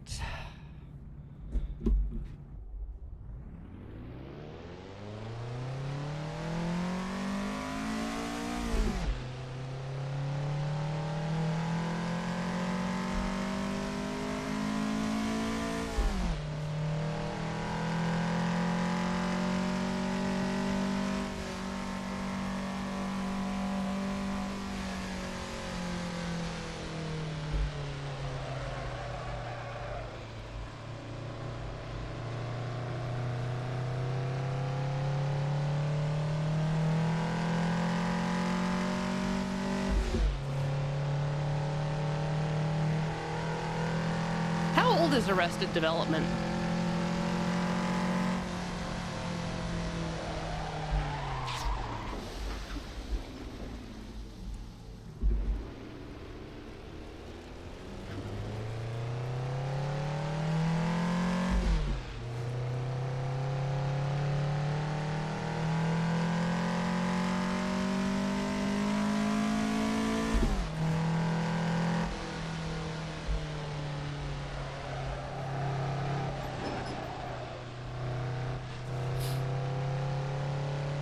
Started in 2003. Wow, we're really hitting that like 2003, 2004 era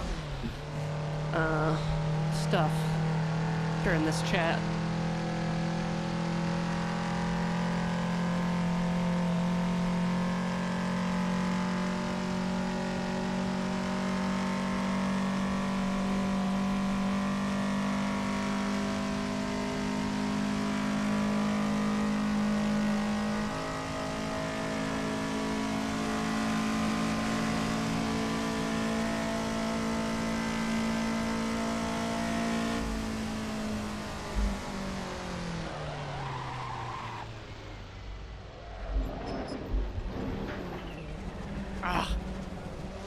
Get out of my airspace.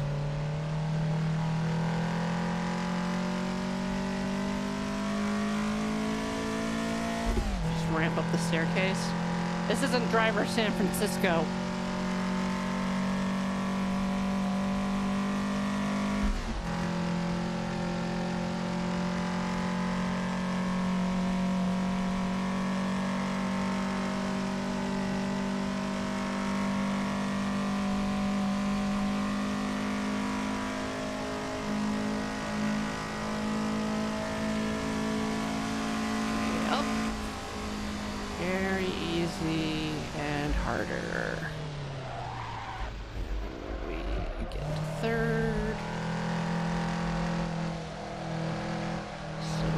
Accelerate out of the turn, and it's fine. Nothing broken. Just my dignity.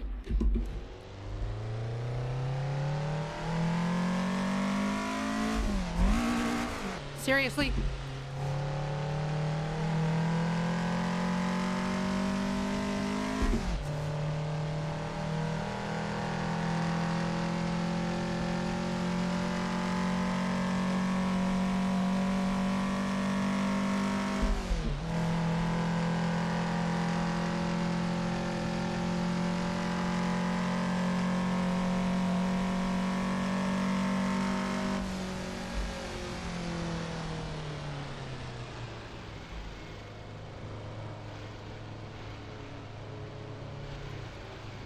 Gentle.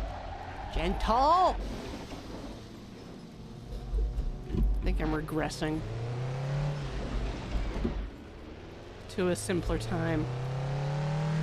Back when flappy paddles were alive.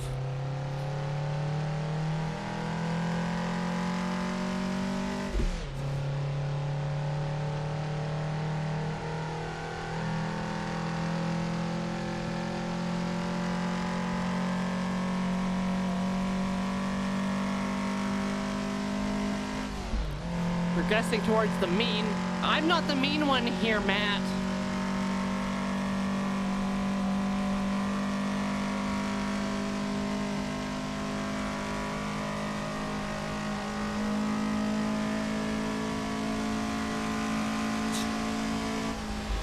Well, as long as you know.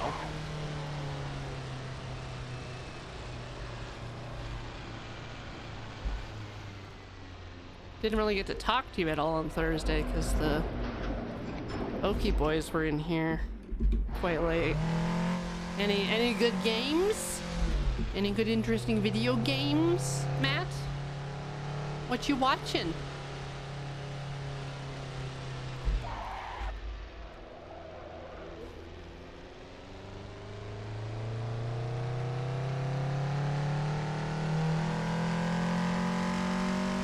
Two Point Museum.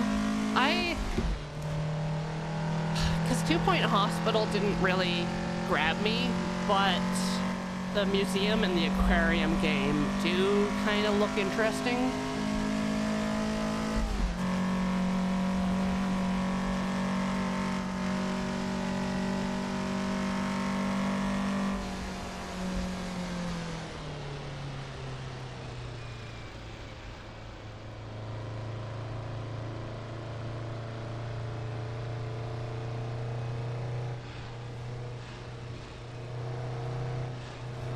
Okay.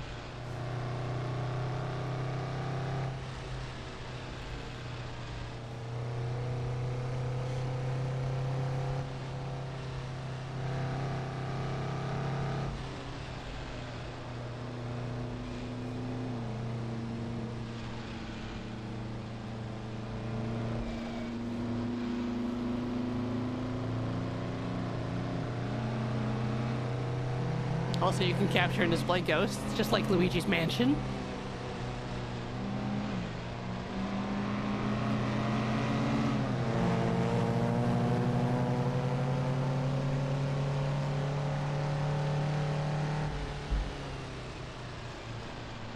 Just like in Luigi, yeah.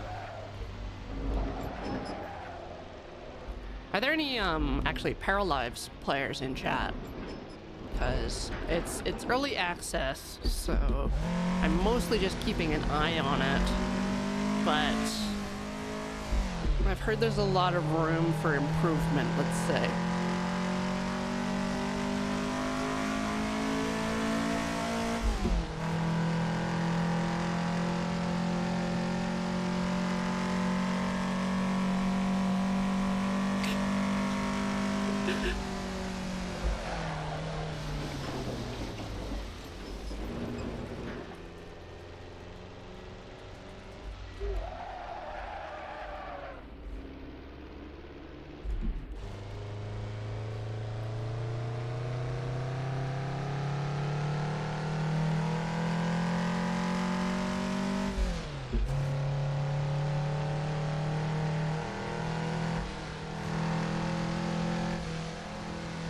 Still rough? Okay.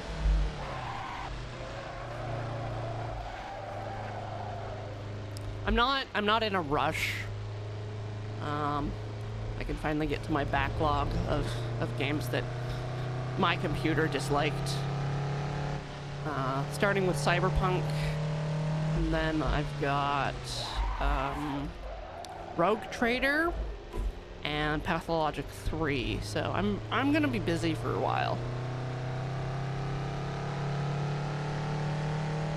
In amongst all the other stuff.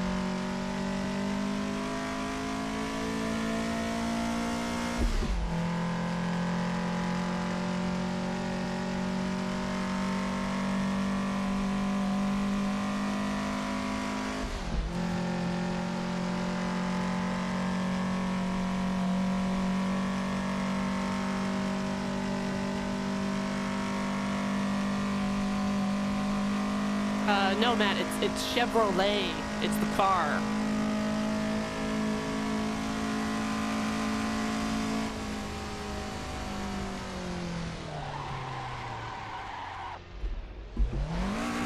Come on. Into third.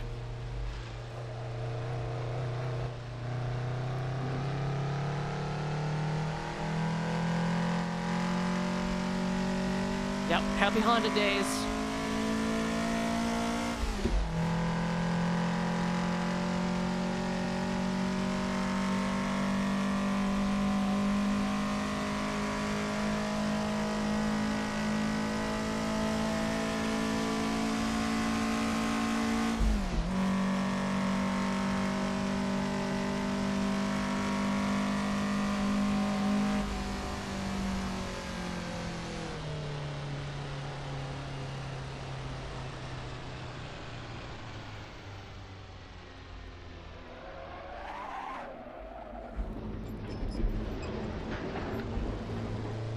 Gravel in the undercarriage.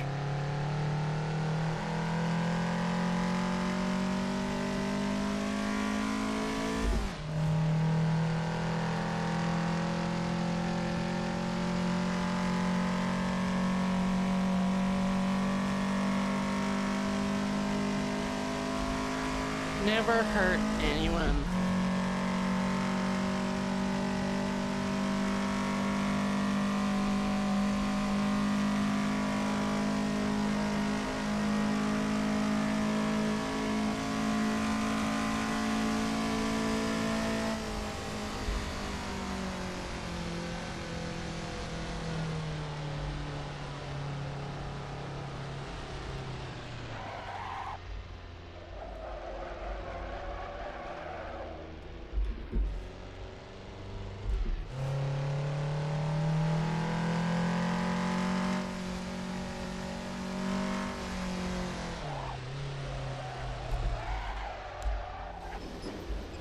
Van's faking me out.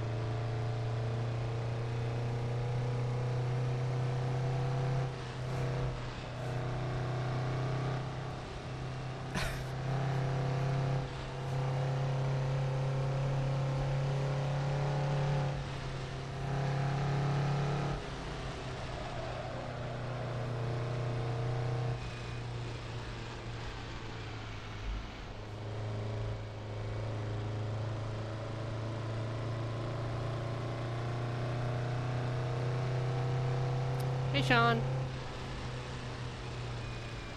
How's things?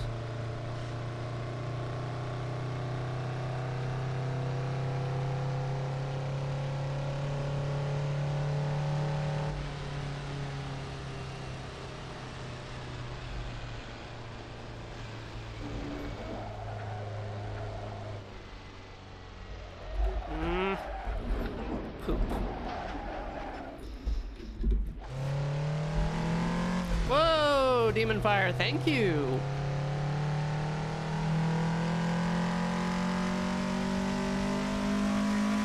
It did not tell me. Oh, 10. Okay, 10 subs. Thank you.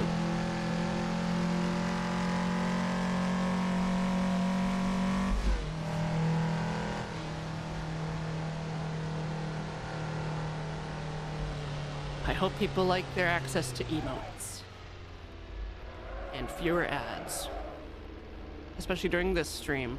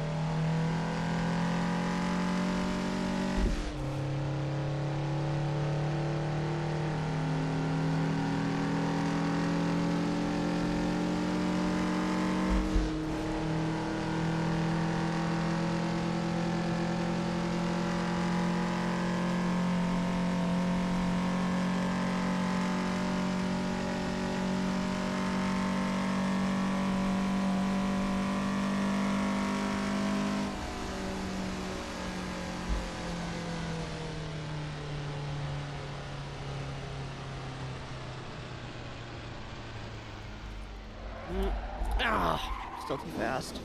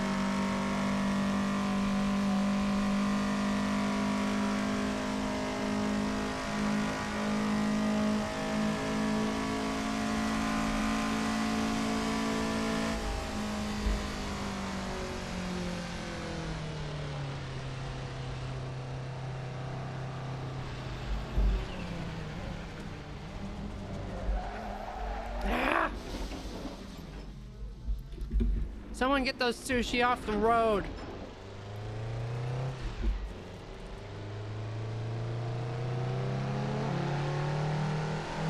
It's either them or me. I kinda feel a little like getting some gas. If I don't signal anything, it will just add liters.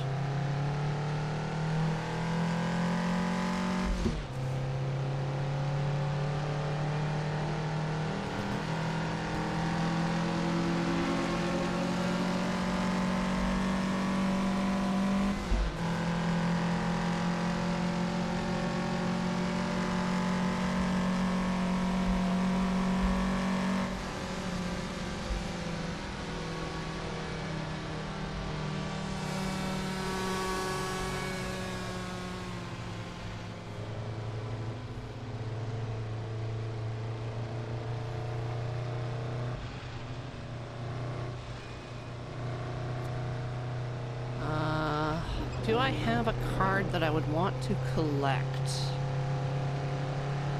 Not at the moment.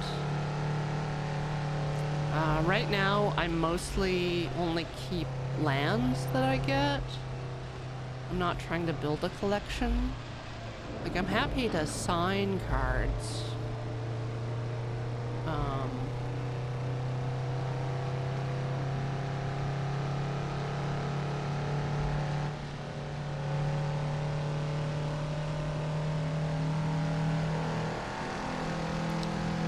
I mean, my favorite card is Black Lotus, and you should give me them.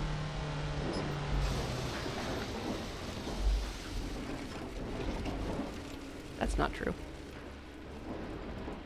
Aw, thank you, Mandrew.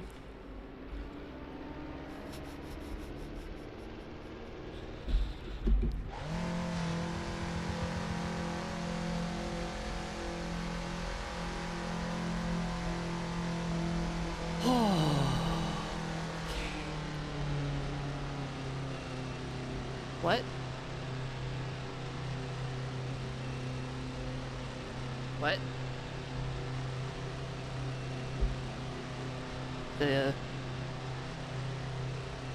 It wasn't me!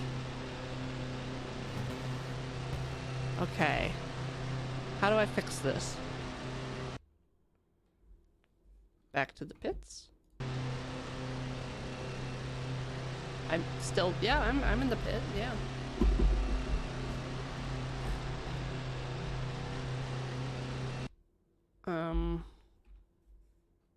Resume?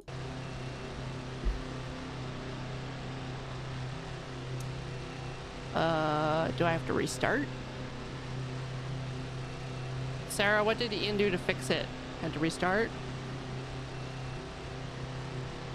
Gosh.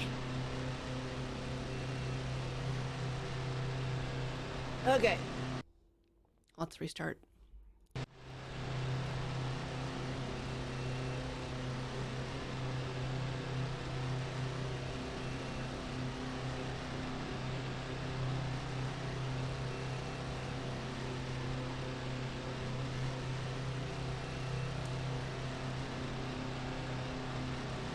I was curious about the lights going there. All right.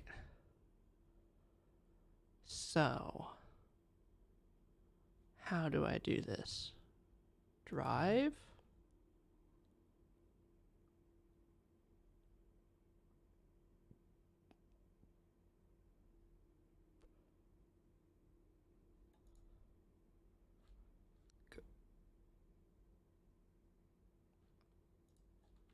Do I just hit go down here?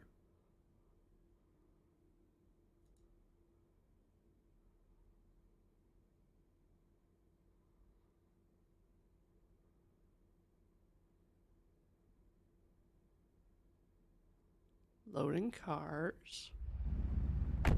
It's daytime. All right.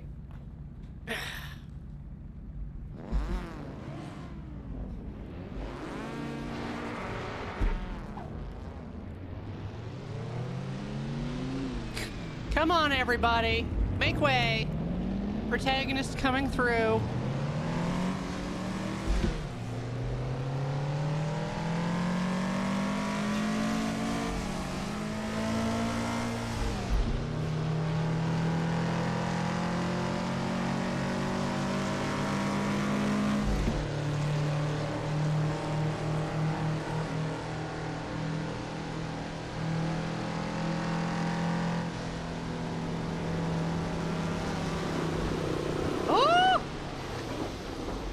Rude.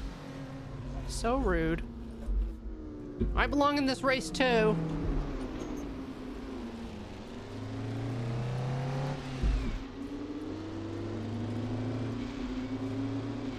Yeah, I earned daytime driving. For years, only darkness, and then the sunrise, and then Ian takes over again. But not this time.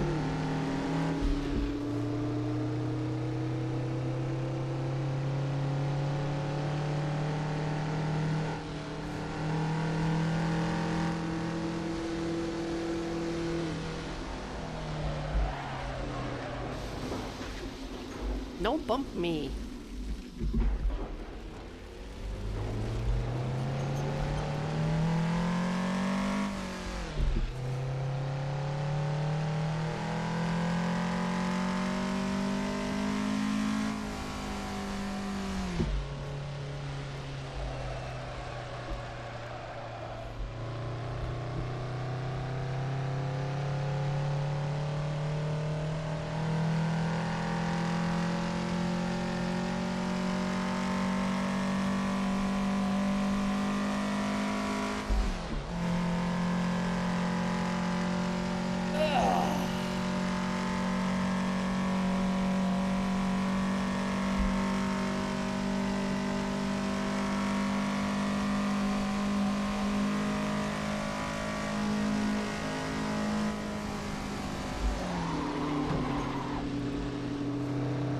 Is that the game of life?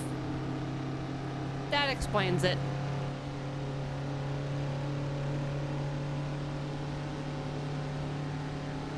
Oh, I remember someone saying that earlier, and I was like, are they talking about, like, Conway's Game of Life? I did not realize they meant the board game.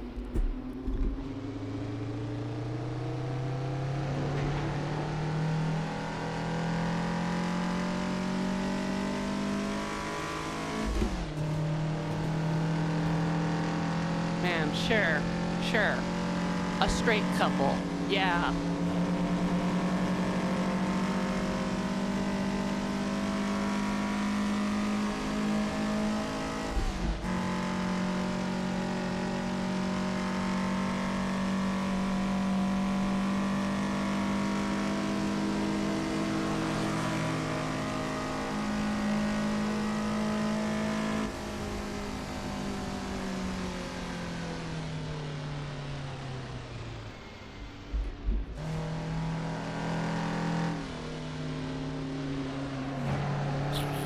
Damn!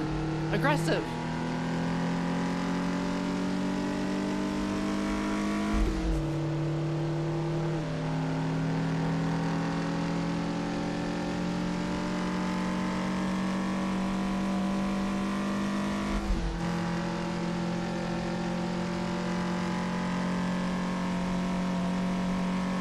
I don't think we can drive up the stairs, but I think the stairs could drive up us.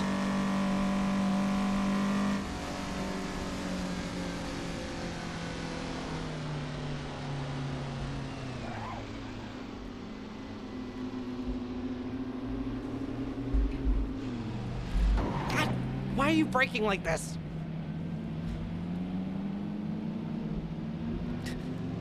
Are you signaling?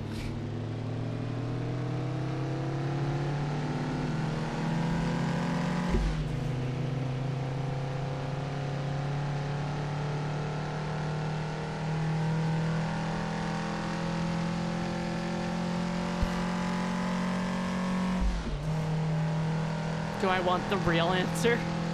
No! Fake answers only. Ah! I think I took a life.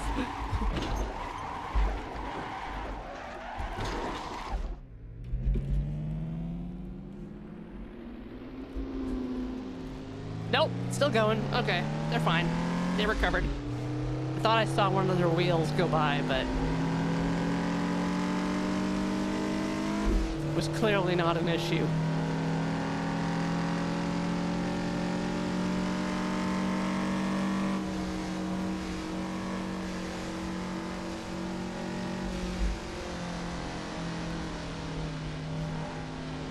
Hit them harder.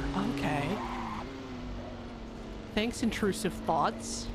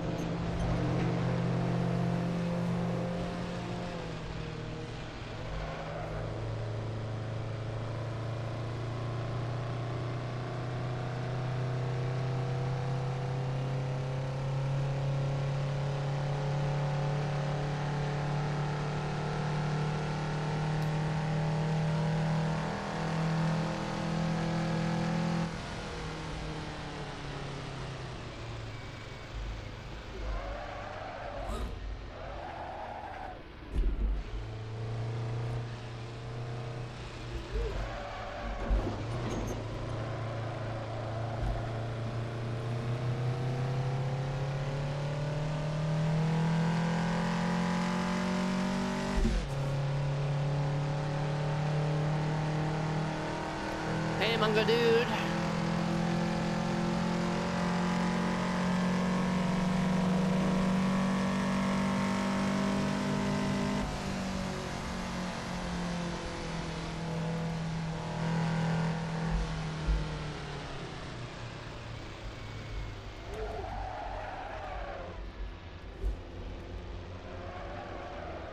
I thought it was in third.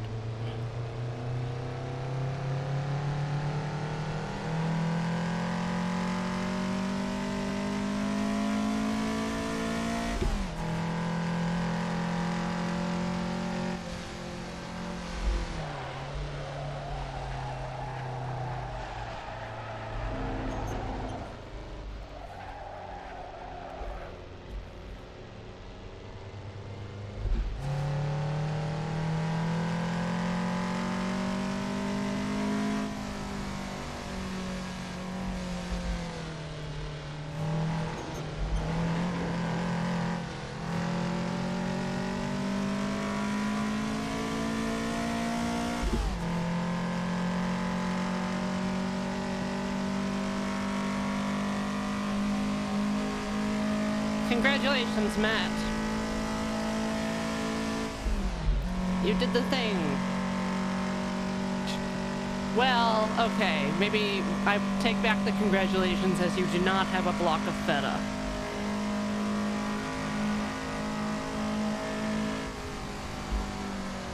How about some, like, fresh mozzarella?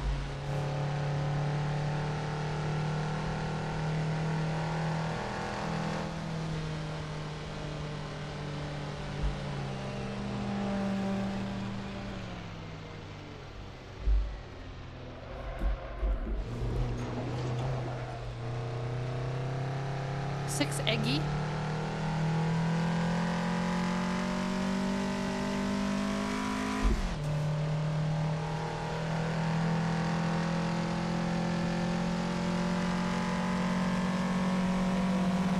Egg for Juniper. Oh, sweet treat.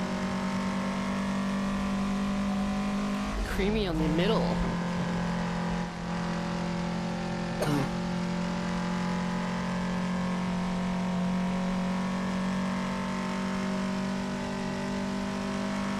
It's more like sweet a treat, not a sweet treat. I know what a sweet treat is. Oh, is this a sweet treat? It looks like a sweet treat. I watch a lot of videos of horses eating candy. Don't ask why. Okay, Mungo Dude, sweetmeats are a lie and should never have been allowed.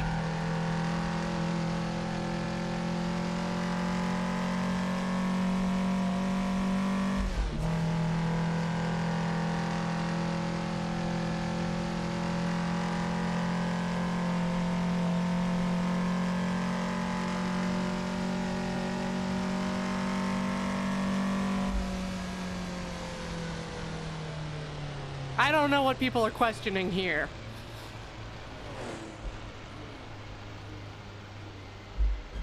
How that little box racer overcame me?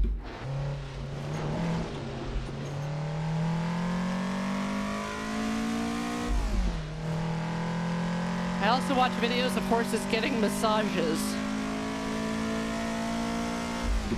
Because it looks really good when the spot gets found.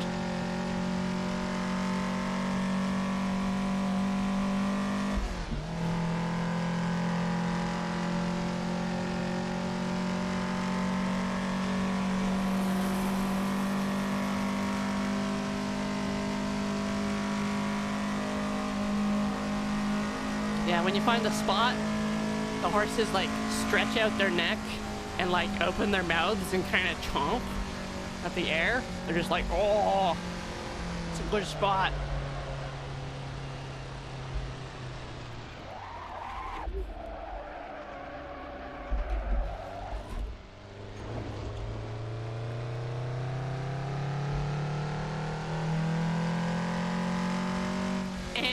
And baby horses learning to lay down for the first time. You would think the standing up and walking is difficult. No. Coordinating all your legs so they fold up under you, very difficult.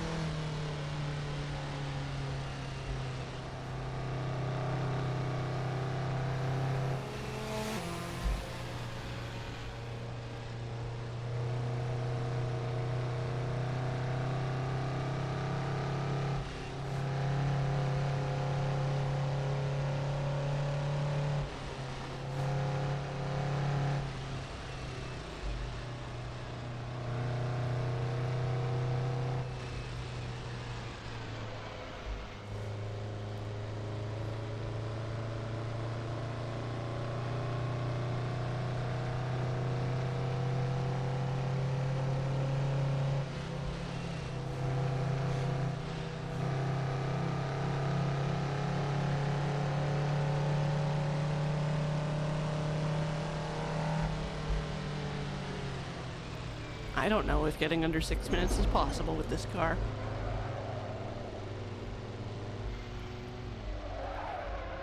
I feel like I've been sold a false bill of goods.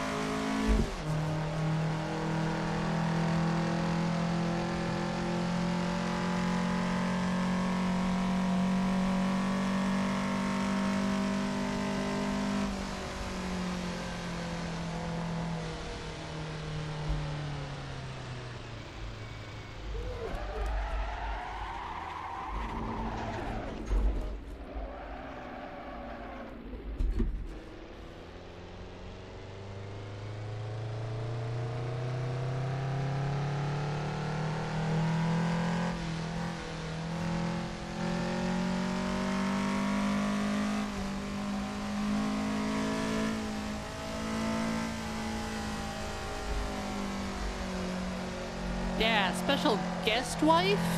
I don't have a wife, man. We would all know.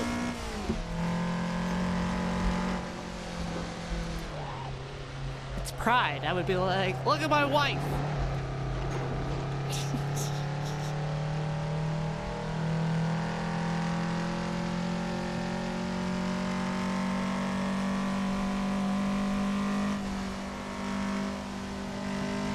Also, now I'm imagining guest wife kind of like a trad wife. It's just like a wife that's her personality is being a guest.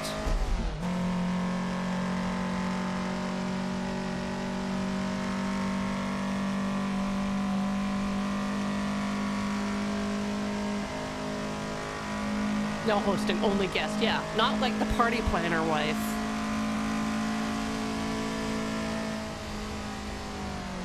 Maybe the brings really good wine to the dinner party wife.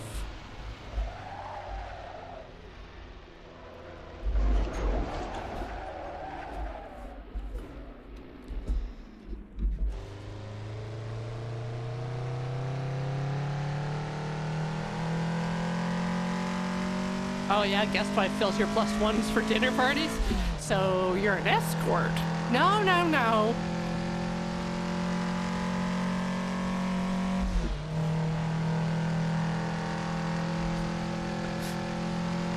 Lend-lease wife, yeah. Timeshare wife, yeah.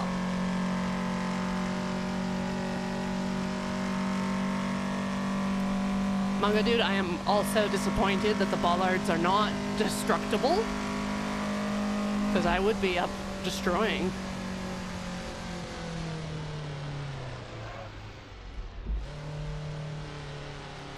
Yeah.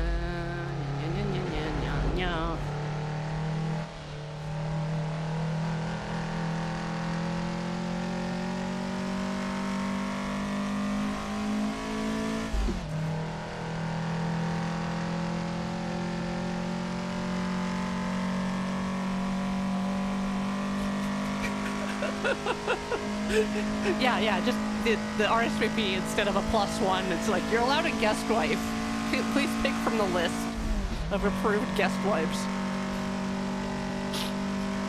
We want to make sure this party is not a flop.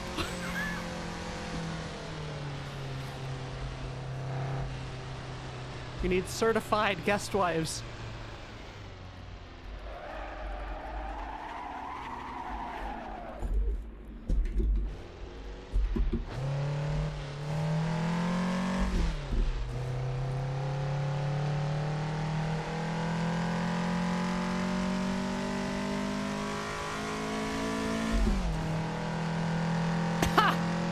Thanks, Ard. Yeah, if one of us is a mail order bride, I know who it is.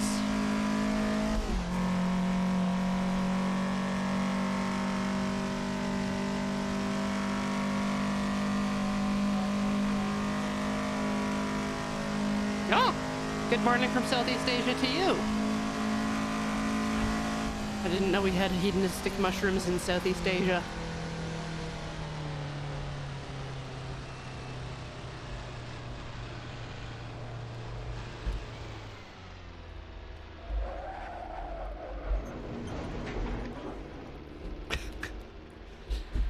Yes, feral mail order bride, yes. AI with warm analog tone, yes.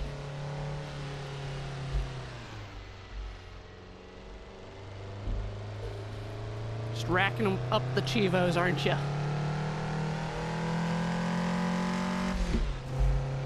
That's what your Steam profile says.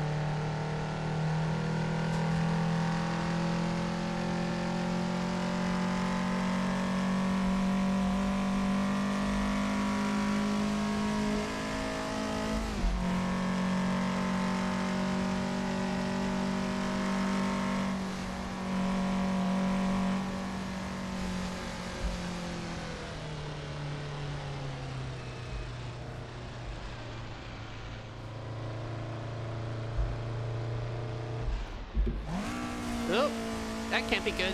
That can't be good at all.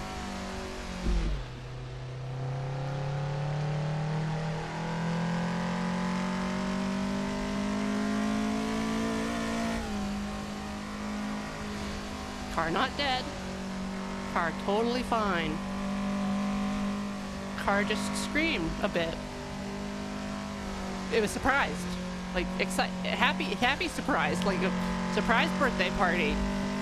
Here, car, I got you second gear as a surprise gift.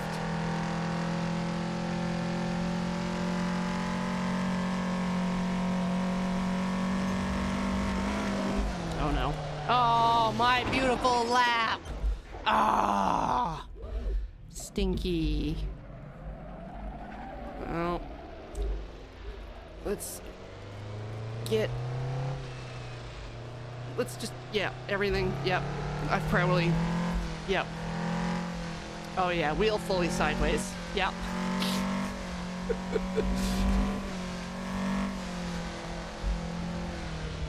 Driving as straight as I possibly can.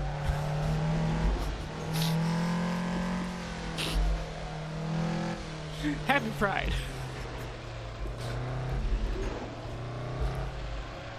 It's like, what is she? You know.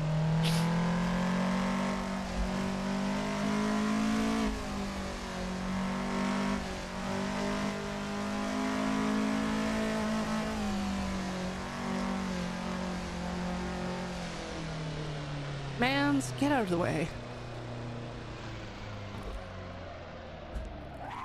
Uh-oh. Little scooch. Oh. Yeah, game crashed. I feel like it was like a race condition because audio is still playing, but the controls and video were not updating. I thought it automatically did fuel. Where is? Can I not? I might have to back it up and.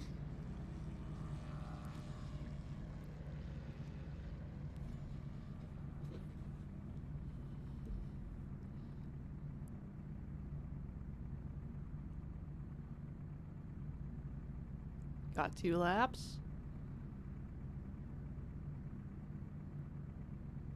But I want to risk my footsies a little bit extra. More brake time, more better for me. Oh no, Benjamin. Okay. Reverse. Switch. Then.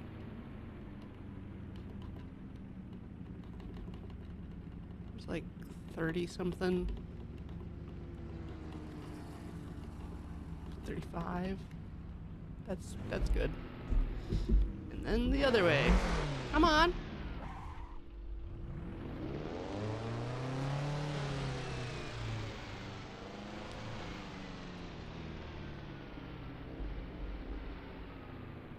Okay. Glug glug glug.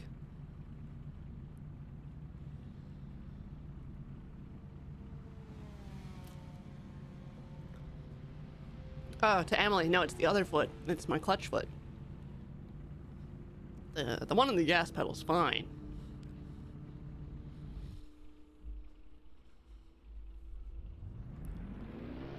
You pressed your own brake pedal. Although, spelling it bake pedal, like, damn, what time is it? 4:20?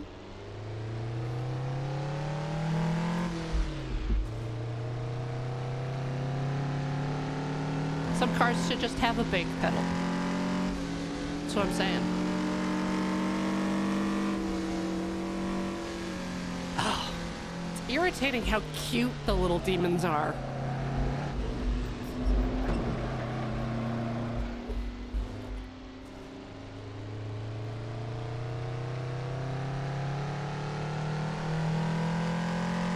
Yeah, like children before the biting starts.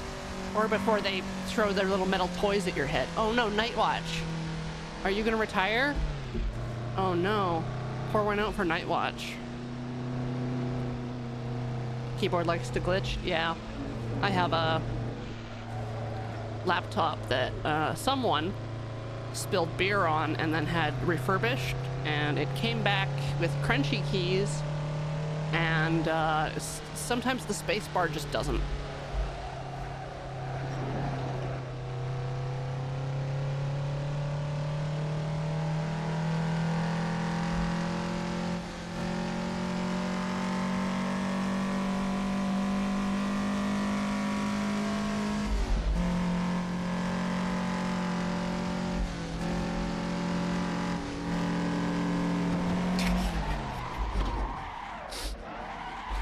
How did you get into my house, Matt? Hmm?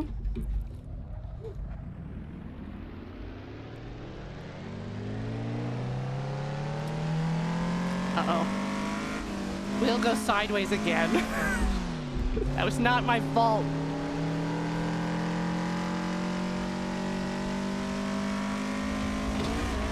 Oh, filming a location shoot. Okay, all right. And that's happened once at my place. This year.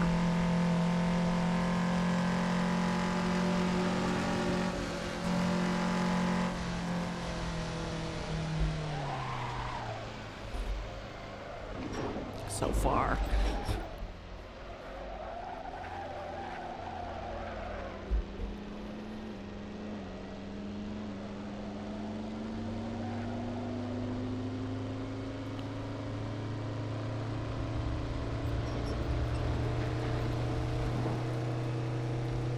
Alright.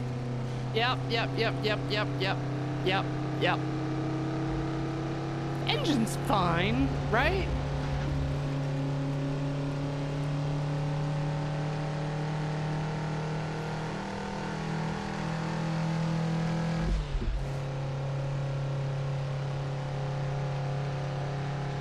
Probably don't want another 35 liters, but what if I do? How heavy can we make this mobile?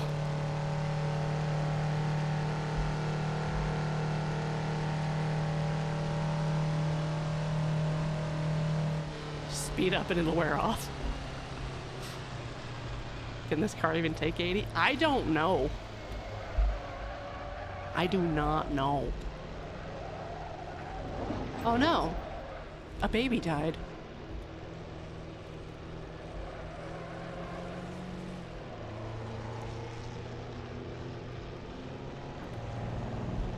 But Alpha Flight's still going strong.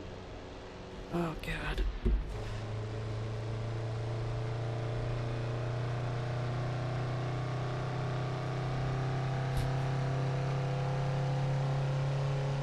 No, not my windshield. One of the little micro machines, but a really small one. That one.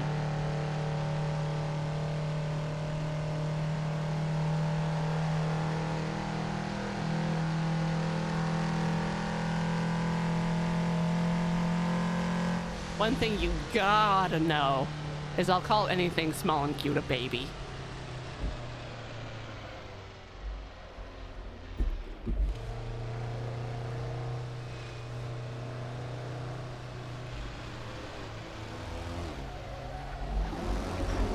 Not a big fan of human babies, though.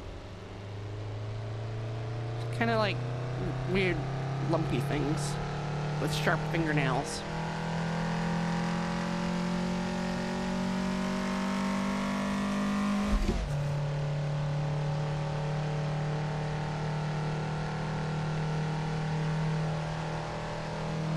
Yes, the larval state of humans. Haven't pupated yet. Whoa!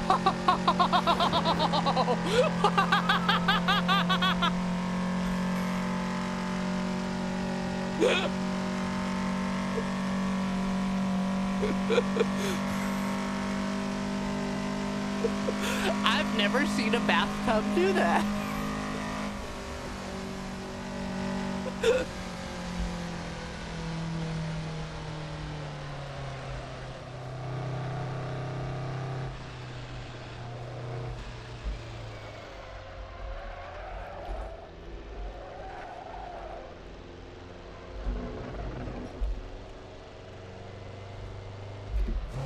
Whoop.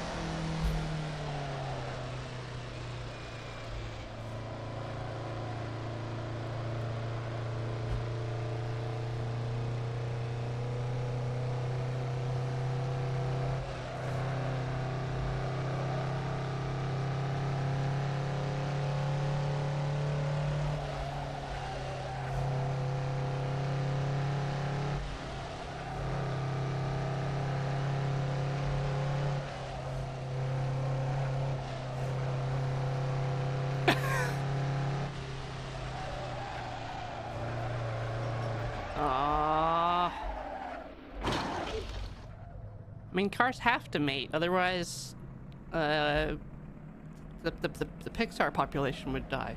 Like, they have to, baby cars have to come from somewhere.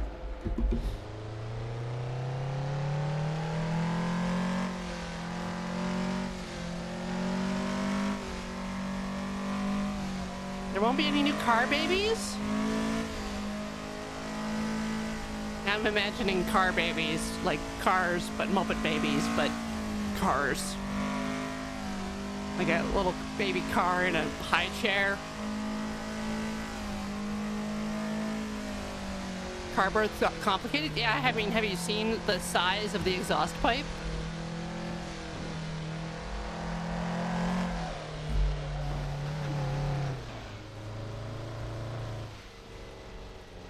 Assume car babies gestate in the trunk? Yeah. In their parents' pouches, I guess.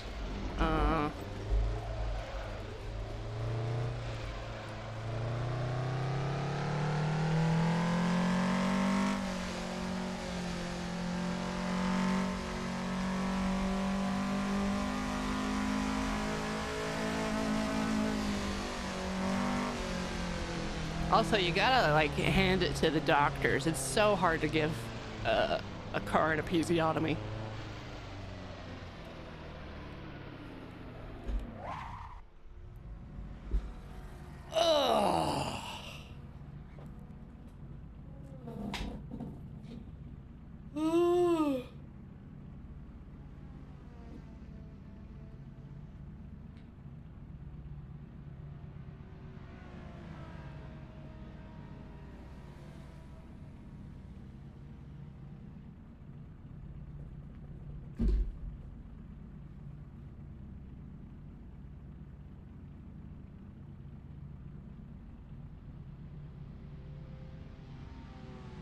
Aww. Another bus down. Man, transit in this town sucks. They just keep removing routes.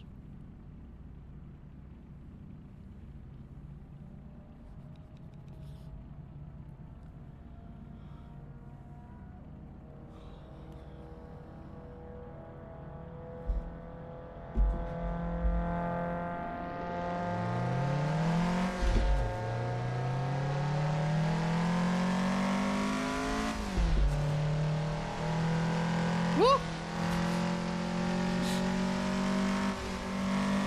Deja vu. You're alive? How did you survive that? Or is that different from the bathtub? That's a little... Whoops. Sorry, I was just trying to get a look at you.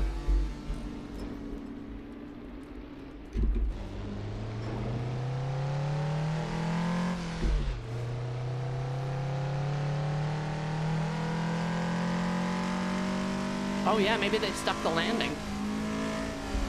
Managed to get back to the pit to get their wheel replaced.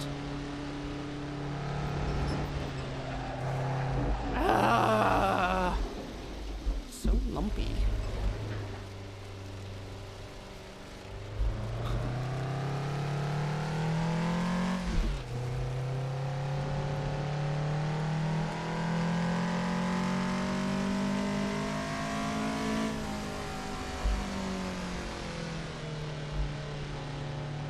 Sense of presence. Hi. Hi. Everything good? Everything good. Glad to hear it.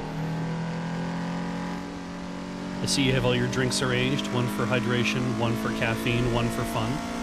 Those are Ian's. Oh, I see These are Ian's. Okay. Yeah. I should go wash this. Is that matcha?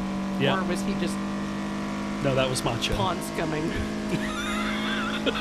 He was outside in the rock just dipping for water. Yeah. There's a rock outside the office Yeah. that collects water. Yeah. Kind of great. Really gross. Sometimes cigarette butts too. So like it's a real soupy concoction. Oh yeah, Beach, would you like to be the guest wife? Oh my god, yeah, why not? Oh, that Yes. SUV. Is that the a Hilux? Is that the Hilux? No. No, that's not Hilux. Okay.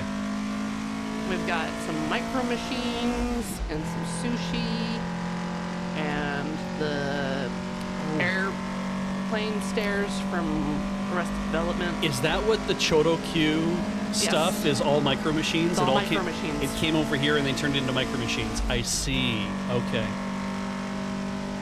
Jeep Cherokee. Ah.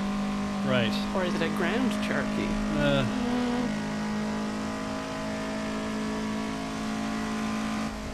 As the race wife or car Yes, wife. guest wife. Oh yeah. What am I supposed to? Do I have duties? Do Uh, I have to pull up the map? you have to be the best guest. Oh, I can. Maybe I can do that. Yeah, right? Yeah. That there was a bus back there. That was Dawn Guard. Oh. I think it's finally given up the ghost. Oh, I see. The game crashed a little while ago, so I had to restart it. Thus, daylight Okay. and the buses. Oh well. They were all dead by the time I got here. Is These are merely their memories. Is Ian home for a particular length of time for a... Until 7. I see. He wanted a couple extra hours this year. Okay. That's fair. We're all getting old. But he didn't make me cover during like 2 a.m. That's good. So That is not bad. That's a Hilux.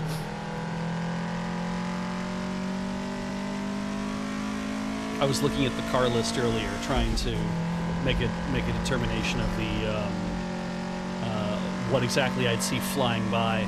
oh Yeah. yeah, there it is. Ah. I think that might have been the last bus. Ah. Unless Night Watch is still going? Question mark? So you're in a Corolla, I'm guessing. Something like that. Yeah. Toyota something. Yeah. You get the little flappy headlights. Yeah, I was trying to figure out what are you in, and then sitting here just kind of like, okay, what would be like old 80s shitbox looking like this? Seems like a pretty tight squeeze. Oh, it's got flippy headlights on the front. Yes. That's probably the Hachiroku, yeah. Yeah. Do you remember cars having like the airflow stuff like that? Having the airflow stuff. The controls for the Oh, you could suck in AC. air from the outside instead? well, You mean? Or you No, just just mean the- like the vents that look like... no, below the vents, the controls. Oh yeah. Yeah, the bar that you slide back and forth. Yep. Yeah. That's probably. I wonder if that is easier to make than dials. My car has 3 dials. Especially for mechanical stuff. Yeah, because you're just dragging from one side to the other. Yeah, as a selector. No, my Jetta has 3 dials, and I read the manual. And the manual stated you should, if you're having trouble with your car fogging up, put all 3 dials in the vertical position, Right in the middle. right in the middle. And apparently that's temperature dead center. So Yeah. you want it on perfect warm, apparently. Okay. And then you want you want it on blowing on 2, which is the 2 out of 4. So 2 is like dead in the middle because it's like 0, 1, 2, 3, 4 essentially.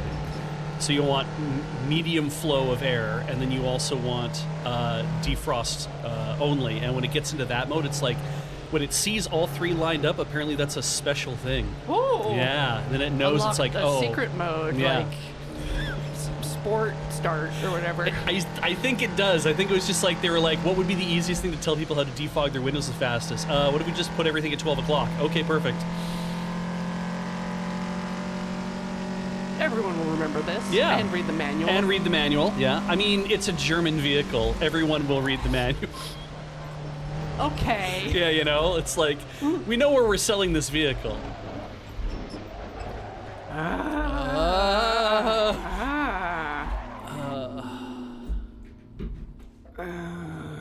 It fine. It's fine.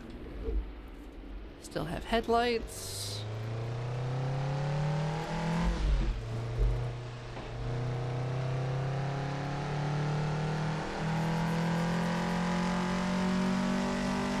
Important to know your market. Yeah. You watching any anime? Yes. Okay. Good conversation. Do you want to hear what I'm watching?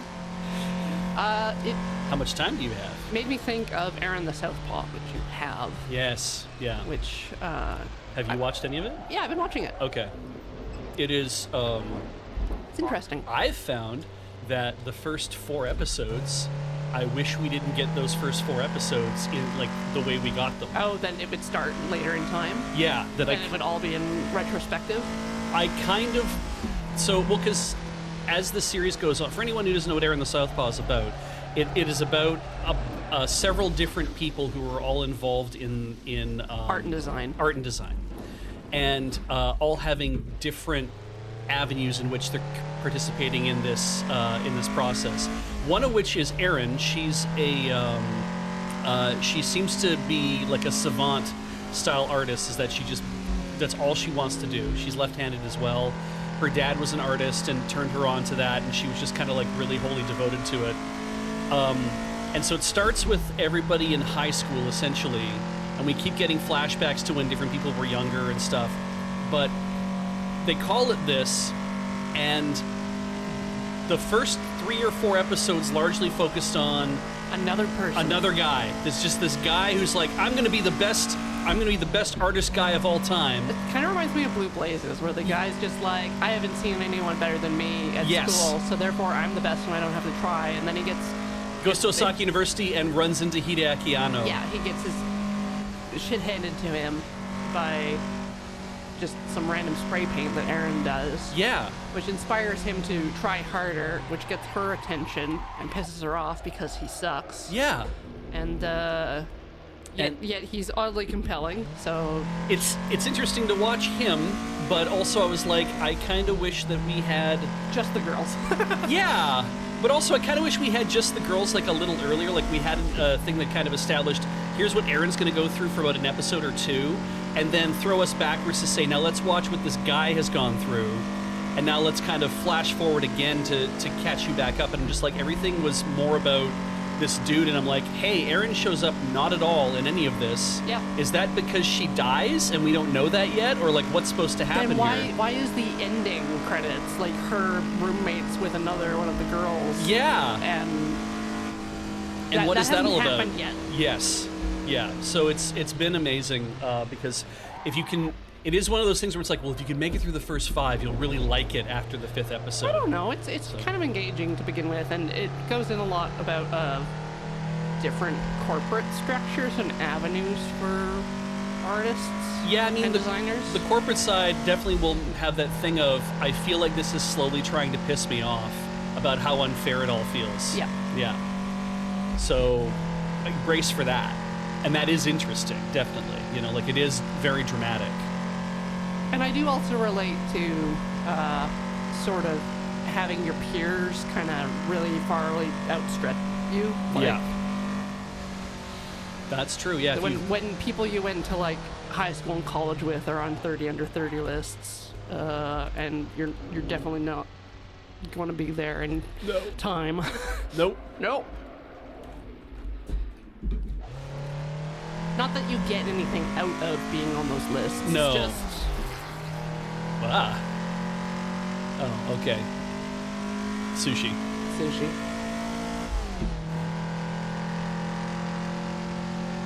It is funny though about how much. Well, that's even a recent episode of Aaron the Southpaw. How there's an episode where she's talking with Sayuri, and Sayuri's like, "Don't you know how? Like, I'm gonna try to promote you." And she gets so mad because she's like, "Why is it all about this? Why can't it be about the art? I don't understand why any of this has to be the way it is." And Sayuri's like, "No, you don't understand. Like, you can be as good at art as you want to be, but if nobody ever gets to see it, then how is anyone going to know?" And Erin just doesn't get that. She's just like, I just need to be good at art, and I just need people to like stop and look at it, and they'll understand they'll understand what I'm trying to do. It took me a long time to grapple with marketing and stuff like writing your own bio in the third person. And Yeah. things like that. Especially if you don't want to achieve maximum fame. Yeah. It's like you're promoting yourself, but you kind of want to keep your head down. Yeah. And that's difficult. It's a difficult line to walk. You want to be clear that it's like, I'm out here, I'm doing good work. Dear, oh dear. I don't want to do like a PR press tour Yeah. in the modern age where you have to do like 50 podcasts. And Yeah. not that I would hate, podcasts. Yeah. I don't mind. I just meeting a lot of strangers and then Yeah. trying to always be interesting and talking. Yeah. Ugh.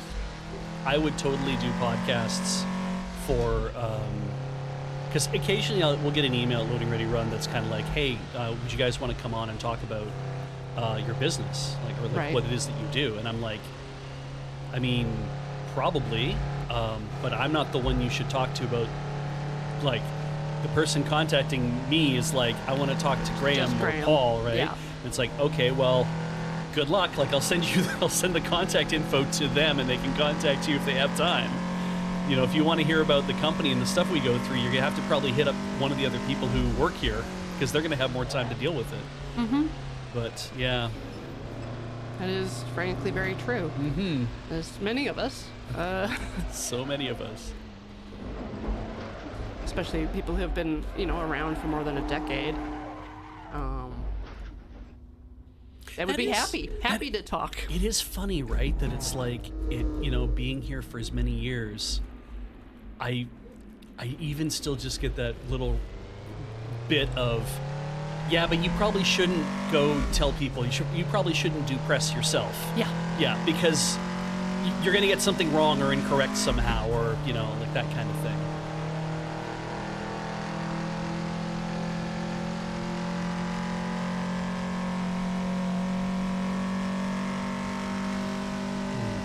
How was the Marvel Superheroes red carpet walk? Weird. Yeah. Because, they didn't tell us. Yes. And then when we showed up, they were basically focused on all of the famous people. Yeah.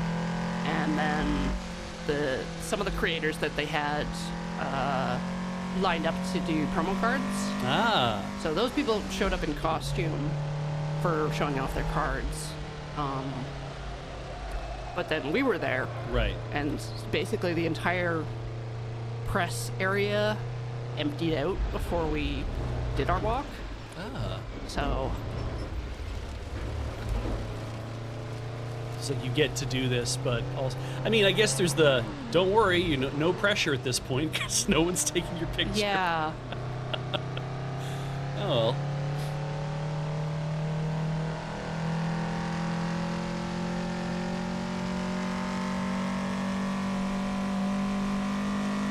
Was it a lot of milling about and treated like go get a flute of champagne and just kind of mingle? That- yeah. Look at all the displays that we have. There's some interactable stuff, Okay. and then they gave out swag bags, Ah. and there was a vending machine that dispensed a box of booster packs. So I think there were 9 booster packs and an area of tables set up so that people could immediately rip into the cards and start playing Right. to make promotional content. I mean, I also saw people ripping packs on camera that they were using for that for promo content as well. Yep. Yeah. What was in the swag bags? We got a comic book that was one of the enchantments. Oh. Pack of Gamegenic sleeves, the Secret Lair, and those booster packs. Nice. And then 5 welcome decks, so one for each color. Like, you remember those Planeswalker decks that you were giving out at PAX? Yeah. Forever ago? Yeah. Yeah. All right. I gave mine to Nelly.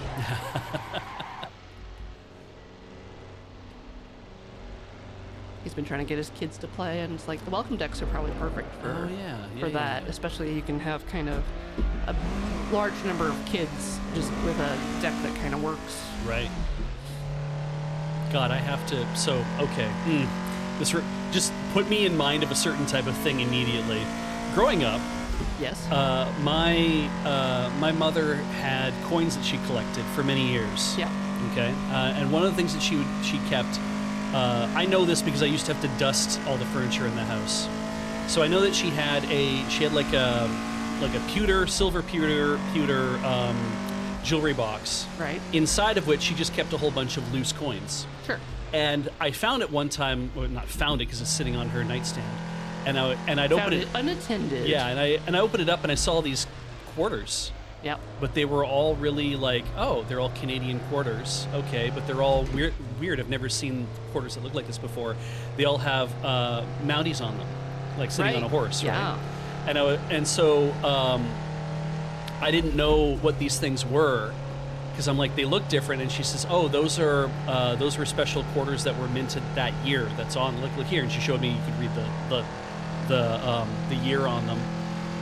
and I was like, oh, okay. And she's like, yeah, so those are a bunch of quarters that I'd collected over the years and kept in this thing because they were, I found them in the change and I found them whatever, and I've kept them ever since then. We're talking 1975. Yeah. Right? So or whenever they were made.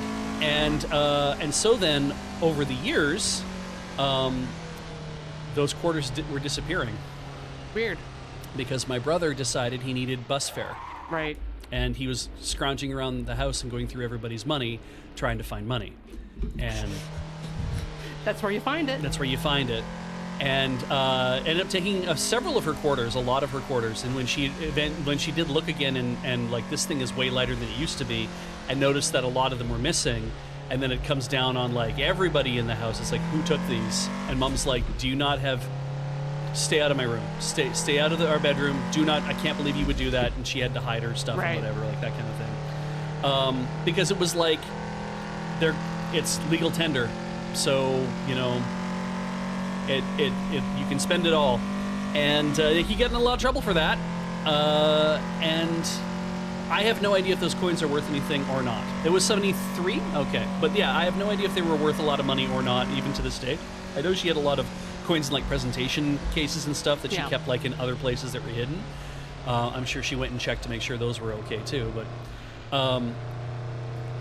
just the moment where it's like, oh yeah, I want to get my kids interested in playing Magic. And the first thing I flashed to, given how I grew up, was Nellie's probably got a hell of a toolbox. Right. So kids going through his Toolbox to play Magic with and being like, oh, I need to like buy some of the new cards.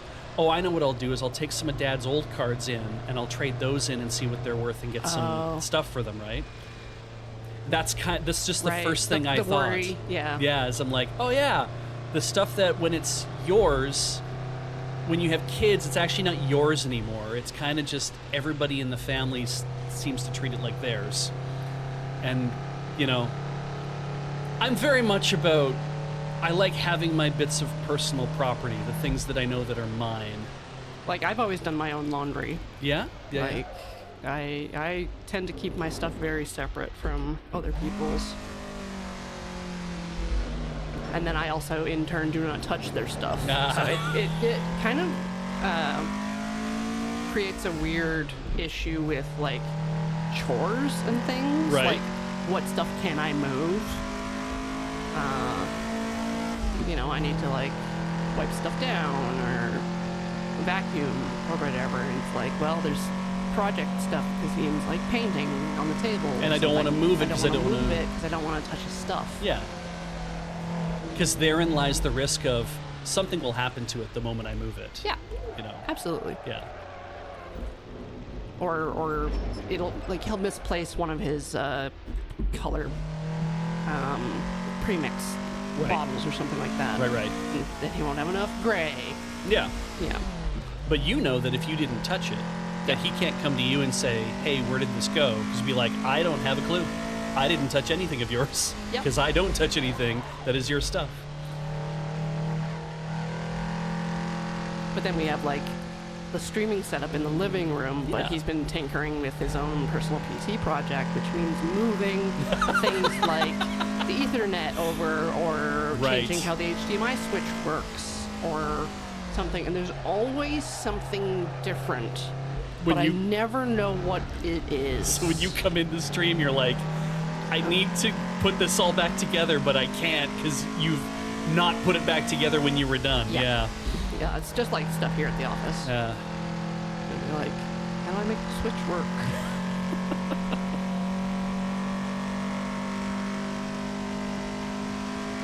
Yeah, Heather's computer in her office is like, that's her stuff.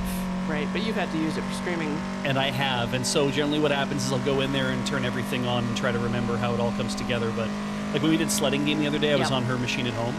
And so, and whenever we do Jackbox, I'm in there as well. But when we did sledding game, I was running into trouble trying to do something. I think it was trying to install the game or accept the game. And she's like, I already accepted the game. And I'm like, but it's telling me I need to accept the game. And she's like, well, I've already accepted the game. I'm like, well, never mind. I've rebooted the machine. Oh, Zeta rip. Starting again. Oh, that's too bad. And was that the last bus, you figure? It might be, yeah. I would have to go to the pit to check. Fair. And so I rebooted the machine and then realized when it came up to the login prompt that I was like, oh no, I have forgotten the exact construction of this password. Oh shit. So I texted her and told her as much while she's trying to set up for the stream here.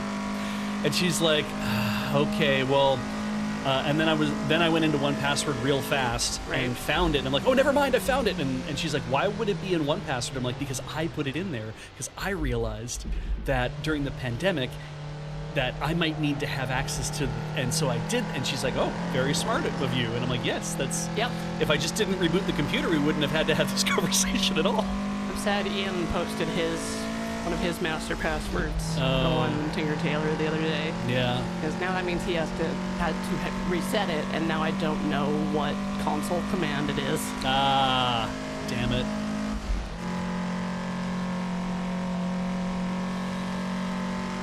A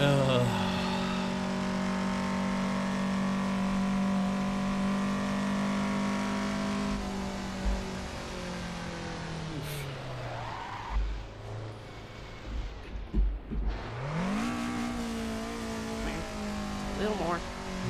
A little more. All right.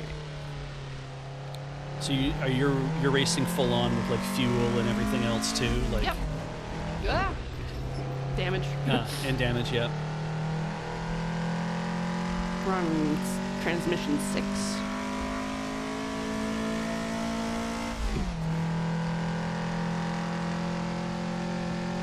Engine doesn't like it when very high revs go to first gear. Yeah, how about that? Yeah.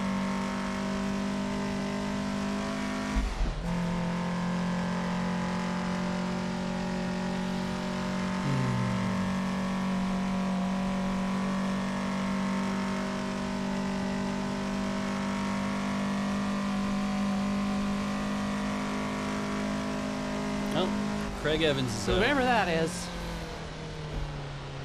Let me see.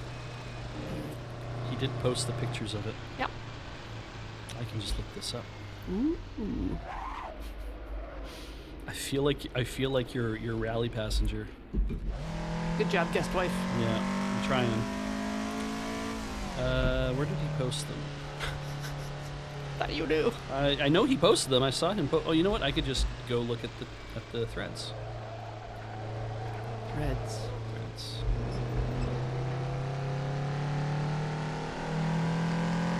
Oh, he posted them on Mastodon. That's why. Oh God. It's like, oh, he put him in Slack. No, he didn't. Okay. Craig Evans.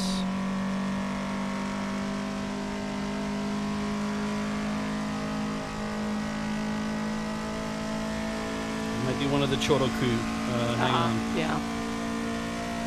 I don't know if he gave everyone like joke names. Like some of the vehicles No. definitely have them, but Yeah, there's so many. The Chorokus are all random names, so yeah, it might have been one of those for all we know.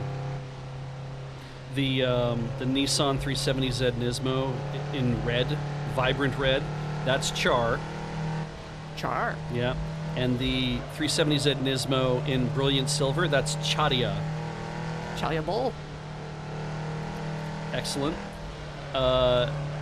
The Hilux, the 1982 Toyota Hilux Red 5 V6 version with a white stripe design on it, which is basically, it's white with a stripe on it, has no name whatsoever. So that's weird. That is weird. Mm-hmm. Got a couple bikes in here, I notice. Yeah, they suck. Did because they don't play fair? They don't or? play. Yeah, he set the aggression to 0, which apparently means body slam me into the wall at your earliest convenience. And the bikes, you know, they don't have a lot of body on the racetrack. They're very fast. They take the corners very fast. Yeah. And they hit like a brick. Oh, that's funny. I am playing on a wheel, Shivam. This is It's modified. It's a Thrustmaster, modified Thrustmaster wheel, and pedals in a thing that Ian has done some work on. Yeah.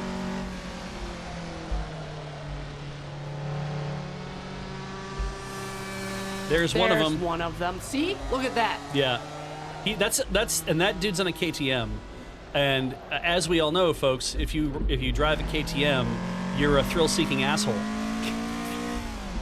We all know that. We all know that. I hung out in the automotive forums on Something Awful for a very, very long time, and they were all Drifto. they were all very, very particular about the attitudes of people who drive certain vehicles. Of course. Yeah, they're like, if you drive this, because it used to be if you were an Audi driver, you were a prick, Yeah. right? And then slowly over time, it was if you were a BMW driver, you were a prick, and everyone seemed to forget about the Audi drivers for some reason. So They kept their heads down.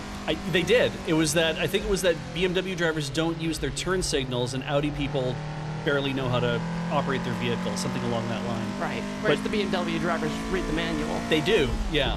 I mean, because most guys in the forum were all lusting after M-Spec cars anyway, right? They're all like, I could go for a 3 or a 5 or whatever. So, yeah. Car Talk had a thing with Jetta drivers. Fair. Whatever. I mean, Jetta drivers, to my mind, all Jetta drivers can't see in 3 dimensions. So you should be driving a Jetta? I do drive a Jetta, and I don't know any other Jetta drivers, so 100% of my sample size cannot see in 3 dimensions. So I don't know, what is that? Synecdoche? Something? Yeah? Not quite. Oh god. Why did I do this to myself? I was not paying attention. Lost my depth perception in a Jetta crash, but I was not the driver. Well, It's catching. somebody wanted that Z-axis from you. All right. Now Art's just out there getting gimbal locked. Camthelian has a roommate who wants a Jetta, and they also can't see in 3 dimensions. Excellent. All right. Well, now it's all coming together.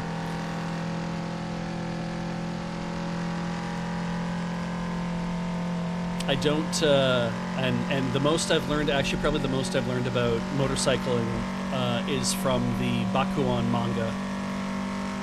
Cute girls doing cute things, all driving motorcycles to school.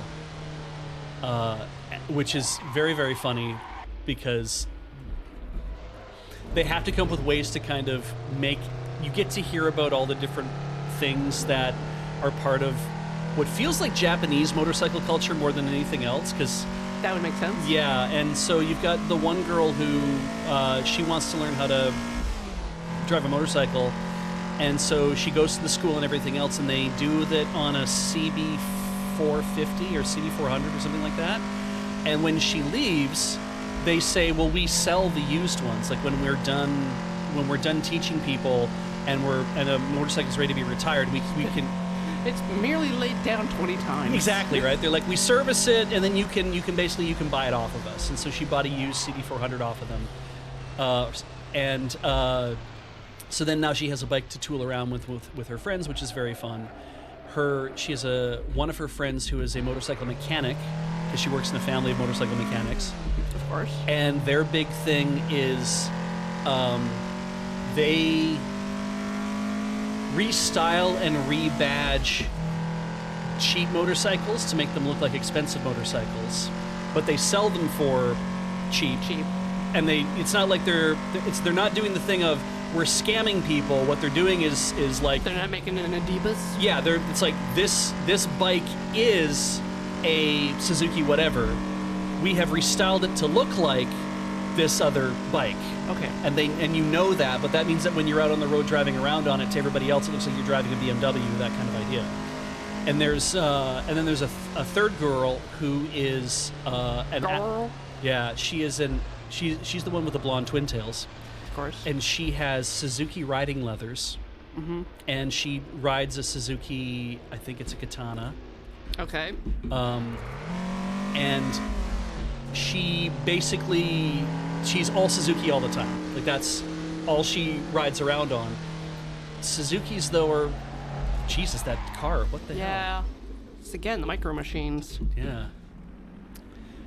She has Part of their intimidation tactics. Yeah. Because that car looked like it was going to come off the side and like just basically dump right in front of you. Yeah. But yeah, her whole thing, like she rides around Suzuki's, and the other girl who's a mechanic gives her a hard time because she's like, yeah, Suzuki drivers, you guys are kind of all the same. You're all into these vehicles and only into Suzuki's, and Suzuki is also very bad for like aping design elements from other manufacturers. Right. So if you're looking for a certain type of bike, they're the easiest ones to rebadge to look like a different style of bike, I believe was the joke. And yeah, it's Because like, they're already like 90% on the way there. yeah, it's kind of like how in the who was doing that in the car industry. Lexus did that with their 350. They did that by aping an awful lot of design cues from the Mercedes, like the gold Mercedes that I had. Yep. From a 300, from the 124. They were aping a lot of cues from that because they wanted it to feel like luxury, so they took a lot of cues off of that where people would feel like, oh yeah, that does look like a luxurious car, I don't know why. It's like, well, because it looks like all those Mercedes you've been seeing for years upon years. And there's a lot of other, some of the Korean manufacturers do that. Hyundai was bad for that, I think, as well as Kia for a while. And then I think they stopped doing that when they got their own design language. But yeah, there's a lot of those elements where you're like, you're realizing that people are just lifting from other people. And then like the last, no, I shouldn't say the last, the other girl who we know the identity of, her thing is that she's a rich girl, but she's not allowed to drive a motorcycle yet. So she got her parents to buy her a scooter, but it's one of these like luxury 2-seater scooters that are like long, like really, really long, kind of. The long bench. Yeah, you can ride a person behind you, and they act like they're a motorcycle, but they're kind of like not really a motorcycle because they are technically a scooter. Yeah, so very, very odd kind of layout, and they're legal to drive without having a full-blown motorcycle license. So I learned a lot about all of that. And then they have one girl who's the Stig. And they're He's old now. Yeah, but well, this girl seems like nobody knows if she's actually 15 or 30, but she dresses in a school uniform and she shows up at their school all the time. But she dresses in the old version of the school uniform that nobody wears anymore, and she never takes her helmet off. Never. She has a full face helmet and never takes it off. She's a sylph. Yeah. Yeah. Must be. Yeah. Some sort of motorcycle dryad. Yeah. Mm-hmm.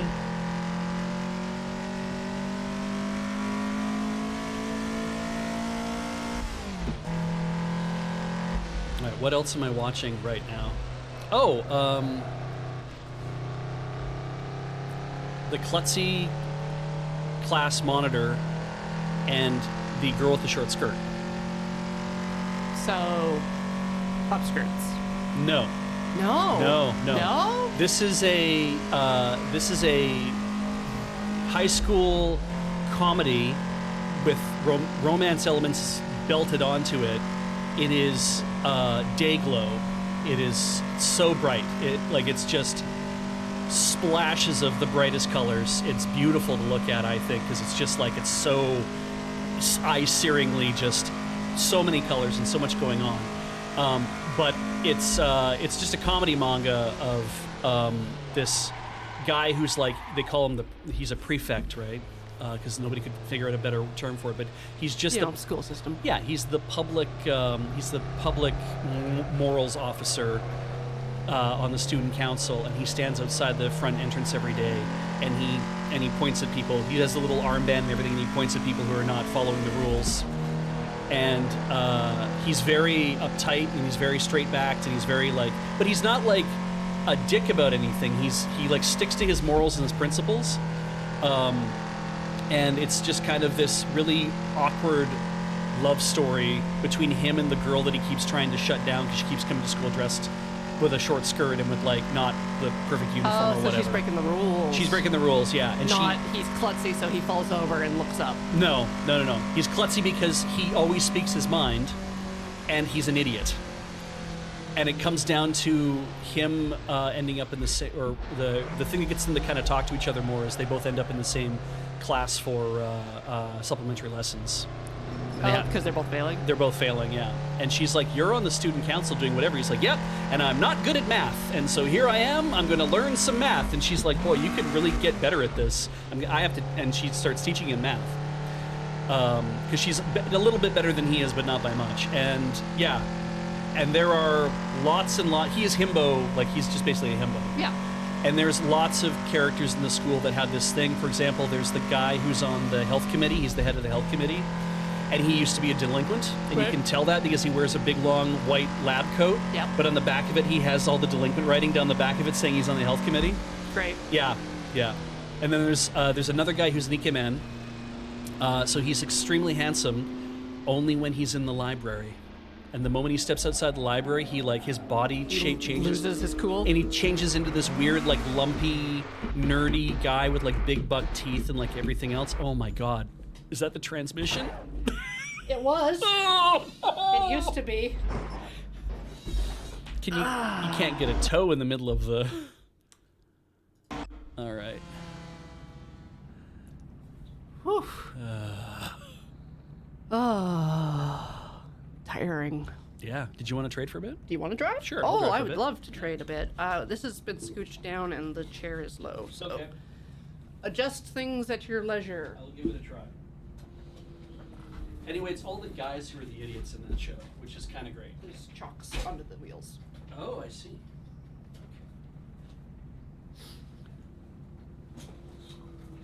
I should come to the other side, Yeah, where the gear shift is not. maybe. Yeah. I was gonna say, why did Ian opt to put the gear shift on this side? Oh, I see. That totally makes Close sense. enough? I think so. Yeah, I think I'm locked in. Okay. All right. So, it's all manual transmission, right? Yep. Oh God. And it is. First is up in that direction. We are Yep. gonna stall so many times. Yep. First is top left. Okay. Gas brake, clutch are normal. 2, 1. So first we have to. Can it stall? I believe so. Okay. So we have to bring this up, and then.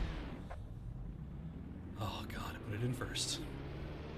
All right, we are taking off, departing.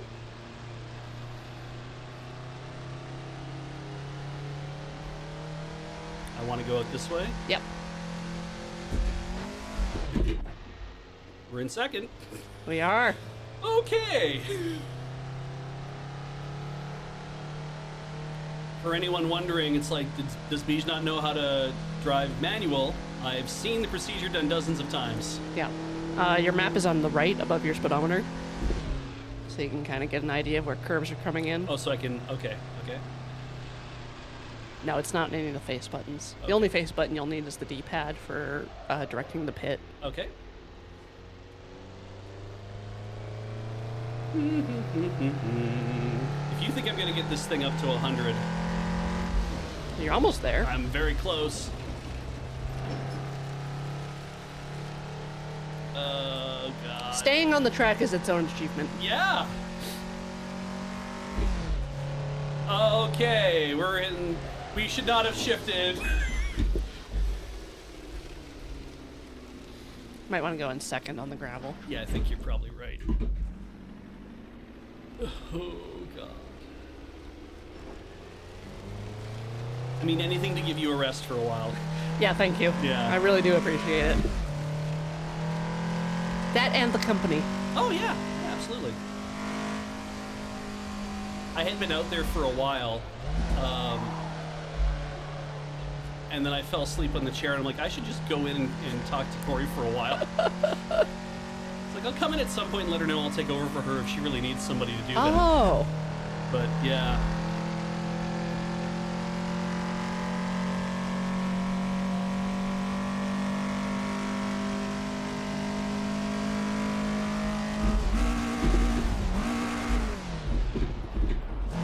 Oh, you still have a transmission. Thank Christ.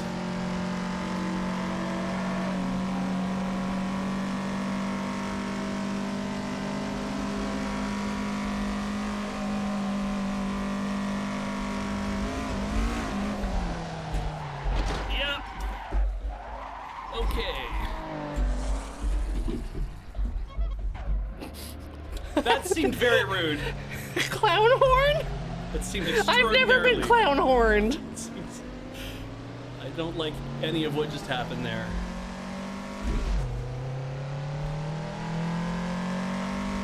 Oh, my, Yes. yeah. The track's pretty lit. Most of the time. I feel like my steering is completely ruined. That could have happened, yeah.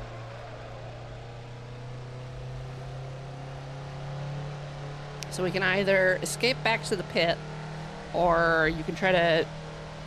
I think I can make it to the pit. You can make it? Yeah, I think so. Wow, yeah, we don't have we're missing some lights, aren't we? Yeah. Okay. So, on the D-pad on the controller, Uh-huh. if you just kind of mostly hold the wheel still, I can Okay. get you body and suspension and some gas. Thank you. So, when it's finally time to get to the pit, They'll know what it is I'm asking for? Yep. Okay. they'll fix you right up, Thank you. good as new. They'll fix you. They fix everything. Alpha Flight's still alive. Ooh.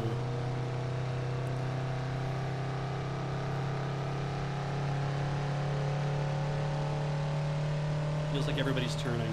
Yeah, there's another one of those chicanes coming up. 300. 200. 100. Go left. Go left. Left. Left, left, left, left, left. Ah! I see. I see. I see. Okay. Steering very work, yes. Doing great. Oh, shit. The wheel definitely turns things. Yep. Oh. Oh. Okay. Okay.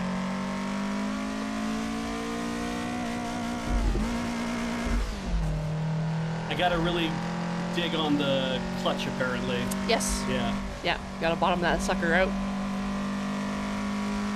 And, I personally do not believe that the shifter always registers correctly. Okay. Ian seems to believe that it's just user error, but I don't think I've broken all those transmissions because of my fault.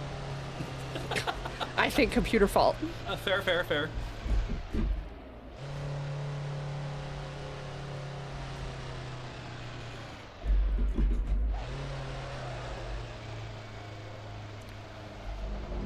Kind of a hairpin.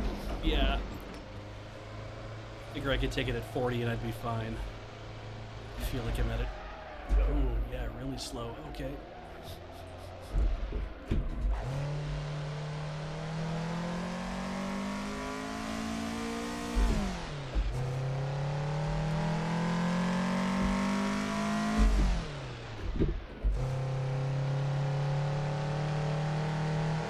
It feels like you need to have the clutch down for a little while. Yep. Okay. Ah, that felt pretty good. My left foot is shaking and vibrating. Oh, I thought you were doing that on purpose. Nope. Yeah, that's not. That's tension. That's something else. That's yeah. I think I just like having a dead pedal in my car is the issue, and I know I can't just put my foot down. Oh shit! Yeah, it is hard to see anything. Okay, now we got to start slowing down again.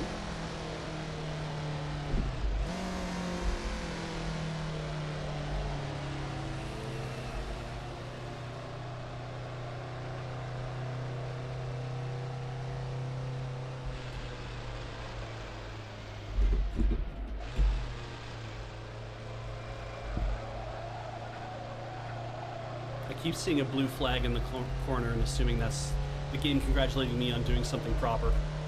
Yeah. Yeah. Yeah, you did a thing. Yeah, it's like, Yeah. oh, good, you made it through the thing. Where's the turning line? God, Keep going. It's like driving on Right there. Alberta highways at Follow night. the Carby. Oh, I can do that.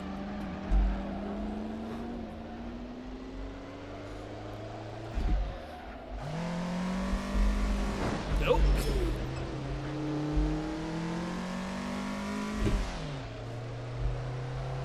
Just use the whole road, Beach. It's there for a reason. Let's put it in third. Before Which is next to first. I will blow up this transmission.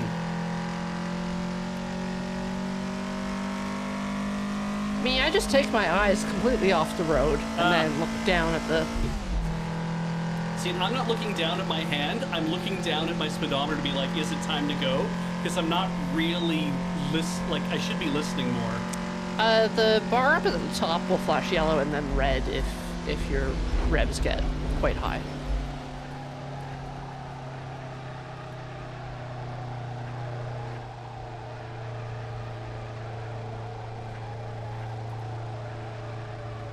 But we are getting nearish to the end.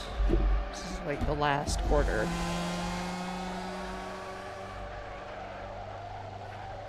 Those are my wheels making that noise. Yeah. All right, sorry, my tires, I guess, actually, more appropriately.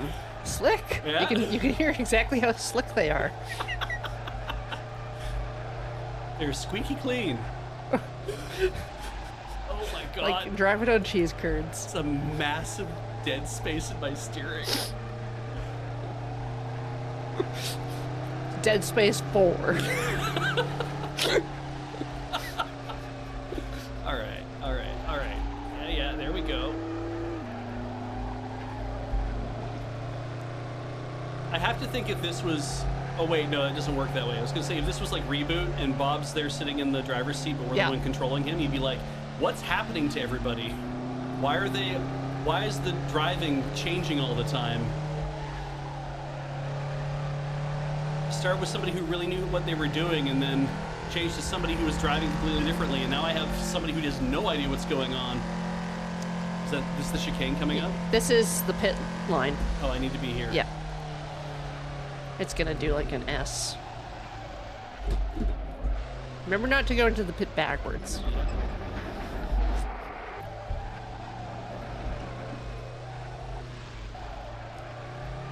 Also, our pit stop is at like the very end of the line. Okay. What's the max speed to get into the pit? Doesn't matter. Great. Now, I was told that once. And I managed- Oh, I've thoroughly tested it. This. Okay. Yeah.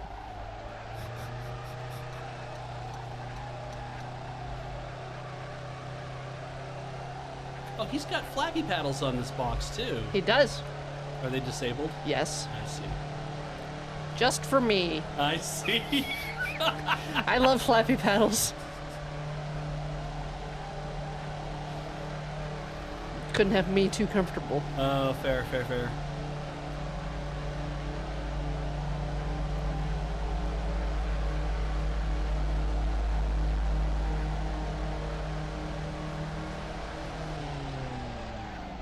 Keep going. Okay. It's in front of the buses. Okay.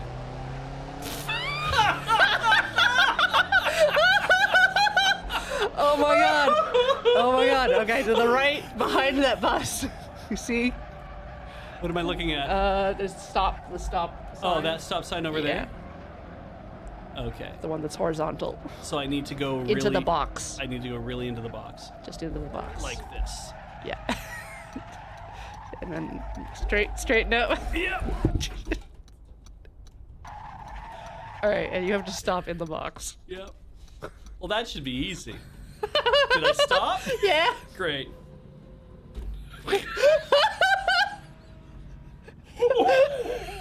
That wheel was fully 3 rotations around. It was a challenge driving. Oh my god. Well, another one? I think I can make it around. I think you can. better. You've learned where all the numbers are, Yeah, yeah. and My headlights will work this time. yeah. That'll be nice.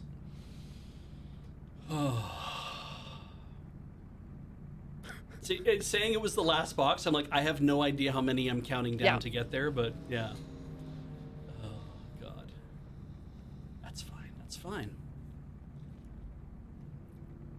So when I'm good to go, like when it's repaired, will this thing actually... It should straighten I see. when they're finished with the suspension. Great. Yeah, this I could do with a dead pedal, but I guess when you're racing, that's stupid because you're just always going to be clutching anyway. Okay.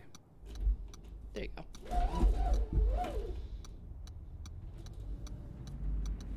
I was in gear the whole time. Yes. Yeah, that's very responsible. While they're working on your car. Yep.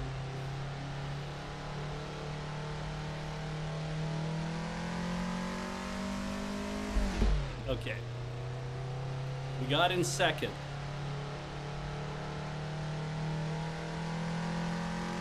I think that seems plenty fast enough for a trip around the track. Sure. Yeah.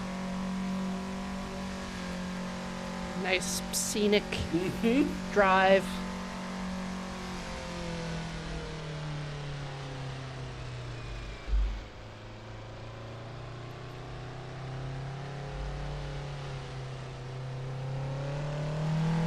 I mean, I guess I could give it the goose it a little bit.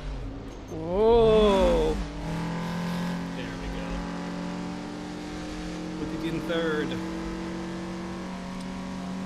Chet's singing your song. Yeah.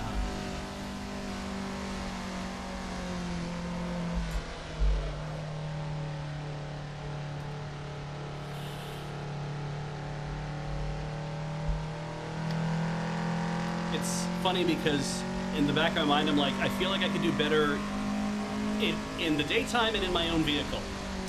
Sure. And then I'm like, no, I couldn't because the everything is too wide and the spacing is not quite accurate to what I would expect. And I'd be like, yeah, I don't think I would do very well in my own vehicle. I would just go directly into a wall.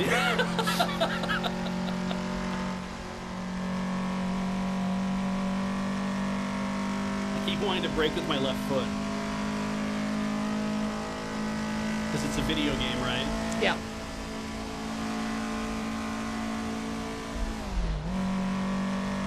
Oh, God.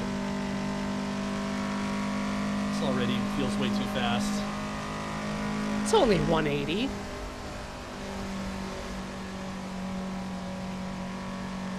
You should go slower. Yeah. This is gonna be difficult. Oh, Kinda did it. kinda did it. Oh, shit. Nice little soft landing. Didn't hit anything.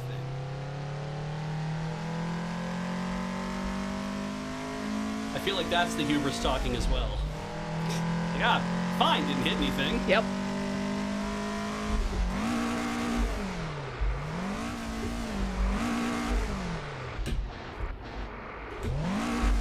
I see we're in neutral.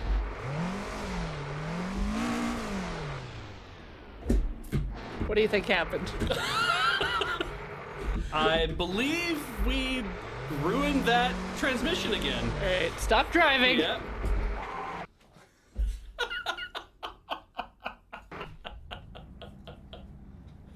So now wait for the Wow. penalty. Yeah, it's fine. All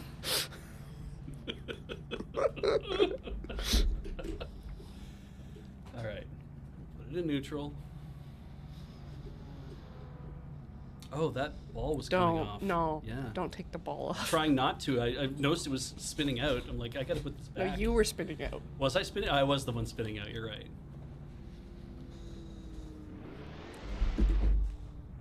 All right.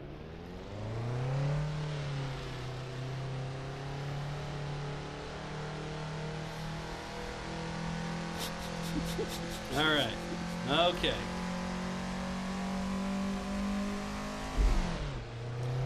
First time. Mm-hmm. No problems here. No problems here. If I blew my transmission that fast. Getting into the third Yeah. right out of the pit. I mean, it'd be a hell of a highlight. All right, we are two. There, that's better.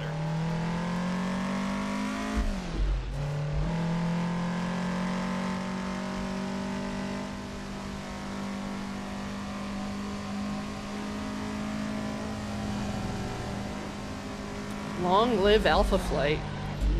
Goodness. See, now it's a race. Sorry. You need all the room you can get. I guess that's fair.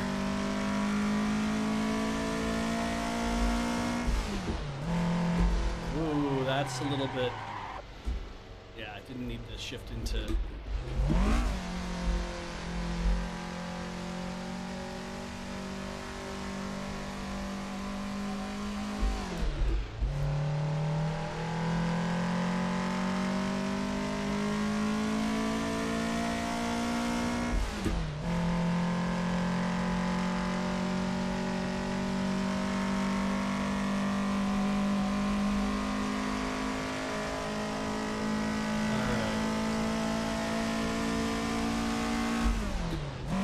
There you go.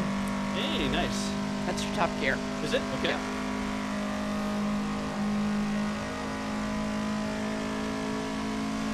God, it just feels so floaty.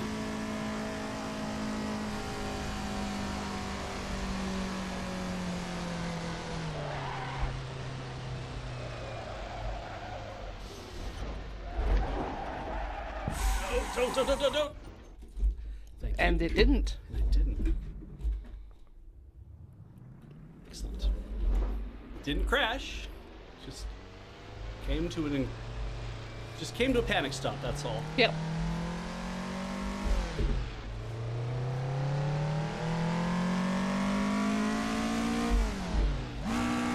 Oh, am I in the wrong gear? I am.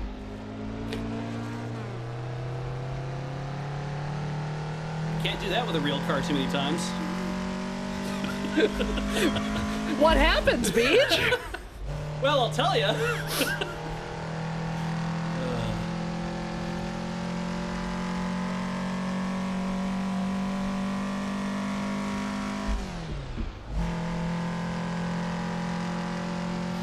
Got to remember there are all these gates that I have to go through when I'm shifting. Yep. Yeah.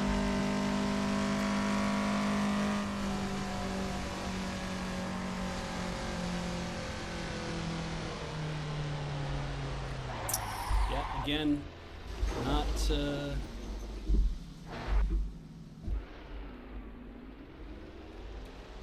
slow down enough. I think the last time I played this with Ian, he put the things on that tell you, like, the arrows on the There's road. arrows? Yeah. I swear he had the arrows on last time when I got to do this. Also, he put it in automatic for me because I was like, there's no way I'm gonna be able to do the rowing the gears properly. Right. But it doesn't seem like it's that. I've only blown up 2 transmissions. Like, it doesn't seem like it's that hard. To blow out a transmission, no. Yeah. I'm averaging 1 transmission a lap, you know. I have to assume that's. That's why race cars are expensive. Yeah. Because they have to replace the motors at the end of every race anyway, right? So So yeah, you gotta get new tires, new body, new suspension. Just replace the whole car every lap.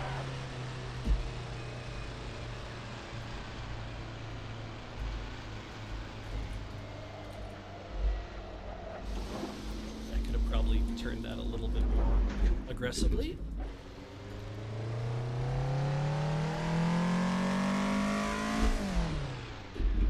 Third. I found third.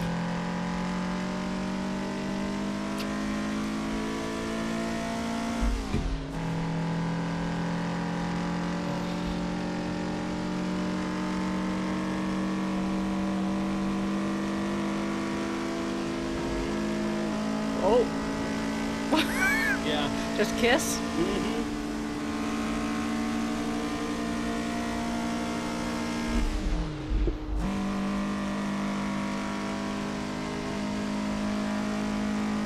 probably have to slow down now. Yeah.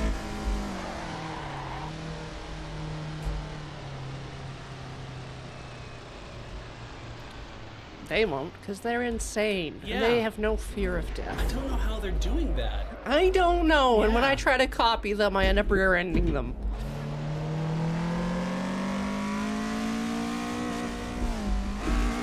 No third. I said third. Oh shit.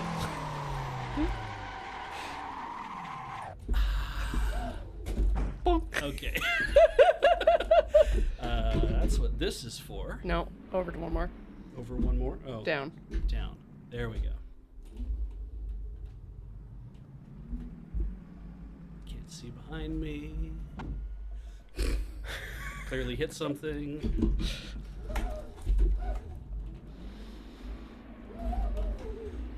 Doo-doo-doo-doo.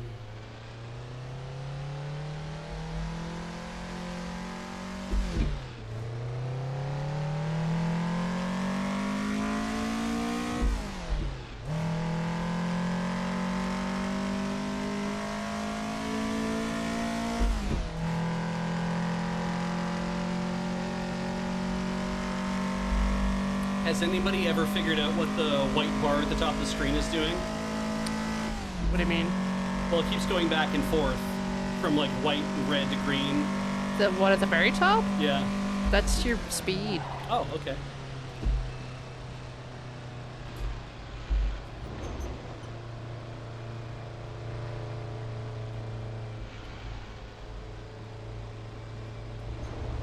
I should probably be in third.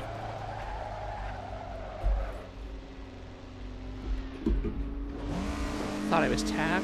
Yeah, it's whatever the needle. It matches the needle. Oh, okay.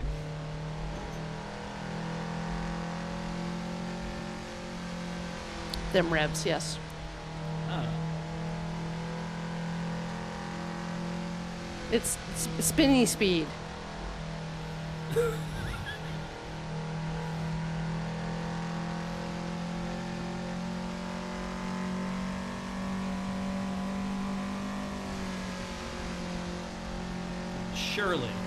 Surely I can finish an entire lap that I've made, like report to the pit or anything.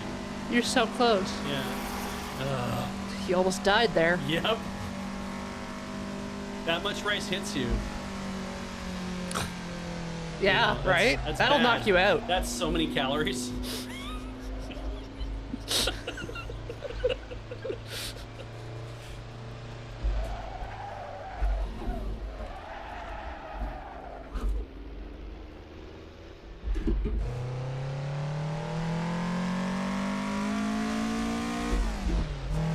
Yes. That's it. Hey. That's your lap. All right.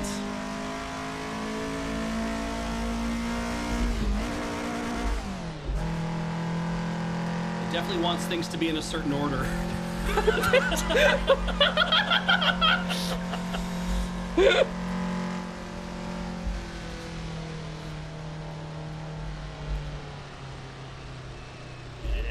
Nope. F that up pretty good, pretty fast.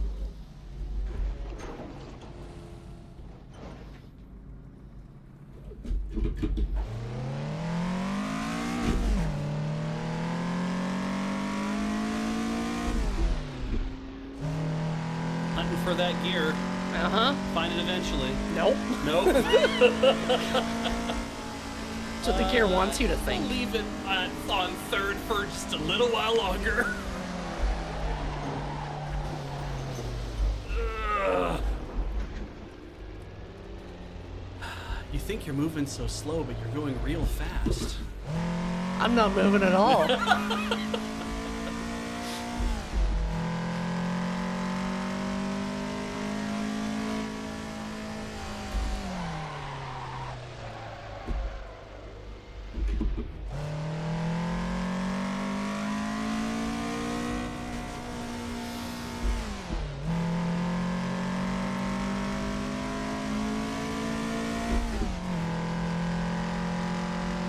That third to fourth is maybe the most satisfying shift.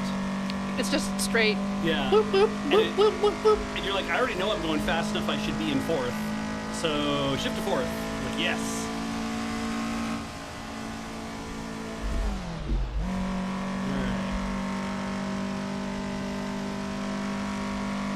covers every lane.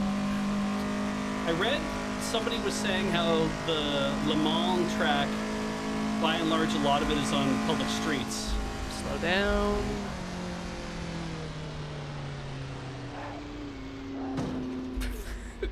Take the hint. Rude.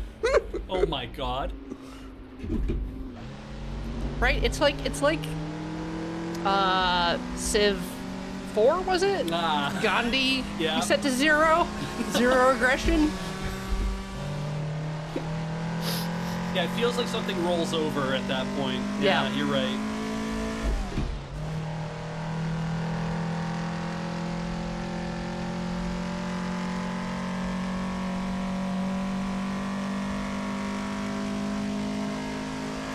I got my old red Mercedes, which was a naturally aspirated diesel. I managed to bury the needle on it.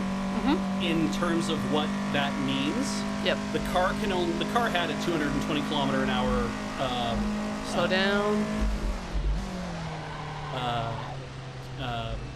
speedometer, right? Right. But it hey, there we go. The issue is that a naturally aspirated diesel can actually only run so fast on its own. Sure. So I got it up to what it was its theoretical top speed, which I believe was 153 kilometers an hour. Sure. Driving up to Grand Prairie one time. Okay. And yeah, that was terrifying. And I don't ever want to do that again. Yeah, we had a Honda Odyssey, Oh. and the governor was at 180. Ah. Did you personally have it up that high at some point? Yes. Okay. It's so fast. It's so Wasn't for very long. true, yeah. Yeah. Because you're racing to do it. You're like, I gotta get up there, because the faster you go, it really starts to feel like, actually, I need to stop.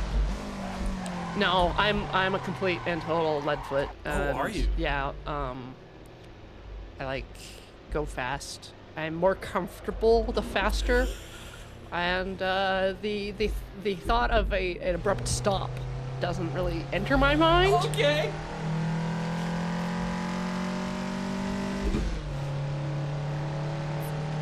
Can I at least pass one car?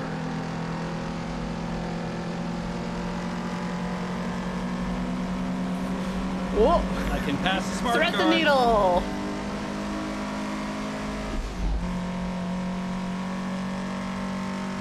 I mean, I guess there are going to be limits on how fast I can actually go versus some of the other cars that are on this track. Because Don't let them intimidate you, Beach. no, probably start slowing down pretty soon.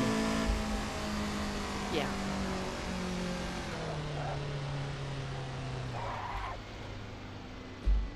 This is turning out to be a really excellent lap, Beach. Yeah, this feels pretty good.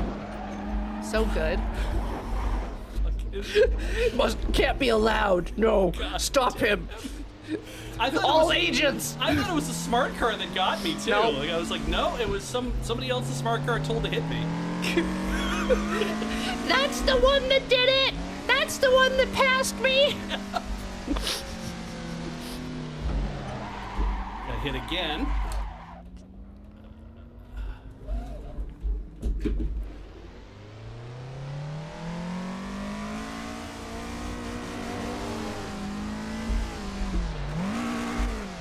First to third, eh? Yeah.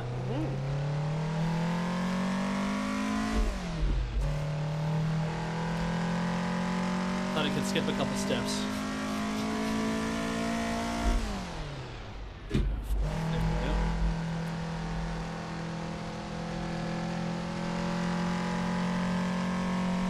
A little bit of a lot of a curve coming up actually. Yeah, it's a bit of a lot of curve. Bit of a lot of a curve. You'll find that a lot of this track curves. Yeah. It's not just a straight shot until from Edmonton to Calgary.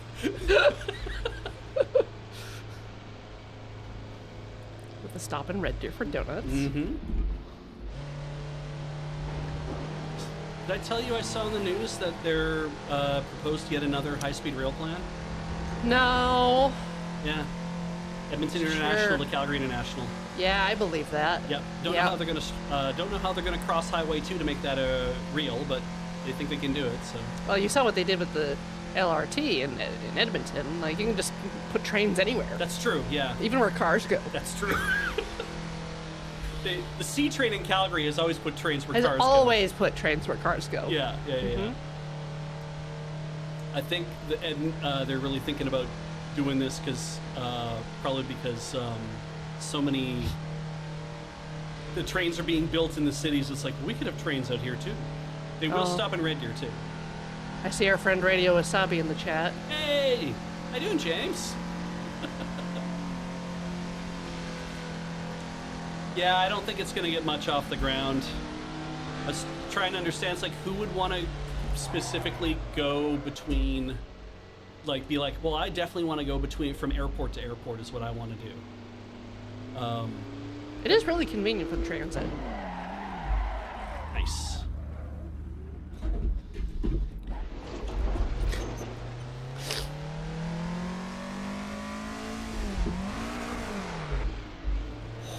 There we go.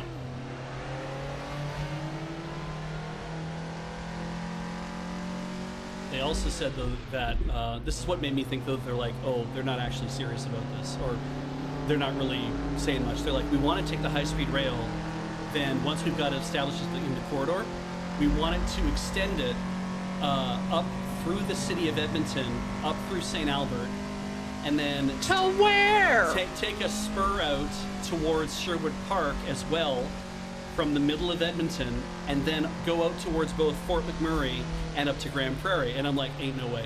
No! There ain't God, no no. way. There's no way you can get through that much treaty land. And also, I was like, there's no corridor in Edmonton at this point. There's barely a corridor to build just low-speed LRT through all Yeah. of there, right? Like, I don't know how they think they're going to be like, well, we'll do it like this. It's like, you won't. You're going to have to skip the cities entirely, which is fine. Maybe that's what you do. Stop near Spruce Grove. I don't know. Shit. There's like... Oh, yeah. Yeah. Yeah. Just, like, I don't know, intersect with the Henday or something. Yeah. There's lots of room out there. Do that instead. But it did make me laugh because they were like, we want to send it up north in both those directions because, you know, there's all that oil up there. And I'm like, right. That Definitely need high-speed rail for that. Yeah. But it kind of made me feel like I noticed that you didn't say anything about sending it down from Calgary to Lethbridge or Yeah. Medicine Hat. You know, our other populous centers. Yep. They don't definitely need rail down in those areas. Also, Also, with the way forest fires have been, right. maybe high speed up to Fort Mac isn't a good idea. Maybe you don't want your train to burn down. Yeah, maybe.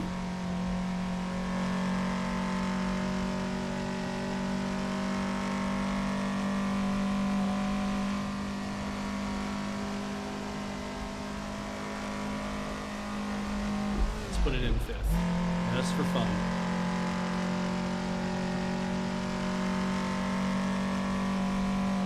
Alright, let's start slowing down.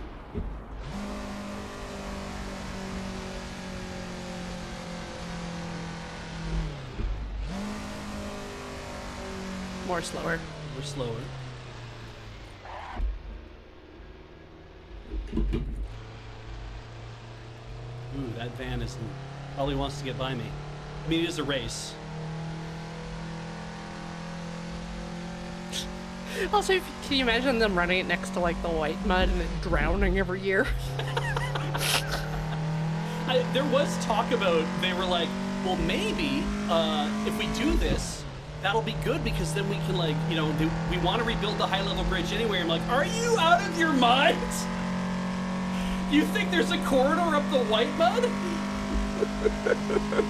It's very funny, and I really don't know what the I mean, I know what the motivation is, and I would love it to happen, but it does not feel at all realistic. It's not feasible. No. Oh God. Another truck got stuck under the high-level bridge the other day. Really?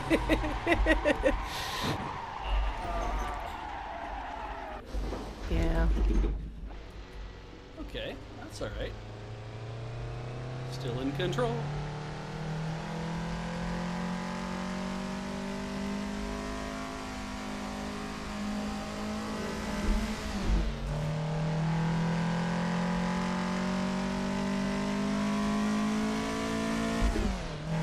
Yeah, I am jealous of how Storo in Boston peels the roofs off trucks. Because like the high level bridge doesn't do that. It's just kind of real clogged. Just like skunk. Everything just rolls to just It immediate stops. stop. Yeah. Yeah.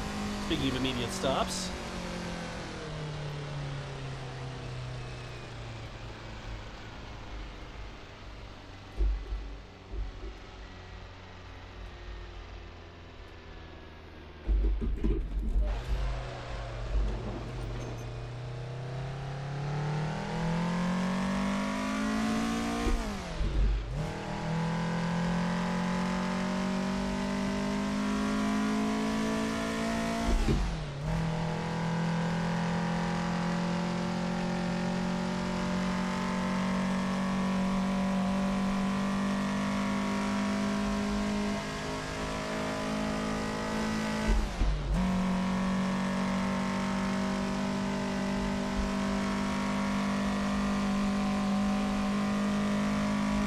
Oh, that's coming up a little faster than I like.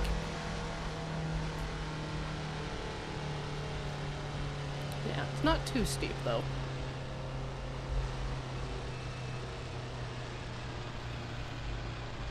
I mean, I am going to be in Edmonton here in a couple weeks. Oh Yeah. yeah, I heard. Third? No. Neutral. Yeah. Yeah. Oh, I rode the gears too much. Yeah. Yeah. Oh well. Oh well. More, or are you done? How about you trade back in? Yeah. I would appreciate that. Thank you. Thank you for the respite. You're welcome. I want to,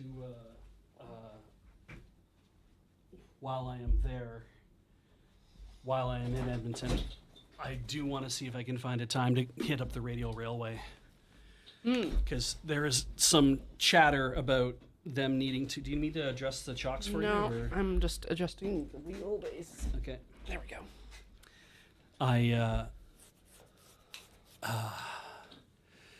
want to ride the Radial at least one more time before they're talking about wanting to replace the high level bridge, and they're like, Yes. they're in this process. I'm like, I don't get back there often enough in the summertime to actually get a chance to ride it, so maybe I will just see if I can get downtown and actually go ride it once. Okay. Yeah, we'll see. I should look that up actually. You're not going to be there for the fireworks, eh? No, I'm only there for the 22nd through the 27th. And even then, I mean, it's a big city and everyone will have to work hard to find me. There's part of me that's like, I should have OPSEC, and I'm like, no, I shouldn't. You're not even going to be in the city. Not even going to be in the city for most of the It's time. all lies. Yep. All right, Edmonton Radial Railway. Well, that was almost spelled correctly. It'll find it.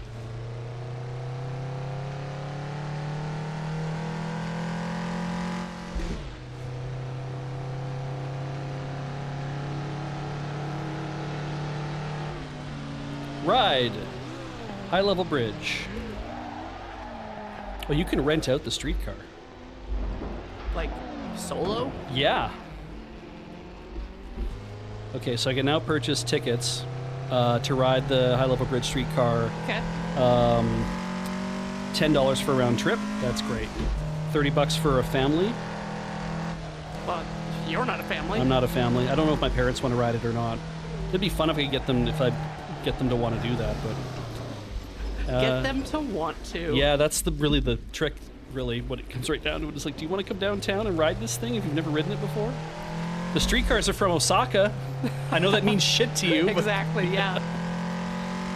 It's the same place my shirts are from. yeah, actually, my shirts are from Okinawa. Oh, I thought that was Osaka. No. This is a new shirt. This is one of the new ones. Oh, it is. Yeah, Yes. yeah. It's got Shisa on it, but it also has a an Asa drummer, one of the street dancing drummers.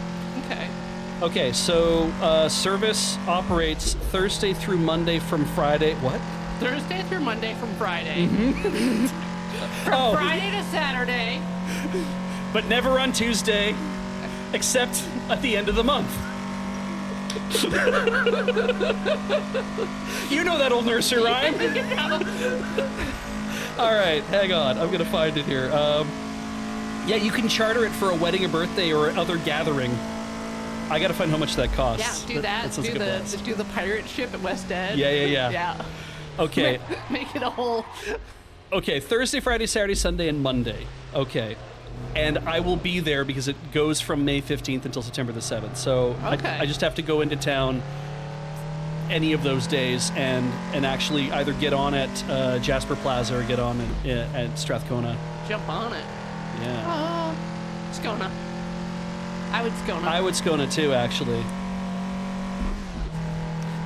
It's probably easier to find parking down in Skona anyway. Oh yeah, for sure. Yeah. Park on like 82nd or something. Yeah.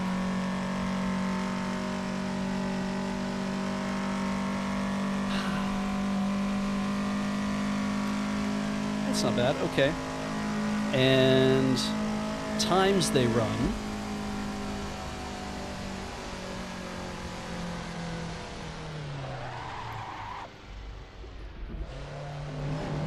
There's technically a White Avenue pickup. Wow. Okay, that's cool. That's cool. Yeah, I could do that. You get the shuttle from White. Yeah. Are you driving? Oh my God, they have a second car operating now too. I'm not driving, I'm flying, but my dad said that I can, when I'm out there, I can borrow one of their vehicles. That's nice. Yeah, he's gonna give me the one the front end came off of. The front fell off? Yeah, the front fell off. They were in Miramichi, New Brunswick, and Dad was turning into, they were on a cross-Canada tour with the motorhome, Yeah. and they were towing the Saturn, and not the Saturn and then View. they maybe didn't have it attached at like a tow point. Oh no, it was attached to the tow point. It just, that also came off. yeah, like the whole front end of the vehicle. The front fell off. The front fell off. Or rather, I should say, the tow point and the front fascia and some of the other bits that are on the front, all of that separated from. Do cars have fascia? Well, it's the plastic bits of the cowling. Like, what do you want me to call it? Like, so.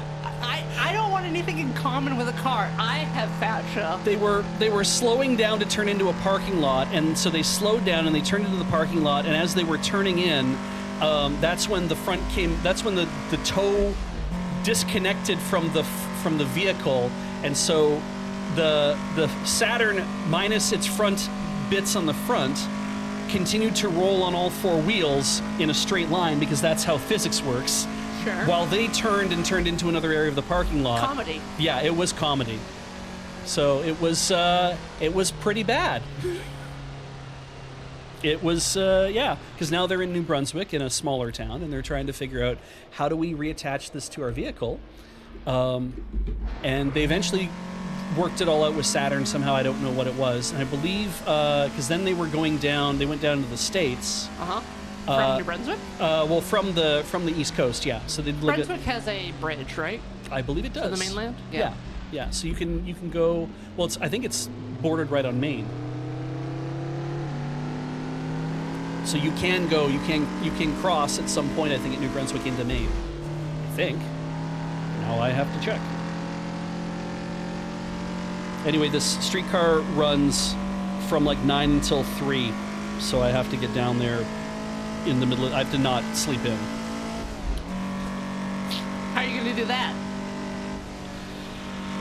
I'm gonna trust that if there are no blackout curtains in my parents' house, the sun will just naturally wake me up.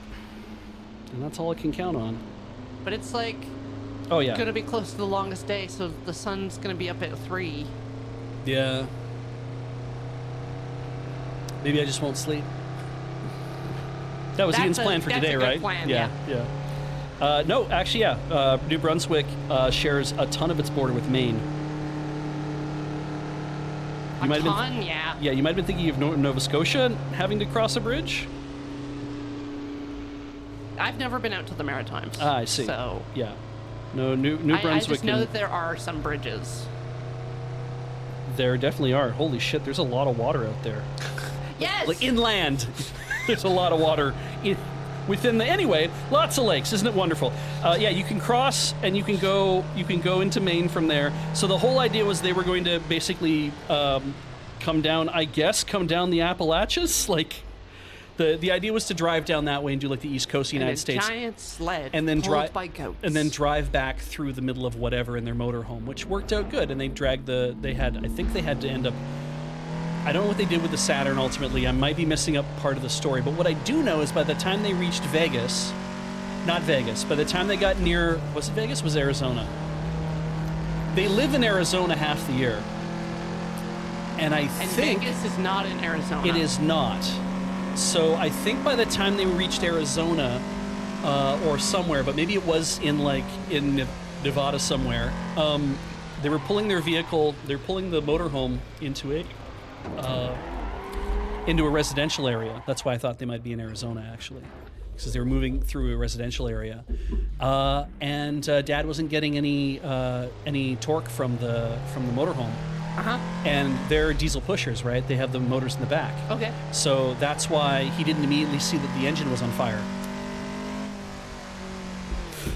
And they had to abandon ship in the middle of those really wide residential roads that you have in like little subdivisions and shit. Yeah, they are wide. Yeah, so he basically had to jump out. Mom and Dad had to jump out, and they called the fire department. And of course, all their stuff is in there, all their traveling documents, like everything is all in there. Yep. And they're like, "What are we gonna do?" And so they managed to put it out, but it's like you can't drive around this thing anymore because the engine's completely When was rashed. this? This was a few years back. Yeah. And they did, however, manage to get out because Dad kept all the stuff in a lockbox in a safe, and it wasn't like the entire motorhome went up. It was just like the back, which is, of course, the back where the motor is also where the bedroom is, which is also where a lot of the stuff tends to get kept. But everything was smoke damaged. Like everything was smoke damaged because it's all plastics that hold a thing like that together in the first place anyway. And yeah, so the motorhome was a write-off. And but they managed to get all their documents back, and they managed to get a whole bunch of like clothing and some other things that they were like, we can at least recover this, but everything else is just kind of gone now. And they settled with the insurance company eventually and bought a new motorhome. New to them, they bought a used motorhome, but yeah. And yeah, I think. Oh right, they were towing the Saturn behind when the thing caught on fire, and Dad was like. He ran back there because he's like, I can't let the motorhome be hooked up to the Saturn. Yeah. Because the motorhome and the diesel and everything else, it's going to be one kind of problem. But if the Saturn catches on fire, we have now a new type of problem. And Mom's yelling at him, "What are you doing? What are you doing?" Because he's going near the fire, essentially, right? But he managed to get it, like he got it unhooked, and I think they separated it, and it's like, so we have this, like we at least also have the Saturn now to drive around in. But they were able to reattach the front end onto. I don't know what they did to weld it all back together, but they did. So yeah, it was extremely stressful trip for my parents. And then they did it all again next year. Oh, they did not do that trip again next year. Now they own a Hyundai Palisade, which is it's a Chevy Suburban, but it's Korean.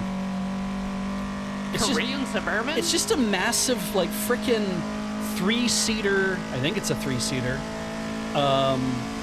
Like a GMC Yukon, right? Like just like a massive V8.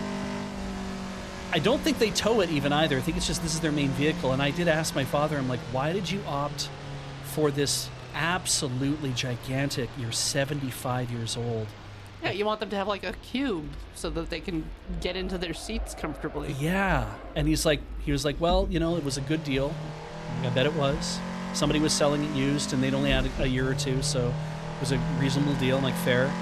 And then he, the other thing was like, he's like, I think he said it was technically flat towable, so they could tow it if they wanted to, but they're not going to. I'm like, okay.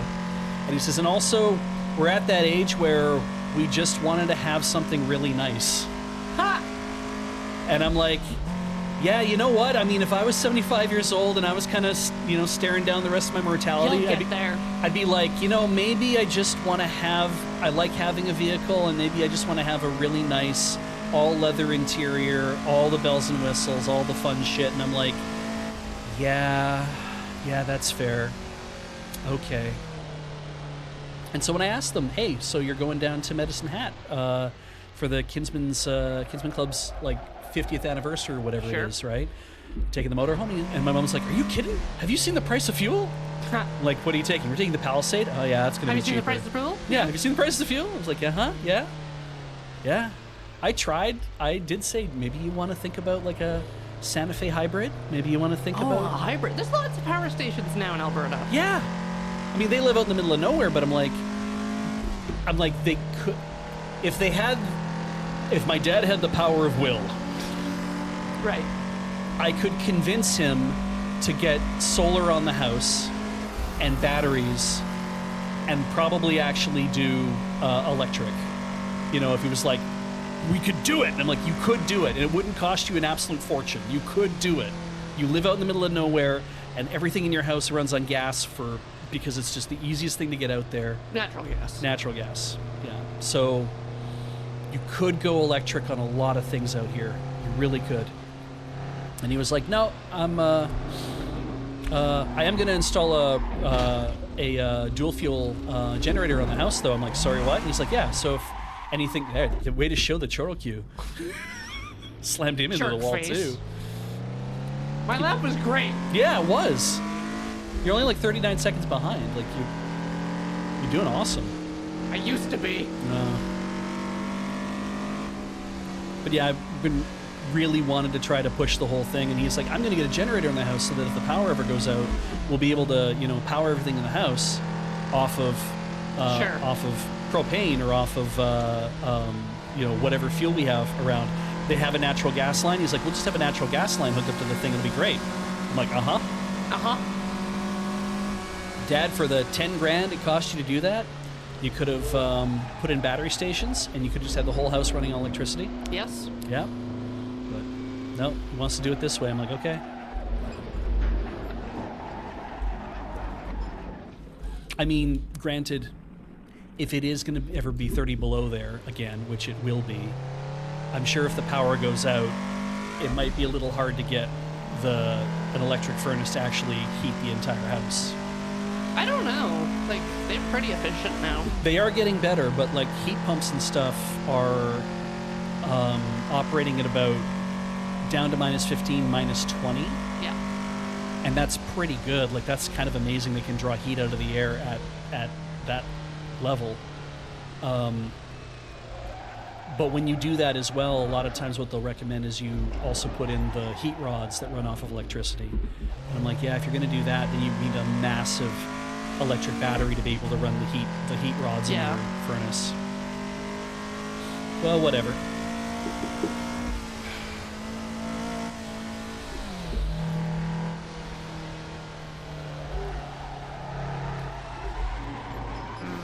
Too greedy.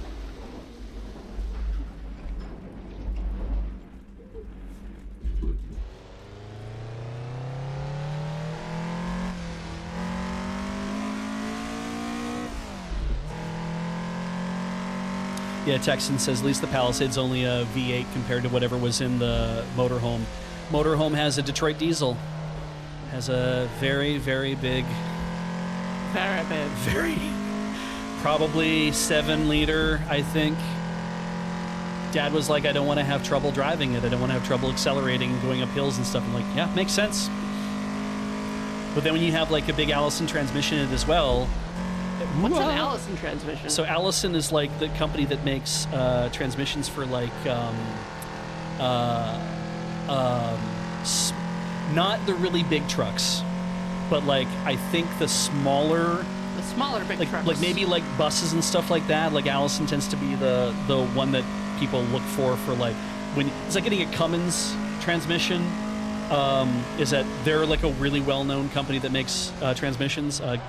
I think Getrag is also another one that makes a German company that makes really good transmissions. Yeah, but like Allison tends to make diesel-mated transmissions, I believe, and Yeah, everything about their motorhome was like very brand name. And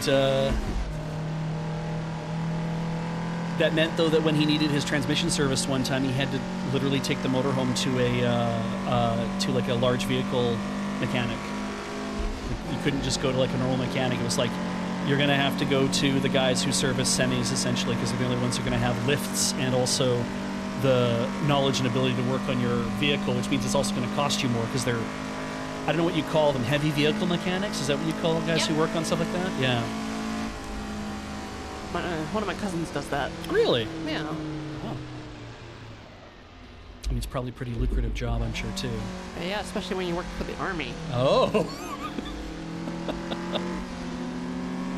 part that sucks is getting deployed to Afghanistan, but... Right. But then you are working on base, I'm guessing. Sometimes. Oh, really? Yeah. Oh, that's terrifying. Yeah.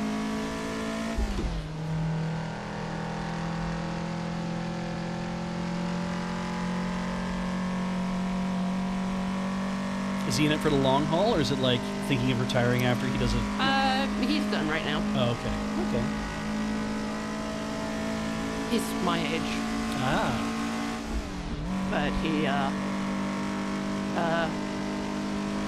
met an American in the army, fell in love. I think she was a tank driver. And I think they live in Dakota now. Okay. That's nice. Yeah. Yeah.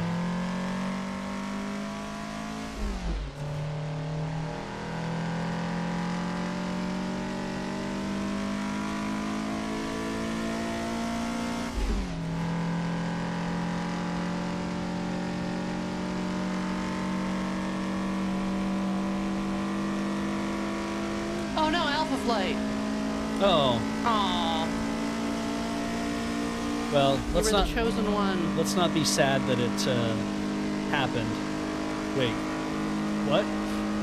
Let's not be sad it occurred. I don't. The bus became retired. Right. Exactly. Right.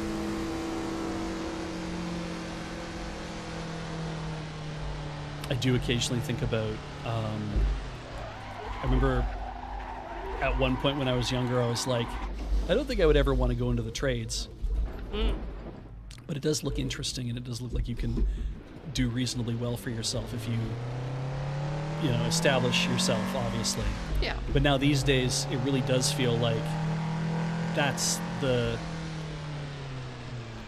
where people are trying to push their kids into doing that instead. I have the feeling of that anyway. That's like maybe you want to work in like an applied field as opposed to like scholarly fields, because you can establish yourself a lot quicker. Or I mean, it's hard on your body, I guess, though too. Yes.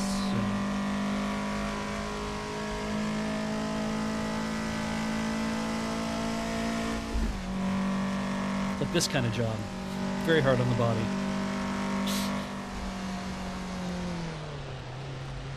It's like, the rates of cardiac issues with bus drivers because they sit so long. Yes.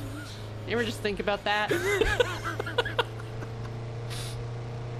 Ever just go home at night and be like, oh man. Well, time for more sitting and then lying down. Yeah. Yep.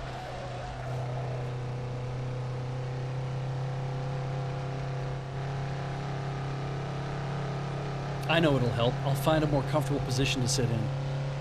It's half sitting and half lying down. Perfect. Okay, solved the problem. Okay, Shay's long owner. Oh no, I don't. We don't have. We have a love seat, and we have Love seat? we have a padded ottoman, so I can put my legs up on that, and I can just kind of stretch out. And then what I do sometimes is I take one of my legs, and I stretch it out as wide as I can from the other one. Yep. And I feel this thing in my back go click. Yep. It's great. Lower back? Yep. Yep. Yeah, right around where my You got some sacrum issues? where my disc popped. Yeah, where my disc bulged. Good. Yeah. That'll teach me to tell the insurance company stuff. I imagine the insurance company asking you one question and then being like, please, no more. Yeah. I run out of note paper. I got a thing from the insurance company recently being like, hey, we can offer you more LTD, but you have to fill out this form. When we fill out this form, I'm like, I might as well see what happens. So I did.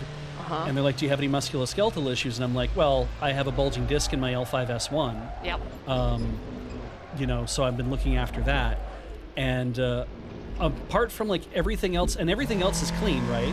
It's just Sure. like, Just your lumbar, just that Nothing problem. important going on down Exactly. there. Not connected to anything.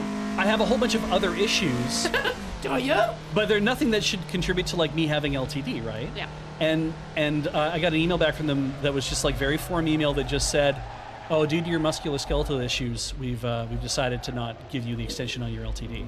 Yeah. And I'm like, okay, Great. good to know. Because we know someday you will probably go on it due to your back. I'm like, I guess. I mean, I'm hoping I don't have to do any of that at all. I'm hoping that I work and I stay healthy-ish for as long as I possibly can. Any plans for retirement? Yeah. There's the one side of things where it's like, by the time I retire, I imagine that I'll have money, and Yes. Heather will have money, and I'll be Sure. like, okay, we'll be able to retire, it'll be just fine. I also believe that my parents will, by that point, I'm sure they'll have passed away. I could believe it. In like 30 years from now? In 30 years from Yeah. now, yeah. And it's like, so then 30 years from now, I can see them passing away and be like, okay, so now whatever is left of whatever there is for an estate, I will use whatever might be left there to apply against paying off my house in its entirely. Okay. And we'll be like, good, we've paid for our condo, and so now we just have to kind of live off the rest of our money in a fairly, benign way and get our CPP if there is any left and, all that kind of crap.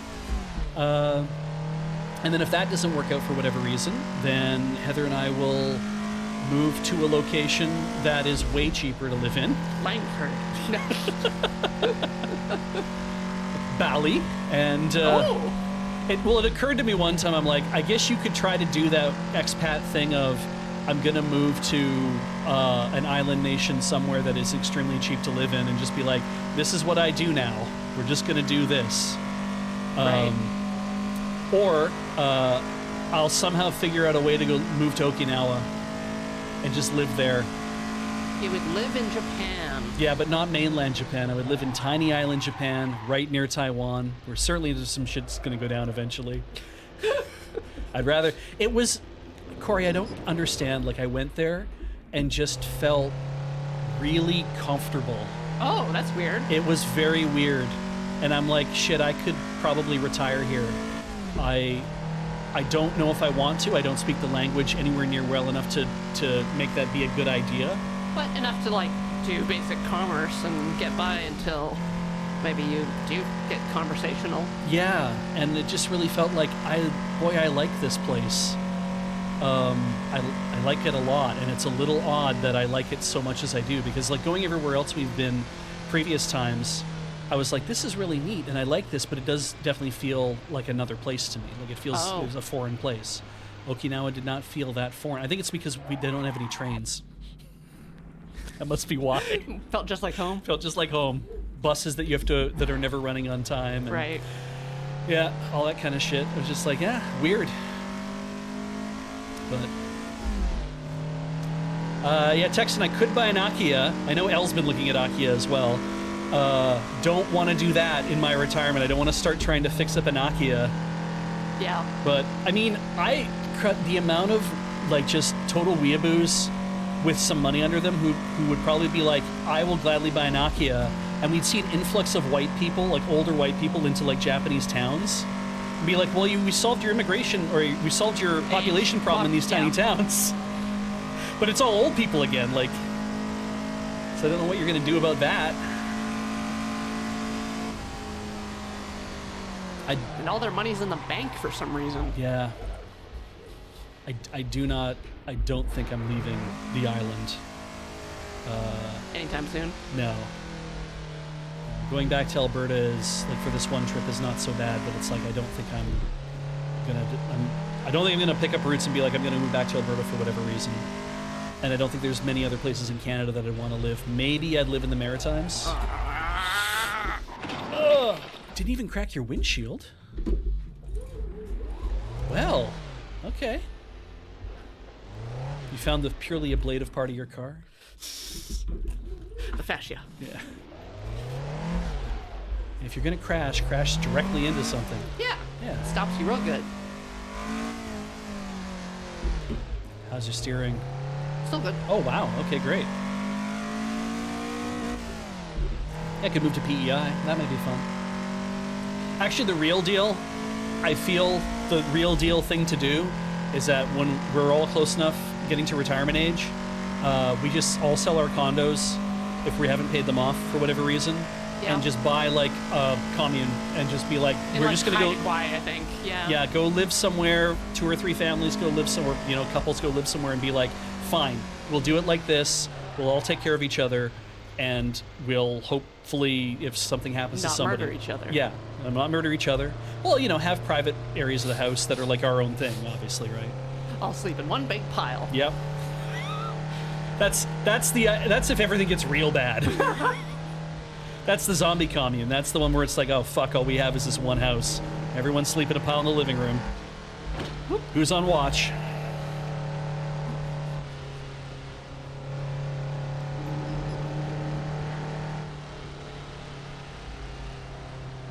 I should pit stop.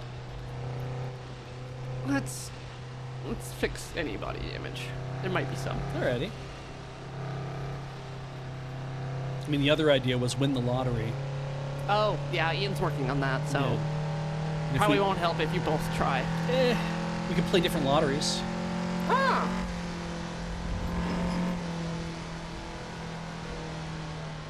Ian likes the one with rocks. He likes the one with rocks. The lottery? Okay. I play the Lotto Max, but only when it's over 50 million. Whoa. Okay. That was Slow in the pit lane, please.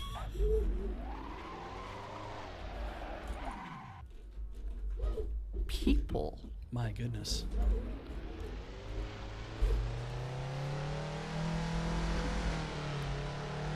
Yeah, no, my plan is to win tens of millions of dollars. Yeah. And then probably Just set it all on fire. no. I mean, I'm gonna buy property in Victoria, so yes. Oh, the Whoa. base. Yeah.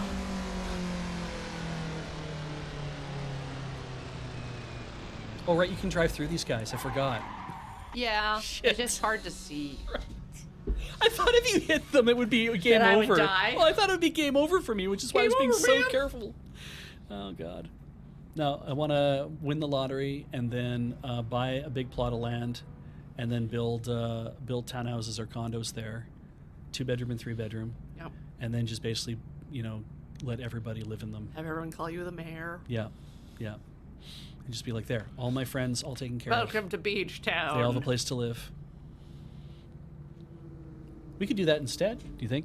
Go find go way outside of town, Yeah. find some unincorporated land and set up beach town. Probably maybe Parksville, eh?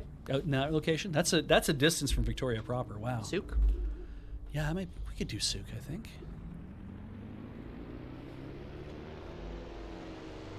We might need laws. I can't just be the king. Mayor is a legal position. That's true. Oh, I want to be a reeve. Oh. Yeah, I want to be a reeve. I want it to be a small enough town. I have to be a reeve. I want to be the Shire Reeve. Ooh. Nice. We'll buy up a big plot of land. Yep. And we'll build townhouses or something on it, like comfortable place for people to live that Yes. requires very little outdoor maintenance. So maybe it'll just be it'll be like one of those big buildings in Alaska that everybody lives in. Just like in Alaska. Just like in Yeah. Alaska, where they have the giant the town is one giant ass building, and all the stores are in the bottom of it and everything else, and they all live in that. Uh-huh. And then around it, we'll build the racetrack for Ian to race his cars on. Because that won't go poorly. Absolutely not. He's just going to get older and more stubborn. Yeah. Corey, we're all gonna get more older and probably more stubborn. Like, I have to assume. I am surprised at how I have calcified in some ways. You're surprised. There are ways where I'm like, boy, I'm open to a lot of shit, but then there's other ways where I'm kind of like, no, I'm not willing to listen to certain people anymore. Mostly because they're assholes, but I mean, but it's like, I'm not willing to put up with this kind of shit anymore. I'm almost 50 years old. Oh. What a weird thing to come out of my mouth when I feel like I'm perpetually 17 years old. Like, I have never felt... Like an adult? That I've never felt like I'm an adult, ever.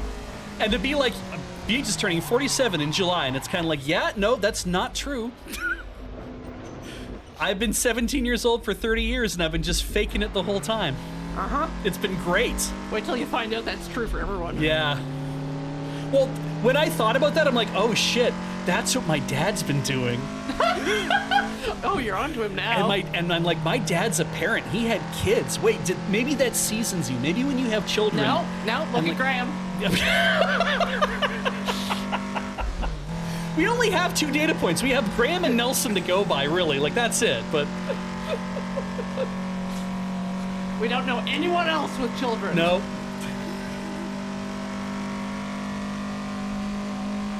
I do think, though, that when I'm in my 70s, if I'm still excited to play video games and stuff all the time, it's like, that's not any different from people playing Bridge and Canasta. Like, it's never... I always thought that was the old people shit, right? Yeah, And like, looking back on it now, I'm like, well, yeah, but the only young people shit is like hockey.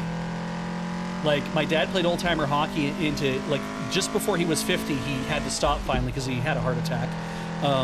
But he stopped, and some of the guys he was playing against were assholes.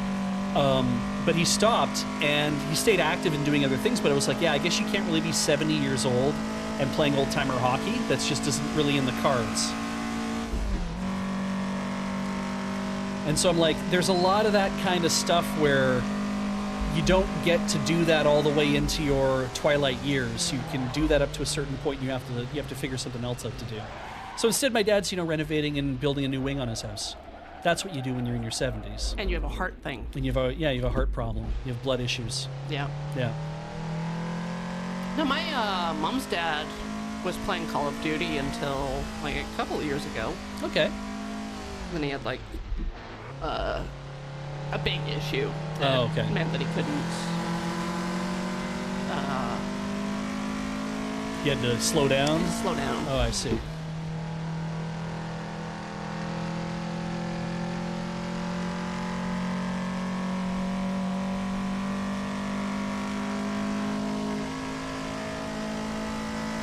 I'm just also, the thing I think about more than getting older is getting older in front of an audience. It's weird. Yeah.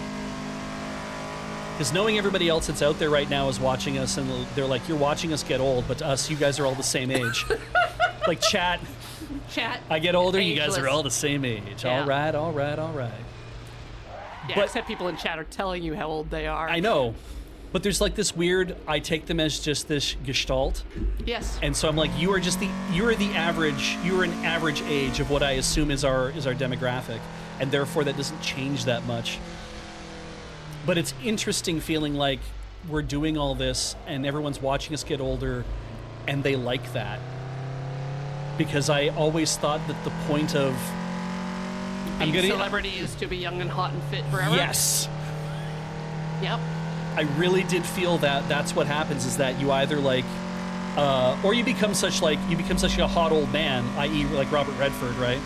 You become like, and Paul Newman, holy shit. Like, you become like a hot old man that everyone's like, oh, but that's okay that he's 75 years old and still doing these movies and is still like, is like this. We all still find this person very attractive, and that's okay, Meryl Streep, Helen Mirren, like, all that kind of... Totally understandable. Yeah, Yep. absolutely, right?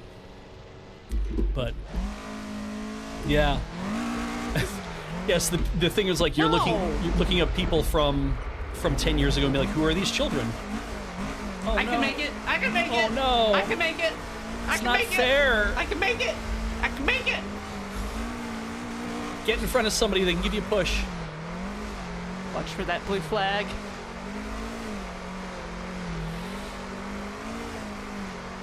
Come on, there's the blue flag. I've got. Oh, little to the left, little to the right. No, they're gonna get past. They're gonna get past. Oh, No, no! The truck would have been perfect. Stop trying to hit me and hit me. A little bump. I don't know where the power is coming from. Yeah, me neither. My forward momentum. Oh! Oh, there we go. Now I'm facing the wrong way. Discovered something new about the car? It goes backwards. You can just keep flooring it in neutral and keep rolling forward. Yeah. So, the game crashed, and I didn't reset what the time is. Okay. So I got to see some daylight. I averaged 1 transmission a lap. Man, wow. How many laps? Almost 3. Ah! Thank you, Corey. Your shift is... Oh! Do you need me to help you sort the stuff out? I think I got it. You think you got it? Yeah. Move this microphone. Move my drinks out of the way. You're almost in the pit right now, so... I was so close. How's the... how many time lapse? How many time lapse? I don't know how many time lapse I got. Oh, God. But my best lap, I think, was 640. Okay. Can't say anything bad about that. Aha. Yes, there we go. Put some headphones on. 640, you say? Yeah. Can I can I bite 640? Can I beat 640? I did sleep, or something close to it. So I'm ready for the remainder of this. How do you feel, chat? Do we want to reset the race and go back to what the time should be? I think we should. How about it? Have a good sleep. We'll see you on the other side of Good night. 12 hours now. Thank you. The carbon dioxide can go away. Ooh, hey, there's still some bubbly left. Got the door open, they're playing my song. Carbon dioxide goes away. Changing the time like, yeah. Reset the timeline, yeah. Oh, whew, okay. Let's push the buttons. Time, what time is it in Paris now? I feel sick. 3:59, so 4 in the morning. That's what time it is. That is the time, and the time is 4:00 in exactly end workout minutes. All right, 15 seconds. That should be close enough. Let's go. I'm actually quite excited to get back into this. I feel I don't know about. I'll have to ask her when she comes back how she liked the car. But if I had to describe it now after some hours of reflection, I'd say it's like a big, firm marshmallow, in a good way. Do you like the car? Great. I'm not gonna buy one. Thank God. Oh God. They're very hard to come by, from my understanding. Okay, good. Big cheats, but it's fine. It keeps the flow moving. And that's the important thing. Is that we maintain the flow of traffic. Sometimes you have to speed it. Carl Vinson! Okay, now my sleep brain is not helping me. Forgive me. Yes, Carl Vinson was a human being, and there is an aircraft carrier named after them, right? Right? Or is it a Gundam name, and I am just banana? Good. Okay, thank you. Thank you, Wedge. Okay. Ooh, there we go. Gotta point that at the mouth and not at the throat.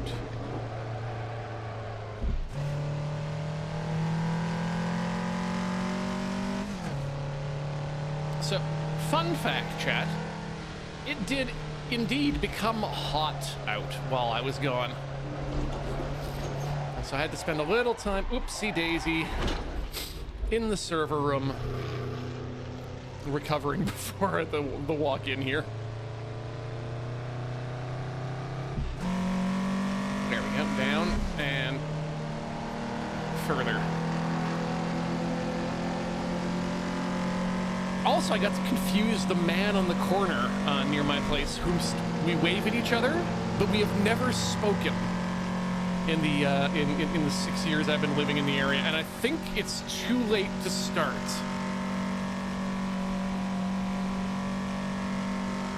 But he was there when I came back, and he was there when I left, so...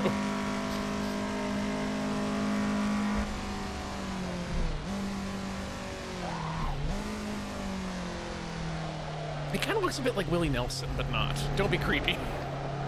Him or Willie Nelson.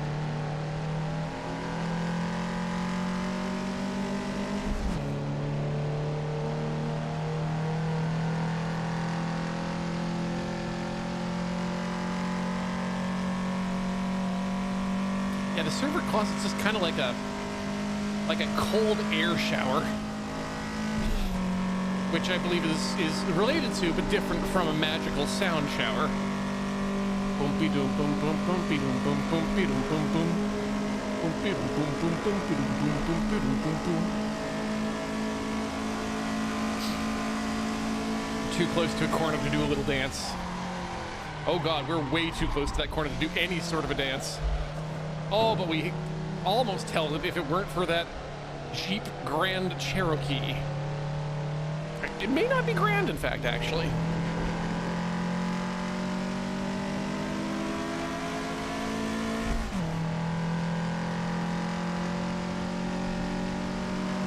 Jeep Mid Cherokee. Jeep Standard Cherokee. Industrial Standard.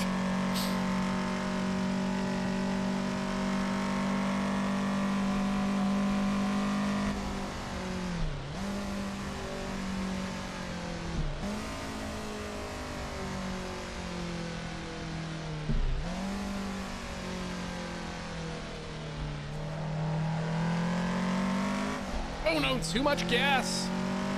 Let the tail get away from me there a bit.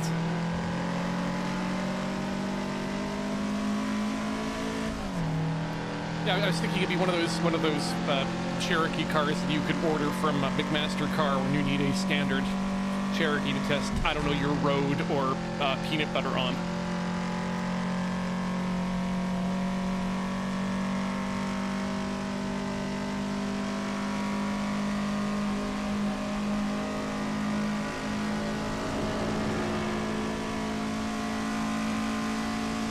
It's also one of my favorite jazz ballads. Not Jeep Grand Cherokee, but specifically just Cherokee.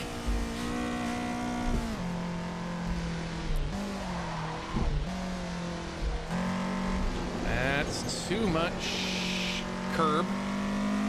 But a solid Gant.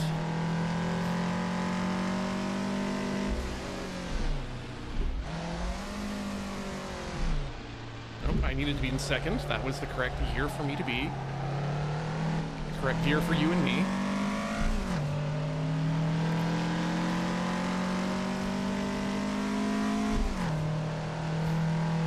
Be careful, folks. If we don't stop now, the Jeep Grand Cherokee is going to receive more nicknames than Ken Stacy.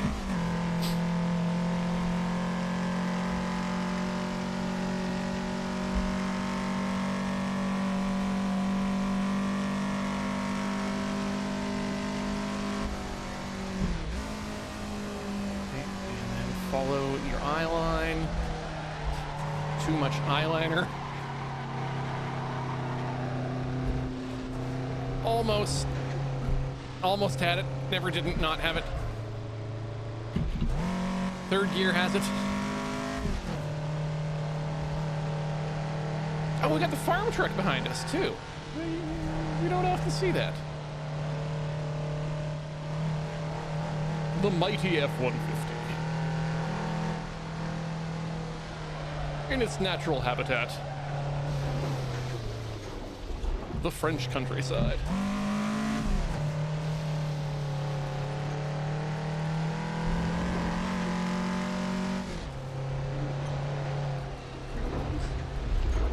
I think you're right. I think they are, in fact, 350s. Oh, picture that. Okay, no, that was fair as a single correction.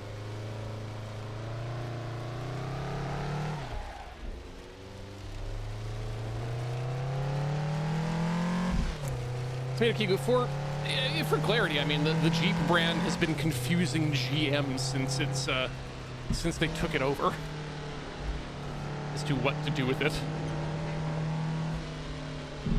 It's like we have this car that's inherently unsafe, but is wildly popular. We cannot stop selling it. Unlike the unfortunately sensible decision that Rover made, which was to sell to BMW and abandon the classic brand. Jeep just keeps on jeeping.